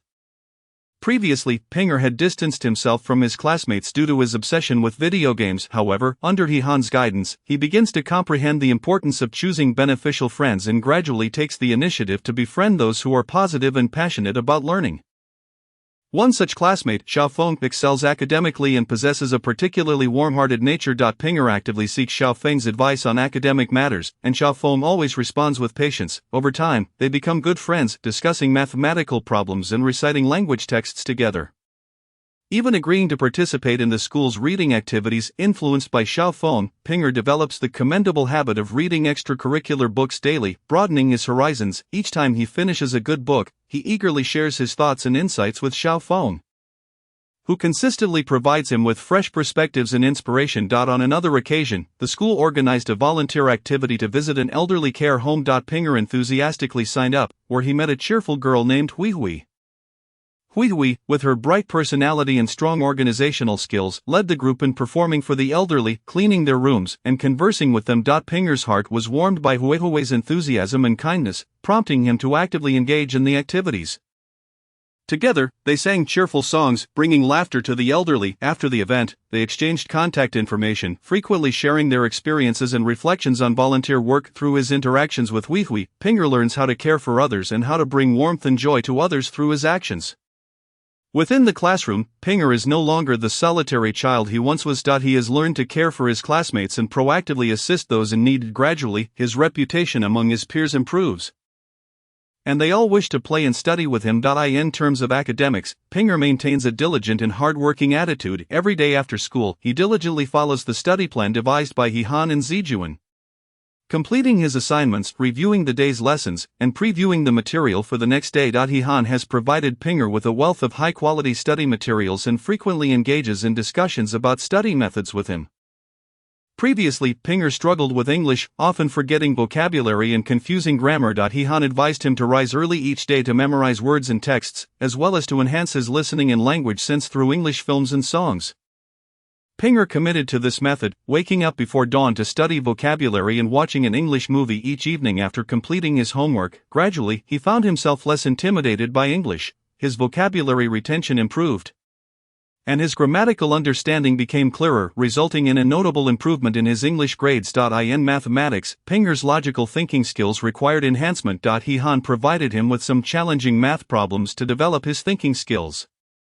Initially, Pinger found these problems daunting and contemplated giving up. However, with He-Han's encouragement, he persevered, conquering each problem one by one and gradually mastering the techniques and methods for solving them. After a period of effort, Pinger achieved excellent results in his math exams. Meanwhile, Zijuan meticulously cared for Pinger's daily life, preparing nutritious meals to ensure he had ample energy for studying. Whenever Pinger felt fatigued from studying, Zijuan would serve him a warm glass of milk, encouraging him to rest before continuing. She would consult Pinger's tastes and nutritional needs, allowing the cook to prepare a variety of dishes. Sometimes it was fragrant braised pork, other times tender steamed fish, and occasionally a nutritious vegetable salad. Each meal was savored by Pinger, who felt the abundant love from his mother. Before one midterm exam, Pinger felt nervous and worried about his performance. He-Han noticed his unease and took him for a walk in the park to relax.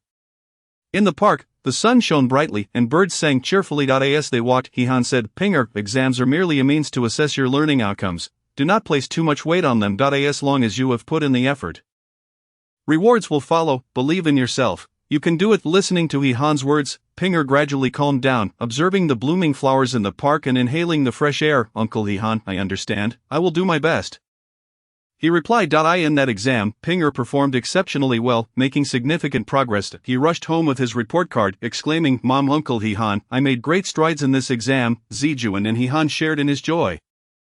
Zijuan prepared Pinger's favorite braised ribs, while He-Han gifted him a book he had long desired. The family gathered around the dining table, filled with laughter and cheer. As time passed, Pinger faced the upcoming high school entrance examination.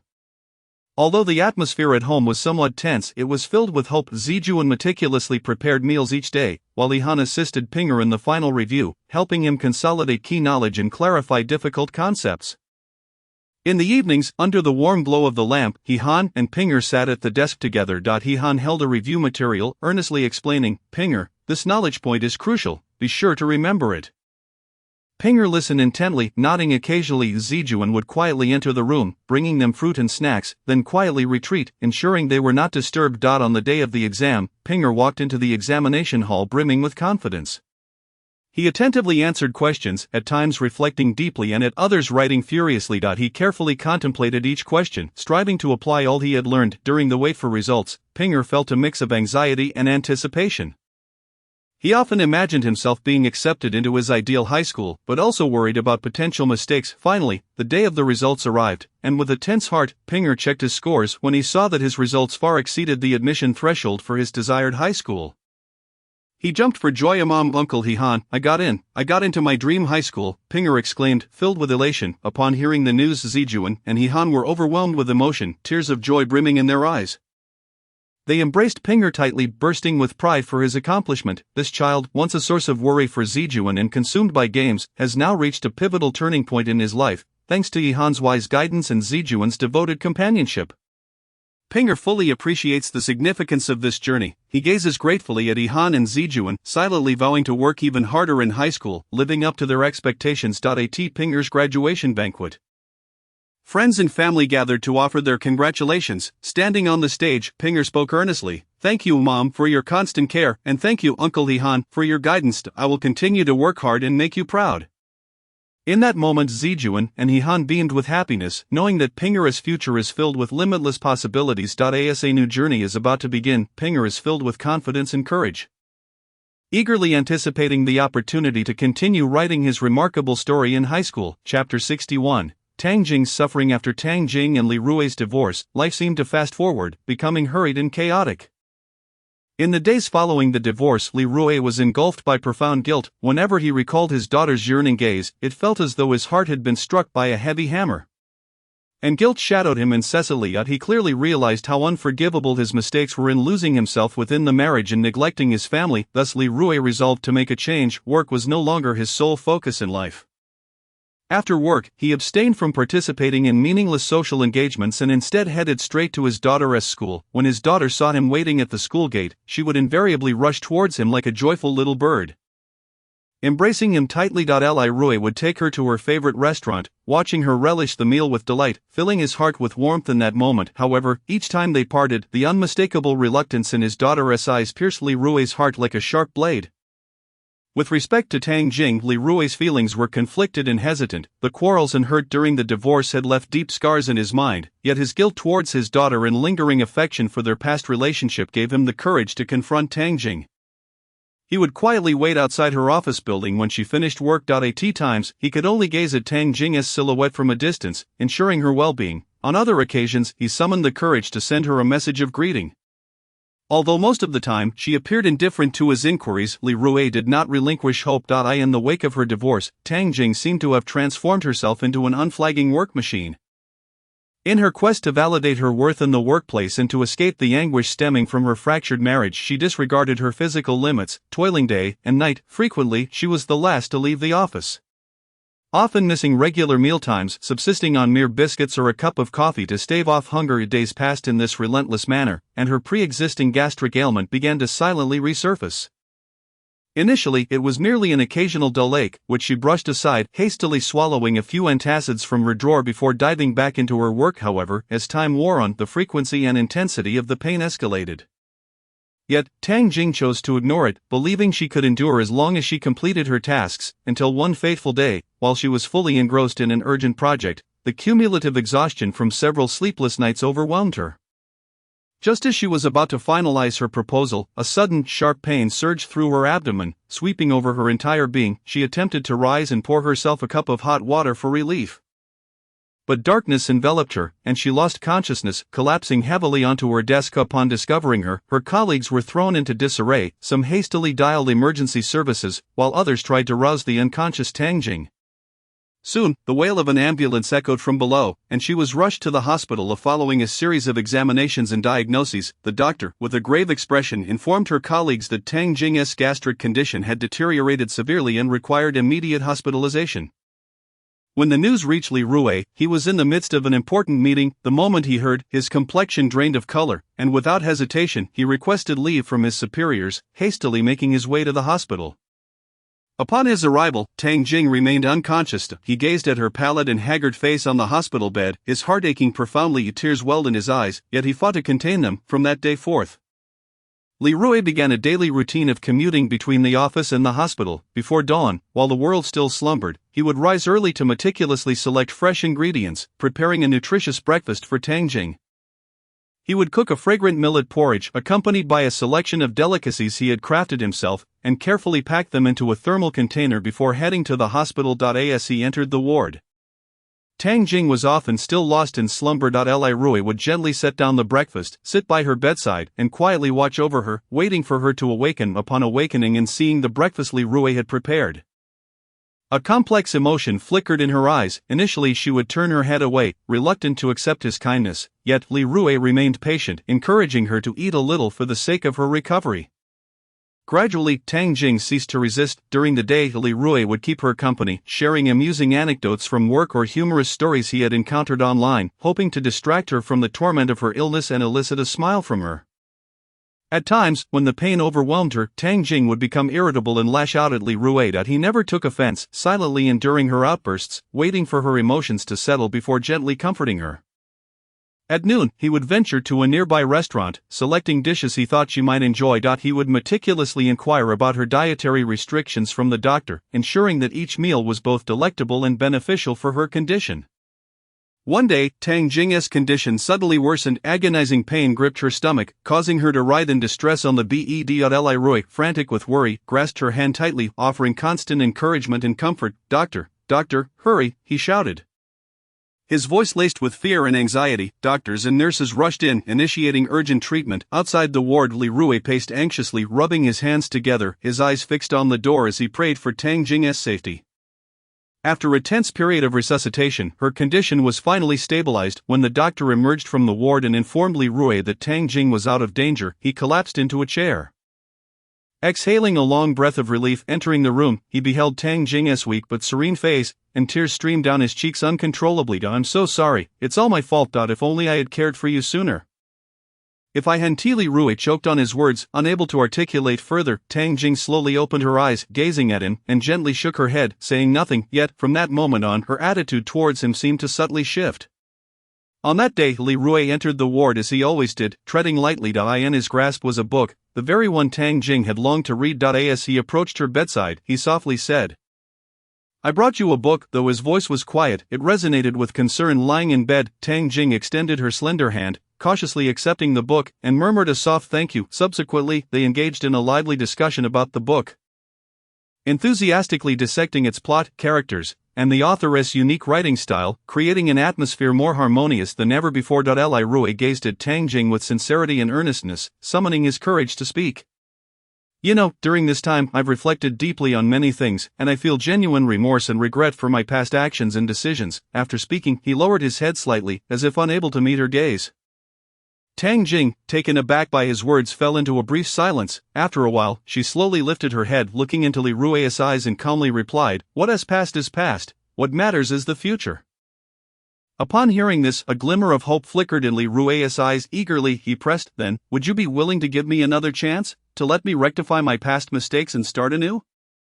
However, Tang Jing did not immediately respond. She merely turned her gaze toward the window, staring at the sky outside, lost in thought for a long time. Chapter 62, The Struggle and Hope Before Surgery. A few days later, accompanied by Li Rui, Tang Jing approached the doctor's office, her heart heavy with trepidation. With each step, her heart raced as if it would leap from her throat. Her hands instinctively clenched the hem of her clothing, each stride feeling like a descent into an unknown abyss. Li Rui's expression was equally grave, his eyes occasionally drifting toward Tang Jing, attempting to offer her silent comfort, yet he too was consumed by anxiety and unease. Once inside the office, they sat quietly across from the doctor, awaiting the final results of the gastric examination. Tang Jing's gaze fixated on the doctor's lips, as if every word about to be spoken could determine her fate. When the doctor, with a serious demeanor, informed them that chronic gastritis had led to cancerous changes in the gastric mucosa and submucosa, both Tang Jing and Li Rui felt as though they had plunged into an icy abyss. Tang Jing's complexion drained of color, her lips trembled, and her voice quivered with uncontainable fear. Cancerous changes. How could this happen? Doctor, am I? She could not voice the dreadful thought, her eyes brimming with despair and helplessness. As if her entire world had collapsed in that instant. Li Rui's body involuntarily shuddered, cold sweat breaking out on his forehead, yet he steeled himself against the fear within, gripping Tang Jing's hand tightly to offer her strength. Though his own voice trembled, Doctor, this is too sudden, you must save her. The doctor observed their panic-stricken expressions and hastily reassured them, don't panic, please calm down, fortunately, we caught it early, and the cancer cells haven't spread. As long as we perform surgery promptly to remove the cancerous mucosa, and she adheres to postoperative care, her chances of recovery are substantial. Tears welled in Tang Jing's eyes, her heart engulfed by fear and uncertainty. Will the surgery be dangerous? She could not bear to contemplate the consequences of a failed operation as if it were an endless dark abyss. Li Rui took a deep breath. Striving to compose himself, his gaze remained fixed on the doctor, his eyes filled with hope and pleading. Doctor, please explain the surgical procedure in detail. We are genuinely terrified. The doctor nodded and began to explain patiently. There are inherent risks with surgery, as it involves internal procedures. However, we will ensure thorough preoperative preparations, including comprehensive health assessments, precise surgical planning, and readiness for any potential complications. We have numerous successful cases of this surgery at our hospital. As long as postoperative care and rehabilitation are followed, there should not be significant issues. Our medical team possesses extensive experience and expertise, and we will exert our utmost efforts to ensure the surgery's success and your safety. Tang Jing bit her lip, her voice trembling. So after the surgery, can I return to living normally like before? Her eyes reflected concerns and uncertainty about her future. The doctor smiled reassuringly, as long as you actively cooperate with treatment. Pay attention to your diet and rest. Returning to a normal life is entirely possible. However, this will require your determination and willpower. After the surgery, a period of adjustment and recovery may be required.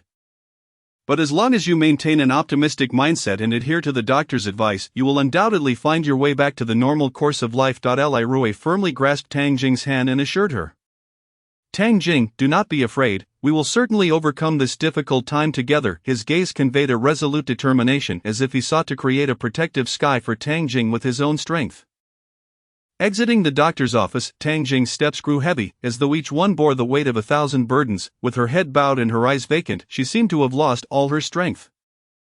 Li Rui supported her as they silently took a seat on a bench in the hospital corridor. Despite the bustling activity around them, it felt as if they were ensconced in a solitary world. Li Rui, I am truly terrified. Tang Jing finally broke down, her sobs resonating through the empty corridor. Filled with helplessness and fear, Li Rui enveloped her in his embrace, gently whispering, I understand, I am scared too.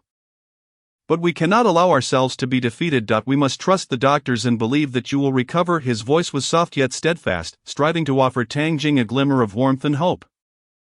Through her tears, Tang Jing stammered, what if the surgery fails? I have so many things left undone. I do not wish to. Her voice was laden with longing for the future and a reluctance to part with life. Li Rui interrupted her, it will not fail. There will be no what ifs. You must be strong, for me, for our daughter. You must face this with courage. We all need you. You cannot give up. His voice, though choked with emotion, remained infused with strength. Upon returning to the hospital room, Tang Jing stared blankly out the window, her thoughts a torrent. Outside the sun shone brightly, yet her heart was engulfed in shadows. She reminisced about the beautiful moments shared with Li Rui. Those warm instances and sweet smiles had now become her most cherished memories. They had strolled hand in hand along the park paths, sharing dreams and hopes, watched the sunrise by the seaside. Marveling at nature's grandeur and the miracle of life, she recalled her daughter's innocent smile, a pure and untainted joy that illuminated her existence. Each embrace and kiss from her daughter filled her with immeasurable happiness and contentment. A fierce desire to survive surged within her. She understood that for her family, for those beautiful memories and the possibilities of the future, she must be strong. Li Rui remained by her side.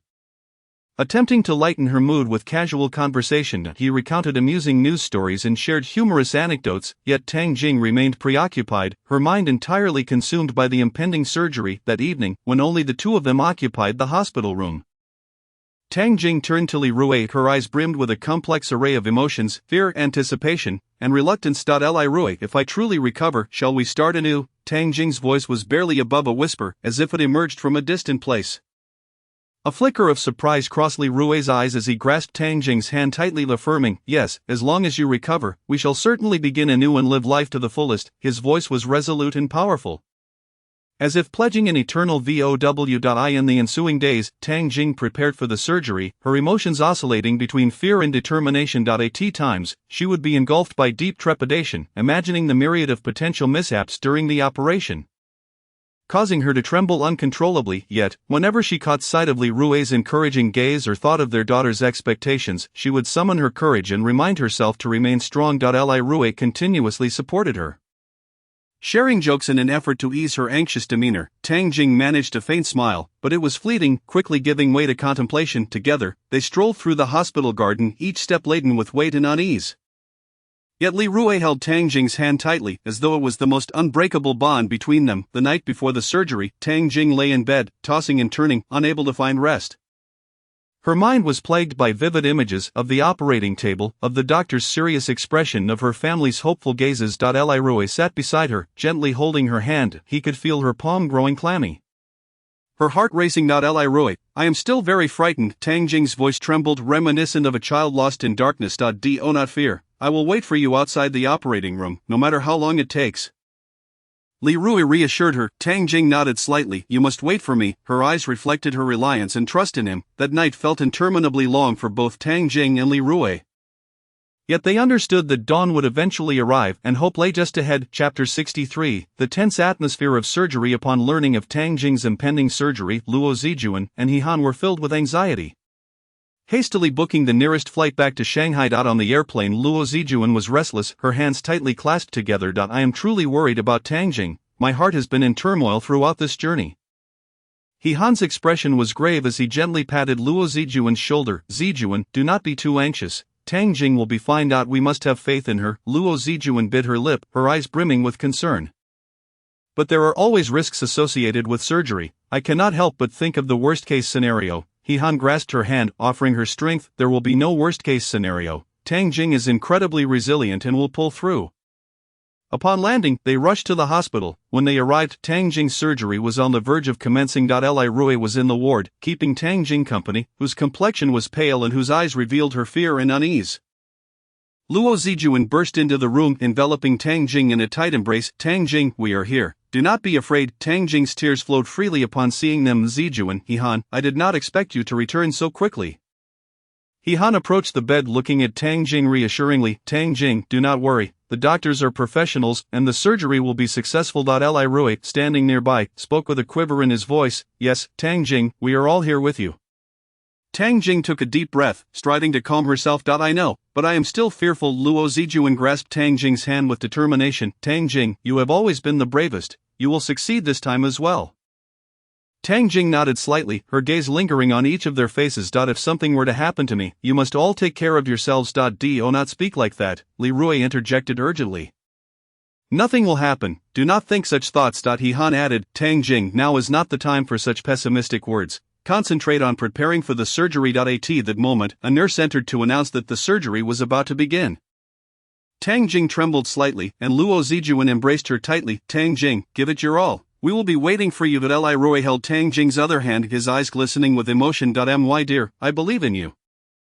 As the nurse wheeled Tang Jing toward the operating room, everyone followed closely behind, offering her encouragement. Luo Zijuan's voice trembled with emotion. Tang Jing, you must come back safely. He Han urged. Tang Jing, hang in there.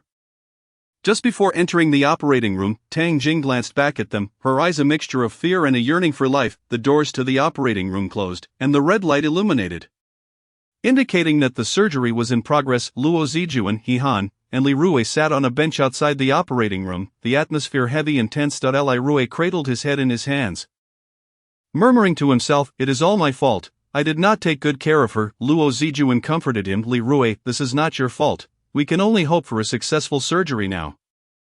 He Han stood up, pacing back and forth. We must believe in Tang Jing. She will surely overcome this challenge. Time crawled by, each second feeling like an eternity for them. Luo Zijuan kept glancing at the operating room doors, silently praying, Tang Jing, you must be alright. Li Rui was restless, occasionally standing to peer at the operating room door. He Han attempted to dispel the tense atmosphere. Everyone, do not worry too much. Tang Jing is strong. She will be fine. However, even he could not mask the worry in his own eyes. After a while, Li Rui could no longer contain himself. Why is this surgery taking so long? Luo Zijuan's heart raced. Just a little longer, it should be almost over. He Han checked his watch, his brow furrowed. After some time, Li Rui suddenly stood up. I cannot bear it any longer. This waiting is agonizing. Luo Zijuan grabbed his arm. Li Rui, calm down. We must trust the doctors. Just then, the operating room door swung open, and a doctor emerged. They all rushed forward, anxiously inquiring about the situation. The doctor removed his mask and said, the surgery went very smoothly. We have removed the cancerous gastric mucosa. Fortunately, the cancer cells have not spread to other areas. However, further treatment will be necessary, and it is essential to maintain a healthy lifestyle and have regular checkups. Upon hearing this news, the tension that had gripped their hearts finally eased, and they all let out a collective sigh of relief. Li Rui's voice trembled as he expressed his gratitude. Thank you, Doctor, thank you. Luo Zijuan wiped her tears, exclaiming, that is wonderful. Tang Jing is safe. He Han added, this is a good beginning. We will all work together to help Tang Jing recover. Before long, the tightly shut door of the operating room gradually opened, and Tang Jing was carefully wheeled out by the medical staff. At this moment, she remained in a profound state of coma, her once exquisite visage appearing somewhat pallid, even more so than before the surgery. Displaying signs of weariness, upon witnessing this, the crowd hurriedly followed the hospital bed to the ward. Once inside, they tacitly refrained from uttering a single sound, silently vigiled by Tang Jing's side. After a while, Li Rui approached the bedside and gently grasped Tang Jing's somewhat cool hand, speaking with utmost tenderness. My dear, the surgery has been successfully completed. I believe it won't be long before you regain your health and return to my side. Standing on the opposite side, Luo Zijuan gazed intently at Tang Jing, her heart brimming with solace and reflection. She silently implored in her heart, Tang Jing, you must awaken soon, we are all waiting for you. Meanwhile, He Han, who had remained silent, quietly stood in the corner, fervently praying for Tang Jing, hoping that heaven would bestow its grace upon this strong and kind individual, enabling her to triumph over her affliction and reclaim her life. After several hours, Tang Jing slowly opened her eyes, her gaze still somewhat bewildered. Li Rui exclaimed with excitement, Tang Jing, you've awakened. Tang Jing's voice was faint. I am still alive. Luo Zijuan quickly leaned in. Tang Jing. The surgery was very successful. The cancer cells did not spread, and the doctors have removed the diseased portion. As long as you rest well, you will recover soon. A faint smile graced Tang Jing's lips. Thank you all for staying by my side. He Han added, Tang Jing, you must listen to the doctors and take care of your health. Tang Jing nodded gently to I. In the days that followed, Tang Jing began her post-operative recovery. Luo Zijuan and He Han frequently visited her, bringing an array of nourishing foods and encouragement. One day, Luo Zijuan entered the ward with a pot of soup she had made, saying, Tang Jing, this is specially brewed for you, do try it. Tang Jing looked at her gratefully. Zijuan, you've worked hard. He Han also brought some books and magazines, saying, Tang Jing, you can read these when you feel bored, don't dwell on your illness. Relax your mind. Tang Jing smiled and replied, thank you both. With you here, I feel I am recovering quickly. Li Rui, on the other hand, accompanied Tang Jing every evening after work, meticulously attending to her dietary and daily needs. As time passed, Tang Jing's health gradually improved. On the day of her follow-up examination, everyone accompanied her to the hospital, their hearts tinged with apprehension. After carefully reviewing the examination reports, the doctor smiled and declared, your recovery is excellent. As long as you maintain this course, there will be no issues. Everyone erupted in cheers. Tang Jing, moved, said, I am immensely grateful for your support during this time. I will cherish my health and the bonds we share. From that moment on, Tang Jing became increasingly mindful of her well-being, and the bonds among her circle deepened and strengthened. Chapter 64, The Rebirth of Tang Jing. Having endured a life-and-death struggle against illness, Tang Jing seemed to have undergone a metamorphosis, gaining a fresh perspective on life. In the past, she had always prioritized work, relentlessly pursuing performance metrics and negotiating contracts, tirelessly striving in the marketplace. In her world, each project's success and every breakthrough in performance were akin to gleaming medals, affirming her worth and capabilities. However, this illness imparted a profound realization: life is exceedingly fragile, and health and family are invaluable treasures.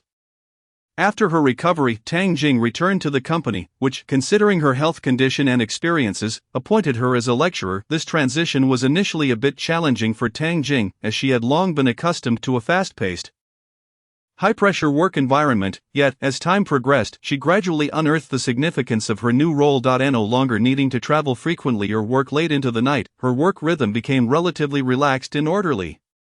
She found herself with ample time to reflect and distill her years of professional experience, subsequently imparting these invaluable insights to the company's new employees. Each day, Tang Jing arrived at the office early. Dedicating herself to meticulous lesson preparations in the tranquil environment, she infused each lecture with the skills she had honed at the negotiation table, strategies from market competition, and the perseverance and courage she had summoned in the face of adversity.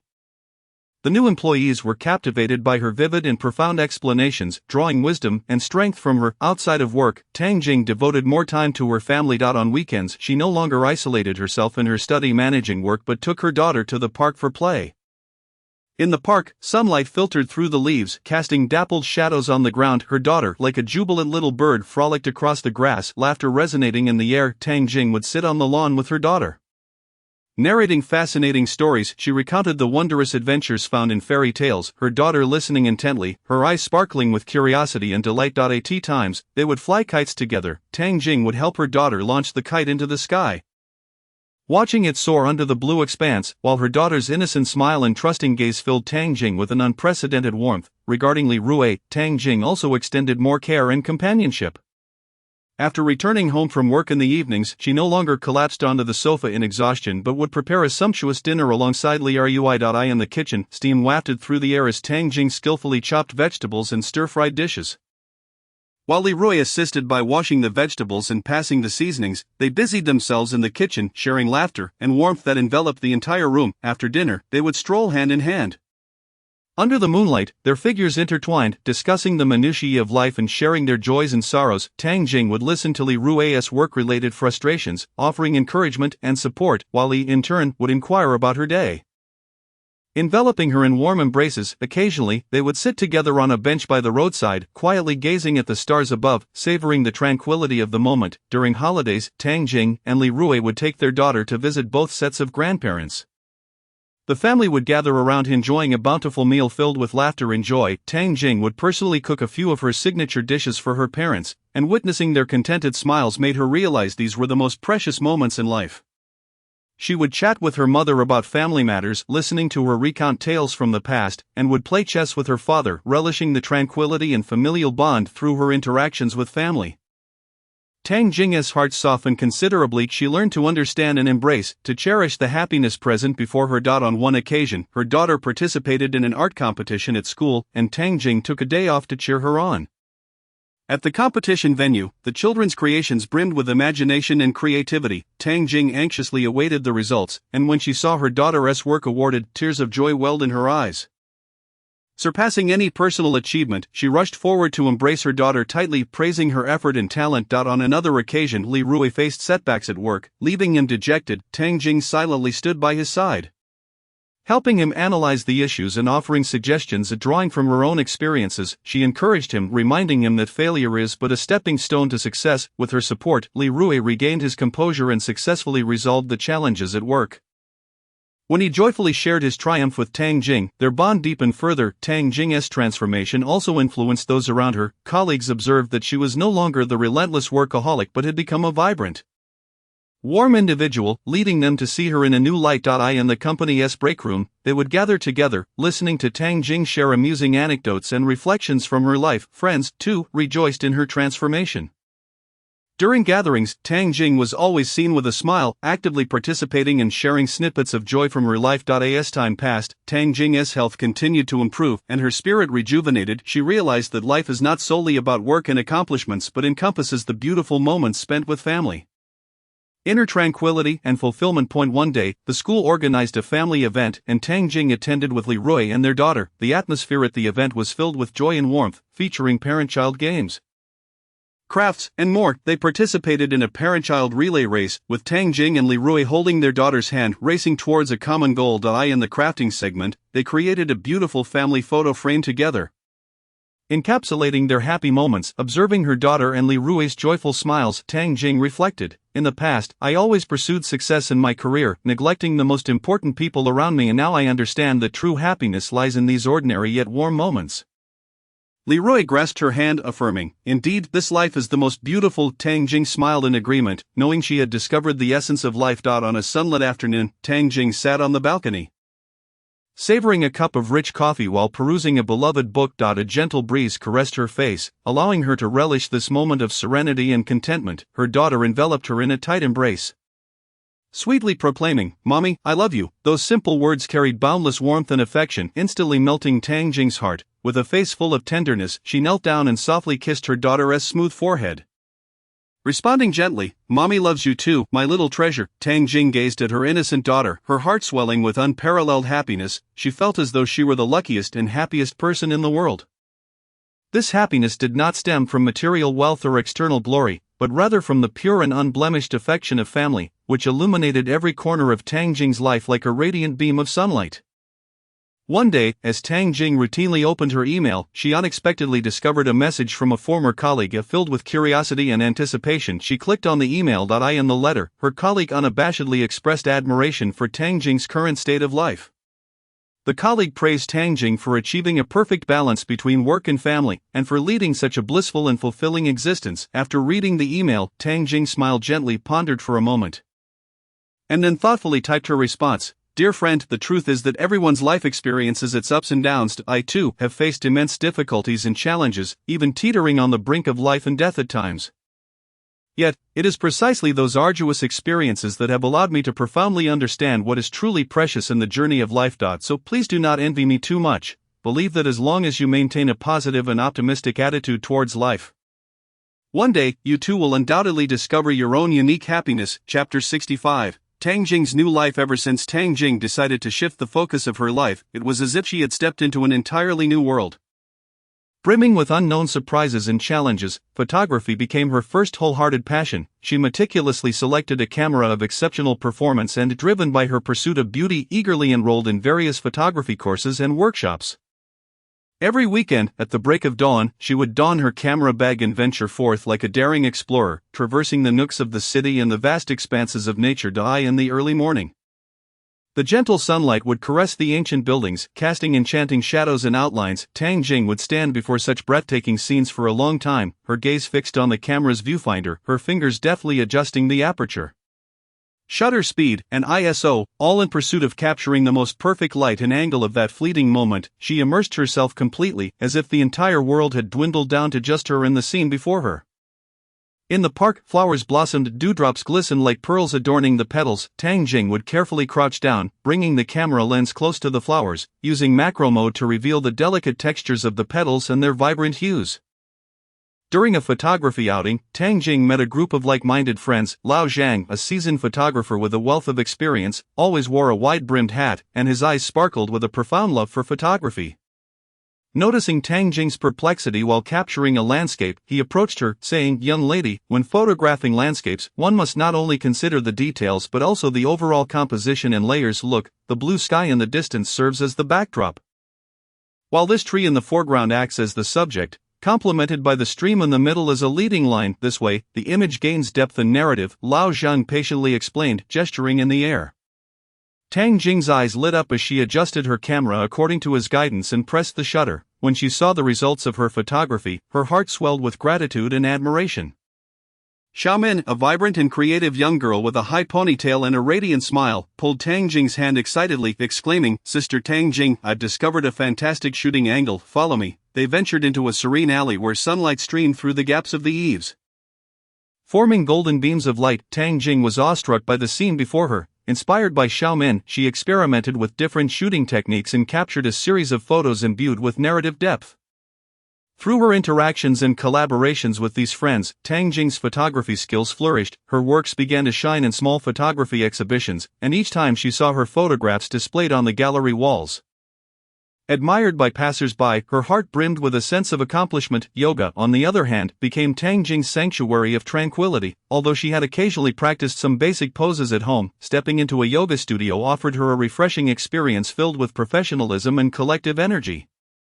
Upon her first visit to the yoga studio, she was captivated by the soothing music and the fragrant ambience. The instructor's voice was gentle yet firm, guiding everyone through each movement. Inhale, stretch your arms upward, feeling your body elongate. Exhale, slowly bend forward, relaxing your back. The instructor guided them. Tang Jing diligently followed along, though initially, her body felt somewhat rigid, making it difficult to execute many poses. Observing her fellow students move with fluid grace, She felt a twinge of impatience, however. Tang Jing did not give up. With each practice, she reminded herself to focus on her own sensations in the moment, rather than comparing herself to others. Gradually, she noticed her body becoming more supple and agile. In the yoga studio, Tang Jing forged friendships with warm and delightful individuals. Lin Na, a perpetually energetic woman whose laughter seemed to dispel all gloom, would share her newfound yoga discoveries with Tang Jing after each class. "Tang Jing, did you know, yesterday, I performed a deep twisting pose at home, and I felt completely rejuvenated. Today, I feel fantastic," Lin Na exclaimed, demonstrating the movement. Tang Jing listened with a smile, genuinely pleased for Lin Na's progress. "Chenny, a young mother, found the secret to balancing her life through yoga. Caring for my child used to leave me overwhelmed, but now, after each yoga session, I can approach life's minor troubles with a more peaceful mindset." Chenny reflected. Tang Jing joined them for outdoor activities organized by the yoga studio. On a grassy field in the countryside, everyone spread out their yoga mats beneath the blue sky and white clouds. Stretching and breathing freely with the gentle breeze, feel the energy of nature, allowing it to nourish our bodies and souls, the instructor's voice echoed across the open field. Tang Jing closed her eyes.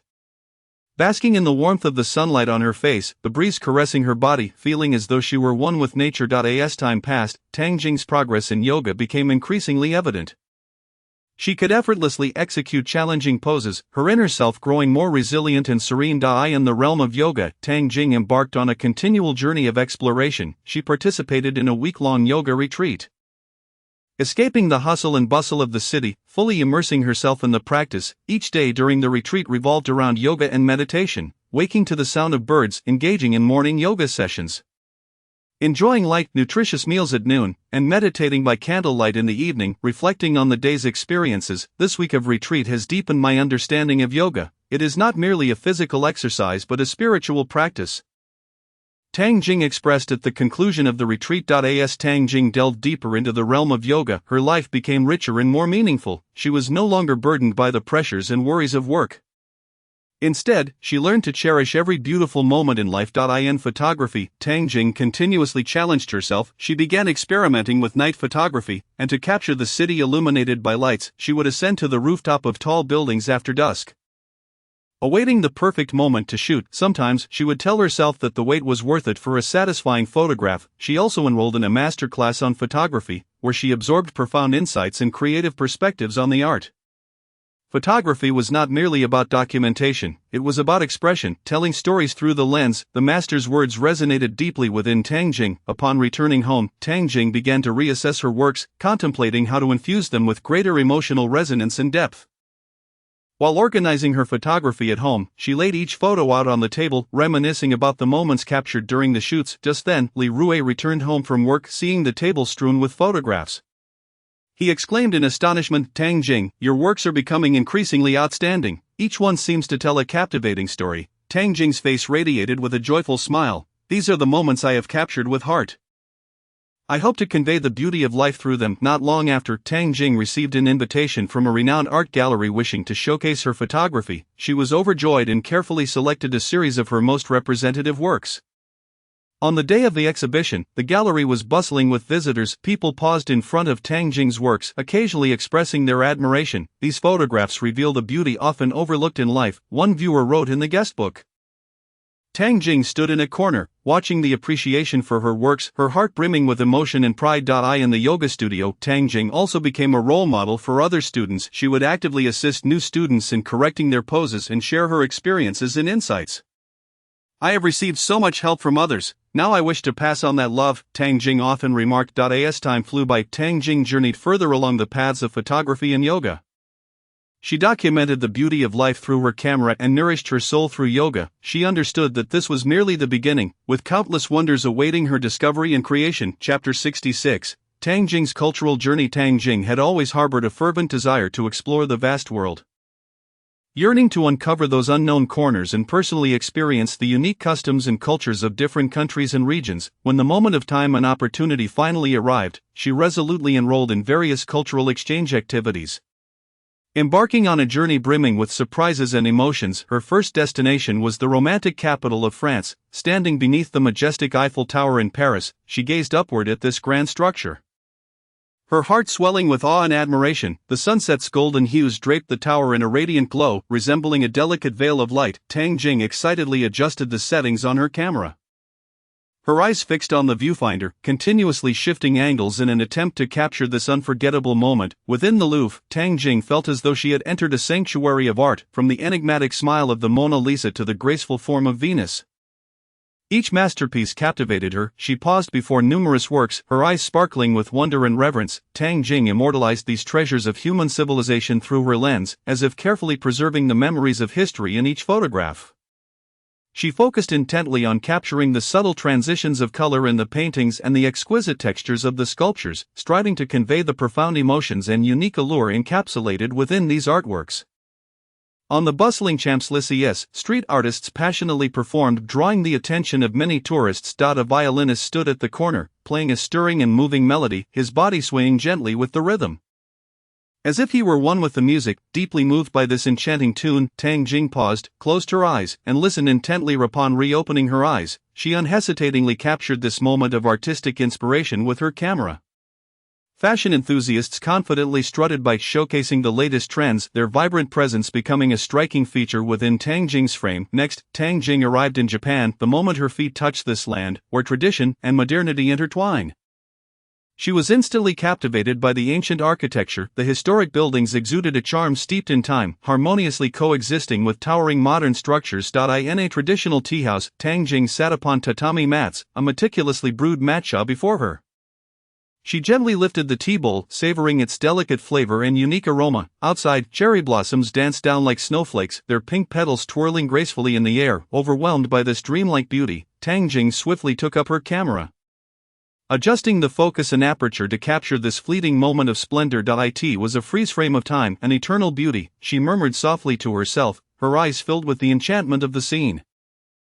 In Nara, Tang Jing had an intimate encounter with gentle deer. The fawns blinked their lively eyes, curiously peering at the world around them. They trotted lightly, surrounding Tang Jing. A pure, innocent smile graced her face as she retrieved prepared deer treats from her pocket. Cautiously offering them to the young creatures, when their soft lips brushed against her palm, warmth and joy filled her heart. She laughed as she pressed the shutter, capturing this tender moment of harmony between humans and animals. Italy's Rome offered Tang Jing an entirely different ambience. Within the ancient Colosseum, she felt as if she had traversed time, hearing the roars of gladiators and the cheers of spectators, running her fingers along the weathered stone walls. The rough texture conveyed the weight of history. Tang Jing reflected on the relentless passage of time, simultaneously awed by the historical significance embodied in this architecture. The setting sun cast a blood-red glow upon the ruins, creating a scene of tragic yet grand beauty. Tang Jing raised her camera, each ray of light and shadow seemingly narrating ancient tales. She continually adjusted her angles and settings, hoping to perfectly portray the building's storied past and splendor.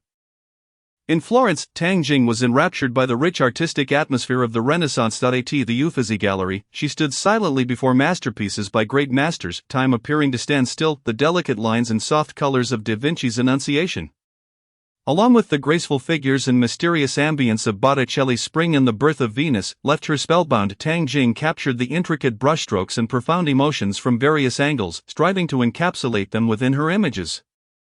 On the streets, a violinist played a melodious classical piece. The notes floated through the air like dancing spirits. Tang Jing was moved by the exquisite melody, quietly standing by to listen. Only when the performance concluded did she awaken from her reverie. Stepping forward to converse with the musician and offering a small tip as a gesture of gratitude, with her camera, she immortalized this artistic moment, capturing the violinist's focused expression and the entranced faces of the surrounding audience. Subsequently, Tang Jing ventured onto the mysterious land of India. The vibrant colors of saris, the majestic temples, and the bustling markets dazzled her senses. Before the Taj Mahal, she was profoundly touched by this emblem of eternal love. The pristine white marble shimmered in the sunlight, resembling a dazzling pearl. Tang Jing photographed from various angles, aiming to showcase its solemn grandeur and breathtaking beauty. She arrived early in the morning, eager to capture the sacred moment when the first rays of sunlight kissed the Taj Mahal. The soft light enveloped the structure in a hazy beauty, rendering her breathless, lest she disturb the tranquility and splendor. In the market, the cacophony of voices, vibrant spices, and exquisite crafts painted a lively tableau. Tang Jing weaved through the crowd, engaging warmly with local vendors. She curiously inquired about the craftsmanship and stories behind each item, capturing their proud smiles and unique wares with her camera. One artisan diligently crafted intricate silver jewelry. His nimble fingers skillfully manipulating tools as a magnificent necklace gradually took shape. Tang Jing crouched nearby, closely documenting this process, the artisan's dedication and craftsmanship vividly displayed through her lens. In China's Yunnan province, Tang Jing entered a village of ethnic minorities, clad in vibrant traditional attire. The villagers toiled in the fields, their melodious songs echoing through the valleys. She celebrated the festival with the locals, capturing the joyous dances and brilliant fireworks. At night, under a blanket of stars, Tang Jing sat by the bonfire, sharing stories with the villagers and experiencing their genuine warmth. In Thailand, the resplendent temples and vibrant floating markets enthralled Tang Jing. She navigated the waterways in a small boat, her camera documenting the bustling scenes along the banks and the rich tapestry of life. In the floating market, the calls of vendors mingled with the enticing aromas of diverse delicacies.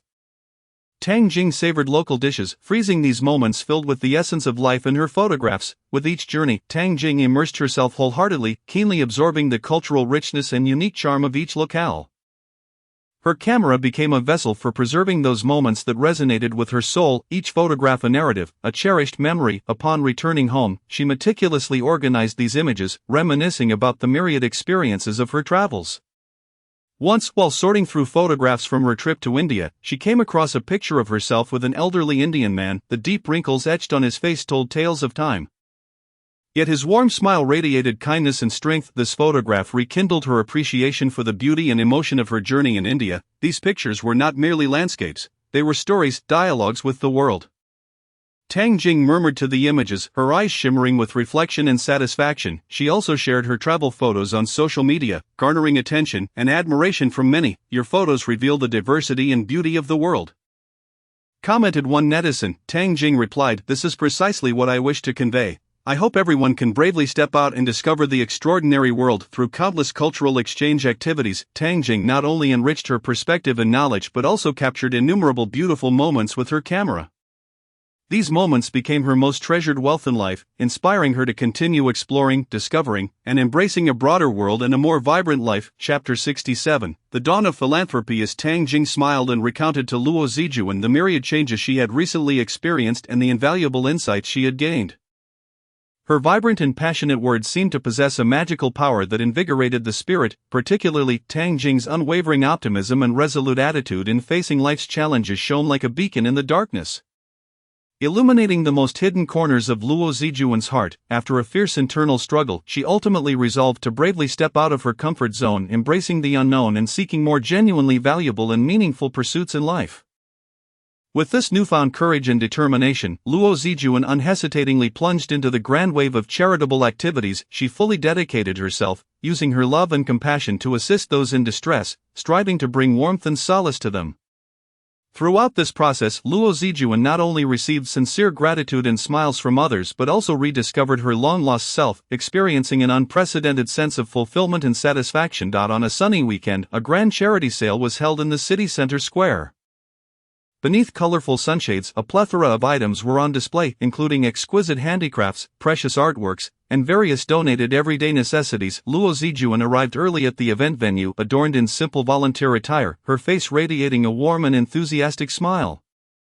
She busily navigated through the crowd, her hands tirelessly arranging the items at the stalls, ensuring they were neatly and aesthetically displayed. Whenever a passerby approached, Luo Zijuan would proactively greet them, using a gentle and amiable tone to elucidate the purpose and significance of the charity sale.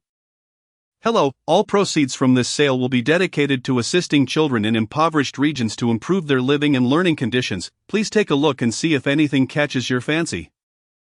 Purchasing even a single item will contribute to a child in need," she patiently explained to each passerby. Some individuals, after hearing this, would eagerly select one or two items, generously offering their support, while others merely hurried past, casting doubtful glances. Yet, Luo Zijuan remained undeterred, maintaining her smile and continuing her efforts to promote the cause. Amidst her bustling activities, she suddenly noticed a quiet little girl in a corner. The girl stood alone, her eyes filled with curiosity and longing, yet seemingly timid and hesitant to approach the lively stalls. Luo Zijuan gently set down the items she was organizing and slowly approached the little girl. Clad in simple yet tidy clothing, the girl wore slightly faded blue jeans paired with a somewhat loose pink shirt. Her hair was styled into two delicate braids, cascading down her shoulders, though lacking elaborate adornments. She appeared remarkably sweet and endearing. Luo Zijuan knelt to meet the girl's gaze, smiling as she inquired, "Hello, little one, what brings you here all alone?" The girl paused momentarily, then shyly responded, "Hello, auntie, I just came to have a look." Luo Zijuan noticed that the girl's eyes were fixed on a storybook at the stall, yet she seemed reluctant to approach it. "Do you like that storybook?" Luo Zijuan asked. The girl nodded gently and replied, "I do, but I don't have any money to buy it." A pang of sorrow struck Luo Zijuan's heart. She took the girl's hand and said, "That's all right, auntie will gift it to you." The girl quickly shook her head, insisting, No, my mother says I shouldn't take things from others." Touched by the girl's sensibility, Luo Zijuan spoke with even more tenderness, "This is not taking, it is a gesture of kindness from auntie. For you are truly adorable." After a moment's hesitation, the girl accepted the storybook, softly uttering, "Thank you, auntie." Through further conversation, Luo Zijuan learned that the girl's name was Xiaoman and that she hailed from a distant impoverished mountainous region. Xiaoman's family lived in dire conditions, with her parents working away from home to make ends meet, while she resided with her elderly grandparents. Despite the hardships, Xiaoman's eyes reflected an extraordinary maturity and determination beyond her years. "Auntie, I particularly love reading, but the schools in my area are very poor, and we lack many books," Xiaoman said, her voice tinged with helplessness and disappointment. Luo Zijuan asked, "Do you wish to continue your studies and go to university?" Xiaoman nodded vigorously, expressing, "Yes, I want to become a teacher and return to our village to teach more children." Deeply moved by Xiaoman's resilience and thirst for knowledge, Luo Zijuan silently vowed to help this little girl realize her dreams. Upon returning home, Luo Zijuan shared Xiaoman's story with He Han. He Han had always admired Luo Zijuan's kindness and bravery, and upon hearing this tale, he unhesitatingly expressed his support for her decision. "Zijuan, I believe you are doing the right thing. We should do our utmost to assist those children with dreams," He Han remarked. Gratefully, Luo Zijuan looked at He Han and said, "Thank you for your support. I want to first fund Xiaoman's education so she can pursue her dreams without worry." He Han nodded, adding, "This is just the first step. We should also consider how to fundamentally improve the educational conditions in Xiaoman's area." In the days that followed, He Han utilized his connections and resources to help Luo Zijuan gain deeper insights into the educational situation in impoverished mountainous areas. He provided her with practical advice and strategies, even contacting professional educational institutions and charitable organizations to lend robust support to her initiative. With He Han's assistance, Luo Zijuan's resolve grew stronger. She began actively preparing for Xiaoman's educational funding, reaching out to local schools, purchasing learning materials, and organizing living expenses. Throughout this process, Luo Zijuan encountered numerous challenges. The bureaucratic procedures at the school in Xiaoman's region were cumbersome, requiring a plethora of proofs and documents. However, each time she faced an obstacle, she would recall Xiaoman's hopeful gaze, which reignited her courage and motivation. Ultimately, after relentless efforts, Luo Zijuan successfully resolved all issues. Xiaoman was able to return to school and continue her educational journey. When Luo Zijuan received the first letter from Xiaoman, she was overwhelmed with emotion, tears streaming down her face. In her youthful handwriting, Xiaoman wrote, "Auntie, thank you for allowing me to go back to school. I will study hard." In that moment, Luo Zijuan felt that all her efforts were profoundly worthwhile. She understood that this was merely the beginning. A longer journey lay ahead, with countless children like Xiaoman waiting for her assistance. Chapter 68, The Dilemmas of Charitable Endeavors. As Luo Zijuan's communication with Xiaoman deepened, she gained an increasingly clear and harrowing understanding of the dire conditions at Xiaoman's school in the mountainous region. Xiaoman sat on a rudimentary wooden stool, her small hands tightly gripping a pencil that was nearly too short to hold, her eyes revealing deep sorrow as she gradually described the appalling state of the school to Luo Zijuan. "Auntie, many of the windows in our classroom are broken, and when it rains or the wind blows, water floods the room, soaking our books. The blackboard is so worn that it is difficult for the teacher to write on it. Moreover, our desks and chairs are often unstable, and one misstep could lead to a fall. The worst part is that there are not enough textbooks. We have to share one among several students, and there are so few stationery supplies that some classmates can only write in the dirt with sticks." Xiaoman's voice trembled, each word striking Luo Zijuan's heart like a hammer. Luo Zijuan felt a profound pain, and in that instant, she envisioned Xiaoman and her classmates shivering in the cold as they studied.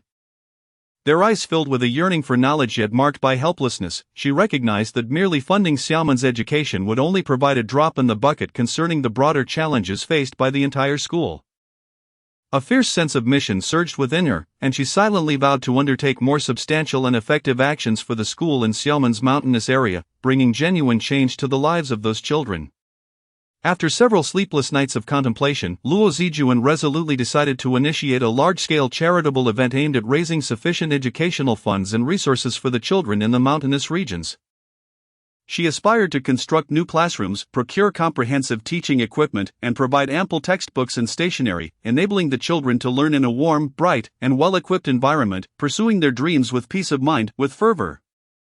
Luo Zijuan immersed herself in the preparations for this charitable endeavor. She meticulously crafted a detailed and comprehensive plan, considering every aspect from the format of the event to the channels of promotion, as well as the objectives to be achieved, each step carefully contemplated and refined. Initially, she utilized her spare time to create exquisite promotional posters, which starkly contrasted the innocent smiles of the children with the dilapidated classrooms.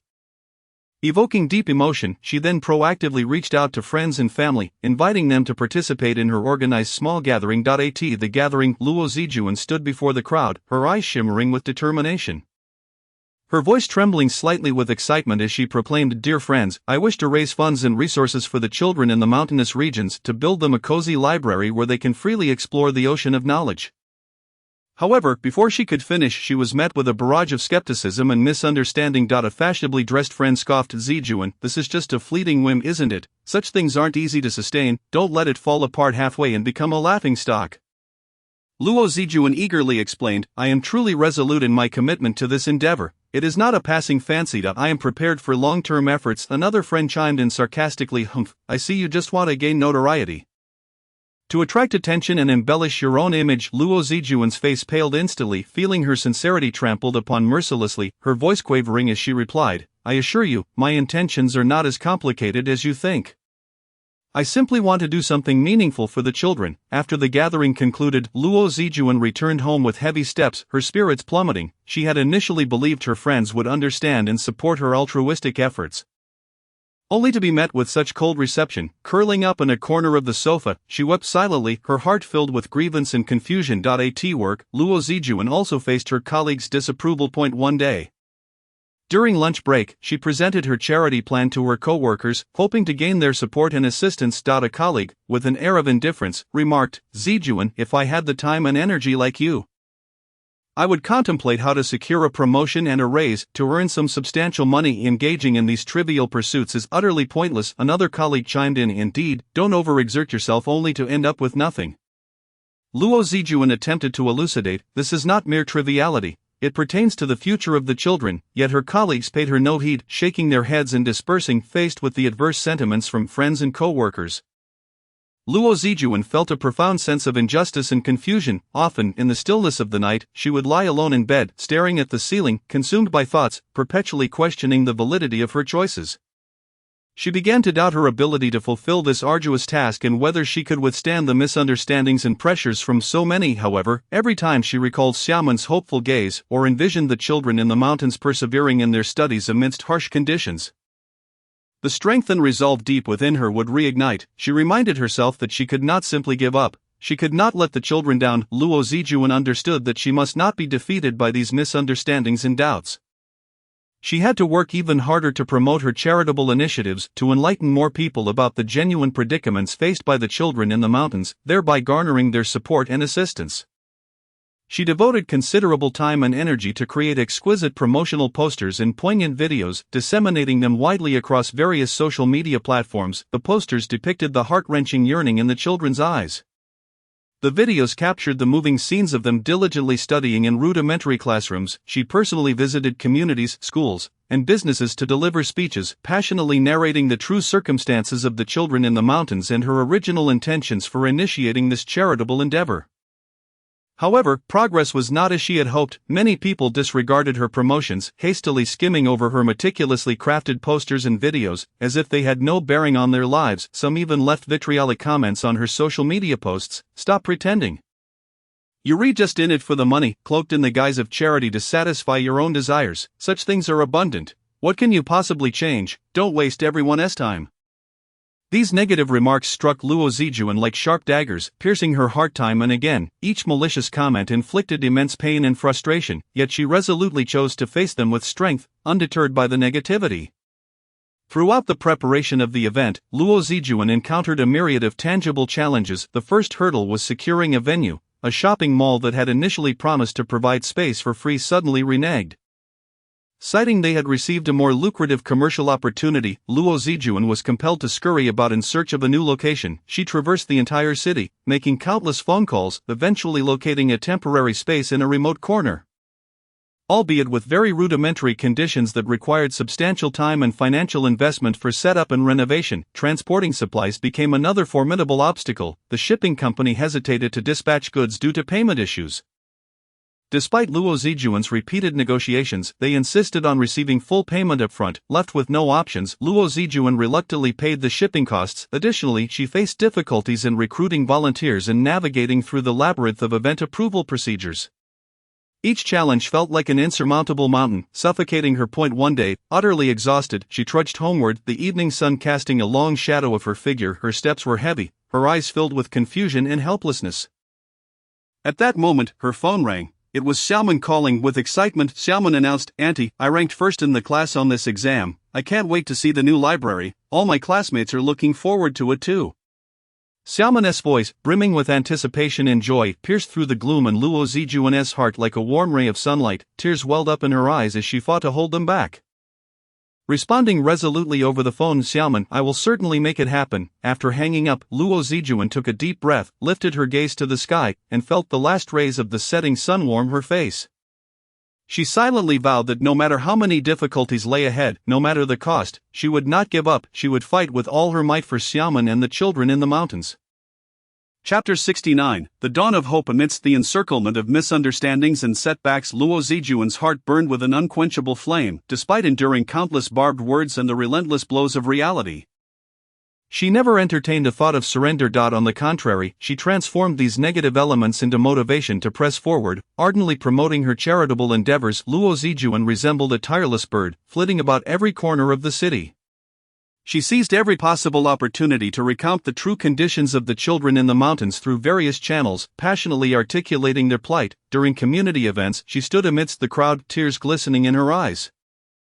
Recounting the hardships faced by children who braved the bitter cold and threadbare clothing to attend school. Online, she shared photographs of dilapidated classrooms and the children's yearning gazes, allowing more people to viscerally grasp the educational difficulties in the mountains. Her voice quivered at times from emotion. Her expressions reflected deep concern and compassion for the children. She no longer merely stated facts, she conveyed a belief, a steadfast commitment to kindness and justice. Gradually, Luo Zijuan's perseverance and sincerity began to touch the softer parts of some hearts. The first to be moved was a young university student named Lin Xiao, upon seeing Luo Zijuan's shares on social media. She was profoundly shaken. She reached out to Luo Zijuan, expressing her desire to become a volunteer and contribute her strength. "Sister Zijuan, your story has touched me. I want to join you in helping the children." Lin Xiao's voice brimmed with enthusiasm and determination. As time progressed, more individuals were inspired by Luo Zijuan's dedication. Retired teachers offered to create suitable teaching materials for the children in the mountains. Employees from various companies volunteered their spare time to help organize fundraising activities. Artists donated their works for auction to raise funds. These volunteers hailed from diverse backgrounds and ages, yet they were united by a fervent heart. Rallying around Luo Zijuan, together, they brainstormed and mobilized for the event. On a sun-drenched weekend, Luo Zijuan and the volunteers organized a grand charity performance in the city's central square. On stage, singers performed heartfelt songs, and dancers twirled gracefully, drawing a captivated audience. At the event, volunteers set up donation booths, enlightening passers-by about the conditions of the children in the mountains and urging them to lend a helping hand. "Hello, just a little bit of kindness can bring hope to the children in the mountains," the volunteers' voices echoed. Luo Zijuan busily navigated through the crowd, bowing deeply to express her gratitude to passers-by and lifting the donation box with hope in her eyes. Beads of sweat adorned her forehead, yet she paid no mind. Wholly immersed in the event, with collective effort, the donations steadily increased, and supplies flowed in abundantly. After a long and arduous journey, the moment of harvest finally arrived. The charitable event achieved remarkable success, raising significant educational funds and a wealth of resources that flowed like a warm tide into the mountain schools. Brand new textbooks, complete stationery sets, and comfortable desks and chairs were delivered into the children's hands. In the newly established library, shelves brimmed with various books, and the children excitedly wandered through, selecting their favorite reads. The classroom windows were fitted with bright glass, and the blackboards replaced with new ones. As the children sat in tidy classrooms, their faces radiating happiness, Luo Zijuan personally visited the mountain schools, witnessing these transformative changes, and her heart swelled with a sense of accomplishment and contentment. Just then, she spotted a familiar figure. Xiaoman was engrossed in a new book, reading intently. Luo Zijuan approached her and gently patted Xiaoman's shoulder. Xiaoman looked up, her eyes sparkling with delight upon recognizing Luo Zijuan. "Auntie, you're here," Xiaoman exclaimed with excitement. Luo Zijuan smiled, taking a moment to admire Xiaoman. "Xiaoman, seeing you so diligently studying brings me great joy." Xiaoman took Luo Zijuan's hand, saying, "Auntie, ever since you helped us, the school has become so beautiful. I look forward to coming to school every day." Luo Zijuan affectionately ruffled Xiaoman's hair. "Then you must study hard and strive to realize your dreams." Xiaoman nodded firmly. "Auntie, I will. I'm always among the top in my class now." Luo Zijuan replied with pride. "Xiaoman, you're amazing. What do you wish to do in the future?" Xiaoman's eyes sparkled with ambition. "Auntie, I want to help more people like you, so they too can have the opportunity to study." Luo Zijuan moved to embrace Xiaoman. "Good child, I believe you can achieve that." At that moment, a group of children gathered around, collectively exclaiming, "Auntie, thank you." Luo Zijuan's eyes moistened as she affectionately patted each child's head, encouraging them to bravely pursue their dreams. Luo Zijuan's benevolent actions profoundly influenced her child, Pinger, leaving an enduring impact. Pinger witnessed her mother tirelessly working to support the children in the mountainous regions, dedicating herself wholeheartedly to their welfare, which profoundly moved her. Consequently, this child became increasingly understanding and mature. One day, Pinger approached Luo Zijuan, clasping her hard-earned pocket money and some stationery tightly in her hands. With a clear and sincere gaze, she said, "Mom, I want to help others just like you do. Please take this money and these supplies to my friends in the mountains." Upon hearing these words, Luo Zijuan was instantly overwhelmed with tears of joy, a wave of indescribable gratitude surging within her heart. In the school, Pinger continuously shared her mother's charitable deeds in the mountains with her classmates. Those heartfelt and touching stories deeply resonated with every child. After listening, her peers were inspired and expressed their determination to follow Luo Zijuan's example, actively participating in various charitable activities. They collected numerous educational and daily necessities for the children in the mountains. Thus, Luo Zijuan's benevolence ignited a greater flame of kindness and enthusiasm in the hearts of many. Moreover, even her young son, who was still in his formative years and perhaps only partially understood many concepts, gradually grasped the profound significance of sharing and caring for others under his mother's long-term guidance and exemplary behavior. The children in the mountainous regions regarded Luo Zijuan as their closest kin. Whenever she visited, they would gather around her, sharing their academic progress and the little joys of their lives. The success of this charitable initiative not only brought material improvements to the children in the mountains but also sowed seeds of hope in their hearts. For Luo Zijuan, this became one of the most precious experiences of her life, illuminating the power of persistence and love. In the days to come, she resolved to continue her commitment to philanthropy, using her actions to bring warmth and hope to more individuals in need. Chapter 70. Igniting the light of hope in mountain education. Seeing the initial improvements in the learning conditions of the children in the mountains due to everyone's efforts, Luo Zijuan was not content to stop there. She understood that to fundamentally enhance the educational quality of schools in mountainous areas, mere material support would be insufficient. A stable and high-quality teaching staff was also essential. After careful consideration, Luo Zijuan decided to establish a long-term teaching support point in the mountains, recruiting more volunteers to teach there. With great enthusiasm, she immersed herself in the preparations for the teaching support point. She meticulously devised a detailed recruitment plan, disseminating recruitment information through various channels. On social media, she crafted heartfelt posts accompanied by photos of the mountain children's eager thirst for knowledge. On public welfare websites, she elaborated on the background and objectives of the teaching support project. Within educational institutions, she personally communicated with the responsible parties, seeking their support and recommendations. In her recruitment information, she described the conditions in the mountains and the nature of the teaching work. portraying the children's innocent smiles and their yearning for knowledge while candidly addressing the potential difficulties and challenges of teaching there, hoping to attract compassionate and capable volunteers. However, the progress was not as smooth as she had envisioned. During the recruitment process, Luo Zijuan faced numerous challenges. Firstly, there was an insufficient number of volunteer recruits. Although her recruitment information was widely circulated across major platforms, responses were few and far between. Many turned back upon seeing the harsh conditions and relatively low compensation in the mountains.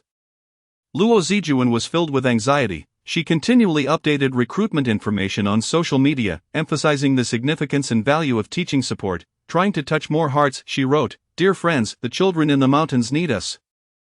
Their yearning eyes for knowledge are heart-wrenching. The conditions may be tough, but your contributions will become the beacon of hope guiding these children towards a brighter future." Yet, the results remained unsatisfactory. She even personally called individuals with educational backgrounds, inviting them to join the teaching support team, but most declined for various reasons. Ms. Luo, "It's not that I don't want to go, but the conditions in the mountains are too harsh, and I'm worried I won't be able to adapt.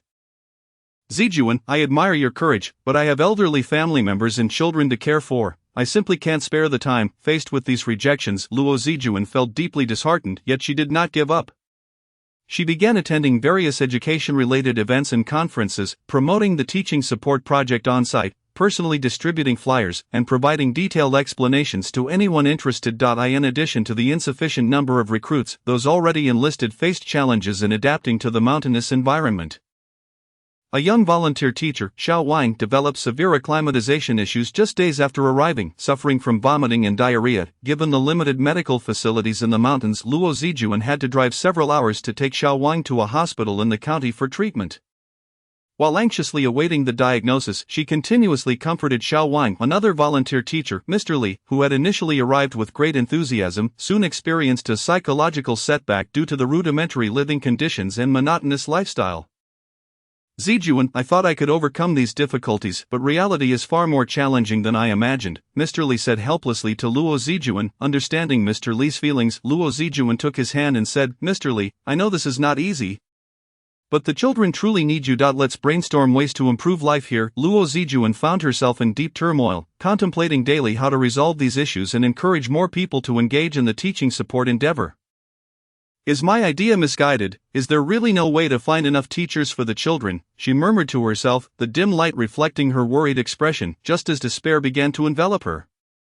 A phone call brought a glimmer of hope. On the other end was a retired teacher who had seen Luo Zijuan's recruitment information online and was moved by her perseverance and efforts. Miss Luo, although I am older, I still have the energy to contribute to the children. I am willing to teach in the mountains. The retired teacher's voice was resolute and strong. Luo Zijuan listened, tears of gratitude welling in her eyes as she repeatedly exclaimed, Thank you so much, teacher. Your presence is incredibly important to us. She knew this was a turning point, a new beginning. With the retired teacher's encouragement, more volunteers began to express their willingness to join the teaching support team. Luo Zijuan regained her spirit and worked even harder to refine the recruitment process and ensure the well-being of the teaching staff, hoping to attract more individuals to this noble cause. She communicated with local businesses and philanthropists, securing additional funding to improve the living conditions of the teaching staff. After a period of dedicated effort, the teaching support point finally welcomed a new batch of volunteers. Luo Zijuan personally trained them, introducing the characteristics of the mountain children and various teaching methods. She diligently prepared training materials, sharing her experiences and insights from her time in the mountains without reservation. Observing the enthusiastic and compassionate volunteers, Luo Zijuan's heart brimmed with hope. She addressed everyone, saying, Dear partners, the children in the mountains are waiting for us, let us together bring them knowledge and hope. Yet, new challenges soon followed. Due to the rudimentary teaching facilities in the mountainous schools, the volunteer teachers encountered many difficulties in their teaching efforts. For instance, the lack of multimedia teaching equipment hindered their ability to present engaging educational content.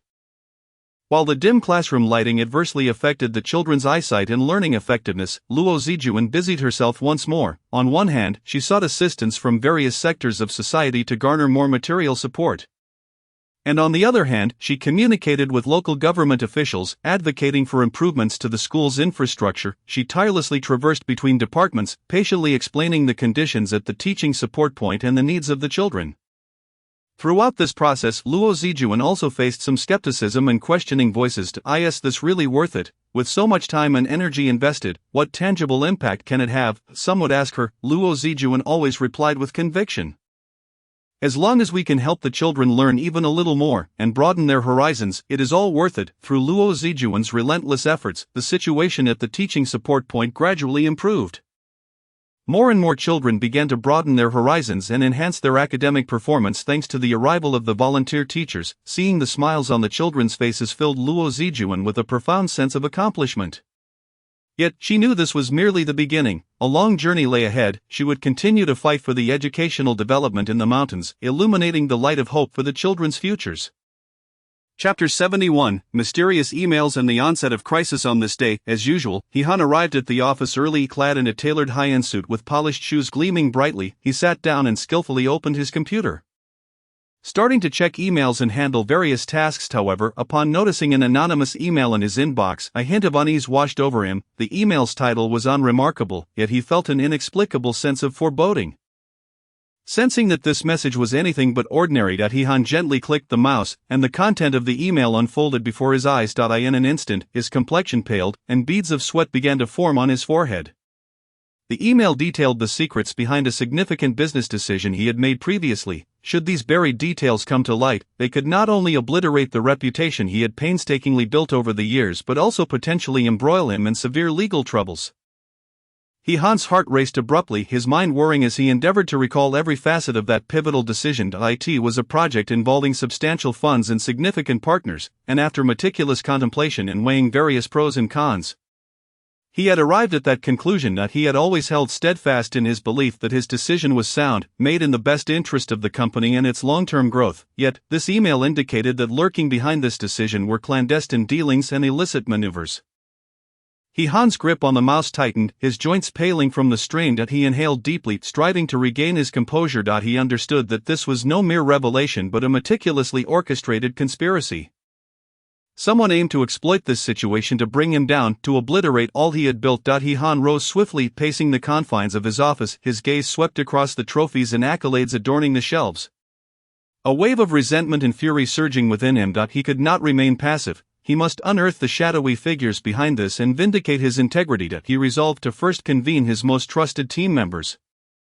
Pressing the internal call button, he spoke in a low, resolute tone. In 10 minutes, we will convene in the conference room. Attendance is mandatory for all. 10 minutes later, the conference room brimmed with attendees. His team, a cadre of industry elites who had fought alongside He Han in the competitive arena, shared a profound trust and understanding among them. Standing at the head of the conference table, He Han presented the contents of the email with a grave expression. The room erupted in a cacophony of astonishment and concern. Ladies and gentlemen, we are confronted with a grave crisis. He Han's voice was steady and powerful. This is a deliberate attempt to frame us, but we must not allow them to succeed. I believe we are innocent, and now we must collectively gather evidence to substantiate this. His team members nodded in agreement. Expressing their unwavering support for He Han, following the meeting, they immediately plunged into a rigorous investigation. Their first step was to trace the origins of the email, seeking to unveil the identity and motives of the sender. However, the adversary proved to be a formidable opponent, obscuring any potential clues that could reveal their identity. The email's IP address had been shrouded in multiple redirects, eluding any trace of its true source. The sending email account was a temporary registration, devoid of any useful information. Meanwhile, He Han's competitors began disseminating disparaging rumors about him within the industry. Various speculations and conjectures spread like wildfire, severely tarnishing He Han's reputation. Colleagues who once lauded him began to distance themselves, and some partners began to waver, contemplating the viability of their continued collaboration. He Han felt an unprecedented weight of pressure, yet his gaze remained resolute. He understood that panic was unwarranted. He must maintain his composure and rationality. Throughout the investigation, He Han encountered numerous obstacles. Some former partners suddenly became evasive, reluctant to offer assistance, when He Han personally called a once close collaborator. The latter's tone was disconcertingly cold. He Han, I can't involve myself in this matter. You know, in business, everyone has to consider their own interests. With that, the call ended abruptly. He Han hung up in resignation. His heart heavy with disappointment and anger. Crucial documents and materials inexplicably vanished or had been tampered with. He recalled that he had stored important files in the company's safe, but upon opening it, He found the contents mysteriously missing. Furthermore, electronic files on his computer had been compromised by a virus, rendering all data irretrievable. One day, while returning home from work, He-han received an anonymous threatening call. He-han, if you're wise, abandon the investigation, otherwise you and your family will face dire consequences. A low, menacing voice echoed on the other end. He-han clenched his phone tightly, gritting his teeth as he replied. You cannot intimidate me. I will uncover the truth. After hanging up, anxiety flooded He-han's mind. He realized that his adversaries had resorted to unscrupulous tactics, and he needed to proceed with increased caution. Upon returning home, He-han wearily settled onto the sofa. Luo Zijuan approached, gently grasping his hand, her eyes filled with concern. My dear, no matter what happens, I will always stand by your side. Her words offered He-han a glimmer of warmth and comfort. He embraced Luo Zijuan, assuring her, rest assured, I will not allow them to triumph. Despite the immense pressure and challenges he faced, He-han harbored no intention of retreat. He firmly believed in his innocence and trusted that justice would ultimately prevail over malevolence. He recognized that this battle was merely the beginning, and he must prepare for a protracted struggle. Chapter 72, Wisdom in Breaking the Deadlock and Achieving Victory. He-han understood that this crisis was akin to a ferocious tempest, relentlessly assaulting the edifice of his meticulously crafted career. However, his inner resolve and unwavering belief in justice served as a beacon, steadfast amidst the tumultuous waves. He was acutely aware that to navigate through this turmoil, he must uncover that pivotal and irrefutable evidence to unveil the truth and restore his integrity. Once more, He-han sat at his familiar yet slightly chaotic desk, laying out all the leads and information he had gathered. A detail he had previously overlooked now loomed large in his mind. It was a seemingly ordinary document, nestled among many others, mentioning an employee who had interacted with a rival company, although this employee was no longer employed there. He had become He-han's solitary beacon of hope. Resolute, He-han decided to delve deeper into this subtle lead, embarking on a more thorough and arduous investigation. After some effort, he finally located the employee's contact information. However, when he dialed the number with high hopes, the response plunged his heart into despair. Mystery, I can't assist you. I can't afford to cross them. The voice on the other end was tinged with fear and unease, as if the individual were under immense duress. Yet, He-han did not succumb to discouragement at this initial refusal. He understood the individual's trepidation. Speaking with utmost sincerity, he said, I comprehend your concerns. But this is not only about my integrity, it is also about exposing the unfair competition within our industry. If we choose silence now, more innocent individuals will inevitably suffer in the future. Your courageous stand could herald justice for the entire industry. Despite He-han's heartfelt entreaty, the employee remained hesitant, attempting to terminate the call multiple times. However, He-han persisted, continuing to share his determination and plans. Striving to alleviate the individual's fears, after numerous patient exchanges and persuasion, the employee's stance finally began to soften. Nevertheless, fear still loomed large in their heart, making them reluctant to acquiesce to He-han's request. Understanding that the conversation had reached its limit, He-han resolved to meet the employee in person to dispel any lingering doubts. In a secluded and tranquil corner of a CAF, He-han encountered this visibly anxious employee. As soon as the employee entered the CAF, they scanned the surroundings warily, avoiding direct eye contact with He-han. He-han endeavored to adopt a calm and friendly tone. Rest assured, this place is safe. No one will know of our discussion. If you are willing to speak the truth, I promise to utilize all my resources and influence to protect you and your family. Seated across from He-han, the employee fidgeted with the hem of their clothing, beads of sweat forming on their brow. But He-han refrained from pressing for immediate answers, instead patiently allowing the individual to regain their composure. Eventually, as if having made a momentous decision, the employees slowly raised their head and began to recount what they knew. It transpired that the rival company had meticulously orchestrated this nefarious plot to utterly dismantle He-han. They had deliberately fabricated and leaked false information, attempting to mislead the public and ensnare He-han in an inescapable predicament. Upon receiving this crucial lead, He-han felt as though he had glimpsed a ray of hope amidst the darkness. However, he was acutely aware that his adversaries would not allow him to approach the truth easily. Indeed, the competitors soon caught wind of He-han's actions and escalated their interference with unscrupulous tactics. He-han discovered that his office computer was frequently besieged by unknown hackers, with numerous vital documents and irreplaceable data vanishing without a trace overnight. His once orderly office had been surreptitiously rummaged through. Personal items carelessly disturbed. One day, He-han was invited to attend a significant industry conference. Just as he stepped into the venue, before he could engage with other guests, he was suddenly besieged by a throng of reporters who had been waiting eagerly. Mr. He, what explanation do you have regarding the business scandal revealed in the email? Mr. He, are you truly involved in illicit operations? The barrage of questions came at him like a hailstorm, flashes from cameras blinding him momentarily. A surge of indignation welled within He-han, yet he recognized the necessity of maintaining composure and poise in this moment. This is a malicious slander, and I will present irrefutable evidence to prove my innocence.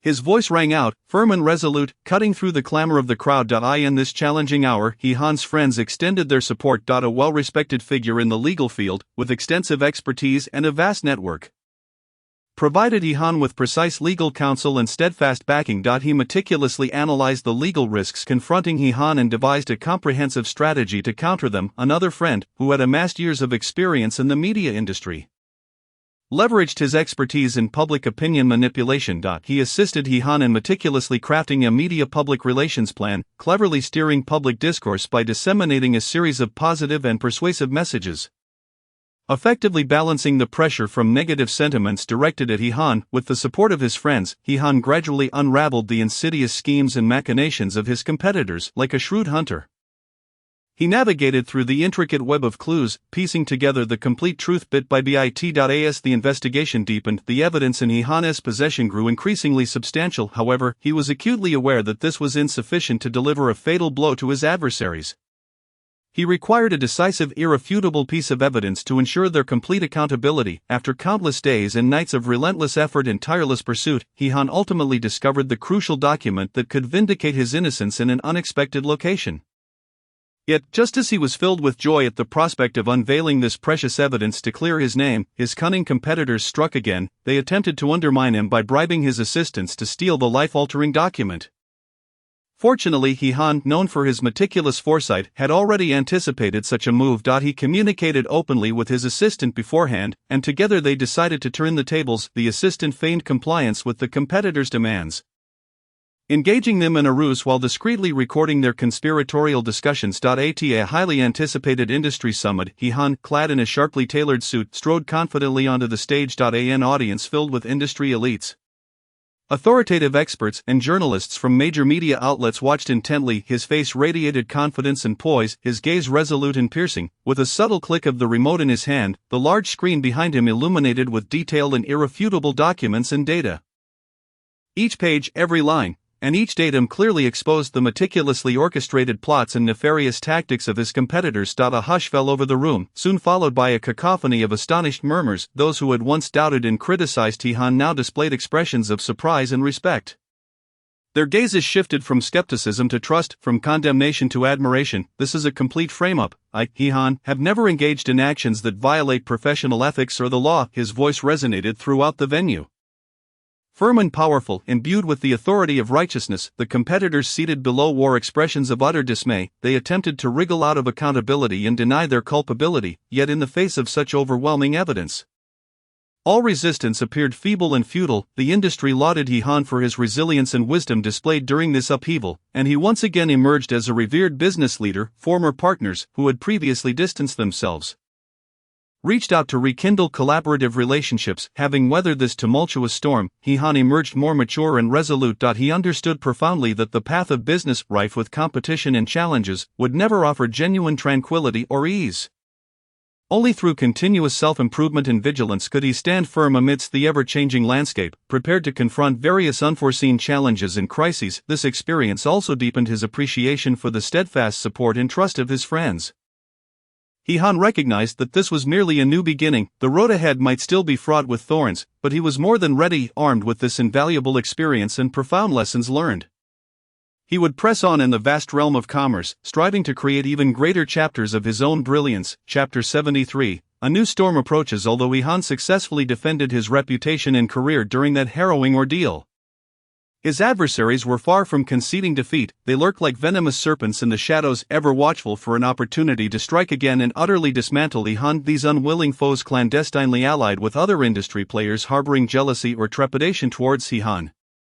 Forming a discreet yet determined coalition, they meticulously plotted a series of insidious actions to once more undermine He-han's enterprise and reputation. At first, rumors began to circulate without warning, claiming that He-han's company was on the brink of a significant financial crisis.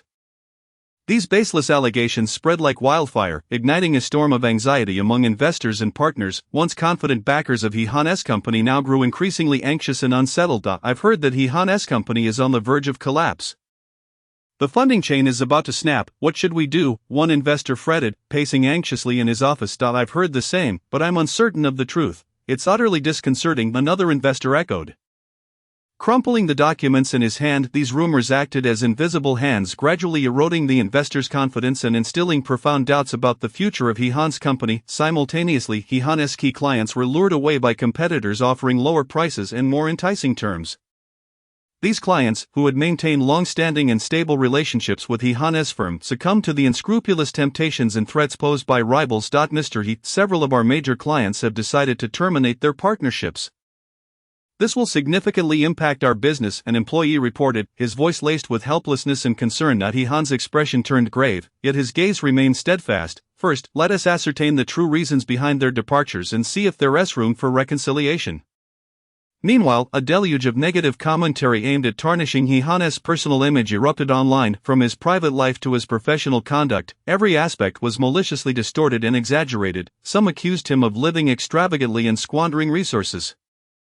Others spread rumors of his autocratic tendencies and disrespect towards partners. These fabrications swiftly proliferated across the internet, drawing in numerous unaware netizens to comment and speculate. He seemed so respectable. Who knew he was like this behind the scenes? One uninformed netizen remarked in the comments section. Some even lodged anonymous complaints with regulatory bodies, alleging that He Han's company engaged in misconduct, triggering a series of stringent investigations that plunged the company into significant legal peril. He Han was compelled to invest substantial time and energy into managing these inquiries, severely disrupting the company's normal operations. He Han quickly discerned the hidden hand behind this series of unusual events. However, faced with such a multifaceted and covert assault, he felt an unprecedented weight of pressure. The company's stock price began to plummet, and the morale of the employees waned, casting a pall of tension over the workplace.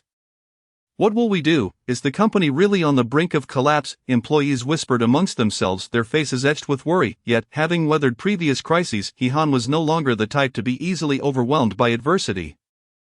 He swiftly regained his composure and began to assess the situation. He convened an emergency meeting with the company's senior management. Everyone, remain calm. This is clearly a ploy by our adversaries. We must unite and confront this together.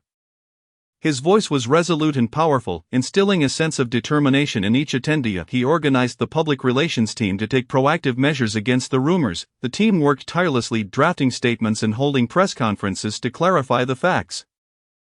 Our company's financial health remains robust. There is no so-called crisis. These rumors are entirely unfounded, and we reserve the right to pursue legal action. The public relations head's declaration at the press conference resonated with conviction. Aiming to stabilize the confidence of investors and partners. On another front, He Han personally led the core team in a thorough investigation of the competitors' vulnerabilities and evidence of their conspiracies, preparing for a decisive counterattack at the opportune moment. They toiled day and night, sifting through mountains of data and analyzing the competitors' intricate business statistics. Throughout this arduous process, He Han's friends once again stood firmly by his side. One influential friend from the media industry utilized his extensive network and resources to help He Han control the narrative. Curbing the spread of negative commentary. Rest assured, He Han, I will leverage all my connections to clarify the truth and expose the reality, his friend assured him, exuding strength and support. Another friend, well-versed in legal matters, provided He Han with professional legal counsel and precise guidance to navigate the regulatory investigations. As long as our operations remain lawful and compliant, we need not fear their slander. I will accompany you through this challenging period. The encouragement from his friends warmed He Han's heart. Armed with his own intelligence, courage, and indomitable will, He Han steadfastly navigated this unseen yet fraught conflict, patiently awaiting the perfect moment for retaliation. He understood this would be a grueling war of attrition, but he firmly believed that justice would ultimately triumph over evil, and he would prevail against his adversaries, safeguarding the enterprise he had painstakingly built and the hard-won reputation he had earned. Chapter 74: The Path of Internal Reform. Following this series of successive events, He Han recognized that numerous long-neglected management issues and potential risks lurked within the company. He was acutely aware that if these intricate issues were not addressed swiftly and efficiently, They could pose immeasurable risks to the company's future development at any moment. Consequently, He-han resolutely commenced the undertaking of internal restructuring and reform within the company. His initial step was to conduct a comprehensive and in-depth examination of the existing organizational structure. During this process, he was astonished to discover that, due to the company's prolonged external expansion and frequent personnel changes, the once clear delineations of responsibilities among certain departments had become increasingly ambiguous. To remedy these issues, He-han convened the heads of various departments for a series of thorough discussions and analyses. He meticulously illustrated the company's organizational chart on the whiteboard in the conference room, identifying the existing problems and inconsistencies one by one. We cannot continue in this manner. We must clarify the responsibilities and authorities of each department, ensuring that everyone understands their scope of work and objectives. He-han asserted with a firm and serious tone. Under his guidance, the company revised its departmental responsibility manual, explicitly defining the primary duties, workflows, and collaboration mechanisms of each department. Additionally, a stringent cross-departmental communication and coordination system was established, mandating regular joint meetings to collaboratively resolve issues encountered in their work. In terms of human resource management, He-han discovered significant flaws in the company's performance evaluation system. The current assessment criteria were overly vague and subjective, failing to accurately gauge employees' work performance and contributions. This led to some employees adopting a lackadaisical attitude, merely passing the time, while genuinely capable and high-performing employees were deprived of the recognition and advancement they deserved, severely dampening their motivation. To rectify this situation, He-han enlisted a team of professional human resource consultants. They conducted extensive interviews and surveys with employees at all levels to understand their job responsibilities and needs. After months of effort, they collaboratively designed a new, scientifically sound performance evaluation scheme. The new plan not only established specific quantitative metrics but also introduced a 360-degree feedback system, taking into account evaluations from superiors, colleagues, and subordinates to ensure a comprehensive and fair assessment outcome. Simultaneously, He-han also recognized the employees' training and development needs. He observed that the company's investment in this area was severely lacking, preventing employees from keeping pace with the rapid changes in the market. Thus, he allocated special funds to establish an internal training system, regularly inviting industry experts and outstanding employees to share their insights and provide training. Furthermore, he encouraged employees to pursue self-directed learning and offered rewards and subsidies to those who obtained relevant certifications or advanced their education. In the realm of financial management, He-han identified that the company's financial budgeting frequently exceeded limits, with a lack of effective oversight and control over fund utilization. Some projects were initiated without sufficient feasibility studies and cost-benefit analyses, resulting in substantial financial waste on low-return or even non-return projects. Additionally, the financial department was not stringent enough in approving daily expense reimbursements, leading to occurrences of inflated claims and misuse of funds. To enhance financial management, He-han promptly formed a specialized financial audit team composed of experienced financial experts and internal auditors, who conducted a thorough examination of the company's financial status. They meticulously scrutinized every income and expenditure detail, as well as the funding flow of major projects. During the review process, several issues were uncovered. Some departments exhibited phenomena of high-priced procurement and waste when purchasing office supplies. Project leaders, in pursuit of deadlines, exceeded budgets without effective supervision and control. He-han adopted a zero-tolerance stance towards this. He issued stern criticism and penalties to those responsible and mandated the financial department to promptly formulate and refine relevant systems. The new financial management regulations explicitly outlined the processes and responsibilities for budget preparation, approval, execution, and oversight, strengthening the monitoring of fund utilization throughout the entire process. Additionally, a stringent expense reimbursement approval system was established to eliminate all unreasonable expenditures. However, He-han's reform initiatives did not proceed without challenges. Employees accustomed to the old management model exhibited strong resistance to the new systems, perceiving them as increasing work complexity and pressure, leading to a chorus of complaints. "This new system is too cumbersome. Everything was fine before, why change it?" One employee grumbled privately. "Having to fill out so many forms and make so many reports makes it impossible to get any actual work done." Another employee concurred. Some mid to senior level managers, fearing for their own interests, covertly obstructed the reforms. He-han is targeting us to consolidate his own power, a middle manager whispered in a small circle of discontent.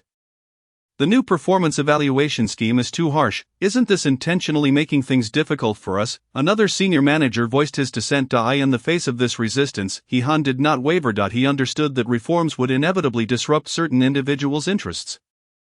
But for the long-term development of the company, he had to steadfastly push forward. He held multiple all-hands meetings, personally explaining the necessity and benefits of the reforms to the employees. During one such gathering, he stood at the podium, gazing resolutely at the audience. I know that you may feel a bit uneasy with the new management system, but this is for the future of our company.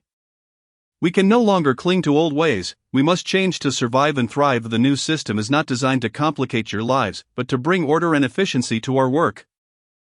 Ensuring that each individual's contributions are justly rewarded. Only when the company grows stronger can each of us aspire to a better future. His words were sincere and resolute. Concurrently, He-han engaged in one-on-one discussions with mid to senior level managers, listening to their thoughts and concerns while patiently elucidating the purpose and significance of the reforms. For those who continued to oppose the changes, He-han took decisive action through performance evaluations and competency assessments.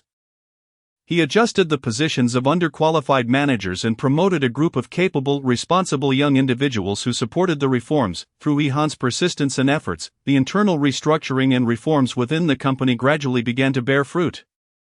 Interdepartmental collaboration became more seamless, and work efficiency markedly improved. Employees, under the new performance evaluation system, found their motivation fully ignited, leading to significant enhancements in work quality and performance. Costs were effectively controlled, and the company's profitability steadily increased. Yet, He-han was acutely aware that this was merely the beginning. The road ahead remained long, and he must remain vigilant, continuously refining and advancing the company's management reforms to contend with the intensifying market competition. Chapter 75. The warm moments at the home of Old Zhu. In the hustle and bustle of the city, there exists a cozy haven, that being the home of Old Zhu and Luo Luo. The first rays of morning sunlight gently cascade into their bedroom, awakening this blissful family of four. Old Zhu is always the first to rise. He tiptoes out of bed, careful not to disturb his wife and children still lost in slumber. He heads to the kitchen to prepare breakfast, skillfully frying eggs and toasting bread, all the while remembering to make a cup of hot milk for Luo Luo, her favorite. When Luo Luo awakens, she notices the thoughtful clothes laid out by Old Zhu beside the bed, prompting her to smile as she rises and quietly approaches the bedside, marveling at their adorable twin offspring, her heart swelling with affection. The two little ones are still wrapped in sweet dreams, their chubby faces rosy and endearing, occasionally smacking their tiny lips as if indulging in delightful dreams. Luo Luo gently adjusts their blankets before making her way to the kitchen, where she embraces Old Zhu from behind and plants a soft kiss on his back. Good morning, my dear. Luo Luo's voice is tender and sweet. Old Zhu turns around, kissing her forehead in return. Good morning, my love, did you sleep well? Luo Luo playfully replies, I feel particularly at ease with you by my side. On a sun-drenched weekend, Old Zhu decides to take the family on a seaside getaway. They meticulously prepare the children's belongings, setting off with hearts full of anticipation. Upon reaching the beach, the children are captivated by the vast expanse of the ocean and the golden sands, their eyes sparkling with excitement. Old Zhu and Luo Luo dress the children in adorable little swimsuits and sun hats. Luo Luo settles into a beach chair, watching Old Zhu play with the children in the shallow waters. Old Zhu carefully holds their tiny hands, allowing them to experience the coolness of the sea. The waves gently lap at the children's little legs. Initially, they are a bit apprehensive, gripping Old Zhu's hand tightly. Don't be afraid, my darlings. The sea is like a gentle friend, Old Zhu reassures them. Gradually, the children acclimatize, their little feet splashing the water, sending sprays of droplets into the air. Their laughter rings out, bright and clear, like the most delightful melody by the seaside. Daddy, look at me, one child exclaims joyfully, leaping to catch the splashing water. Old Zhu responds with a smile, you're doing wonderfully, sweetheart. The other child, curious, bends down to try and grasp the sand beneath the water, but loses balance and tumbles into the waves. Old Zhu swiftly scoops him up. Instead of crying, the child bursts into fits of giggles. After a delightful time in the water, the family gathers on the beach to build a sandcastle. Old Zhu takes charge of digging, while Luo Luo and the children shape the sand. The children mold the sand into various forms, while Luo Luo uses small twigs to carve out windows and doors on the sandcastle. This is our home. The children cheer, clapping their hands in delight. At noon, they enjoy a sumptuous picnic under a sunshade by the sea. Fresh fruits, such as glistening grapes and succulent watermelons, delectable sandwiches filled with ham, lettuce and cheese, and refreshing beverages that offer a cool respite from the sweltering summer heat. The children, with food adorning their faces, have juice trickling down the corners of their mouths. Lao Zhu, chuckling, wipes their faces with a napkin. Saying, "Little gluttons, take your time." Lolo stands nearby, slicing fruit for the children, encouraging them to eat more to replenish their vitamins. As the afternoon sun begins to dip toward the horizon, the sky is painted with a spectacular sunset. Orange and pink clouds intertwine, creating a dreamlike scene. Lao Zhu cradles one child while Lolo holds another's hand, and they stroll along the beach. The gentle waves lap at the shore, leaving a trail of footprints behind.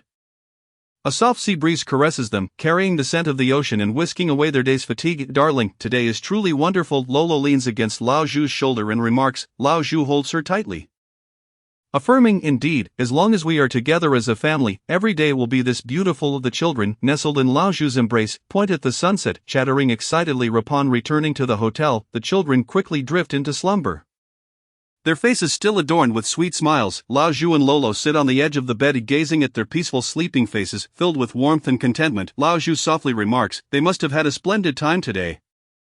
Lolo nods in agreement. "Yes, I hope such joyful moments accompany them always." Soon, the celebration of the twins' second birthday arrives. Lao Zhu and Lolo begin planning this special birthday party several days in advance. On the day of the celebration, Lao Zhu sets out early to pick up the customized cake, a two-tiered masterpiece adorned with their children's favorite cartoon characters. Meanwhile, Lolo decorates their home. Colorful balloons dangle from the ceiling, each one inflated by her own breath. The walls are adorned with photos documenting the children's growth from birth to the present. The floor is cluttered with an array of gifts, including toy cars, puzzles, and picture books. When the children awaken from their nap and behold the festive scene, they dance with excitement. "Happy birthday, darlings!" Lao Zhu and Lolo exclaim in unison. The children, with wide, innocent eyes, may not fully grasp the significance of their birthday, yet they can feel the special atmosphere of joy surrounding them. Lao Zhu places birthday hats on their heads, while Lolo lights the candles. The family gathers around the cake, singing the birthday song. The warm glow of the candles reflects on their smiling faces. "Make a wish, my darlings," Lolo gently encourages. The children close their eyes and clasp their tiny hands together, looking adorably earnest. Perhaps they do not yet comprehend the wishes they are making, but the innocence and anticipation in that moment are profoundly touching. After extinguishing the candles, Lao Zhu and Lolo begin to slice the cake. The children eagerly grab at the cake with their tiny hands, smearing cream across their faces, which elicits hearty laughter from everyone. "Little messy cats, come here and wipe your faces," Lolo says, gently cleaning them with a napkin. Next comes the gift unwrapping segment. The children excitedly tear open the wrapping paper, squealing with joy upon discovering the toys and books within. "Thank you, Daddy. Thank you, Mommy," they babble in their sweet, childish voices. Lao Zhu and Lolo are moved to tears, enveloping their children in a tight embrace, filled with hopes for the future. In the evening, the family sits together in the living room, watching the children play joyfully with their new toys. Lao Zhu narrates stories from the picture books. "My dear, this is yet another unforgettable day we've shared." Lao Zhu holds Lolo's hand and says. Lolo nods. "Yes, I hope we can celebrate every birthday together in such happiness, and the days that follow." Lao Zhu and Lolo continue to accompany their children with love and care as they grow. When the children fall ill, Lao Zhu and Lolo stay awake through the night to tend to them. When the children achieve milestones, they offer encouragement and praise. Each ordinary day becomes warm and beautiful through the presence of family. One day, the children return from kindergarten with a drawing, presenting it to Lao Zhu and Lolo. The artwork depicts the family walking hand in hand under the sun, with colorful balloons floating in the sky. "Mommy and Daddy, I love you," the children declare with their tender voices. Lao Zhu and Lolo's eyes brim with tears, knowing that every effort is worthwhile, and this love will forever be shared among them. In this ordinary yet love-filled life, Lao Zhu, Lolo, and their twin children weave countless warm and beautiful memories, treasures that will eternally accompany them in their hearts. Chapter 76. The turbulence of fate. Life cannot always be smooth sailing. The tranquil happiness of Lao Zhu and Lolo's family is abruptly shattered by an unforeseen illness. One day, as Lao Zhu busies himself in the restaurant, the afternoon sun streams through the windows, casting a warm glow over the dining tables, filling the air with a comforting atmosphere. However, Lao Zhu suddenly feels a wave of chest tightness and difficulty breathing. He attempts to take deep breaths, but the discomfort intensifies. Additionally, he notices unusual swelling throughout his body, particularly in his legs and feet, which have become painfully engorged, making his shoes feel uncomfortably tight. He endures the discomfort and completes his tasks. Upon returning home, Lolo notices Lao Zhu's pale complexion and exhaustion, particularly the swollen legs and feet, which causes her heart to clench with concern. "Darling, what is wrong? You don't look well," she asks worriedly. Lao Zhu weakly replies, I don't know, I just feel tightness in my chest and can't catch my breath, and my legs and feet are swollen. Lolo's brow furrows with anxiety, this one do. We must go to the hospital immediately. We can't delay any longer. Lao Zhu wants to reassure Lolo that it might just be fatigue, but seeing her worried expression, he nods in agreement. They hurry to the hospital, where the doctor promptly conducts a series of examinations. As they await the results, Lolo holds Lao Zhu's hand tightly, her palms clammy with sweat, her gaze darting anxiously around the corridor. Don't worry, Lolo, it might not be serious. Lao Zhu attempts to reassure her, though he himself is not so certain. Lolo bites her lip, filled with worry. At such a time, how can you say that? Finally, the doctor approaches with the test results, and both Lao Zhu and Lolo hastily rise to their feet. Sir, your condition is quite concerning. The preliminary diagnosis is acute renal failure. The doctor's words strike like a thunderclap, leaving Lolo and Lao Zhu momentarily stunned. Lolo's tears spill forth. Doctor, how can this be? There must be a mistake. The doctor replies sternly, this is the current test result. However, we need further examinations to ascertain the specific condition and formulate a treatment plan. Lao Zhu strives to maintain his composure. Doctor, what should we do next? The doctor explains, we will arrange for hospitalization and expedite dialysis treatment to help eliminate toxins and excess fluids from your body. Lolo's hands tremble uncontrollably. Dialysis, will it be painful? The doctor reassures her, this is a necessary treatment method at present. While there may be some discomfort, it is quite beneficial for alleviating the condition. Lao Zhu is admitted to the ward, while Lolo busily manages various hospitalization procedures. She moves hurriedly, her heart heavy, each step feeling as though it carries 1,000 pounds. Upon returning to the ward, Lao Zhu sees Lolo's weary face and says, Lolo, don't overexert yourself. Lolo blinks back tears, I'm not tired, I just want you to get better. That night, Lolo sits by Lao Zhu's bedside, holding his hand tightly. Lao Zhu, restless from discomfort, worries aloud, Lolo, if something were to happen to me, what would you and the children do? Lolo covers his mouth, don't say such things, you will recover, we all need you in the days that follow. Lao Zhu begins dialysis treatment. Before each session, Lolo meticulously prepares everything for him, offering him encouraging glances. Throughout the dialysis process, Lolo remains by his side, witnessing the pain etched on Lao Zhu's face, her heart breaking for him. Darling, just hang in there. It will get better soon. Lolo continually encourages him. Lao Zhu, gazing into Lolo's determined eyes, feels a surge of strength. However, as time passes, there is no significant improvement in Lao Zhu's condition. Lolo diligently seeks out specialists and hospitals for treating acute renal failure, poring over vast amounts of information online in hopes of discovering better treatment options. I won't give up, there must be a way to cure your illness. Lolo assures Lao Zhu that he responds, touched. Lolo, thank you for always being by my side. One day, the doctor brings some disheartening news. Lao Zhu's kidney function recovery is not promising, and they may need to consider long-term dialysis or a kidney transplant. Upon hearing this, Lolo sways slightly but quickly steadies herself. Doctor, please, no matter what, you must save him. We will fully cooperate with the treatment. Returning to the ward, Lao Zhu sees Lolo's reddened and swollen eyes, and he understands everything. Lolo, don't be too hard on yourself. If there truly is no way I can accept it, he says. Lolo exclaims vehemently, no, I refuse to accept that. We will overcome this challenge together. To provide Lao Zhu with the best possible treatment, Lolo exhausts all their savings and reaches out to experts both domestically and abroad. She shuttles daily between the hospital and home, caring for Lao Zhu while also tending to their young children. Feeling physically and mentally drained, yet she never utters a single complaint. The children have also become aware of their father's illness, and they have grown exceptionally considerate each time they visit Lao Zhu. They regale him with stories in their tender voices, striving to bring him joy. Papa, you must get better soon. Let us go to the amusement park together. The children's words envelop Lao Zhu in warmth. Luo prays daily, hoping for a miracle to unfold. She continuously encourages Lao Zhu to maintain an optimistic outlook. In turn, Lao Zhu battles against the disease with all his might for the sake of his family.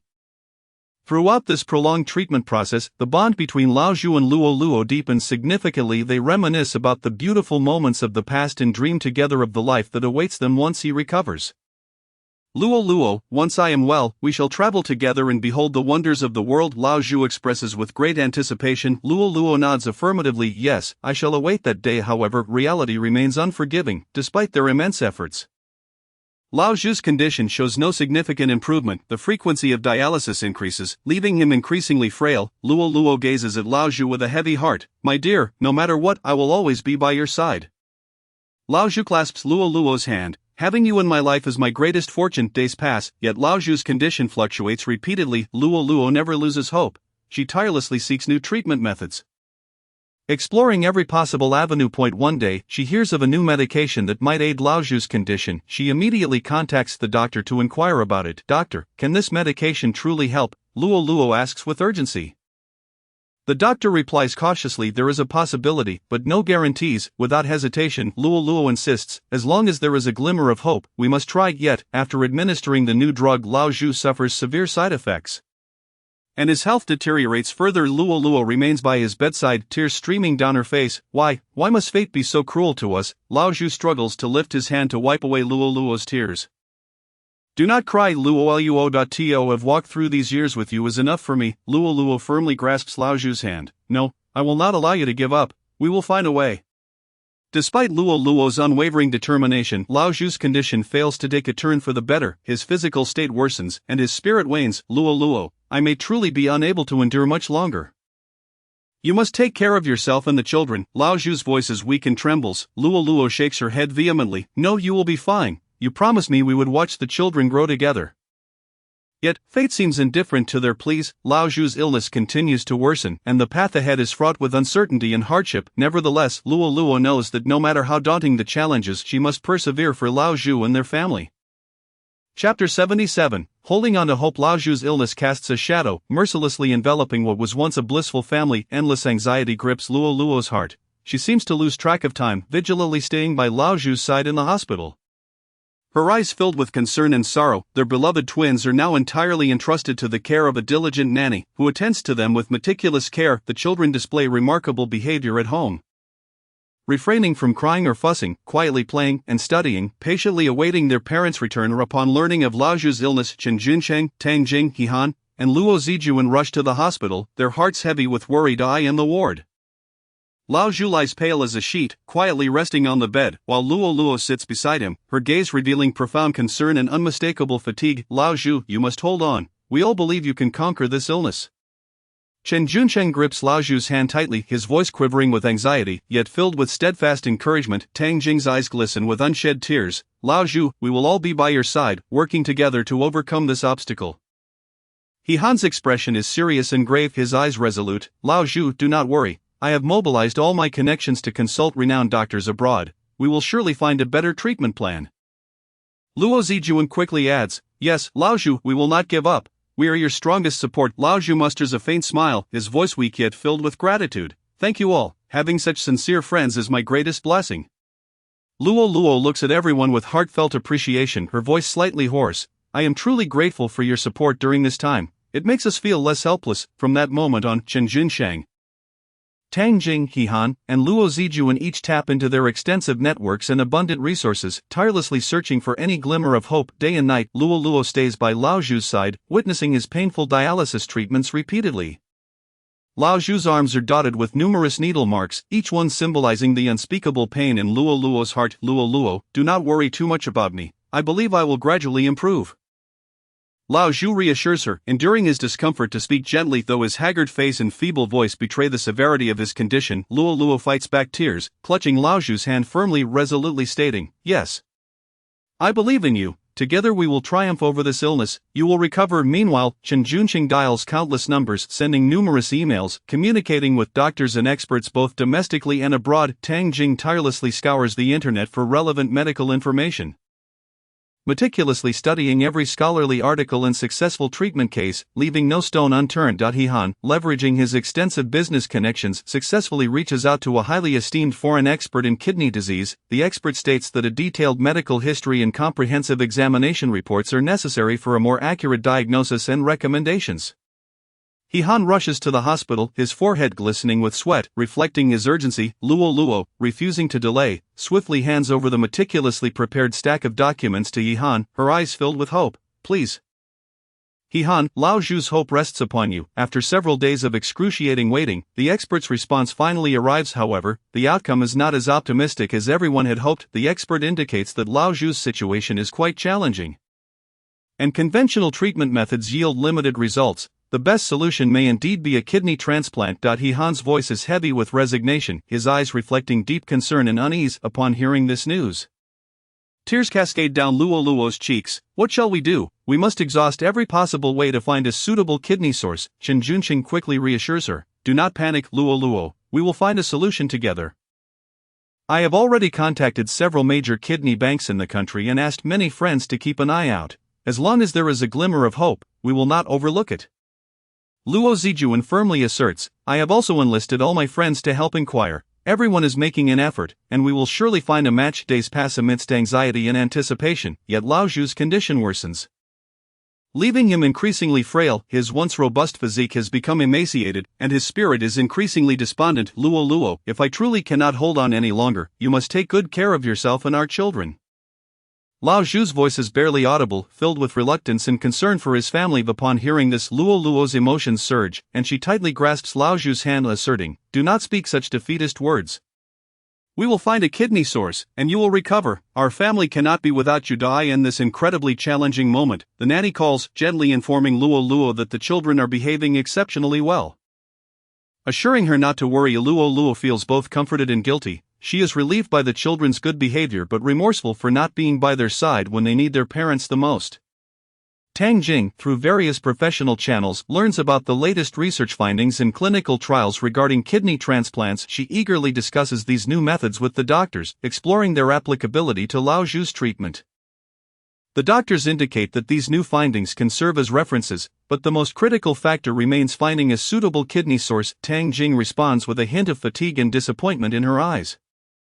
Meanwhile, Chen Junqing continues to receive updates, yet each time brings disappointing results. Still no matching kidney source. Luo Luo's voice is filled with despair and helplessness. Her eyes become hollow, as if she has lost her last hope.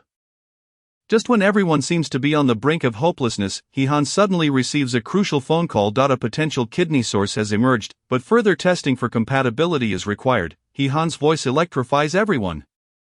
Akin to a ray of light piercing through the darkness, hope ignites within them as they await the test results, each moment feeling unbearably prolonged. However, fate played a cruel trick once again, as the compatibility was not ideal enough to proceed with the transplant surgery. Lolo collapsed in tears, her sobs echoing through the silent hospital corridor. Why is this happening? Why must the heavens treat Lao Zhu so unjustly? He is such a kind and wonderful person. Friends quickly gathered around to comfort her, their eyes glistening with unshed tears, yet each one understood that surrendering was not an option at this moment. Lao Zhu lay on the hospital bed. Watching Lolo and her friends tirelessly striving for him, filled with emotion and guilt, Please, do not exert yourselves for my sake. I cannot bear to see you all so worn and weary because of me.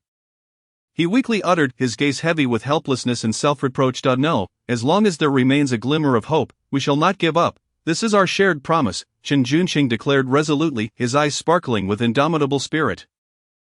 In the days that followed, they relentlessly sought a kidney source, leaving no potential opportunity unexplored. Each flicker of hope ignited only to be extinguished in an instant left their spirits on a roller coaster of anticipation and profound disappointment. Nevertheless, despite facing repeated setbacks and blows, Lolo and her friends never lost faith. They firmly believed that if they persevered, they would eventually find that beacon of hope capable of saving Lao Zhu's life. Chapter 78. A farewell. Days flowed by like a river, yet the suitable kidney source remained elusive, and Lao Zhu's condition worsened, growing increasingly frail with each passing day. The once capable of exchanging a few words and sharing fleeting smiles with Lolo and friends had now become so weak that even speaking had become a luxury. Chen Junqing, Tang Jing, He Han, and Luo Zijuan entered the hospital room once more, their hearts heavy with sorrow. The door appeared to separate two worlds. Outside lay their anxiety and hope, while inside was Lao Zhu's ever-diminishing life. Inside the ward, the silence was terrifying. Lao Zhu lay quietly on the bed, emaciated and pale, his body tethered with an array of tubes that served as merciless shackles binding his vitality. The rhythmic beeping of the machines now sounded like a countdown to death. Chen Junqing slowly approached the bedside, gazing at Lao Zhu's haggard face, his heart aching as he trembled with deep remorse. Lao Zhu, I still haven't been able to find a suitable kidney source for you. I feel utterly useless. Tears welled in his eyes, eventually spilling uncontrollably onto the pristine sheets. Tang Jing followed closely, her eyes already swollen from crying. Witnessing her once vibrant friend in such a state filled her with anguish and helplessness. Lao Zhu, we truly tried our best. We inquired everywhere and contacted countless people, yet the outcome remains the same. Her voice trembled, stuttered, choked by sorrow. He Han's usual confidence and composure had vanished, replaced by an expression of guilt and despair. He clenched his fists tightly, the joints turning white from the strain. Lao Zhu, it is my inadequacy. I thought my connections and resources would surely help find a way to save you. But his voice was low and strained, laden with disappointment in himself. Luo Zijuan stood nearby, sobbing uncontrollably, her body shaking from the intensity of her tears. Lao Zhu, you must hold on, perhaps tomorrow will bring good news. Perhaps a miracle will soon unfold. Her words were filled with fervent supplication, as if her sincerity could sway fate. Lolo remained steadfast at the bedside, her gaze never straying from Lao Zhu. Her tears flowed like pearls from a broken string. Soaking her face, she lacked the strength to respond to her friend's reassurances. Her very essence seemed to have withered away, leaving only a shell beside Lao Zhu. It seemed Lao Zhu sensed their presence. With great difficulty, he managed to slightly open his eyes. Those once bright and spirited orbs had become clouded by illness, yet he struggled to turn his gaze towards each person. His lips quivered slightly, as if attempting to speak, but all he could muster was an incredibly faint whisper. Lolo immediately noticed Lao Zhu's effort. She leaned closer, her ear pressed to his lips, terrified of missing a single word. Lao Zhu summoned his last ounce of strength, speaking in a halting manner. Lolo, do not be sad, take care of the children. Each word seemed to drain him of his remaining energy, his voice barely audible. Lolo nodded fervently, tears cascading like a torrential flood onto Lao Zhu's hand. I will, Lao Zhu, I promise I will. Do not leave me, do not abandon us. Her voice cracked, nearly breaking from her sobs. Lao Zhu turned his gaze towards his friends with great effort, his eyes filled with gratitude and reluctance. Thank you, all of you, having you, in my life, is a blessing. His gaze gradually dimmed, as if that faint glimmer of light was slowly extinguishing. Upon hearing Lao Zhu's words, Chen Junsheng could no longer contain his grief. He turned away, his shoulders shaking violently as cries erupted from the depths of his throat. Lao Zhu, I am sorry for not being able to help you more. Tang Jing covered her mouth, striving to suppress her cries, but the weight of sorrow caused her body to tremble uncontrollably, tears streaming through her fingers. He Han approached the window, gazing out at the sky.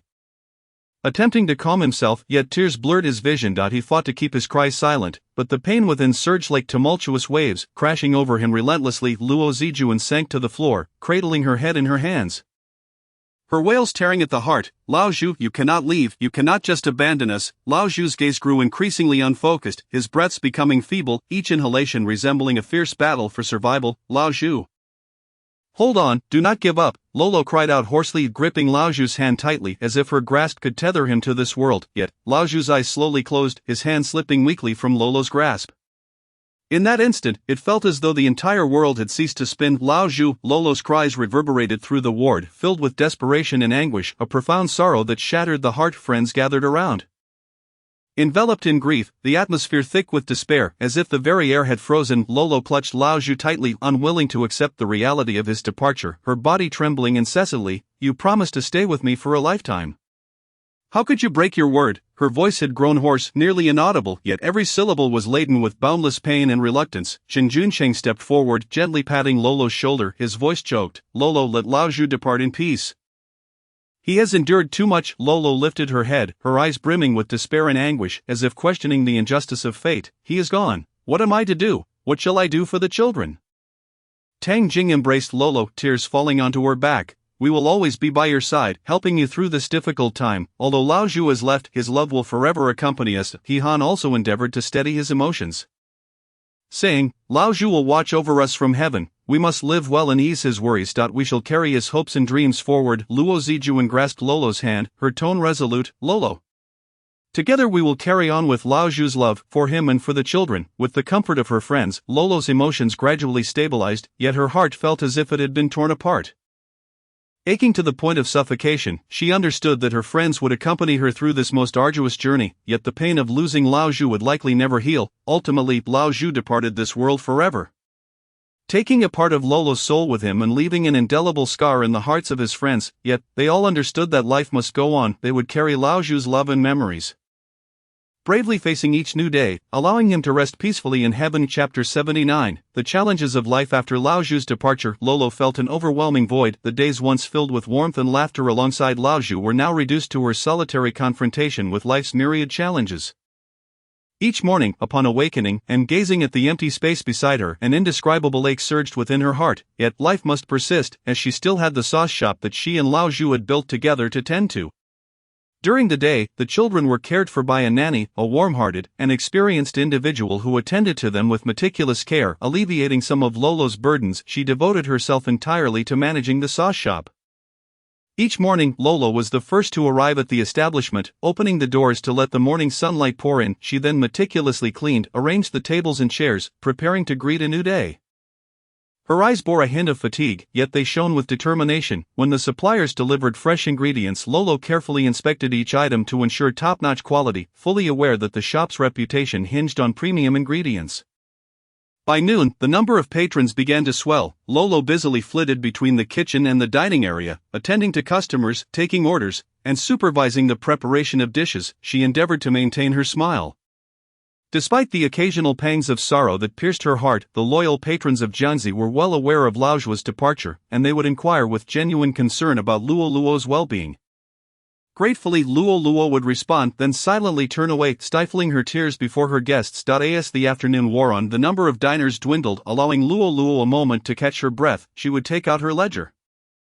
Meticulously calculating the day's income and expenditures, pondering ways to reduce costs and enhance profits, occasionally she would find herself lost in thought, reminiscing about the discussions she had with Laojue regarding business strategies during his time.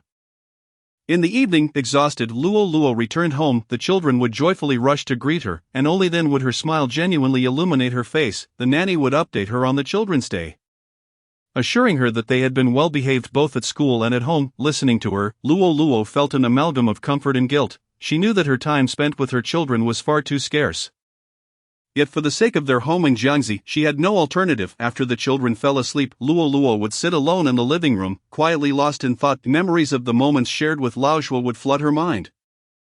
Those cherished reminiscences now treasured as her most precious possessions. Days passed, and the children gradually grew more understanding. One day, while Luoluo was tidying up clothes, her youngest son ran over, tugging at the hem of her shirt.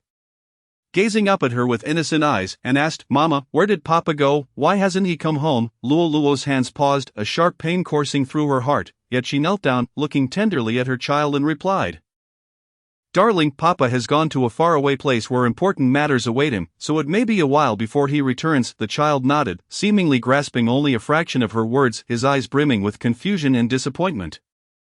A few days later, her daughter gently inquired before bed, "Mama, has Papa abandoned us? Why do other children have their fathers with them, but I cannot see mine?" Tears nearly spilled from Luoluo's eyes as she embraced her daughter tightly, saying, "Sweetheart, Papa loves us dearly. He simply cannot return for the time being, but he will always think of us from afar." The children's questions weighed heavily on Luoluo's heart. She understood she could not continue to shield them with lies.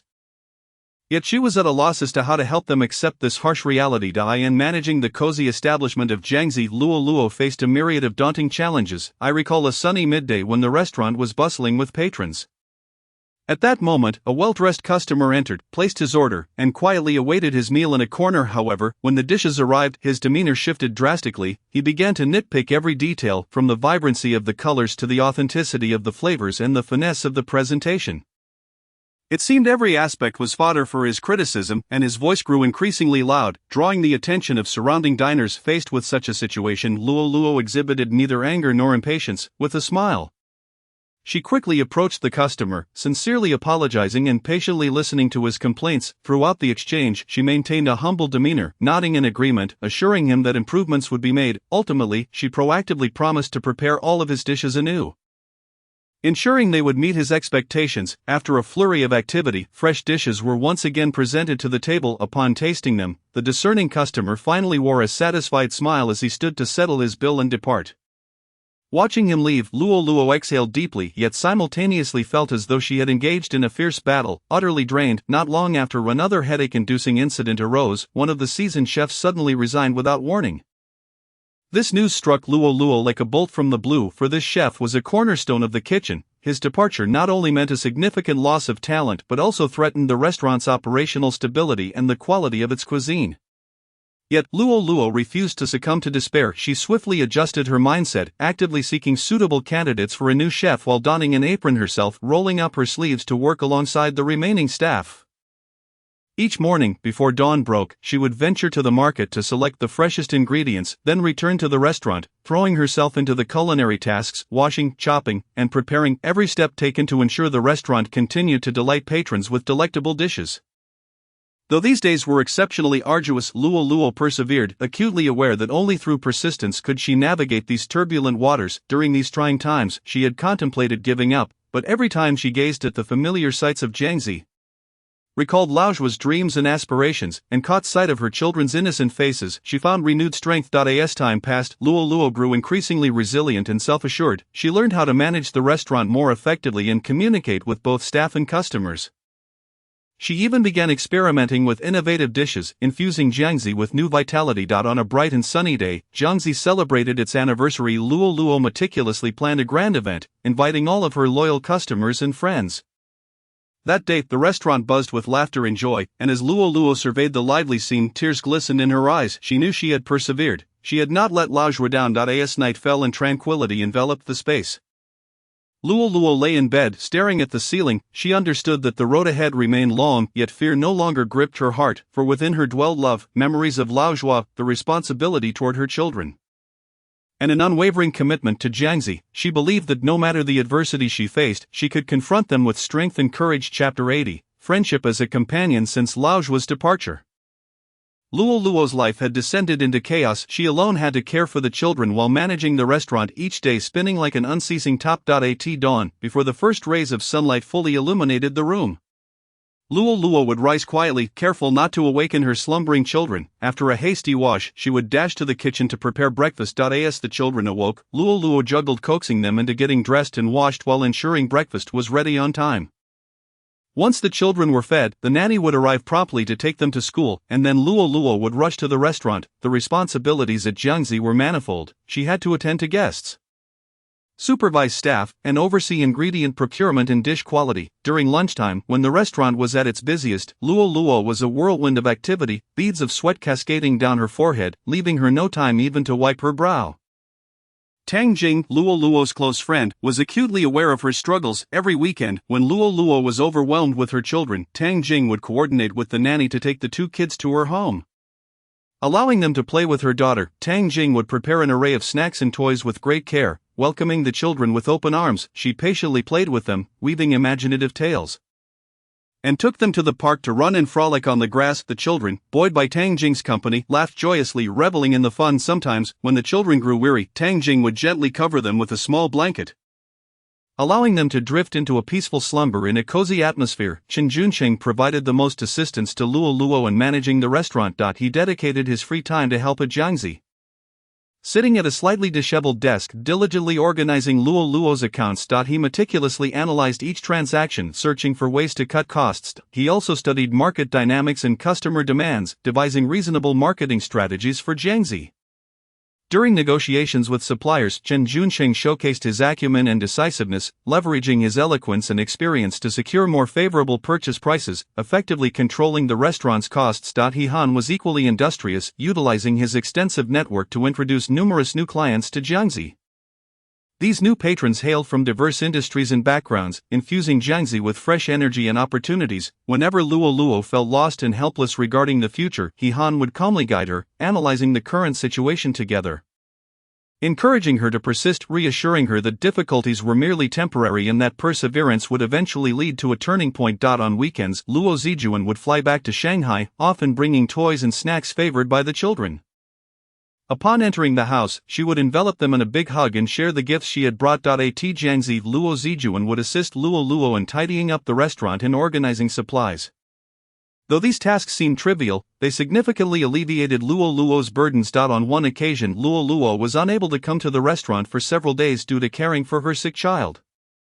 Chen Juncheng voluntarily assumed responsibility for the restaurant's management, ensuring its smooth operation. He arrived early each day to prepare the ingredients, organized staff assignments meticulously, and maintained strict oversight of dish quality, refusing to allow any carelessness. Until Luo Luo was able to return, Chen Juncheng quietly dedicated himself, never uttering a word of complaint. In matters concerning the children's education, Tang Jing also contributed significantly. She recommended high-quality extracurricular classes for Luo Luo, meticulously selecting courses that suited the children's personalities and interests. He Han introduced Luo Luo to a seasoned chef, whose unique skills and innovative thinking greatly enriched the menu at Jiangzi with an array of new dishes. These culinary creations not only tantalized the senses with their vibrant colors and exquisite flavors, but also catered to the diverse palates of various customers, thus ensuring Jiangzi's thriving business. With the support of her friends, Luoluo gradually adapted to this bustling lifestyle. Although it remained challenging, her heart was filled with warmth and strength. However, the trials of life were far from over. The street where Jiangzi was located was set for renovation, and the shop faced the prospect of relocation. Luoluo was deeply troubled, uncertain of how to proceed. That night, she lay in bed, tossing and turning, her mind plagued with worries about the future. Chen Junsheng was inquiring about suitable new locations. Utilizing his free time to explore every corner of the city, he accompanied Luoluo to various sites, carefully observing the surrounding environment, foot traffic, and potential customer demographics. Some locations were too remote, others had exorbitant rents, while some were simply too small. Yet, Chen Junsheng did not lose hope. He firmly believed that a suitable place could be found. Ultimately, they discovered a promising location. Although the rent was slightly higher, Chen Junsheng assisted Luoluo in formulating a detailed financial plan. He analyzed the shop's anticipated income and potential costs, assuring her that with prudent management and diligent effort, the rent could be manageable. Luoluo gazed at Chen Junsheng's earnest demeanor, her heart brimming with gratitude and trust. During the renovation of the new shop, He Han contributed valuable suggestions based on his aesthetic sensibility, advocating for a simple yet warm style that would allow customers to dine in comfort. Luo Zijuan and Tang Jing assisted in selecting decorations and furniture, engaging in lengthy discussions over the color of a tablecloth or the style of a lamp, all in pursuit of creating a cozier and more inviting Jiangzi. On the day of the grand opening, Luoluo looked at the rejuvenated establishment, surrounded by the friends who supported her, and tears of gratitude streamed down her cheeks. The shop's lighting was warm and soft. The tables and chairs were arranged neatly, and the decorative paintings on the walls exuded an artistic flair. "Thank you all. I wouldn't know what to do without you," Luoluo choked out. "We are friends.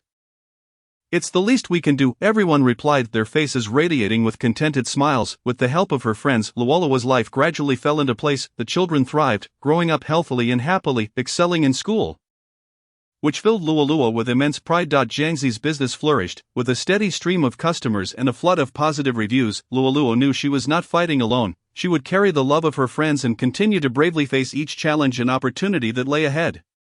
Chapter 81, a heartwarming gathering by the sea. To express her gratitude for her friends' unwavering support, Luoluo decided to organize a special gathering, choosing a sun-drenched weekend for the occasion. The venue was set on the expansive and picturesque seaside, and everyone joyfully agreed to bring their children along. On the weekend morning, Luoluo rose early, meticulously preparing the necessary items for the gathering. She loaded delicious food, refreshing drinks, and various entertainment supplies into her car, then set off with her adorable twin children. Upon arriving at the seaside, Tang Jing and Li Rui were already there with their daughter. Tang Jing, dressed casually, radiated happiness, while Li Rui attentively cared for their child.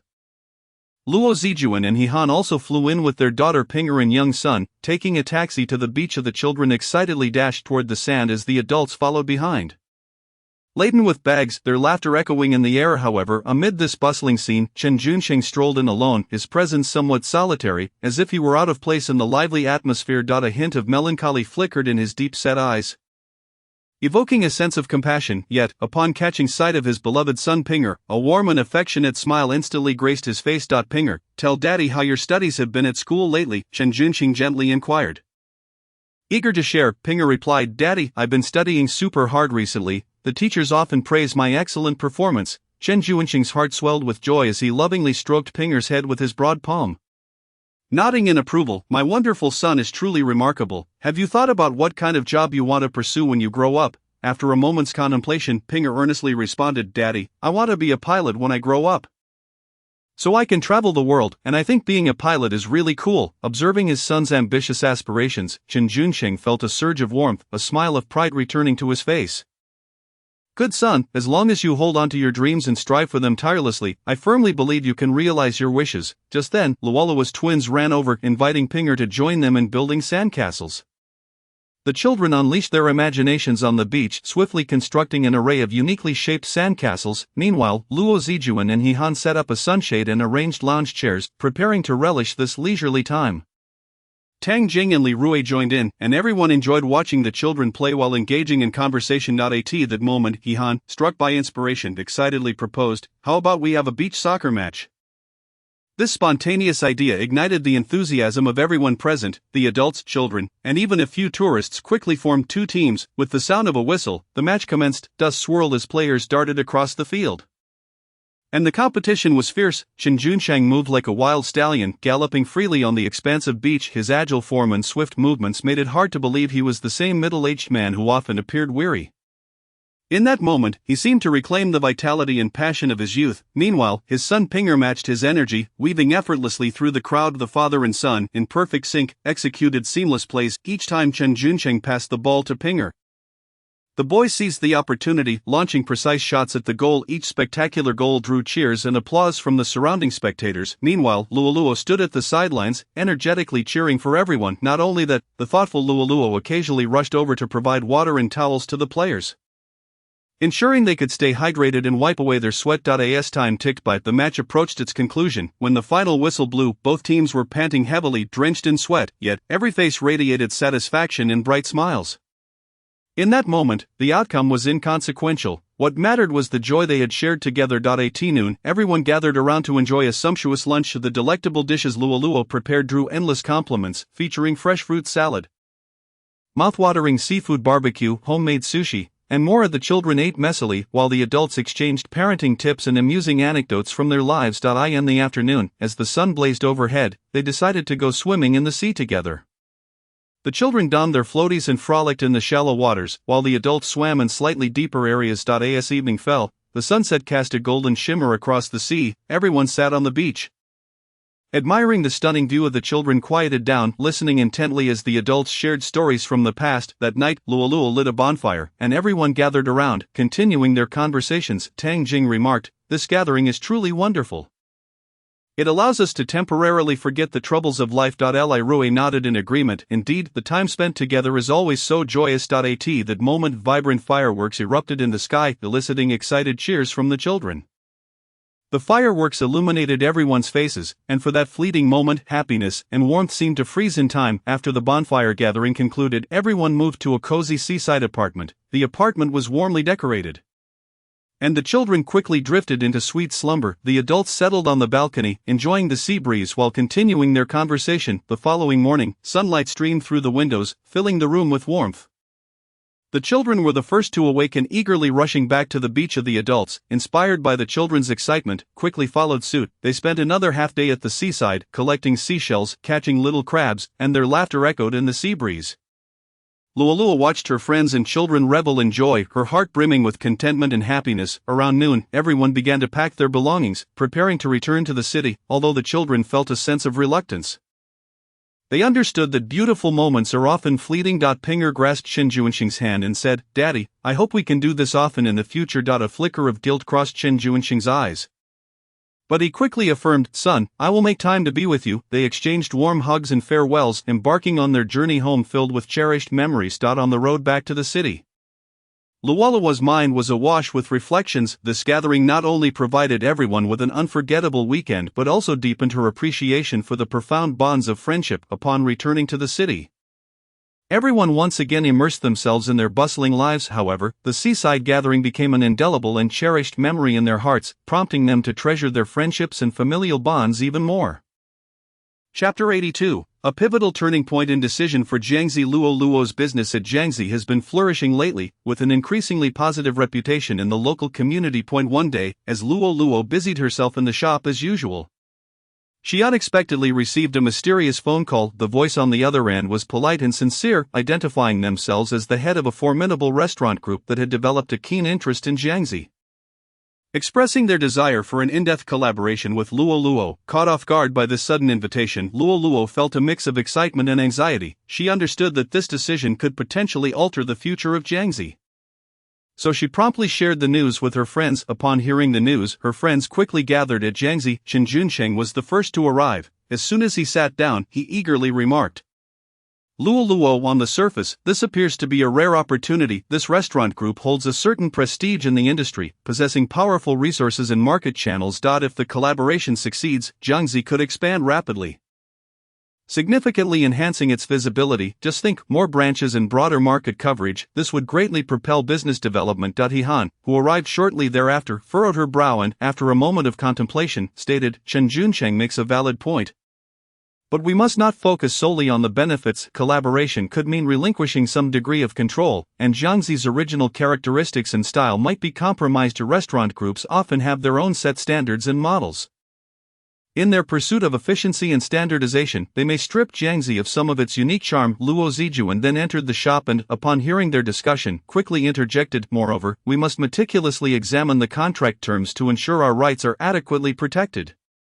We cannot be blinded by immediate interests. For instance, aspects such as profit distribution, management decisions, and brand usage are all crucial details." Tang Jing also hurried in, nodding in agreement. "Zijuan is right, Luo, this is not a decision to be taken lightly. We must consider long-term development. While collaboration may yield short-term gains, if it damages Jiangxi's long-term value, it would be a grave mistake." The group engaged in a lively debate, weighing various pros and cons. Chen Junqing took a sip of water and continued, "If we collaborate, we may need to operate according to their standards and models, which represents a significant shift for the traditionally independent Jiangxi. For instance, the procurement channels for ingredients might become standardized, and the innovation of dishes could face restrictions." He Han stood up and walked to the window, gazing at the street outside as she said, "Conversely, if we refuse, Jiangxi might miss out on a rapid growth opportunity. In a fiercely competitive market, our development speed could be hampered. Other restaurants may expand swiftly, seizing market share, while we relying solely on our own efforts. Risk becoming marginalized." Luo attentively listened to her friend's opinions, feeling deeply conflicted. She looked at the familiar Jiangxi, recalling that it was the fruit of her and Laojua's labor, as well as the foundation of her life. She did not wish to make a hasty and erroneous decision. Luo Zijuan, noticing Luo's distress, offered comfort. "Luo, don't rush. Let's take our time to think this through. After all, this concerns Jiangxi's future. We can gather more information to understand the restaurant group's past collaborations and how they treat their partners." In the following days, her friends sprang into action. Chen Juncheng leveraged his connections to inquire about the restaurant group's reputation in the industry. He Han utilized her business acumen to analyze market trends and potential risks associated with collaboration. Luo Zijuan and Tang Jing assisted in collecting successful experiences and lessons from similar partnerships. When they reconvened, each friend brought new information and perspectives. Chen Juncheng reported, "I learned that this restaurant group tends to be quite dominant in certain collaborations, limiting their partners' autonomy." He Han added, "However, from a market trend perspective, collaborating with a powerful group can indeed elevate brand influence and market share in a short time." Luo Zijuan remarked, "I reviewed some failed cases, and many stemmed from losing their unique characteristics during the partnership, leading to customer attrition." Tang Jing concluded, "Thus Luo, the key is to find a balance in the collaboration, leveraging their resources while maintaining Jiangxi's uniqueness." As Luo absorbed her friend's analyses, her resolve gradually solidified. She began engaging in deeper discussions with the restaurant group, articulating her ideas and requirements. Throughout the negotiation process, her friends remained by her side, providing strategies and support. After several rounds of challenging negotiations, Luo ultimately made a significant decision that would impact Jiangxi's future. She chose to accept the collaboration while clearly stipulating Jiangxi's brand independence and the preservation of its unique characteristics in the contract. Additionally, she secured a degree of decision-making autonomy. For instance, in dish development, Jiangxi could retain its innovative team and processes, and in terms of shop decor and service style, it could maintain its original flair. This decision allowed her to leverage the advantages of the partnership while ensuring Jiangxi retained its essence and style. In that moment of determination, a wave of profound emotion washed over her, enveloping her completely. It was a mix of boundless gratitude and anticipation for the future. She understood that this seemingly straightforward decision was underpinned by immense courage and wisdom, yet, without the meticulous care and unwavering support of her close friends, this would have remained but a mere dream. As the collaboration progressed, Jiangxi emerged as a rising star, embracing unprecedented opportunities for development. With the robust support of the powerful restaurant group, Jiangxi began opening branch after branch, its business thriving and flourishing. Despite this success, Luo never forgot the earnest advice her friends had once offered. Regardless of time or place, she remained steadfast in upholding Jiangxi's exceptional quality and distinctiveness, striving to ensure that every customer stepping through the door could deeply appreciate the unique offerings of Jiangxi. Throughout this arduous yet meaningful journey, the bond between Luo and her friends grew ever deeper. Together, they faced and successfully overcame this difficult decision, witnessing and actively participating in Jiangxi's remarkable growth from small beginnings to vibrant expansion. Chapter 83, Luo's predicament under Luo's careful stewardship. Jiangxi thrived, its reputation soaring. As its visibility increased, an idea began to take root in Luo Luo's mind: to expand Jiangxi into a chain of restaurants. This decision was laden with opportunities and challenges, and Luo Luo embarked on this uncertain path with high hopes. However, shortly after the new store opened, a myriad of problems surged forth like a tidal wave, overwhelming Luo Luo. The first issue was the quality of the dishes. Jiangxi's signature meals had long been lauded by customers at the original location, their unique flavors and meticulous preparation forming the cornerstone of Jiangxi's identity. Yet, in the new store, these signature dishes exhibited noticeable discrepancies. Some patrons complained that the dishes were overly salty, with the original delectable flavors overshadowed by an overwhelming saltiness. Others noted that the portions were insufficient, leaving them feeling that the value for money was lacking. This left Luo Luo, who had always prided herself on the quality of her dishes, feeling perplexed and distressed. In a state of urgency, Luo Luo personally visited each new store to identify the root of the problem. She discovered that the chefs at the new locations were predominantly newly hired. Although they possessed a foundational culinary skill set, their grasp of Jiangxi's unique recipes and cooking techniques was far from proficient. Each signature dish bore its own distinctive essence, encompassing stringent requirements from ingredient selection and preparation to the pairing of seasonings, cooking times, and conditions. These new chefs often introduced subtle deviations during preparation, leading to variations in flavor. Furthermore, as the procurement channels for the new stores were still in the process of being established and refined, the quality of the ingredients exhibited fluctuations. Occasionally, the freshness was insufficient, while at other times, the wrong varieties were used, significantly impacting the final taste of the dishes. Luo Luo understood that to resolve this issue, the key lay in enhancing the chef's skills. Thus, she organized multiple internal training sessions, allowing seasoned chefs from the original store to impart their expertise to the new staff. She meticulously arranged training courses, detailing the essential points in the preparation of each signature dish, hoping the new chefs would quickly grasp the essence. However, the results were less than ideal. The new chefs attentively listened during training and took detailed notes, yet they struggled to meet the standards in actual practice. Some chefs consistently miscalibrated the seasoning, resulting in dishes that were either overly strong or too bland. Others faltered in timing, causing the dishes to lose their expected textures and colors. Each time Luo Luo tasted a dish prepared by the new chefs, her brow furrowed instinctively, her heart filled with anxiety and helplessness. She repeatedly demonstrated in the kitchen, patiently correcting the chef's mistakes, yet the improvements remained negligible. Luo Luo was engulfed in anxiety over this matter, often tossing and turning at night, her mind incessantly pondering how to expedite the improvement of the new chef's skills. Additionally, there was the pressing issue of service quality. The staff at the established restaurant had developed a harmonious rapport through prolonged collaboration and training, enabling them to keenly perceive and promptly respond to customer needs. Whether it was the warm greetings, thoughtful recommendations, or the efficient service speed, customers felt at home, receiving attentive and enthusiastic service. However, the employees at the new establishment were predominantly novices, lacking experience and a profound understanding of the service philosophy and standards upheld by the restaurant. At times, their responses to customer requests were sluggish, leading to prolonged waits. On other occasions, they displayed indifference, neglecting customer inquiries. Once, a patron expressed dissatisfaction at the new location due to excessive wait times for their meal. Instead of offering a timely apology and soothing the customer, the staff engaged in a dispute with them. The irate customer departed, leaving a negative review online, which severely tarnished the restaurant's reputation. Upon learning of this incident, Luo Luo felt both anger and helplessness. She recognized that the enhancement of service quality was an urgent necessity.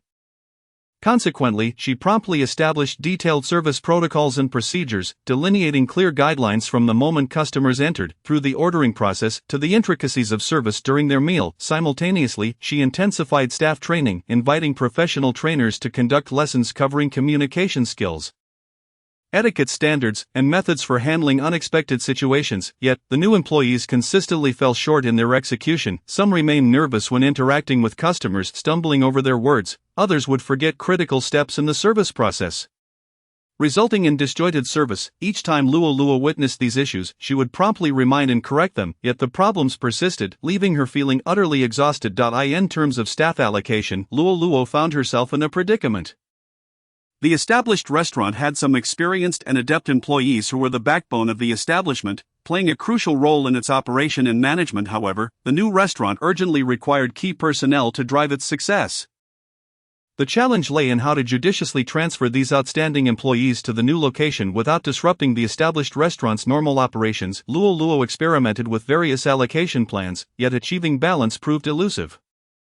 Transferring too many exceptional employees to the new restaurant could lead to chaos at the established location, diminishing customer experience and consequently harming its reputation in business. Conversely, if the new restaurant lacked sufficient core staff, the new employees would struggle to grow rapidly without guidance, preventing the new establishment from quickly finding its footing and becoming profitable each day. Luo Luo contemplated how to resolve this conundrum, jotting down various plans on paper, only to reject them repeatedly. Lying in bed at night, her mind was consumed with thoughts of staff allocation, the pressure rendering her sleepless. One day, fatigued, Luo Luo sat in her office, gazing out at the street below. Her heart heavy with confusion and helplessness, she questioned whether her choices were correct, whether she should persist in her plans to expand the chain. Just as despair began to sink in, she realized that she could no longer continue in this manner and must seek external assistance. Luo Luo began reaching out to experts and peers in the culinary industry, seeking their insights and experiences. She attended various management training courses and seminars, hoping to uncover solutions to her dilemmas. Simultaneously, she communicated her struggles to the headquarters, hoping for support and guidance. Throughout this arduous journey, Luo Luo's confidence was significantly shaken. She began to doubt her capabilities and feared for the future of her restaurant. Yet she held on to a steadfast belief. She could not allow the restaurant's reputation to suffer, nor could she disappoint the loyal customers who had always supported it. She understood that only by overcoming the current challenges could the restaurant continue to flourish. Chapter 84. The arrival of Lin Yu. Just as Luo Luo was overwhelmed and at a loss, the corporate office dispatched Lin Yu to assist her. Lin Yu was a seasoned professional with notable achievements in the realm of restaurant management. Upon arriving at the restaurant, he refrained from hastily offering opinions. Instead, he dedicated several days to gaining an in-depth understanding of each chain's specific circumstances, meticulously observing and analyzing every facet, from the kitchen to the dining area, and from staff to customers. After conducting thorough research, Lin Yu decided to focus first on the quality of the dishes. He organized a centralized training session for the chefs, inviting seasoned chefs from the established restaurant to share their expertise and techniques. Lin Yu also formulated stringent standards and procedures for dish preparation, detailing every aspect from ingredient selection and handling to cooking times and temperatures. To ensure adherence to these standards, he instituted a regular inspection system, imposing strict penalties on dishes that did not meet the criteria. However, this process was not without its challenges. Some chefs felt uncomfortable with the new standards and processes, perceiving the stringent regulations as constraints on their creativity. One chef even expressed on the spot that cooking was an art and could not be standardized like an assembly line. Lin Yu patiently explained that standardization was not intended to stifle their creativity but to ensure that every customer could enjoy consistent deliciousness at any Jiangxi restaurant. Only by guaranteeing quality stability could they create room for innovation and enhancement. Through repeated communication and demonstrations, the chefs gradually came to understand and accept the new standards. In terms of training service personnel, Lin Yu also devoted significant effort. He organized multiple training sessions focused on service philosophy and techniques, inviting professional trainers to lead the courses. The curriculum included effective communication with customers, handling unexpected situations, and enhancing service details. Lin Yu emphasized that service was not merely about meeting basic customer needs but about creating a delightful dining experience. To motivate the service staff to elevate their service quality, Lin Yu established a comprehensive incentive system incorporating bonuses, promotion opportunities, and employee recognition programs. However, the initial implementation of this system sparked some controversy. Some staff members felt that the evaluation criteria were unfair, believing they were working diligently yet not receiving their due rewards. Lin Yu attentively listened to their feedback and made adjustments to the incentive system, making it fairer, more reasonable, and transparent. Regarding staff allocation, Lin Yu proposed a combination of job rotation and a mentorship system. He suggested that outstanding employees from the established restaurant periodically rotate to the new location to impart their experience and skills to the new staff. Simultaneously, each new employee would be paired with a mentor for one-on-one guidance and support. This approach would not only rapidly enhance the new staff's proficiency but also strengthen team cohesion and belonging. However, the implementation of this plan also encountered challenges. Experienced employees from the established restaurant worried that they would struggle to adapt to the new environment and work pace. potentially impacting their income and career progression. The new employees, on the other hand, had differing opinions on their mentors' teaching styles and methods, leading to suboptimal learning outcomes. Throughout this process, Luo Luo bore immense pressure. On one hand, she had to confront employee skepticism and discontent, striving to suit their concerns. On the other hand, she needed to propel the reforms forward, ensuring that the Jiangxi chain could swiftly regain its footing. She began to question whether her decision to expand the chain had been impulsive and even found herself at odds with Lin Yu. During a management meeting, Luo Luo could no longer contain her worries. "Lin Yu, I understand your intentions are good, but could these reform measures be too radical? Shouldn't we slow down and take a steadier approach?" Lin Yu empathized with Luo Luo's anxiety but firmly believed that only through steadfast reform could they address the root issues. He patiently replied, "Luo Luo, I understand your concerns, but this is a critical moment. If we do not take decisive action, the problems will only escalate. Our goal is to create a chain restaurant with brand influence, and that requires us to overcome current challenges and persevere. To alleviate employee concerns, Lin Yu and Luo Luo organized multiple staff forums. Listening to their thoughts and addressing their questions, they painted a vivid picture of a promising future for the Jiangxi chain. Helping everyone understand that the reforms were aimed at mutual development and benefit. Through Lin Yu's persistence and efforts, the reforms gradually began to yield results. After a period of rigorous training and practice, the chefs became increasingly familiar with the dish preparation standards and processes, consistently producing high-quality dishes. The service staff's attitudes and skills also saw notable improvements, leading to a gradual increase in customer satisfaction.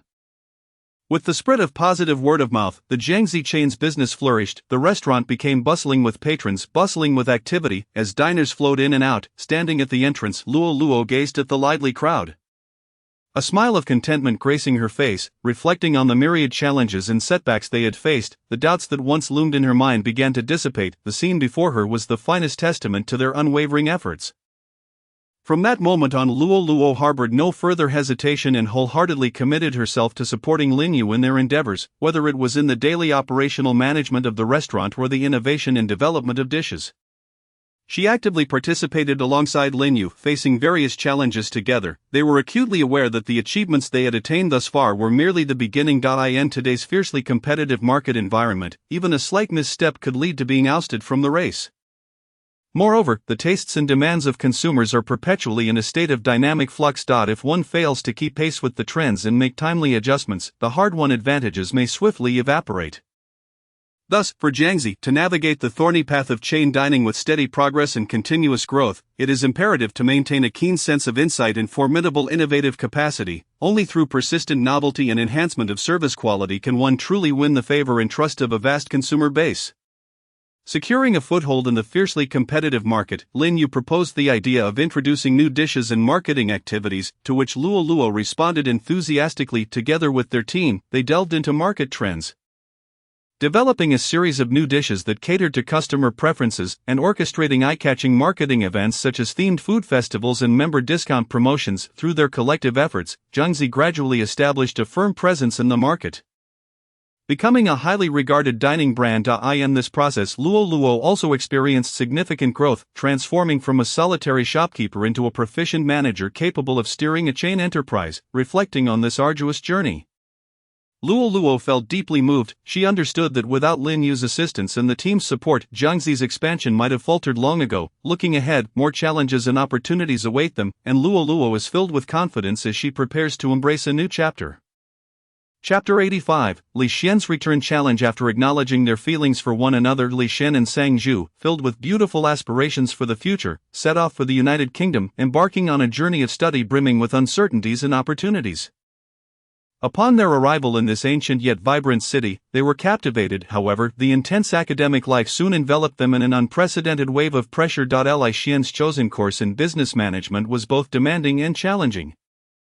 Each day, he arrived early at the classroom, attentively absorbing the professor's lectures, filling notebook after notebook. Whenever confronted with intricate market models and case analyses, he would spend hours in the library after class, poring over a multitude of relevant books and research reports, striving to comprehend and resolve issues from diverse perspectives. The British educational system emphasizes independent thought and research, with classrooms often dominated by discussions and debates. Subtle linguistic nuances occasionally led to misunderstandings in grasping course content, as some specialized terminology and unique expressions left him perplexed. Nevertheless, Li Xian did not succumb to discouragement, fueled by his resilient determination and a fervent thirst for knowledge. He continuously endeavored and experimented, actively participating in various study groups. He engaged in discussions with classmates from different countries, drawing inspiration from their viewpoints and ideas. In group assignments, he showcased his logical reasoning and analytical prowess, gradually evolving into a pivotal figure within the team, successfully guiding them through one arduous task after another. Sang Zhu's pursuit of an advanced consulting specialization was equally demanding. This field required students to possess a broad knowledge base and keen insight, enabling them to swiftly and accurately discern client needs and provide effective solutions. To distinguish herself in this domain, Sang Zhu exerted efforts beyond what most could imagine. She frequently participated in corporate research activities, gaining a profound understanding of various industries' operational models and developmental trends. In simulated consulting projects, she dedicated herself wholeheartedly, meticulously preparing each report and proposal. To achieve perfection, she often burned the midnight oil, repeatedly revising and refining her work. Despite the immense pressure, her talent and unwavering spirit gradually allowed her to shine in her professional field. Her insights and recommendations increasingly garnered the attention of both professors and peers, with her project proposals frequently recognized as exemplary models. In their spare time, Li Xian and Sang Zhu cherished rare moments of relaxation. They explored the scenic wonders of the UK together, strolling among ancient castles and savoring the weight of history, or sitting on park benches admiring picturesque views while sharing their joys and sorrows. They also indulged in local culinary delights, from traditional English breakfasts to exquisite afternoon teas, each dish becoming a cherished memory of their study abroad experience. In these warm moments, they confided in each other about academic pressures and anxieties, offering mutual support and encouragement, imbuing one another with warmth and strength in a foreign land. After years of diligent study and accumulation, both Li Xian and Sang Zhu achieved remarkable success in their respective fields. They not only mastered solid professional knowledge but also cultivated the ability to think independently and solve problems.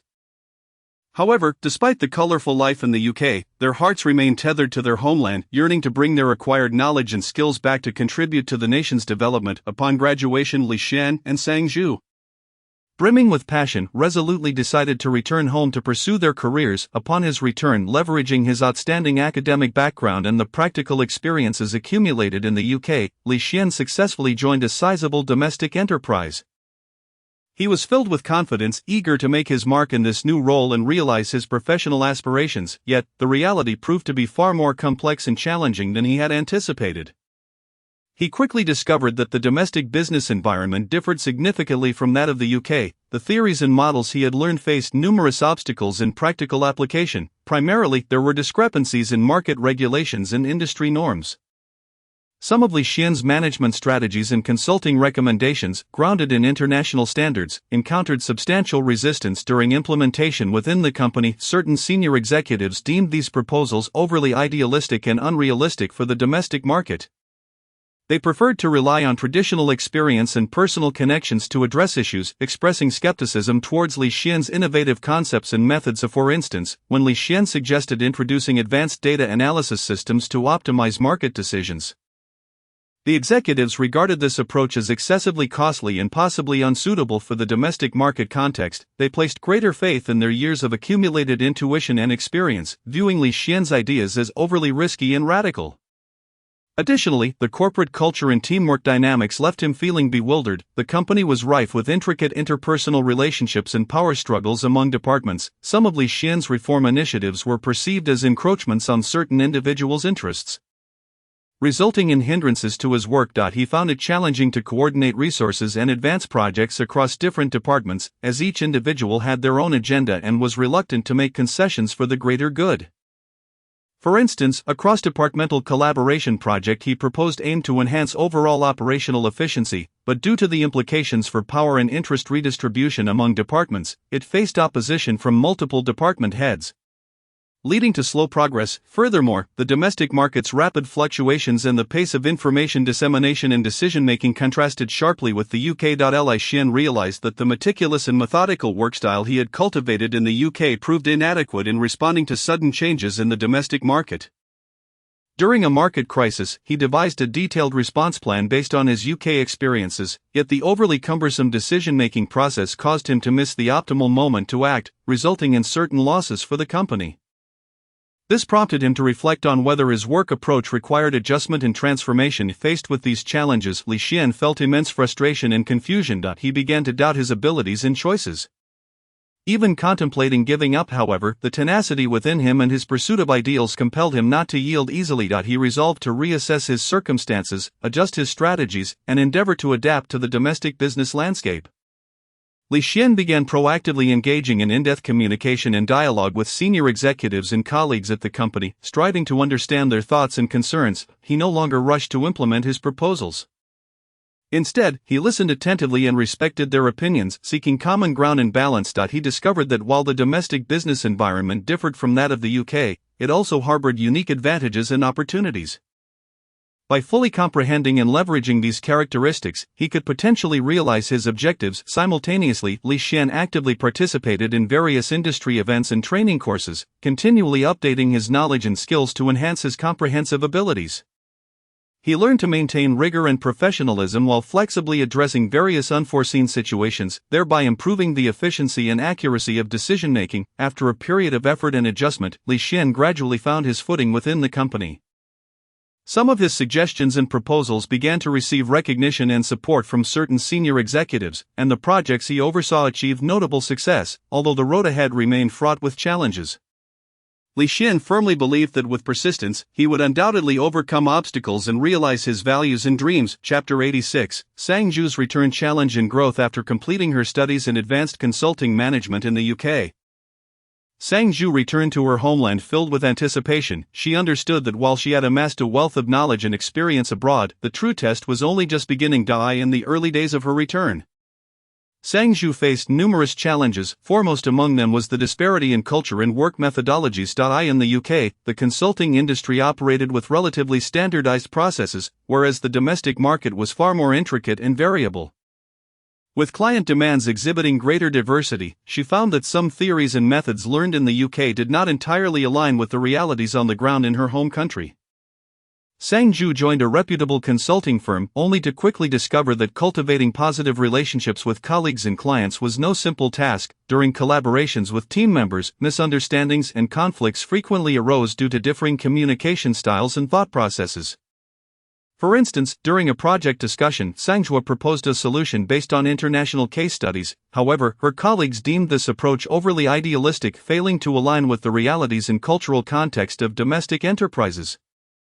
When engaging with clients, Sang Zhu also faced challenges. Domestic clients often prioritize short-term benefits and practical feasibility, showing little interest in avant-garde concepts and long-term strategic planning. On one occasion, Sang Zhu crafted a comprehensive consulting report for a company, emphasizing the significance of brand development and corporate culture, yet the client was predominantly concerned with how to enhance sales and reduce costs in the short term. To swiftly acclimate to the domestic work environment, Sang Zhu began to delve deeply into market dynamics and industry trends. She dedicated substantial time each day to reading relevant reports and articles, attending various industry seminars, and striving to comprehend the operational models and management characteristics of domestic companies.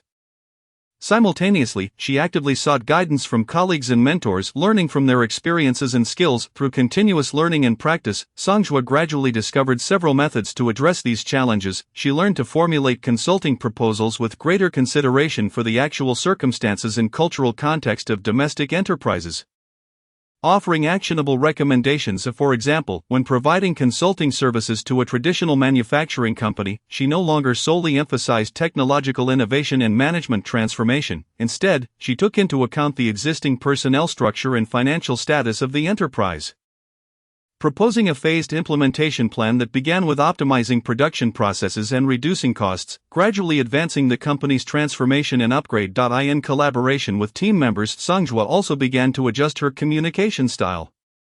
She placed greater emphasis on listening to others' opinions and ideas, respecting the diversity within the team, and learned to remain steadfast in her views while also being open to reasonable suggestions from others.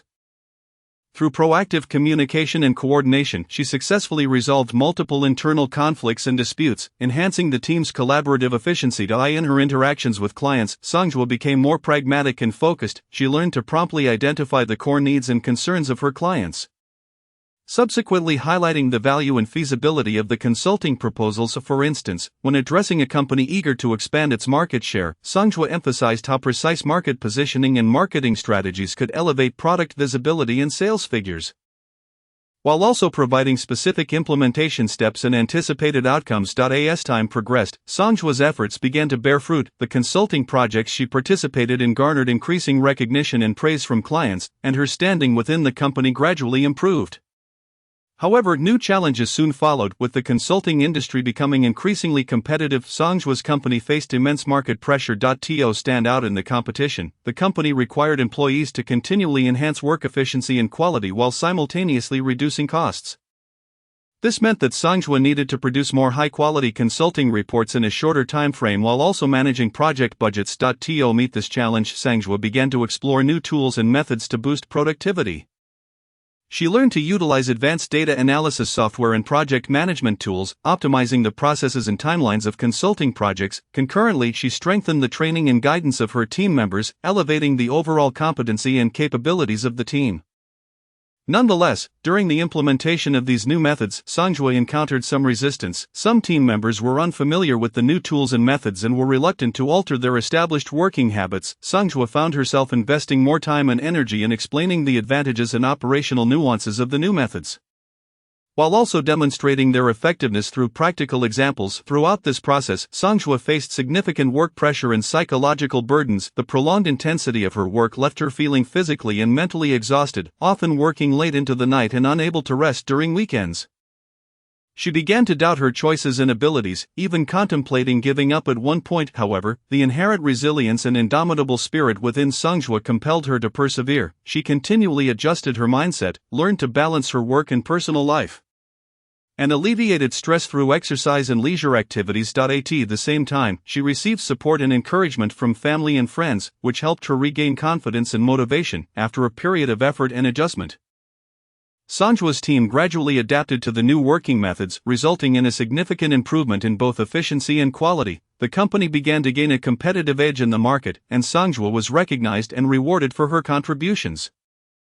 As her career stabilized, Songjua also began to focus on her personal growth and development. She realized that merely relying on technical and methodological enhancements was insufficient. She needed to continuously improve her leadership skills and strategic vision.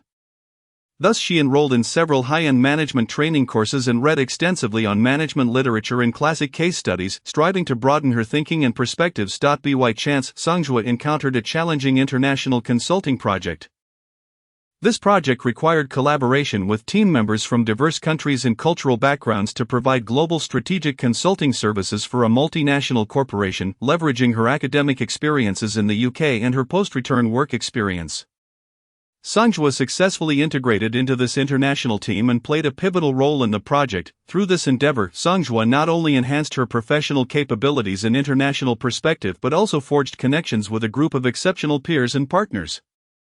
She began to contemplate how to integrate internationally advanced consulting concepts and methods with domestic realities to provide more valuable consulting services to local enterprises. Chapter 87: Songjua's entrepreneurial journey. With the accumulation of experience and the expansion of her network, Songjua gradually nurtured the idea of entrepreneurship. She aspired to establish her own consulting firm, focusing on providing personalized, high-quality consulting services to domestic enterprises, aiding them in achieving transformation and sustainable development amid increasingly fierce market competition.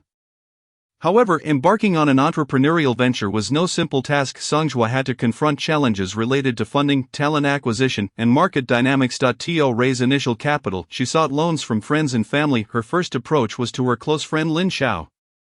Although Lin Xiao had limited savings, she unhesitatingly contributed a portion of her funds to support Songjua, promising to cheer her on throughout the journey. Songjua was deeply touched, her heart brimming with gratitude.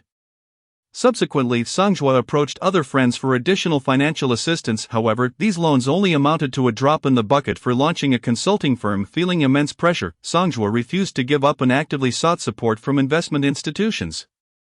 During this arduous process, Songjua's father became aware of his daughter's predicament. Having always recognized Songjua as a thoughtful and ambitious individual, he not only readily provided financial support but also proactively connected her with friends from his business circle. These acquaintances, trusting in her father's judgment, conducted evaluations of Songjua's project and offered financial backing. Her father also consistently monitored Songjua's emotional state, providing warm comfort and encouragement during her moments of fatigue and confusion. Reminding her that failure was not to be feared, but rather, the courage to persist was what truly mattered. With her father's unwavering financial and emotional support, Songjua felt a slight alleviation of her burdens. However, a significant funding gap remained. She tirelessly participated in various investment roadshows, showcasing her business plan and company vision to potential investors. During one such presentation, she encountered the seasoned investor Mr. Wang, who expressed interest in her project but posed many probing questions and suggestions. Songjua listened attentively, refining her proposal and response, ultimately securing Mr. Wang's investment, thus ensuring the necessary startup capital for her company. With the funding challenge resolved, talent recruitment emerged as another formidable hurdle for Songjua. She needed to find a group of like-minded professionals with rich experience and innovative spirit. Songjua posted job listings on major recruitment websites and received numerous resumes. However, few truly met her criteria. Just as she began to feel anxious, she fortuitously met Chen Junsheng. Having spent many years in the consulting industry, Chen Junsheng possessed extensive experience and connections. After hearing Songjua's entrepreneurial vision, he expressed admiration and offered her valuable advice. He emphasized that when recruiting talent, it was essential to look beyond mere academic qualifications and work experience, focusing instead on candidates' values and passion for the industry. Furthermore, he advised her to prioritize team diversity, as individuals with different backgrounds and specialties could bring unique perspectives and innovative ideas. Following Chen Junsheng's guidance, Songjua revised her recruitment strategy. During interviews, she placed greater emphasis on in-depth discussions with candidates, seeking to understand their career aspirations and perspectives on the consulting industry. After considerable effort, Songjua successfully assembled an initial team. Although the team members lacked certain experience and skills, they were all filled with enthusiasm and vigor. Meanwhile, Songjua's boyfriend, Li Xian, despite being in a phase of career advancement himself, devoted significant time and energy to assist her. Utilizing his expertise in business management, Li Xian developed a detailed growth plan for Songjua's company, outlining both short-term and long-term objectives, along with specific steps to achieve these goals. He also aided Songjua in analyzing market trends and competitors, providing crucial insights for the company's positioning and differentiated competitive strategies. In the daily operations of the company, Li Xian frequently expresses concern for Songjua's work progress, offering her insightful suggestions and solutions to various practical issues. Whenever Songjua finds herself burdened by work-related stress and feeling despondent, Li Xian remains steadfastly by her side, providing unwavering support and encouragement, thus helping her regain her composure. To penetrate the market, Songjua must relentlessly promote and publicize her company, establishing a commendable brand image and reputation. She leads her team in meticulously crafting promotional materials, including the company's website, brochures, and case studies. Simultaneously, Songjua actively participates in various industry forums and seminars, delivering speeches that showcase the company's professional prowess and unique value proposition.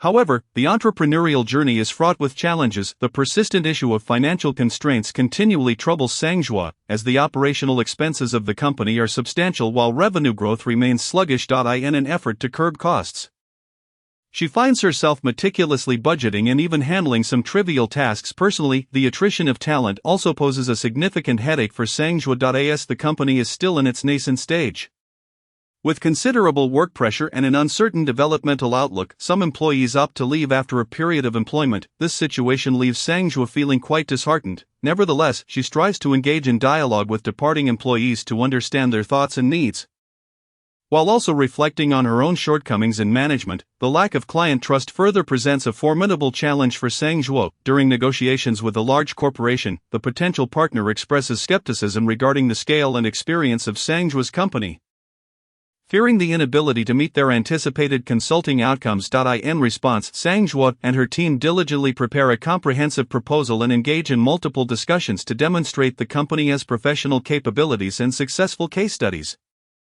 After protracted and arduous negotiations, they finally earn the client's preliminary trust and secure a collaborative opportunity. Throughout the project execution, Songjua and her team confront various technical challenges and time pressures.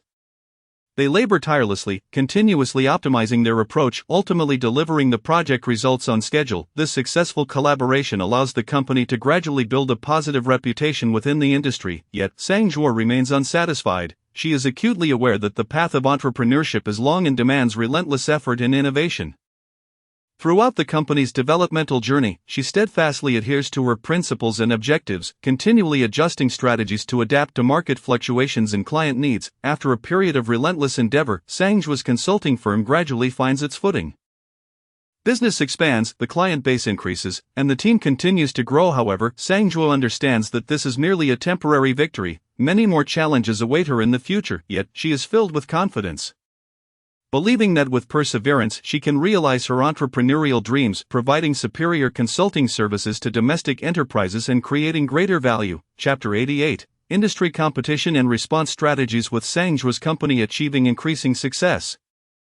It has garnered widespread attention within the consulting industry, simultaneously attracting the gaze of numerous competitors. Other consulting firms have begun to recognize the threat posed by Sang Zhuo's company and are employing various tactics to capture market share. Some competitors entice clients by slashing prices, introducing seemingly attractive low-cost packages, albeit at the expense of service quality. This situation places considerable pressure on Sang Zhuo's firm, as some clients may be lured by the low prices while overlooking service quality. In light of this, Sang Zhuo resolves to adopt an innovative service strategy as a countermeasure. She amplifies investment in research and development, encouraging team members to propose novel consulting ideas and methodologies. The company launches a series of in-depth consulting services tailored to specific industries, such as risk assessment and compliance consulting for the burgeoning internet finance sector, as well as strategic consulting for the intelligent transformation of traditional manufacturing. These innovative services not only meet the specific needs of clients but also stand out in the marketplace, attracting numerous clients seeking high-quality service. Additionally, Sang Zhuo emphasizes the optimization of service processes to enhance efficiency. Ensuring that clients receive the most valuable consulting advice in the shortest time possible. Beyond innovative services, Sang Zhuo recognizes the significance of brand building. She engages professional branding consultants to undertake a comprehensive upgrade of the company's brand image. From the design of the company's website to the production of promotional materials, everything reflects a professional, high-end, and personalized image. Sang Zhuo also actively participates in social welfare activities to elevate the company's social image. By hosting industry seminars and training courses, the company establishes an authoritative position within the sector, further solidifying its brand influence. In terms of pricing strategy, Sang Zhuo refrains from blindly following competitors' price-cutting tactics. Instead, she offers flexible pricing models such as performance-based fees or installment payments, allowing clients to perceive value while mitigating their decision-making risks. Concurrently, Sang Zhuo closely monitors competitors' movements, promptly adjusting her strategies as necessary when a competitor launches new services or marketing campaigns. She swiftly organizes her team to analyze and assess the situation, devising appropriate countermeasures. During a significant project bidding process, Sang Zhuo's company encounters a rival firm. The competitor initially gains an advantage through their low-price strategy. However, Sang Zhuo, by thoroughly understanding client needs, meticulously prepares a comprehensive and innovative solution, delivering an impressive presentation in defense during the bidding. Ultimately, through exceptional professional capabilities and a superior service proposal, Sang Zhuo's company successfully secures the important project, further enhancing its reputation in the marketplace. As the company continues to expand, Sang Zhuo becomes increasingly aware of the complexities of internal management. She understands that to achieve sustainable development, establishing a more refined management system is imperative. First and foremost is the issue of departmental coordination. With the expansion of business, multiple new departments have been added, leading to occasional ambiguities in the responsibilities among different departments, which hampers project progression. To address this, Sang Zhuo organizes numerous cross-departmental meetings, allowing department heads to collaboratively outline workflows and clarify their respective responsibilities and collaboration methods. She also establishes dedicated coordination positions to oversee cross-departmental projects, promptly resolving any issues that arise. Throughout this process, her boyfriend Li Xian provides crucial insights, drawing from his extensive experience in business management. Li Xian suggests that Sang Zhuo implement project management software to facilitate more meticulous management and monitoring of cross-departmental projects. Ensuring that each phase progresses on schedule with clearly defined responsibilities, the issue of employee motivation also increasingly captures Sangjua's attention. To stimulate employee engagement and creativity, she devises a multifaceted incentive mechanism. In addition to traditional salary and benefits enhancements, she incorporates performance bonuses and project rewards. For outstanding employees, opportunities for promotion and recognition are granted. Simultaneously, she focuses on employees' career development plans, offering personalized training and development initiatives to illuminate their growth potential within the company. Li Xian reminds Sangjua that motivation extends beyond material rewards. It can also be fulfilled by granting greater autonomy and presenting more challenging tasks that cater to employees' self-actualization needs. In terms of team building, Sangjua invests significant energy. She regularly organizes team-building activities such as outdoor excursions and themed dinners to enhance communication and trust among team members. Through these activities, initially unfamiliar colleagues forge deep friendships, resulting in smoother collaboration at work. Li Xian suggests that Sangjua incorporate competitive elements into team activities to further reinforce the awareness and capability of teamwork. Sangjua places great importance on cultivating corporate culture. She articulates the company's core values and mission vision, promoting these concepts through various channels within the organization. This ensures that every employee comprehensively understands and resonates with the company's culture, fostering a strong sense of cohesion and belonging. Li Xian aids Sangjua in systematically organizing and articulating the corporate culture, enhancing its appeal and guiding influence. To attract and retain exceptional talent, Sangjua actively enhances the working environment and employee benefits. She creates a comfortable office space, providing complimentary meals and fitness facilities. Additionally, she establishes an employee welfare system, paying attention to their living and working conditions, offering timely assistance and support. Li Xian proposes that Sangjua establish an employee feedback mechanism to regularly gather opinions and suggestions, thereby facilitating timely adjustments to management strategies and optimizing the company environment. In terms of talent recruitment, Sangjua personally oversees the process, ensuring that new hires possess not only professional capabilities but also align with the company's culture and values. For newly on-board employees, she arranges one-on-one mentorship to assist them in quickly acclimating to the company's work environment and expectations. Together with Li Xian, Sangjua optimizes the recruitment process, proposing more scientific interviewing methods and evaluation criteria to enhance accuracy and efficiency in hiring. However, during the construction of the management system, Sangjua encounters several challenges. For instance, some long-standing employees are accustomed to previous working methods and exhibit resistance to the new management framework and incentive mechanisms. Through patient communication and training, Sangjua helps them comprehend the necessity and benefits of the transformation. Simultaneously, she continuously refines and adjusts the management system based on employee feedback, ensuring its alignment with the company's realities and employee needs. Through Sangjua's unwavering efforts, along with Li Xian's substantial support and invaluable advice, the company's internal management gradually becomes standardized, and team building yields significant results. Employees' work enthusiasm and satisfaction markedly increase, providing a robust impetus for the company's sustained development. Chapter 89, the blissful chapter of Sangjua and Li Xuan. Upon returning to their homeland, Sangjua and Li Xuan, fueled by dreams and fervor, wholeheartedly dedicated themselves to their respective careers. Sangjua encountered a myriad of challenges in the consulting field. The demands of domestic enterprises varied significantly, and the competition within the industry was exceptionally fierce. Yet, armed with the advanced concepts and methodology she had acquired abroad, along with her keen insight, she endeavored to uncover breakthrough opportunities in this complex marketplace. In pursuit of a pivotal project, Sangjua worked overtime for several consecutive weeks. She meticulously examined the current state and issues of the client's enterprise, poring over extensive documentation and engaging in brainstorming sessions with her team members. At times, she would painstakingly verify the accuracy of data by cross-referencing multiple reports. During her communications with clients, she consistently listened patiently, employing her professional knowledge and sincere demeanor to earn their trust. Li Xuan's journey in business management was not devoid of obstacles either. His company was undergoing a transformative phase, and the unpredictable market dynamics rendered decision-making particularly arduous. He was tasked with addressing internal management challenges while simultaneously keeping a vigilant eye on external competitive landscapes. On one occasion, a crucial collaborative project faced a crisis when the partner unexpectedly imposed stringent conditions. For several days, Li Xuan engaged in discussions and negotiations with various parties, tirelessly seeking solutions. He spent his days negotiating with partners and his evenings orchestrating team meetings to devise strategies. Under immense pressure, he remained composed, ultimately resolving the crisis with his exceptional communication and adaptability skills. Despite their demanding schedules, Songjua and Li Xuan continually supported one another. Whenever Songjua felt anxious about a project, Li Xuan would listen attentively to her concerns, assisting her in analyzing the problems and offering fresh perspectives. Conversely, when Li Xuan faced setbacks at work, Songjua would provide him with comforting embraces and encouragement, helping him regain his spirits.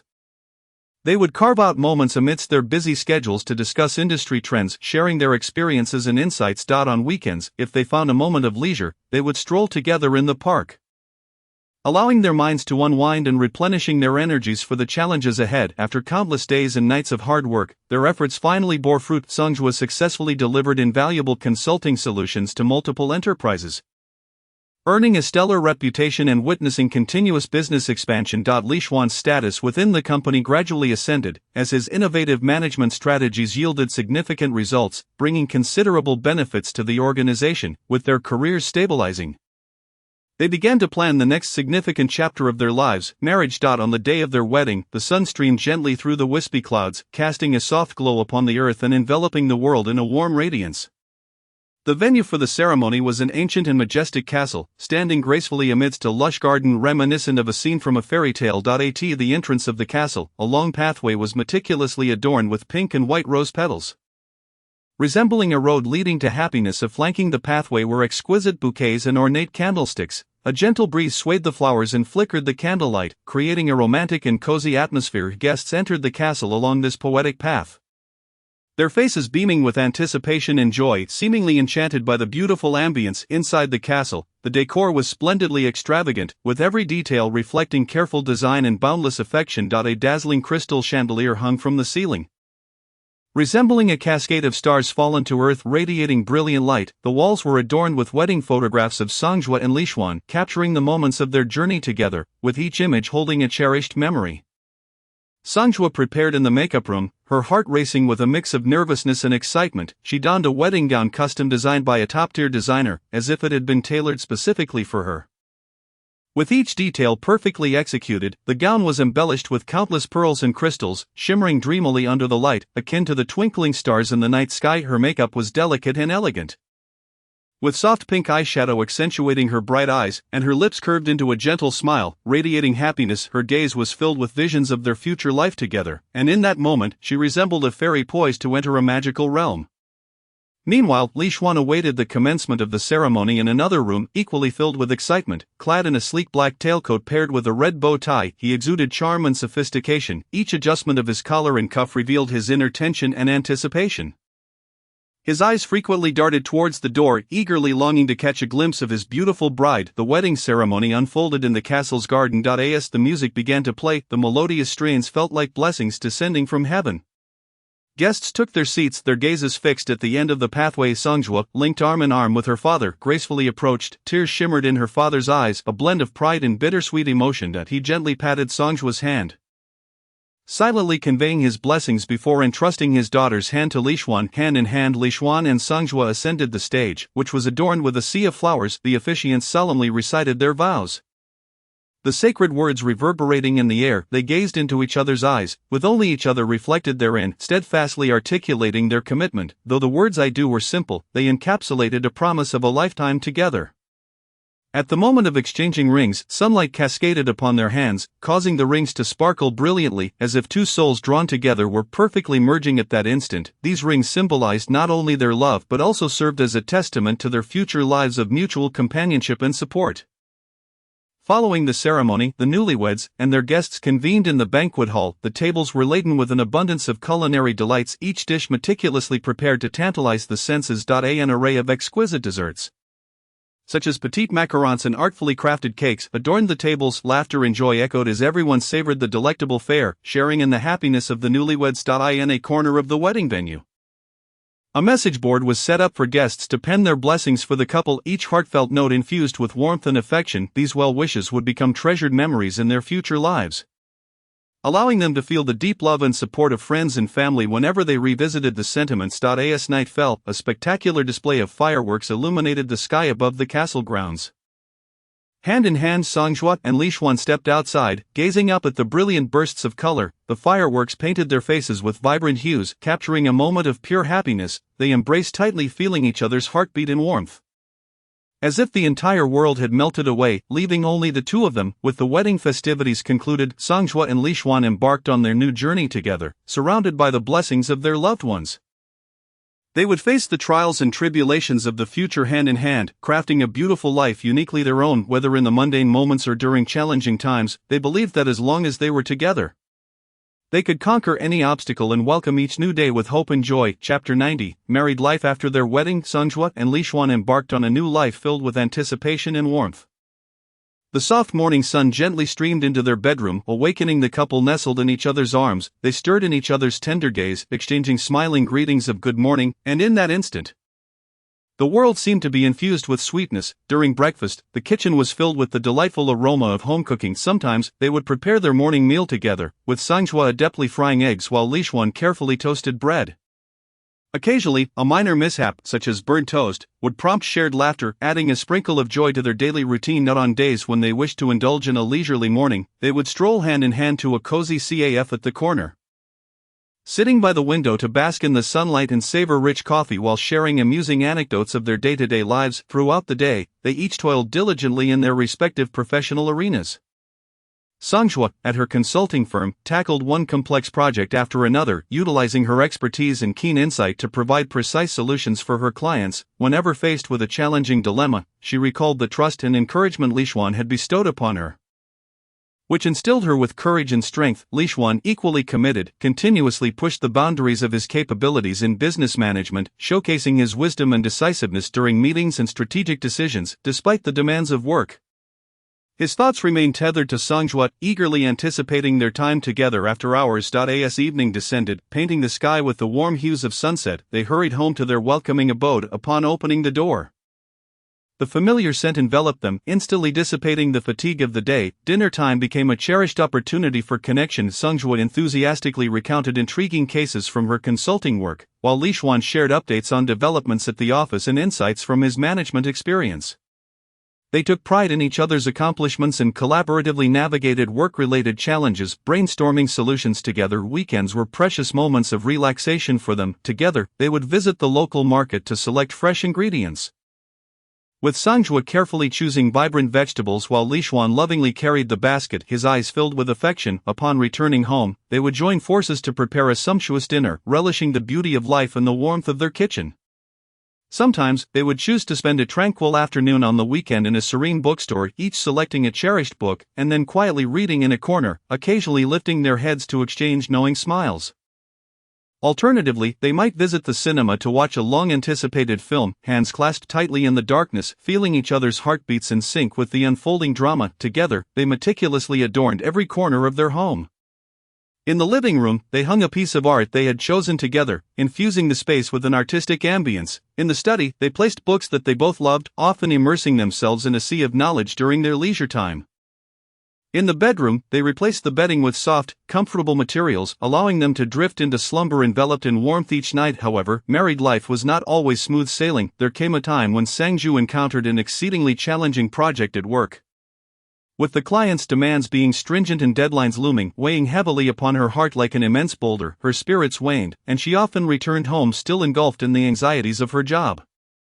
Li Xuan observed her plight with a heavy heart each day. He patiently listened to Songjua's complaints and worries, offering her warm embraces and encouragement. My dear, I believe in your abilities, you will undoubtedly solve this dilemma, he reassured her, his words like a gentle spring breeze, dispelling the clouds of despair that shadowed her mind. To help Songjua unwind, Li Xuan would prepare a cup of warm milk for her after work and accompany her on leisurely walks around the neighborhood. Engaging in light-hearted conversations, occasionally he would secretly arrange small surprises, such as a bouquet of flowers or a heartfelt note, to remind Songjua of the power of love amidst her exhausting work. Likewise, Li Xuan faced his own set of challenges at the office. Following a misjudgment in decision-making, he faced stern criticism from his superiors, which greatly undermined his confidence. Songjua never cast a shadow of blame upon him. Instead, she offered unwavering trust and support. This is merely a minor setback. The lessons you glean from this experience will only enhance your future endeavors, she encouraged, rekindling his resolve. Together, they analyzed the root of the issues at hand, seeking avenues for improvement, with Sangju by his side.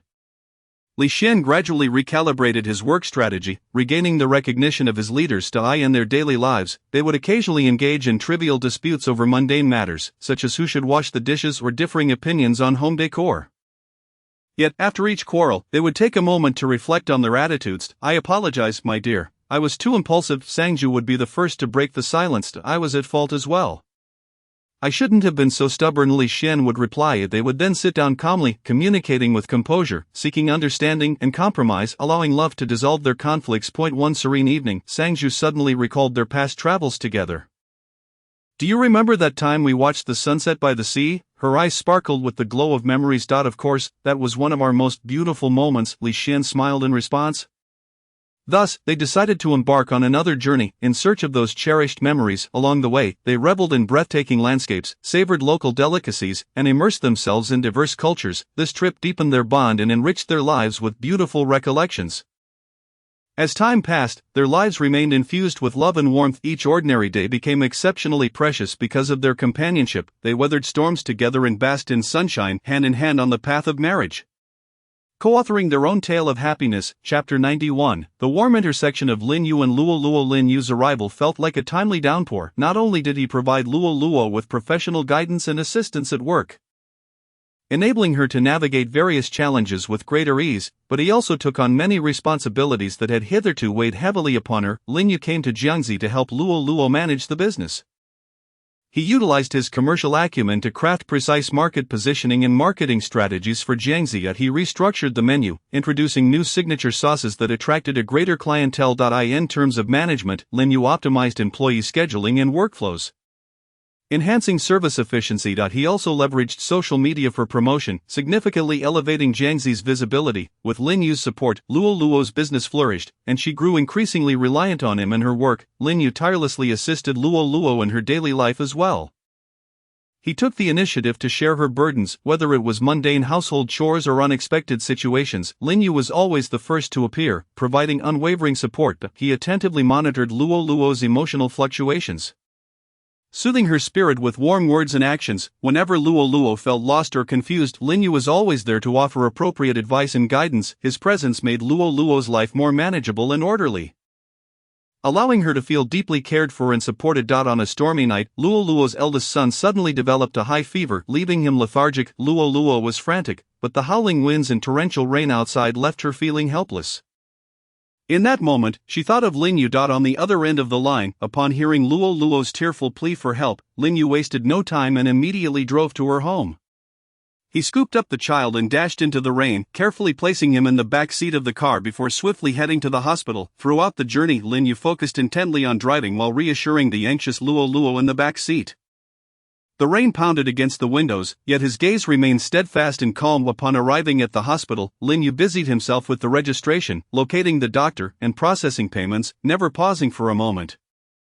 His clothes were drenched, but he paid no heed to his discomfort. Watching him from a distance, Luo Luo felt a surge of gratitude. The child, receiving intravenous fluids in the ward, gradually fell asleep. Lin Yu sat beside Luo Luo, gently comforting her. Do not worry too much. He will be all right. Tears welled in Luo Luo's eyes as she nodded in agreement. That night, Lin Yu stayed at the hospital, devoid of any complaints or fatigue.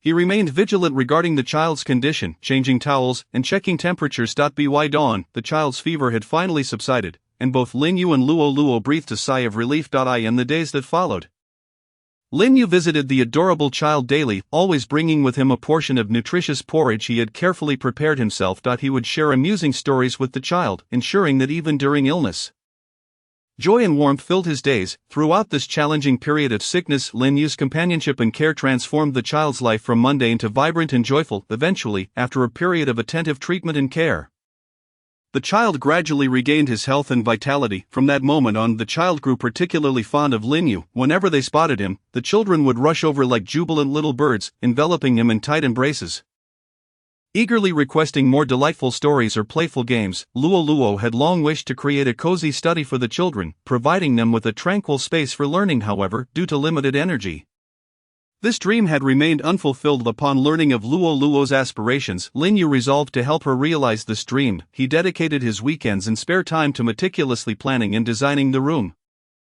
He referenced numerous examples of children's studies, considering the children's preferences and needs, sketching exquisite designs. Subsequently, he scoured various building material markets to select suitable materials and furniture. He compared prices, assessed quality, and haggled with vendors, all in pursuit of the best and most affordable products for Luo Luo and her children. During the renovation days, Lin Yu arrived early each day to personally oversee the transformation. He coordinated with workers to paint the walls, installed bookshelves, arranged desks and chairs, attending to every detail with utmost care. His hands were covered in paint and dust, yet a satisfied smile graced his face throughout. Luo Luo observed Lin Yu's industriousness, wanting to help but unsure how. Lin Yu would always smile and say, "Just take care of the children, leave this to me." After several days of diligent effort, the study was finally completed. The brand new bookshelves brimmed with books.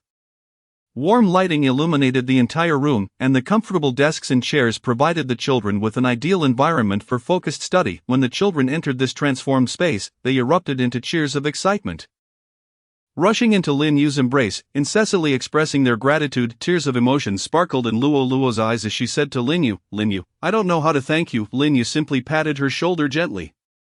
"As long as you are happy, everything is worthwhile." In the following days, the bond between Lin Yu and Luo Luo's family grew ever stronger. During holidays, they would gather together, celebrating those moments filled with warmth and joy. As time passed, Luo Luo's dependence on Lin Yu intensified. He became like a warm ray of sunshine, illuminating every corner of her life. Whenever she faced difficulties or felt downcast, the mere thought of Lin Yu's presence by her side, offering support, would rejuvenate her spirit, empowering her to confront all challenges with courage. Unbeknownst to her, Luo Luo could no longer envision a life devoid of Lin Yu's presence, a life that would be dim and dreary. Similarly, Lin Yu, through daily interactions with Luo Luo and her children, found himself deeply captivated by this pure-hearted, kind, and resilient woman, compelling him to draw closer and cherish her for a lifetime. In the mundane intricacies of daily life, Luo Luo's meticulous thoughtfulness and unwavering sincerity toward others have profoundly captivated Lin Yu. Chapter 92, Luo Luo's New Feelings. On a warm and romantic Valentine's Day, Lin Yu approached Luo Luo with a heart brimming with nervous excitement. Having carefully prepared a magnificent bouquet of luscious roses and a heartfelt gift, mustering the courage to confess his feelings to her, "Luo Luo, from the very moment we met, your every smile has been etched deeply into my heart. Your strength, kindness, and bravery stir my emotions profoundly. I wish to be your pillar of support, to accompany you through every sunrise and sunset, sharing in your joys and sorrows. Luo Luo, I love you. Will you be my girlfriend?" Lin Yu's gaze was filled with anticipation and deep affection. Luo Luo, looking at the hopeful Lin Yu before her, felt a tumult of emotions within. She recognized Lin Yu as a wonderful person who had provided her with immense help and support in both work and life. Though she felt a flutter of attraction, the pain of past wounds and worries about the future hindered her from making a swift decision. "Lin Yu, I am truly grateful for everything you have done for me. But I am not yet ready to embark on a new relationship. Perhaps let us remain friends for now." Her voice trembled slightly, revealing a glimmer of confusion and sorrow in her eyes. The light in Lin Yu's eyes dimmed momentarily, yet he quickly composed himself, smiling at Luo Luo as he replied, "It's all right, Luo Luo. I am willing to wait and will continue to care for you as a friend." In truth, Luo Luo's refusal stemmed from deeper reasons. The departure of Lao Zhu had inflicted profound pain upon her, and for many years, she had been ensnared in the agony of losing her beloved. The sweet memories of yesteryears and the abrupt farewell had carved a deep scar into her heart. In the stillness of night, those memories would flood back like a relentless tide, leaving her in tears. Furthermore, she was concerned that her two children might not accept this new development, fearing they could be hurt as a result. She understood the fragility and sensitivity of a child's psyche, and she did not wish to impose any adverse effects upon them due to her impulsiveness. Despite Luo Luo's rejection, Lin Yu did not abandon hope. At work, he continued to wholeheartedly assist her. The shop that Luo Luo managed frequently encountered various challenges. Sometimes, there were issues with supply chains, and at other times, the pressure from competitors was overwhelming. Lin Yu consistently employed his intelligence and extensive experience to devise strategies for Luo Luo. He aided her in sourcing high-quality suppliers, fostering favorable partnerships, reducing costs, and enhancing the quality and variety of products. In the face of malicious competition, Lin Yu conducted thorough market research and analysis, crafting unique marketing strategies that highlighted the shop's distinctive features and advantages. With Lin Yu's assistance, Luo Luo's business not only weathered the storm but also thrived splendidly. In their daily lives, Lin Yu's care for Luo Luo was exceedingly attentive or aware of the challenges Luo Luo faced in managing her children. He often visited her home after work to help with their studies. Luo Luo, burdened by work and familial pressures, often found herself feeling low. Lin Yu, sensing her emotional shifts, thoughtfully prepared a warm candlelit dinner for her. The table was adorned with Luo Luo's favorite dishes, and the room was infused with a gentle floral aroma. With comforting words, Lin Yu encouraged her, helping Luo Luo regain her courage and confidence. On one occasion, Luo Luo's eldest son had a conflict with a classmate and was summoned by the teacher. At that time, Luo Luo was away on a business trip, unable to return promptly. Upon learning of the situation, Lin Yu rushed to the school, engaging in dialogue with the teacher and the other child's parents to resolve the matter amicably. He patiently guided the child, helping him recognize his mistakes and learn how to interact amicably with his peers. When Luo Luo returned from her trip and heard her child's account of the events, she was filled with gratitude for Lin Yu. Another instance arose when Luo Luo's youngest daughter wished to participate in a school dance competition but lacked the confidence due to nervousness. Upon discovering this, Lin Yu dedicated time after work each day to practice dance with her, offering encouragement and support. He would share inspiring stories to instill the belief that hard work leads to rewards, while also pointing out areas for improvement during her practice sessions. On the day of the competition, her performance on stage was exceptional, earning her an award. She joyfully leaped into Lin Yu's embrace, exclaiming, "Uncle Lin, thank you." As time passed, Luo Luo's children gradually developed strong feelings for Lin Yu. They began to look forward to his visits, chattering excitedly around him, sharing amusing anecdotes from school. Meanwhile, Luo Luo, amidst Lin Yu's unwavering dedication and efforts, found her own heart silently transforming. She began to realize that Lin Yu had become an indispensable part of her life. Whenever she faced difficulties, he was the first person who came to mind. Whenever she felt weary, his care and warmth would rejuvenate her spirit. However, concerns still lingered in Luo Luo's heart. She feared that her acceptance of Lin Yu was merely a dependency rather than genuine love. She also worried that her children's acceptance might be fleeting, potentially leading to complications in the future. One day, while sorting through Lao Zhu's belongings, Luo Luo stumbled upon a letter he had written to her. In the letter, Lao Zhu expressed his deep love and blessings for her, urging her to bravely pursue happiness after his departure and not remain trapped in sorrow. Tears streamed down Luo Luo's face as she read the letter, and she finally resolved to let go of the past and confront the future with courage. On a tranquil evening, Luo Luo invited Lin Yu to the park they often frequented. Lin Yu arrived with a heart full of joy. Unaware of the reason for her sudden invitation, Lin Yu, "I have observed everything you have done for me and the children during this time, and it has not gone unnoticed. I believe I am now ready to accept you." Luo Luo's eyes shimmered with tears, yet they were filled with determination and hope. Upon hearing her words, Lin Yu, overwhelmed with emotion, embraced her tightly, exclaiming, "Luo Luo, I will cherish you and the children for a lifetime." From that moment onward, Luo Luo and Lin Yu officially embarked on their romantic journey. They would take the children to amusement parks, enjoying their laughter on the carousel and their screams on the Ferris wheel. They would watch movies together, sharing popcorn and tender moments, and on Sunday afternoons, they would gather around the dining table to prepare a sumptuous dinner as a family. Luo Luo shared the news with her friends, Luo Zijuan and Tang Jing. Upon hearing the announcement, their faces did not exhibit the surprise and blessings Luo Luo had anticipated. "Luo Luo, you must think this through. After all, Lin Yu was sent by the company to assist you. Do you truly understand his background and family situation?" Luo Zijuan remarked with furrowed brows. Tang Jing echoed, "Indeed, Luo Luo, love cannot be based solely on fleeting feelings. It is essential to understand one another better." Luo Luo felt a pang of disappointment at her friend's words, yet she resolutely replied, "I know you care for me, but through our time together, I trust Lin Yu's character." Despite her verbal assurances, her friend's words planted a seed of doubt in her heart. In the days that followed, Luo Luo began to subtly probe into Lin Yu's family background and past, leaving him somewhat perplexed, yet he patiently responded to her inquiries. Chapter 93, Shattered Dreams. After enduring numerous trials, Luo Luo and Lin Yu's relationship was gradually stabilizing. They shared many warm and beautiful moments together, and their companionship brought them unprecedented happiness. On sunny weekends, they would picnic in the park with the children, who played gleefully on the grass while Lin Yu and Luo Luo sat side by side, watching with tenderness and appreciation. After work, Lin Yu would always greet Luo Luo with a warm embrace, and they would busily prepare a lavish dinner together in the kitchen. Following dinner, the family would gather in the living room, sharing amusing anecdotes from their day, laughter resonating throughout the room. However, an unforeseen storm was about to shatter this tranquility. One day, while Luo Luo was preparing dinner at home for the children, the phone rang suddenly. She answered it casually, only to hear an unfamiliar woman's angry and distressed voice on the other end. "You must be Luo Luo." "Right, Lin Yu is my husband. We have a complete family back in our hometown." Upon hearing this revelation, Luo Luo felt as though she had been struck by lightning, her mind going blank in an instant. Her hands trembled uncontrollably, and the phone nearly slipped from her grasp. "Impossible, how can this be? You must be lying." Luo Luo attempted to calm herself, dismissing it as a cruel joke, yet the woman's subsequent words sliced through her heart like a sharp knife. "Piece by piece. We have been married for many years, owning a house back home together, having weathered life's storms side by side." He said he was working hard, but it turns out he was seeking you out. The woman recounted the details of her and Lin Yu's life back home, revealing secrets and memories that once belonged solely to them as a couple. Luo Luo's heart sank further, her world beginning to collapse around her. She was unwilling to accept this reality, yet the woman's words were too vivid and specific to ignore. After hanging up, Luo Luo sat dazed on the sofa, tears streaming down her face uncontrollably. When the children returned home from school and saw their mother in such distress, they were too frightened to speak. Luo Luo fought to suppress her sorrow, urging the children to focus on their homework first.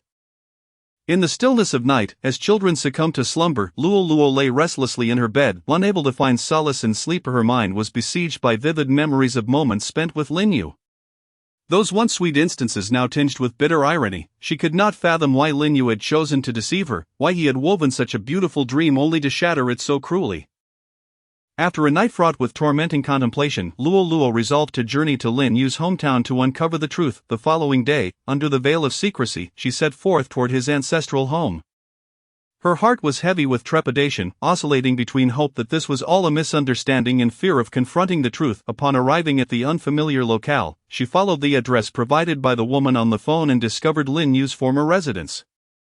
It was a modest farmhouse nestled in the countryside, and the curious glances from the neighbors pierced through her. As she stepped inside, the furnishings, wedding photos adorning the walls, and the various tokens of a lived life shattered her heart into fragments. All of this bore witness to Lin Yu's past marriage. She stood silently in the room for what felt like an eternity, tears streaming down her cheeks once more. After leaving that house, Luo Luo sought information about Lin Yu from the villagers. Their words only solidified her understanding of Lin Yu's past. Some spoke of a time when he and his wife were deeply in love. But as fate would have it, he ventured to the city and seldom returned. Others mentioned that his wife had been waiting for his return all along. Heartbroken, Luo Luo returned to her city, her gaze heavy with sorrow and despair. When Lin Yu came home to find her in such a state, an unsettling premonition welled up within him. "Lin Yu, what more is there to explain?" Luo Luo demanded furiously, her voice thick with anguish. Faced with the undeniable truth, Lin Yu could only bow his head in remorse. "Luo Luo, I know I was wrong. My marriage back home has long been a mere formality. There are no feelings left between us. It was only upon meeting you that I truly experienced love. No feelings. Then why not seek a divorce? Why deceive me?" Luo Luo cried out in a fit of desperation. Lin Yu attempted to grasp her hand, but she violently shook him off. "I placed my unwavering trust in you, envisioned a future together, yet you have continuously misled me." Luo Luo was engulfed in profound pain and inner turmoil. Memories of their time together flooded her mind, those once sweet moments now transformed into bitter recollections. She found herself at a loss as to how to navigate this relationship steeped in deceit. Uncertain whether she could believe Lin Yu's explanations, upon learning of Luo Luo's plight, her friends rallied to comfort her. Luo Zijuan urged her to sever ties with Lin Yu decisively, warning her not to allow herself to be harmed any further. "Luo Luo, a man like him is not worth your tears. He deceived you from the very beginning. You cannot afford to be soft-hearted any longer." Tang Jing advised her to engage in calm reflection, considering whether there might still be a chance for reconciliation. "Luo Luo, I know you are in immense pain now, but do not make impulsive decisions. Perhaps Lin Yu has his reasons, you should hear him out." Upon learning of Luo Luo's situation, Chen Junsheng sought her out. "Luo Luo, do not let sorrow consume you. This may merely be a hurdle set by fate." His eyes were filled with concern. "Everyone makes mistakes. Lin Yu's deception is indeed egregious, but do not lose hope for the future. You have children and your own life to consider." Chen Junsheng gently placed a hand on her shoulder. "After this experience, you will emerge stronger and more mature. Love is not the entirety of life. Trust that you will encounter the right person in time. Now gather your strength and take care of yourself. We are all here to support you." Luo Luo felt a profound sense of confusion and helplessness. She loved Lin Yu, yet could not come to terms with his betrayal. She repeatedly questioned herself in her heart. Was this relationship still worth pursuing? As days turned into weeks, Luo Luo's heart remained tumultuous. She began to distance herself from Lin Yu, ignoring his calls and refraining from responding to his messages. Lin Yu, desperate to make amends, sent countless letters expressing his remorse and love for her. Every day, he waited outside her building, hoping for an opportunity to talk. Luo Luo, I truly understand my mistakes. I have decided to divorce my wife back home. My heart belongs to you. Please grant me one more chance. His voice was laced with desperation, yet, the wounds in Luo Luo's heart ran too deep for her to forgive him easily. Just as she languished in her anguish, Lin Yu's wife unexpectedly arrived in the city. Seeking out Luo Luo in tears, she apologized, stating that she had finalized her divorce with Lin Yu in order to facilitate their happiness. Luo Luo regarded this equally wounded woman with sympathy and resignation. Uncertain of how this tangled situation might resolve or what path the future held. Chapter 94, Luo Luo's transformation. Despite Lin Yu's wife personally reaching out to Luo Luo and candidly informing her of the finalized divorce, this revelation did not alter the decision that had long been made deep within Luo Luo's heart. She would sever all ties with Lin Yu. From that moment onward, Luo Luo seemed resolute to bury the past entirely. She ceased all forms of communication with him, even ignoring his phone calls. In the face of this fractured relationship, Luo Luo exhibited remarkable determination and resolve simultaneously. She took on the full responsibility of the sauce chain store. Lin Yu had previously assisted her in managing the business, but now she stood alone, steadfastly holding the fort. Reflecting on her days managing the store alongside Lin Yu, filled with ups and downs, Luo Luo had gained invaluable experience and lessons. It was these insights gleaned from Lin Yu that empowered her to tackle various challenges with newfound confidence and composure. No longer did she flounder aimlessly.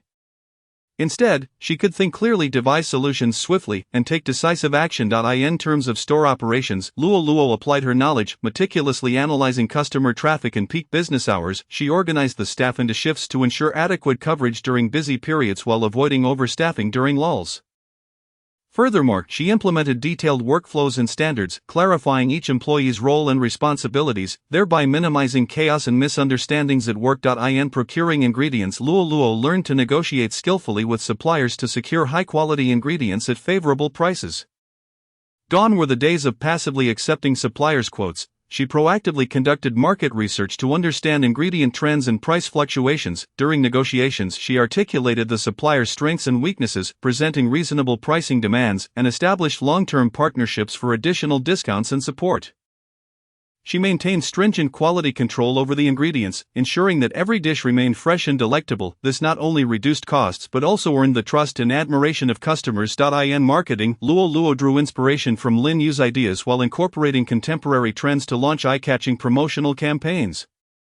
She harnessed social media platforms, crafting visually appealing images and creative copy that attracted a multitude of potential customers. Additionally, she collaborated with influencers and bloggers for store visits and endorsements, amplifying the store's visibility. She introduced a membership system, offering exclusive discounts and services to members, thereby increasing customer loyalty. In her personal life, Luo Luo managed her affairs with exceptional organization. Concerning her children's education, she no longer felt the anxiety and confusion she once did. She learned to communicate patiently with her children, understanding their needs and thoughts while providing proper guidance and encouragement. Each evening, she dedicated time to assist them with homework and share in the joy of reading engaging books. On weekends, she took them to the park or participated in various family activities. Under her nurturing care, her children flourished, excelling academically and developing cheerful, lively personalities. In managing household responsibilities, Luo Luo adeptly balanced her time, ensuring her family's needs were met while carving out moments to be present with them. Each morning, she rose early to prepare nutritious breakfasts for her family, regardless of how fatigued she was after work.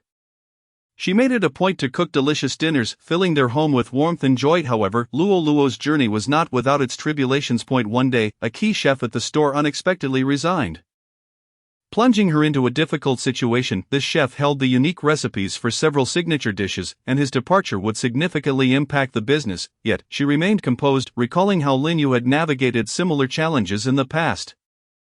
She initiated an earnest conversation with the chef, discovering that his resignation stemmed from dissatisfaction with the work environment and salary. Luo Luo listened patiently to his concerns and promised to address these issues. She improved the working conditions, enhanced salaries and benefits, ultimately persuading the chef to stay. On another occasion, a rival maliciously spread rumors about the sauce chain, tarnishing its reputation. Some customers began to question the store's cleanliness and food safety, leading to a sharp decline in business. Luo Luo calmly assessed the situation and implemented proactive public relations measures. She issued a public statement on social media to clarify the rumors, showcasing the store's stringent hygiene practices and food safety inspection reports. Additionally, she invited loyal customers for a tour of the establishment, allowing them to witness its true state. Concurrently, she launched a series of promotional activities to entice customers back. Through these efforts, she successfully dispelled the misconceptions, restored the store's image, and gradually revitalized business. In the face of continual challenges and adversities, Luo Luo transformed into a formidable force. She was no longer the feeble woman reliant on others, but rather a resilient individual capable of standing on her own. Her diligence and perseverance bore fruit. As the business of the sauce chain flourished and expanded in scale, she even began to contemplate diversifying her operations by introducing delivery services and an online ordering platform. Yet, Luo Luo was not content to rest on her laurels. She recognized the fierce market competition and the necessity for continuous innovation and advancement. Thus, she embarked on a journey to acquire new management philosophies and techniques. Participating in various seminars and training courses within the culinary industry, she persistently experimented with novel dishes and service models to cater to the ever-evolving demands of her clientele. When Lin Yu attempted to reach out to Luo Luo once more, hoping for reconciliation, she resolutely declined. She conveyed to him, "I am no longer the person I once was. I can rely on myself to lead the life I desire. The past is behind me. I now focus on my career and family, and I firmly believe that I can thrive even without you." Luo Luo pressed forward on her path with unwavering determination, convinced that a wealth of possibilities awaited her in the future. She envisioned transforming the sauce chain into a renowned brand, establishing branches in more cities. Furthermore, she aspired to found a culinary training school to impart her knowledge and skills to others, thereby contributing to the growth of the restaurant industry. Chapter 95, The Predicament of Chen Junsheng. A significant investment project of Chen Junsheng encountered severe issues, resulting in the freezing of all his assets. The sudden blow plunged him into a dire predicament, casting his future into a seemingly bottomless abyss of darkness. His once smooth-sailing career took a sharp downturn, and Chen Junsheng felt akin to a ship lost in a storm, devoid of direction. He sat in his office, surrounded by mountains of documents and reports, each one mocking his failure with relentless cruelty. He endeavored to devise solutions to his problems, yet no matter how he pondered, he could not break free from this nearly inextricable quagmire. Fate, it seemed, had no intention of sparing him. At this arduous moment, his mother suffered a sudden coronary heart disease, her condition grave, necessitating immediate coronary artery bypass surgery. The exorbitant costs of the operation and hospitalization loomed over him like a heavy mountain, suffocating his breath. He scurried about like an ant on a hot pan, desperately visiting friends and family, attempting to borrow the urgently needed funds to alleviate his plight. At each stop, he wore a face of anxiety, pleading earnestly, "Brother, I find myself in dire straits, truly at my wit's end. Could you kindly lend me some money to help me out?" However, in response to his pleas, the tone of others was laden with reluctance. "Junsheng, it's not that I wish to deny you my assistance, but I've recently heard unsettling rumors that your assets have been completely frozen. I am genuinely apprehensive. What if I lend you money and you are unable to repay it? I am truly sorry." This time and again, filled with hope, he opened his mouth only to be met with yet another merciless rejection. Each refusal pierced his heart like a sharp blade, leaving him engulfed in unprecedented despair and confusion. In that moment, he felt as though he were enveloped in an endless expanse of darkness, with no glimmer of light in sight, utterly clueless about how to gather the life-saving funds that hung in the balance. In the hospital corridor, Chen Junsheng sat alone, cradling his head in his hands. His eyes brimming with exhaustion and helplessness, he gazed at the diagnostic report and the cost list in his hands, his heart heavy with guilt and anguish. The bustling crowd around him seemed inconsequential. His world had been reduced to those few flimsy sheets of paper, their figures weighing like a 1,000-pound burden. "Mother, I will find a way to save you," he murmured to himself, his voice hoarse and low. Upon returning home, Chen Junsheng rummaged through his belongings, searching for anything of value to sell. He opened drawers and emptied cabinets, sifting through old watches, outdated jewelry, and sentimental collectibles that might hold some worth. Hoping to find something to convert into cash, however, the items that could be sold were few and far between, utterly inadequate to resolve the colossal challenge at hand. He surveyed the disarray in his home, and his despair deepened. His appearance was haggard, hair unkempt, The spirited confidence of yesteryear had long since vanished. He incessantly dialed numbers, seeking assistance, but each rejection only chilled his heart further. He even contemplated borrowing from loan sharks. Aware that such a path could be one of no return, potentially leading to irreversible ruin, was there truly no way out? He anguished in self-reflection. Chen Junsheng began to suffer from sleepless nights. Lying in bed, staring at the ceiling, his mind racing with various thoughts, he recalled his mother's love for him in his childhood, her attentive care during his illnesses, and her proud smile when he achieved success. I cannot allow my mother to leave me like this, he gritted his teeth, vowing silently. He began scouring the internet for quick money-making schemes, only to discover that most were mere scams. He also sought part-time work. But the meager earnings were but a drop in the bucket against the costs of the surgery. Each day, he traversed between the hospital and every potential source of aid, his body and spirit weighed down by immense pressure.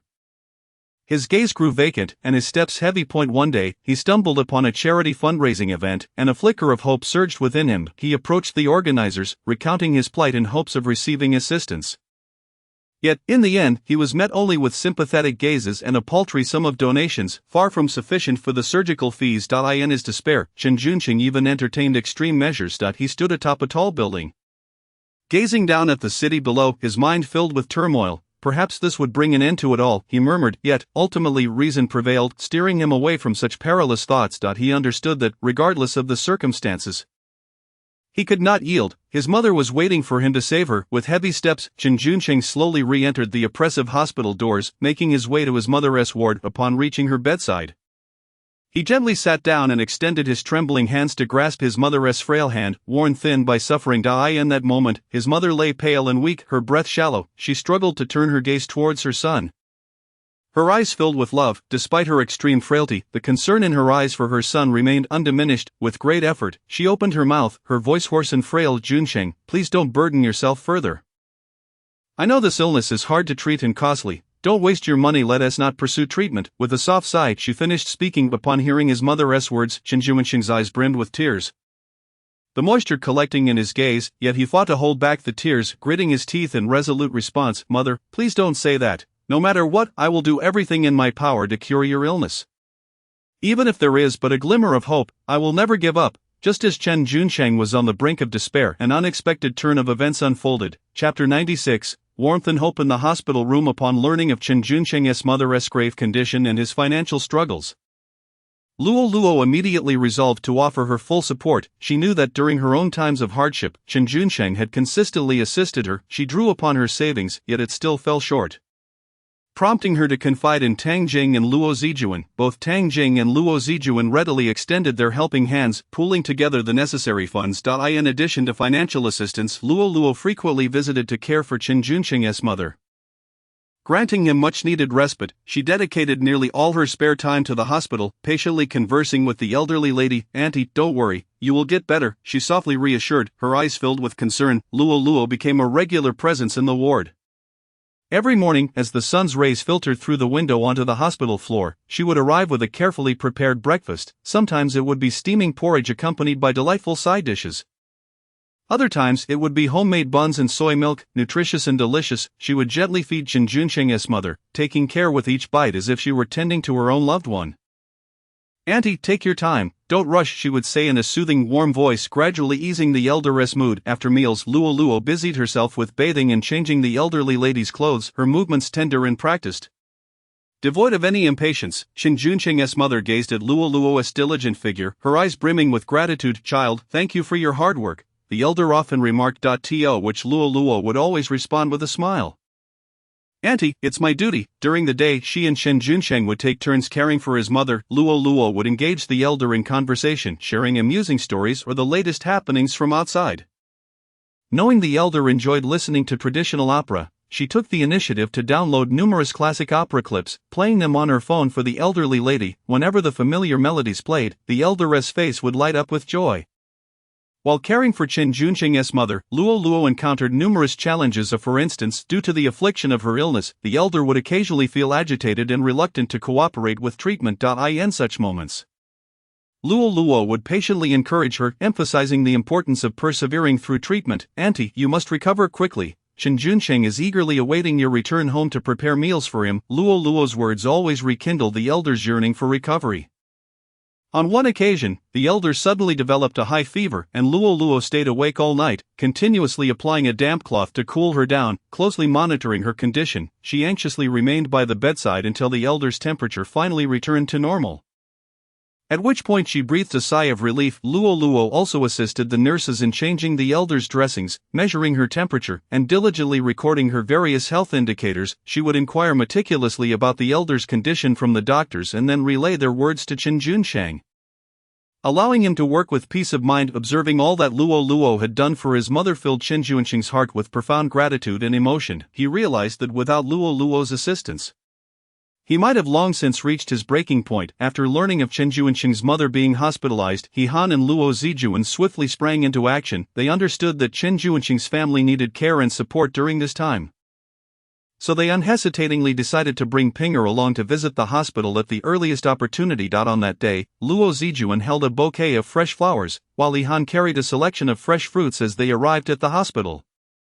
Upon entering the ward, they found Chen Junsheng anxiously seated by his mother's bedside, his expression one of concern. Chen Junsheng's mother appeared pale and frail. Ping'er, being well-behaved and sensible, hurried to the bedside, grasping her grandmother's hand tightly, and said, "Grandma, I've missed you so much, you must recover quickly." Hearing her grandson's heartfelt words, the elder managed a faint smile, gently patting Ping'er's hand. Observing this, Luo Zijuan quickly approached Chen Junsheng, reassuring him, "Don't be overly anxious, the doctors will do their utmost to treat Auntie's illness." With that, she began to assist in caring for the elder. She expertly picked up a water jug and poured a glass of warm water for her, then attentively rearranged the somewhat disheveled bedding to make the elder more comfortable. Just then, the ward door was gently pushed open, and Tang Jing entered, carrying a basket of fresh flowers and some nourishing supplements.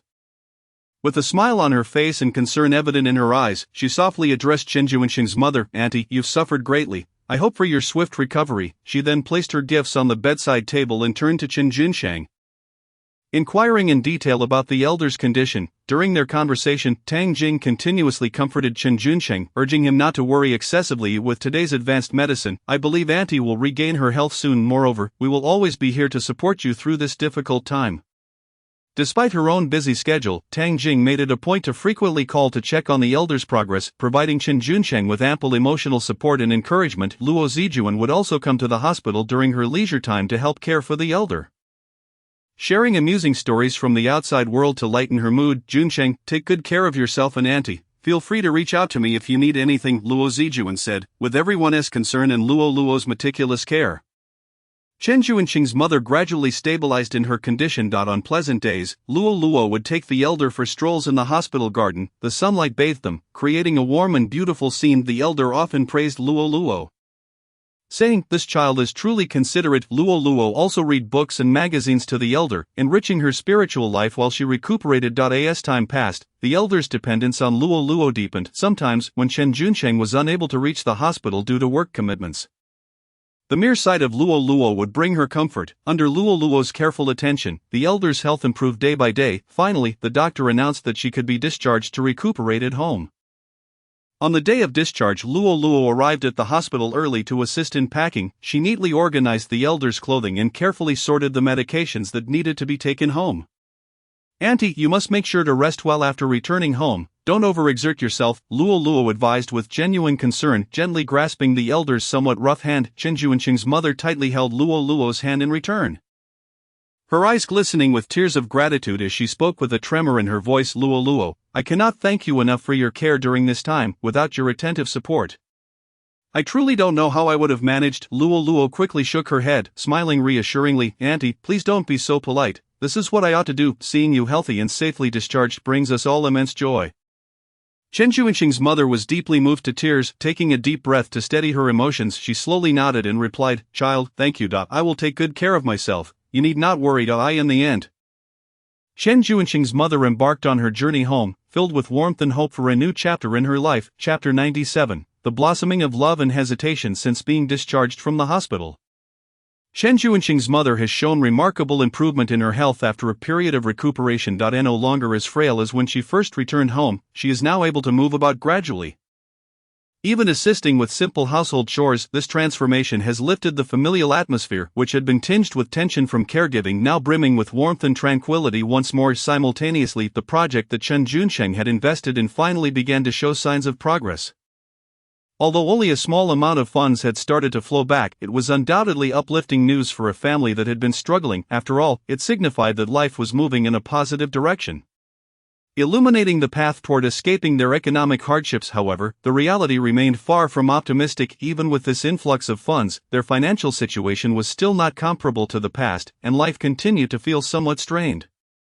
Yet, the glimmer of hope was enough to prevent despair from taking hold. In light of this situation, Chen Junsheng was acutely aware that he could not afford to be complacent, thus, he diligently worked long hours every day. Seizing every opportunity to earn income. By day, he busied himself with various tasks at the company. By night, he burned the midnight oil to learn new skills and knowledge to enhance his competitiveness in the job market. Day in and day out, he persevered in hopes of providing a better life for his family. Chen Junsheng's mother, being observant, quickly noticed her son's fondness for Luo Luo. One evening after dinner, she pulled Chen Junsheng aside to sit with her. "Junsheng, I can see that you have feelings for Luo Luo," she gently remarked, her eyes sparkling with insight. Chen Junsheng felt a bit embarrassed, his cheeks flushing as he scratched his head. "Mom, please don't say such things." His mother chuckled softly and lightly patted his hand. "Son, my eyes are keen. During this time, Luo Luo has been tirelessly helping us. I've noticed the way you care for her." Chen Junsheng fell silent for a moment. Then sighed, "Mom, given my current circumstances, how can I dare to express my feelings? Luo Luo is a wonderful girl, and I don't want her to suffer alongside me." His mother shook her head. Speaking earnestly, "Son, these difficulties are only temporary. The fact that Luo Luo has stood by us during our hardest times shows that she is loyal and values emotional connections over material wealth. If you truly like her, be bold in expressing your feelings. Don't leave yourself with regrets." Chen Junsheng furrowed his brow, lost in thought. "Mom, I understand Luo Luo's goodness, but my career is still stagnant, and my finances are unstable. I fear I cannot provide her with the life she deserves." His mother looked at him with unwavering determination. "Junsheng, life is not solely about money and careers. Luo Luo has been here with us, taking care of me and helping with housework. She is not seeking wealth. If you two come together, supporting each other, life will surely improve." Listening to his mother, Chen Junsheng felt a stir of emotions. Yet doubt still clouded his mind. "Mom, even if Luo Luo doesn't mind, I can't shake the feeling that I'm unworthy of a relationship right now." His mother sighed softly. "Son, sometimes love doesn't require so many conditions. Consider this, Luo Luo has given so much for us, doesn't she long for your response? If you take the initiative, you might just create a beautiful bond." In the following days, his mother would often bring up Luo Luo's merits in conversation. "Junsheng, yesterday Luo Luo made my favorite pastries again. She truly is skilled," she would say with a smile. Chen Junsheng listened, feeling his affection for Luo Luo deepen, yet the weight of his circumstances cast a shadow over his heart. One day, upon returning home, he spotted Luo Luo enjoying the sun on the balcony with his mother. The sunlight illuminated Luo Luo's face, and her smile was radiant. Chen Junsheng found himself entranced. His mother, noticing his reaction, stifled a laugh. After Luo Luo had left, she turned to Chen Junsheng, saying, "Son, just look at how well suited Luo Luo is for our family. What are you still hesitating for?" Chen Junsheng bit his lip. "Mom, I'm still afraid. What if Luo Luo rejects me? It would make future encounters so awkward." His mother replied anxiously, "How will you know unless you try? Even if you face rejection, at least you'll have made the effort and won't regret it later."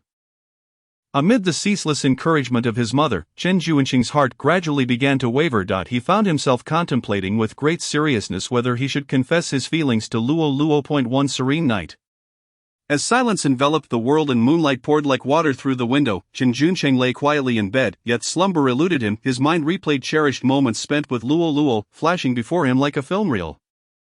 He recalled her shy yet sweet smile upon their first meeting, her earnestness while at work, her inherent kindness, always lending a helping hand to those in need, her passionate spirit, akin to a fire in winter that ignites the fervor of those around her, and her diligent hands that maintained a well-ordered home. Every fleeting moment of Luo Luo was indelibly etched in Chen Junsheng's heart, stirring profound emotions within him. Perhaps his mother was right, he ought to muster a bit more courage. He murmured softly to himself. At long last, the moment arrived for Chen Junsheng to see Luo Luo again, yet, the instant he laid eyes upon her, the courage he had painstakingly gathered the night before dissipated as swiftly as a deflated balloon. The words that surged to his lips were swallowed back down, leaving him in a turmoil of conflicting emotions. He yearned to express his affection for Luo Luo, yet he was gripped by the fear that doing so might shatter the beautiful bond they currently shared. He worried that Luo Luo might choose to distance herself from him due to his confession, leaving them as strangers thereafter. This anxiety weighed heavily upon him, a colossal burden that made it nearly impossible for him to breathe. Days passed in this manner, with Chen Junqing oscillating between the desire to confess and the instinct to retreat. His mother watched with concern, her own anxiety mounting. At last, one day, unable to contain herself any longer, his mother erupted. Junqing, if you are a true man, go and confess to Luo Luo. If you delay any further, she may be swept away by someone else, and then you will regret it. Chen Junqing was jolted to attention by his mother's words. He realized he could no longer afford to hesitate. On this day, Luo Luo visited Chen Junqing's mother, carrying a bag filled with fresh fruit and a nutritious soup she had lovingly prepared. As she entered the room, a warm smile illuminated her face as she greeted, "Auntie, I've come to see you." Chen Junqing's mother, brimming with joy at Luo Luo's arrival, responded, "Luo Luo, you are always so thoughtful. Come sit down." Luo Luo obediently settled by the bedside, engaging in light conversation with Chen Junqing's mother. She animatedly recounted amusing encounters from her recent outings, bringing forth peals of laughter from the elderly woman. "Auntie, please enjoy this soup while it's warm. It's good for your health." Luo Luo carefully ladled a bowl of soup, gently blew on it, and then presented it to the older woman. Upon tasting it, the elder praised Luo Luo, "This soup is truly delightful. You are exceptionally skilled." Luo Luo smiled sweetly, replying, "I will make it for you often, as long as you enjoy it." After some time, noticing that it was getting late, Luo Luo prepared to leave. At that moment, Chen Junqing hurriedly offered, "Luo Luo, allow me to see you home." Initially she intended to decline, but upon meeting Chen Junqing's resolute gaze, she nodded in agreement. As they walked side by side along the street, the setting sun cast elongated shadows of their figures. A gentle breeze swept through, bringing a refreshing chill. Initially, they walked in silence, the atmosphere tinged with a subtle awkwardness. Chen Junqing wrestled with his thoughts, unsure of how to break the ice, while Luo Luo seemed to sense the tension. Her gaze lowered, occasionally glancing at him from the corner of her eye. At last, summoning his courage, Chen Junqing shattered the silence. "Luo Luo, during the time we've spent together, I have found my attention irresistibly drawn to you. Your every smile and frown, your kindness and sincerity have enraptured my heart." Upon hearing this, Luo Luo's heart raced, her cheeks flushed slightly. She did not respond, merely allowing her pace to slow a fraction. Chen Junqing inhaled deeply and continued, "Your benevolence, your fervor, every action of yours has left an indelible mark on me. I understand that my circumstances are not ideal. My career is at a low ebb, and my finances are strained, yet I truly like you. I am willing to strive tirelessly to create a happy future for us. Luo Luo, would you be my girlfriend?" Chen Junqing hurriedly expressed his feelings, anxiously watching Luo Luo, his hands instinctively clenched. Luo Luo halted, a complex expression crossing her face. Though she harbored feelings for Chen Junqing, the recent end of her relationship with Lin Yu left her apprehensive. She feared the potential for further heartache and was uncertain if she was prepared to embrace a new romance. Biting her lip, she averted her gaze from Chen Junqing and replied, "Junqing, I appreciate your feelings. I can sense your kindness towards me, but..." She paused, taking a deep breath before continuing, "Not long ago, I ended my relationship with Lin Yu, which left me utterly exhausted. He made many promises, yet seldom fulfilled them, leading to repeated disappointments. I invested my heart, only to receive a multitude of wounds in return. At present, I cannot easily commit to another relationship. I fear the possibility of being hurt once more. Moreover, I need time to sort through my emotions and regain my equilibrium." A flicker of disappointment crossed Chen Junqing's eyes, yet he maintained a facade of calmness as he replied, "Luo Luo, I understand your feelings. The pain of a breakup requires time to heal. I am willing to wait until you are ready." Luo Luo nodded gently, her voice barely above a whisper as she said, "Junqing, thank you for your understanding." They continued walking in silence, the atmosphere now more somber. Chen Junqing resolved to work harder, striving to better himself until the day Luo Luo would be ready to accept him. He understood she required time and space to heal from her past wounds, and he was willing to wait patiently. Meanwhile, Luo Luo's heart was filled with turmoil and contradiction. On one hand, she felt drawn to Chen Junqing, his steadiness and sincerity providing her with solace. On the other hand, she feared the potential for renewed pain, apprehensive that a new relationship might repeat past mistakes. Memories of her time with Lin Yu flooded her mind, filled with arguments and disappointments that still haunted her. As they walked, they arrived at the foot of Luo Luo's building. She turned to Chen Junqing and said, "Junqing, thank you for walking me home today. Do take care on your way back. Chen Junsheng gazed into her eyes earnestly, declaring, Luo Luo, no matter how long it takes, I will wait for you. Without further words, Luo Luo turned and ascended the stairs. Chen Junsheng watched her figure disappear into the hallway before slowly turning away. On his way home, he reflected on every moment shared with Luo Luo, her smile, her kindness, each memory stirring his heart. He knew she was a wonderful girl, deserving of his patience and devotion. Upon returning home, Chen Junsheng lay in bed, unable to find rest. He pondered Luo Luo's words, contemplating how he might help her release the shadows of her past and accept him. He resolved that during this waiting period, he would not only work diligently to improve his financial situation but also show greater care for Luo Luo, ensuring she felt his genuine affection. As days turned into weeks, Chen Junsheng dedicated himself to his work, gradually improving his performance and earning the recognition of his superiors and colleagues. He often sent Luo Luo thoughtful messages and occasionally brought her small gifts. Luo Luo, touched by Chen Junsheng's gestures, began to reassess her feelings for him, considering whether she should bravely take that next step. She recalled how Chen Junsheng had always been there for her, supporting her silently whenever she needed it. One day, while tidying up at home, Luo Luo stumbled upon old photos of her in Lin Yu. As she gazed at the images, a heaviness settled in her heart. At that moment, Chen Junsheng called, inviting her to join him and two children for a day at the amusement park that weekend. After some hesitation, she ultimately agreed. On the day of their outing, the sun shone brightly, lifting everyone's spirits. Upon arriving at the amusement park, the children were as excited as birds, eagerly rushing towards the various attractions. Chen Junsheng took one child by the hand while Luo Luo walked alongside, her face aglow with joy. They first rode the carousel, the children laughing joyfully atop the colorful steeds, while Luo Luo captured the moment with her phone, preserving the beauty of the day. And next, they ventured to the bumper cars. Splitting into two teams, their laughter echoing as they collided, Luo Luo was tossed about, yet the children reveled in the fun, while Chen Junsheng stood protectively nearby, ensuring everyone's safety. At the Ferris wheel, the children hesitated, but with encouragement from Chen Junsheng and Luo Luo, they bravely climbed aboard. As the wheel ascended, the cityscape unfolded beneath them, and the children forgot their fears, pointing excitedly at the sights. Luo Luo, witnessing the children's delight, turned to share a smile with Chen Junsheng. In that moment, warmth enveloped them both. During a break, Chen Junsheng treated everyone to ice cream, and the children indulged, their faces smeared with sweetness, while Luo Luo tenderly wiped their mess away. By the end of the day, they were all exhausted yet brimming with happiness and satisfaction. The children grew increasingly attached to Chen Junsheng, clinging to his hand and reluctant to let go. As the sun dipped below the horizon, Chen Junsheng led Luo Luo and the children out of the amusement park, where the children excitedly recounted their day's adventures. Luo Luo and Chen Junsheng listened, their hearts filled with joy and anticipation. Chapter 99, A New Beginning. Upon returning from the amusement park, Luo Luo found her heart in a state of turmoil. Every moment of that day at the amusement park replayed in her mind like frames from a film. She recalled the pure, unadulterated joy on Chen Junsheng's face as he excitedly ran towards the carousel with the two children. Their laughter rang clear, while Chen Junsheng's eyes sparkled with affection and exhilaration. As he repeatedly cautioned the children to be careful, she remembered how during the roller coaster ride, he tightly gripped the children's hands, loudly encouraging them not to be afraid. His voice was resolute and powerful amidst the howling wind.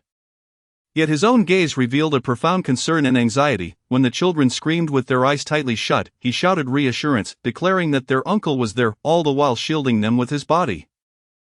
And then there were the moments when the children, exhausted from play, whined and cried, and Chen Junsheng would gently soothe them with his tender patience. He would kneel down, gently wipe away their tears, and comfort them with soft words. My dear ones, let's rest for a bit and then we'll have the energy to continue our fun. His voice quelled their restlessness. Luo Luo lay on her bed, staring at the ceiling, her thoughts swirling. The patience and affection Chen Junsheng showed towards the children astonished and warmed her heart. She couldn't help but ponder whether such a man, capable of such heartfelt care for children, could also bring her genuine happiness in the days to come. She found herself deep in contemplation. On one hand, she indeed harbored feelings for Chen Junsheng. His steadiness, kindness, and sense of responsibility stirred her heart. His dedication and focus at work, his sincerity and loyalty towards friends, along with his attentiveness and thoughtfulness in daily life, were all duly noted and cherished by Luo Luo in his professional endeavors.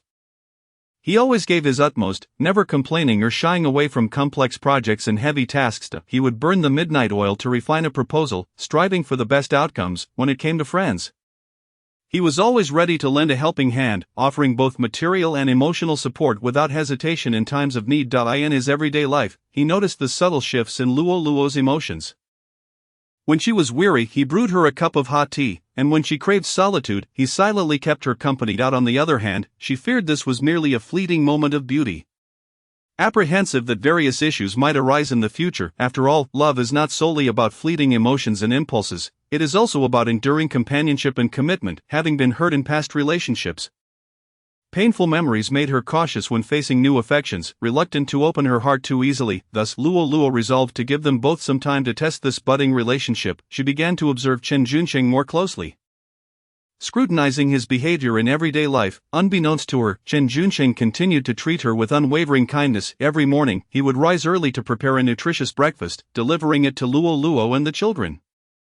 Sometimes it was steaming wontons, other times fragrant sandwiches accompanied by fresh fruit salad. He would carefully arrange the food on exquisite plates, often including a tender little note filled with words of encouragement and care. As for the children, Chen Junsheng was ever diligent. He patiently assisted them with their homework, never complaining even when work left him exhausted. Each evening, he would sit at the desk, guiding them through math problems and reciting literature passages.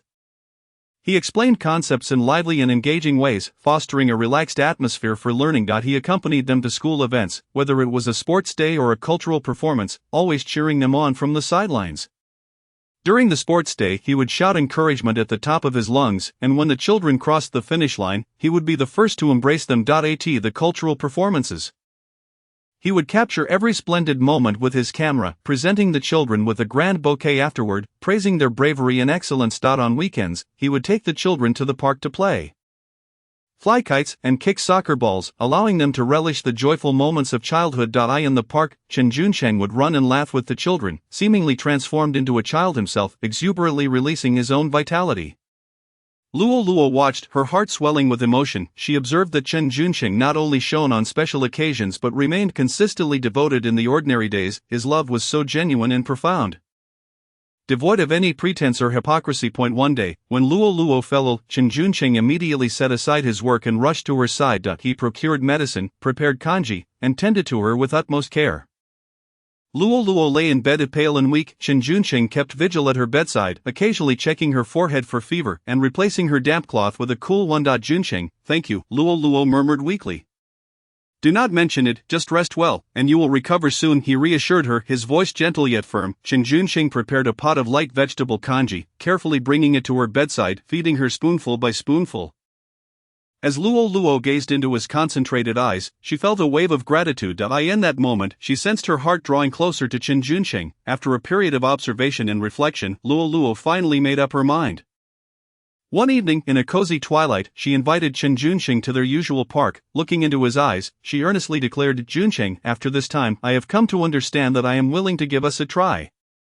Upon hearing these words, a radiant smile blossomed on Chen Junsheng's face, his eyes shimmering with excitement. He grasped Luo Luo's hand tightly as if seizing a lifetime of happiness. Luo Luo, I promise to treat you well and never let you down, he vowed, his voice trembling with emotion. From that day forward, their relationship grew increasingly intimate. They shared numerous beautiful moments together, confronting life's various challenges as a united front. On a rainy night, they cozied up on the sofa, watching movies and sharing popcorn, basking in each other's warmth. The sound of rain pattered softly outside, while the gentle glow of the lamps illuminated their surroundings. The film's plot captivated them, and they occasionally exchanged thoughts.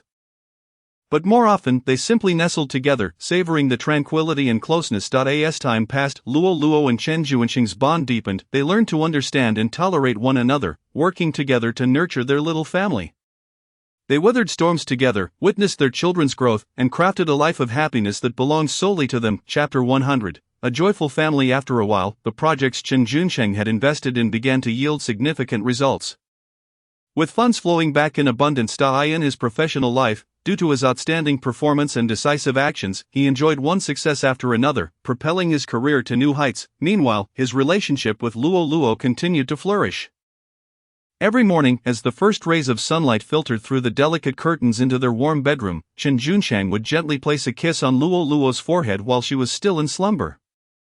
She would slowly awaken to this tender touch, greeting him with a sweet smile. They would then enter the kitchen together to prepare breakfast. Chen Junsheng expertly fried eggs while Luo Luo brewed rich coffee.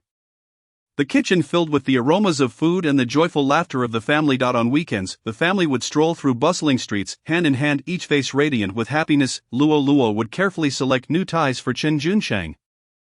Meticulously comparing colors and patterns, Chen Junsheng in turn would wander into boutique shops to find flowers that Luo Luo would love. He would consult with shopkeepers to discover which flowers best represented his love for her, ultimately choosing the most exquisite bouquet to present to Luo Luo. After selecting gifts for her, Chen Junsheng would take the children to the toy store. He would patiently listen to their wishes, his son yearning for a new Lego set, his daughter desiring a beautiful Barbie doll. Chen Junsheng fulfilled their wishes, his heart warming at the sight of their excitement. Occasionally, they would enter a charming CAF, settling into a windowside table. The children happily devoured sweet cakes while Luo Luo and Chen Junsheng held warm cups of coffee.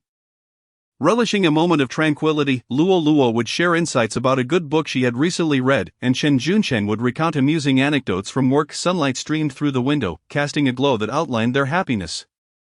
In the evenings, they would prepare a sumptuous dinner together. Luo Luo handled the chopping of vegetables with graceful efficiency, while Chen Junsheng meticulously cooked each dish. The children eagerly participated, his son washing vegetables and his daughter diligently setting the table. With their combined efforts, a spread of delectable dishes soon adorned the table. By candlelight, the family gathered around, cherishing a romantic family moment. Luo Luo playfully fed Chen Junsheng a bite of her dessert, while he feigned reluctance, exclaiming, "Oh dear, I really don't want to eat something so sweet." Yet, in the end, he accepted joyfully, not forgetting to compliment her. The children watched their parents' sweet interactions, giggling with delight.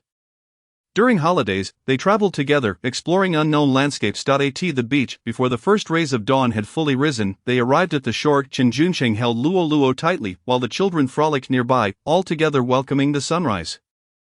The golden sunlight gradually illuminated the sea, creating a sparkling spectacle that was simply breathtaking. The children exuberantly shouted, "The sun has risen!" Luo Luo, nestled in Chen Junsheng's embrace, felt the gentle caress of the sea breeze, her heart brimming with tranquility and contentment. Together, they constructed sandcastles. Chen Junsheng and his son busied themselves transporting wet sand, while Luo Luo and their daughter skillfully molded various shapes using molds. United in their efforts, a magnificent sandcastle soon materialized before their eyes. The children cheered for their masterpiece, and Chen Junsheng and Luo Luo exchanged smiles as they beheld their children's joy in the ancient town. They leisurely wandered along the cobblestone paths, savoring the weight of time's passage. Hand in hand, Luo Luo and Chen Junsheng guided their children into charming little shops brimming with character. They indulged in local delicacies, with the children's faces adorably smeared with remnants of their culinary explorations. Chen Junsheng and Luo Luo lovingly wiped their faces, their eyes filled with affection. They procured unique souvenirs. Luo Luo selected an exquisite bracelet for their daughter, while Chen Junsheng found a dainty model sword for their son. Each moment was imbued with sweetness and warmth, their laughter echoing through the town. They would also attend gatherings with friends, where Chen Junsheng took pride in introducing Luo Luo and their children, declaring, "This is my beloved Luo Luo, along with our adorable treasures." Luo Luo would tenderly stand by his side, greeting their friends with a warm smile. The children, well-mannered and considerate, would politely greet the uncles and aunts.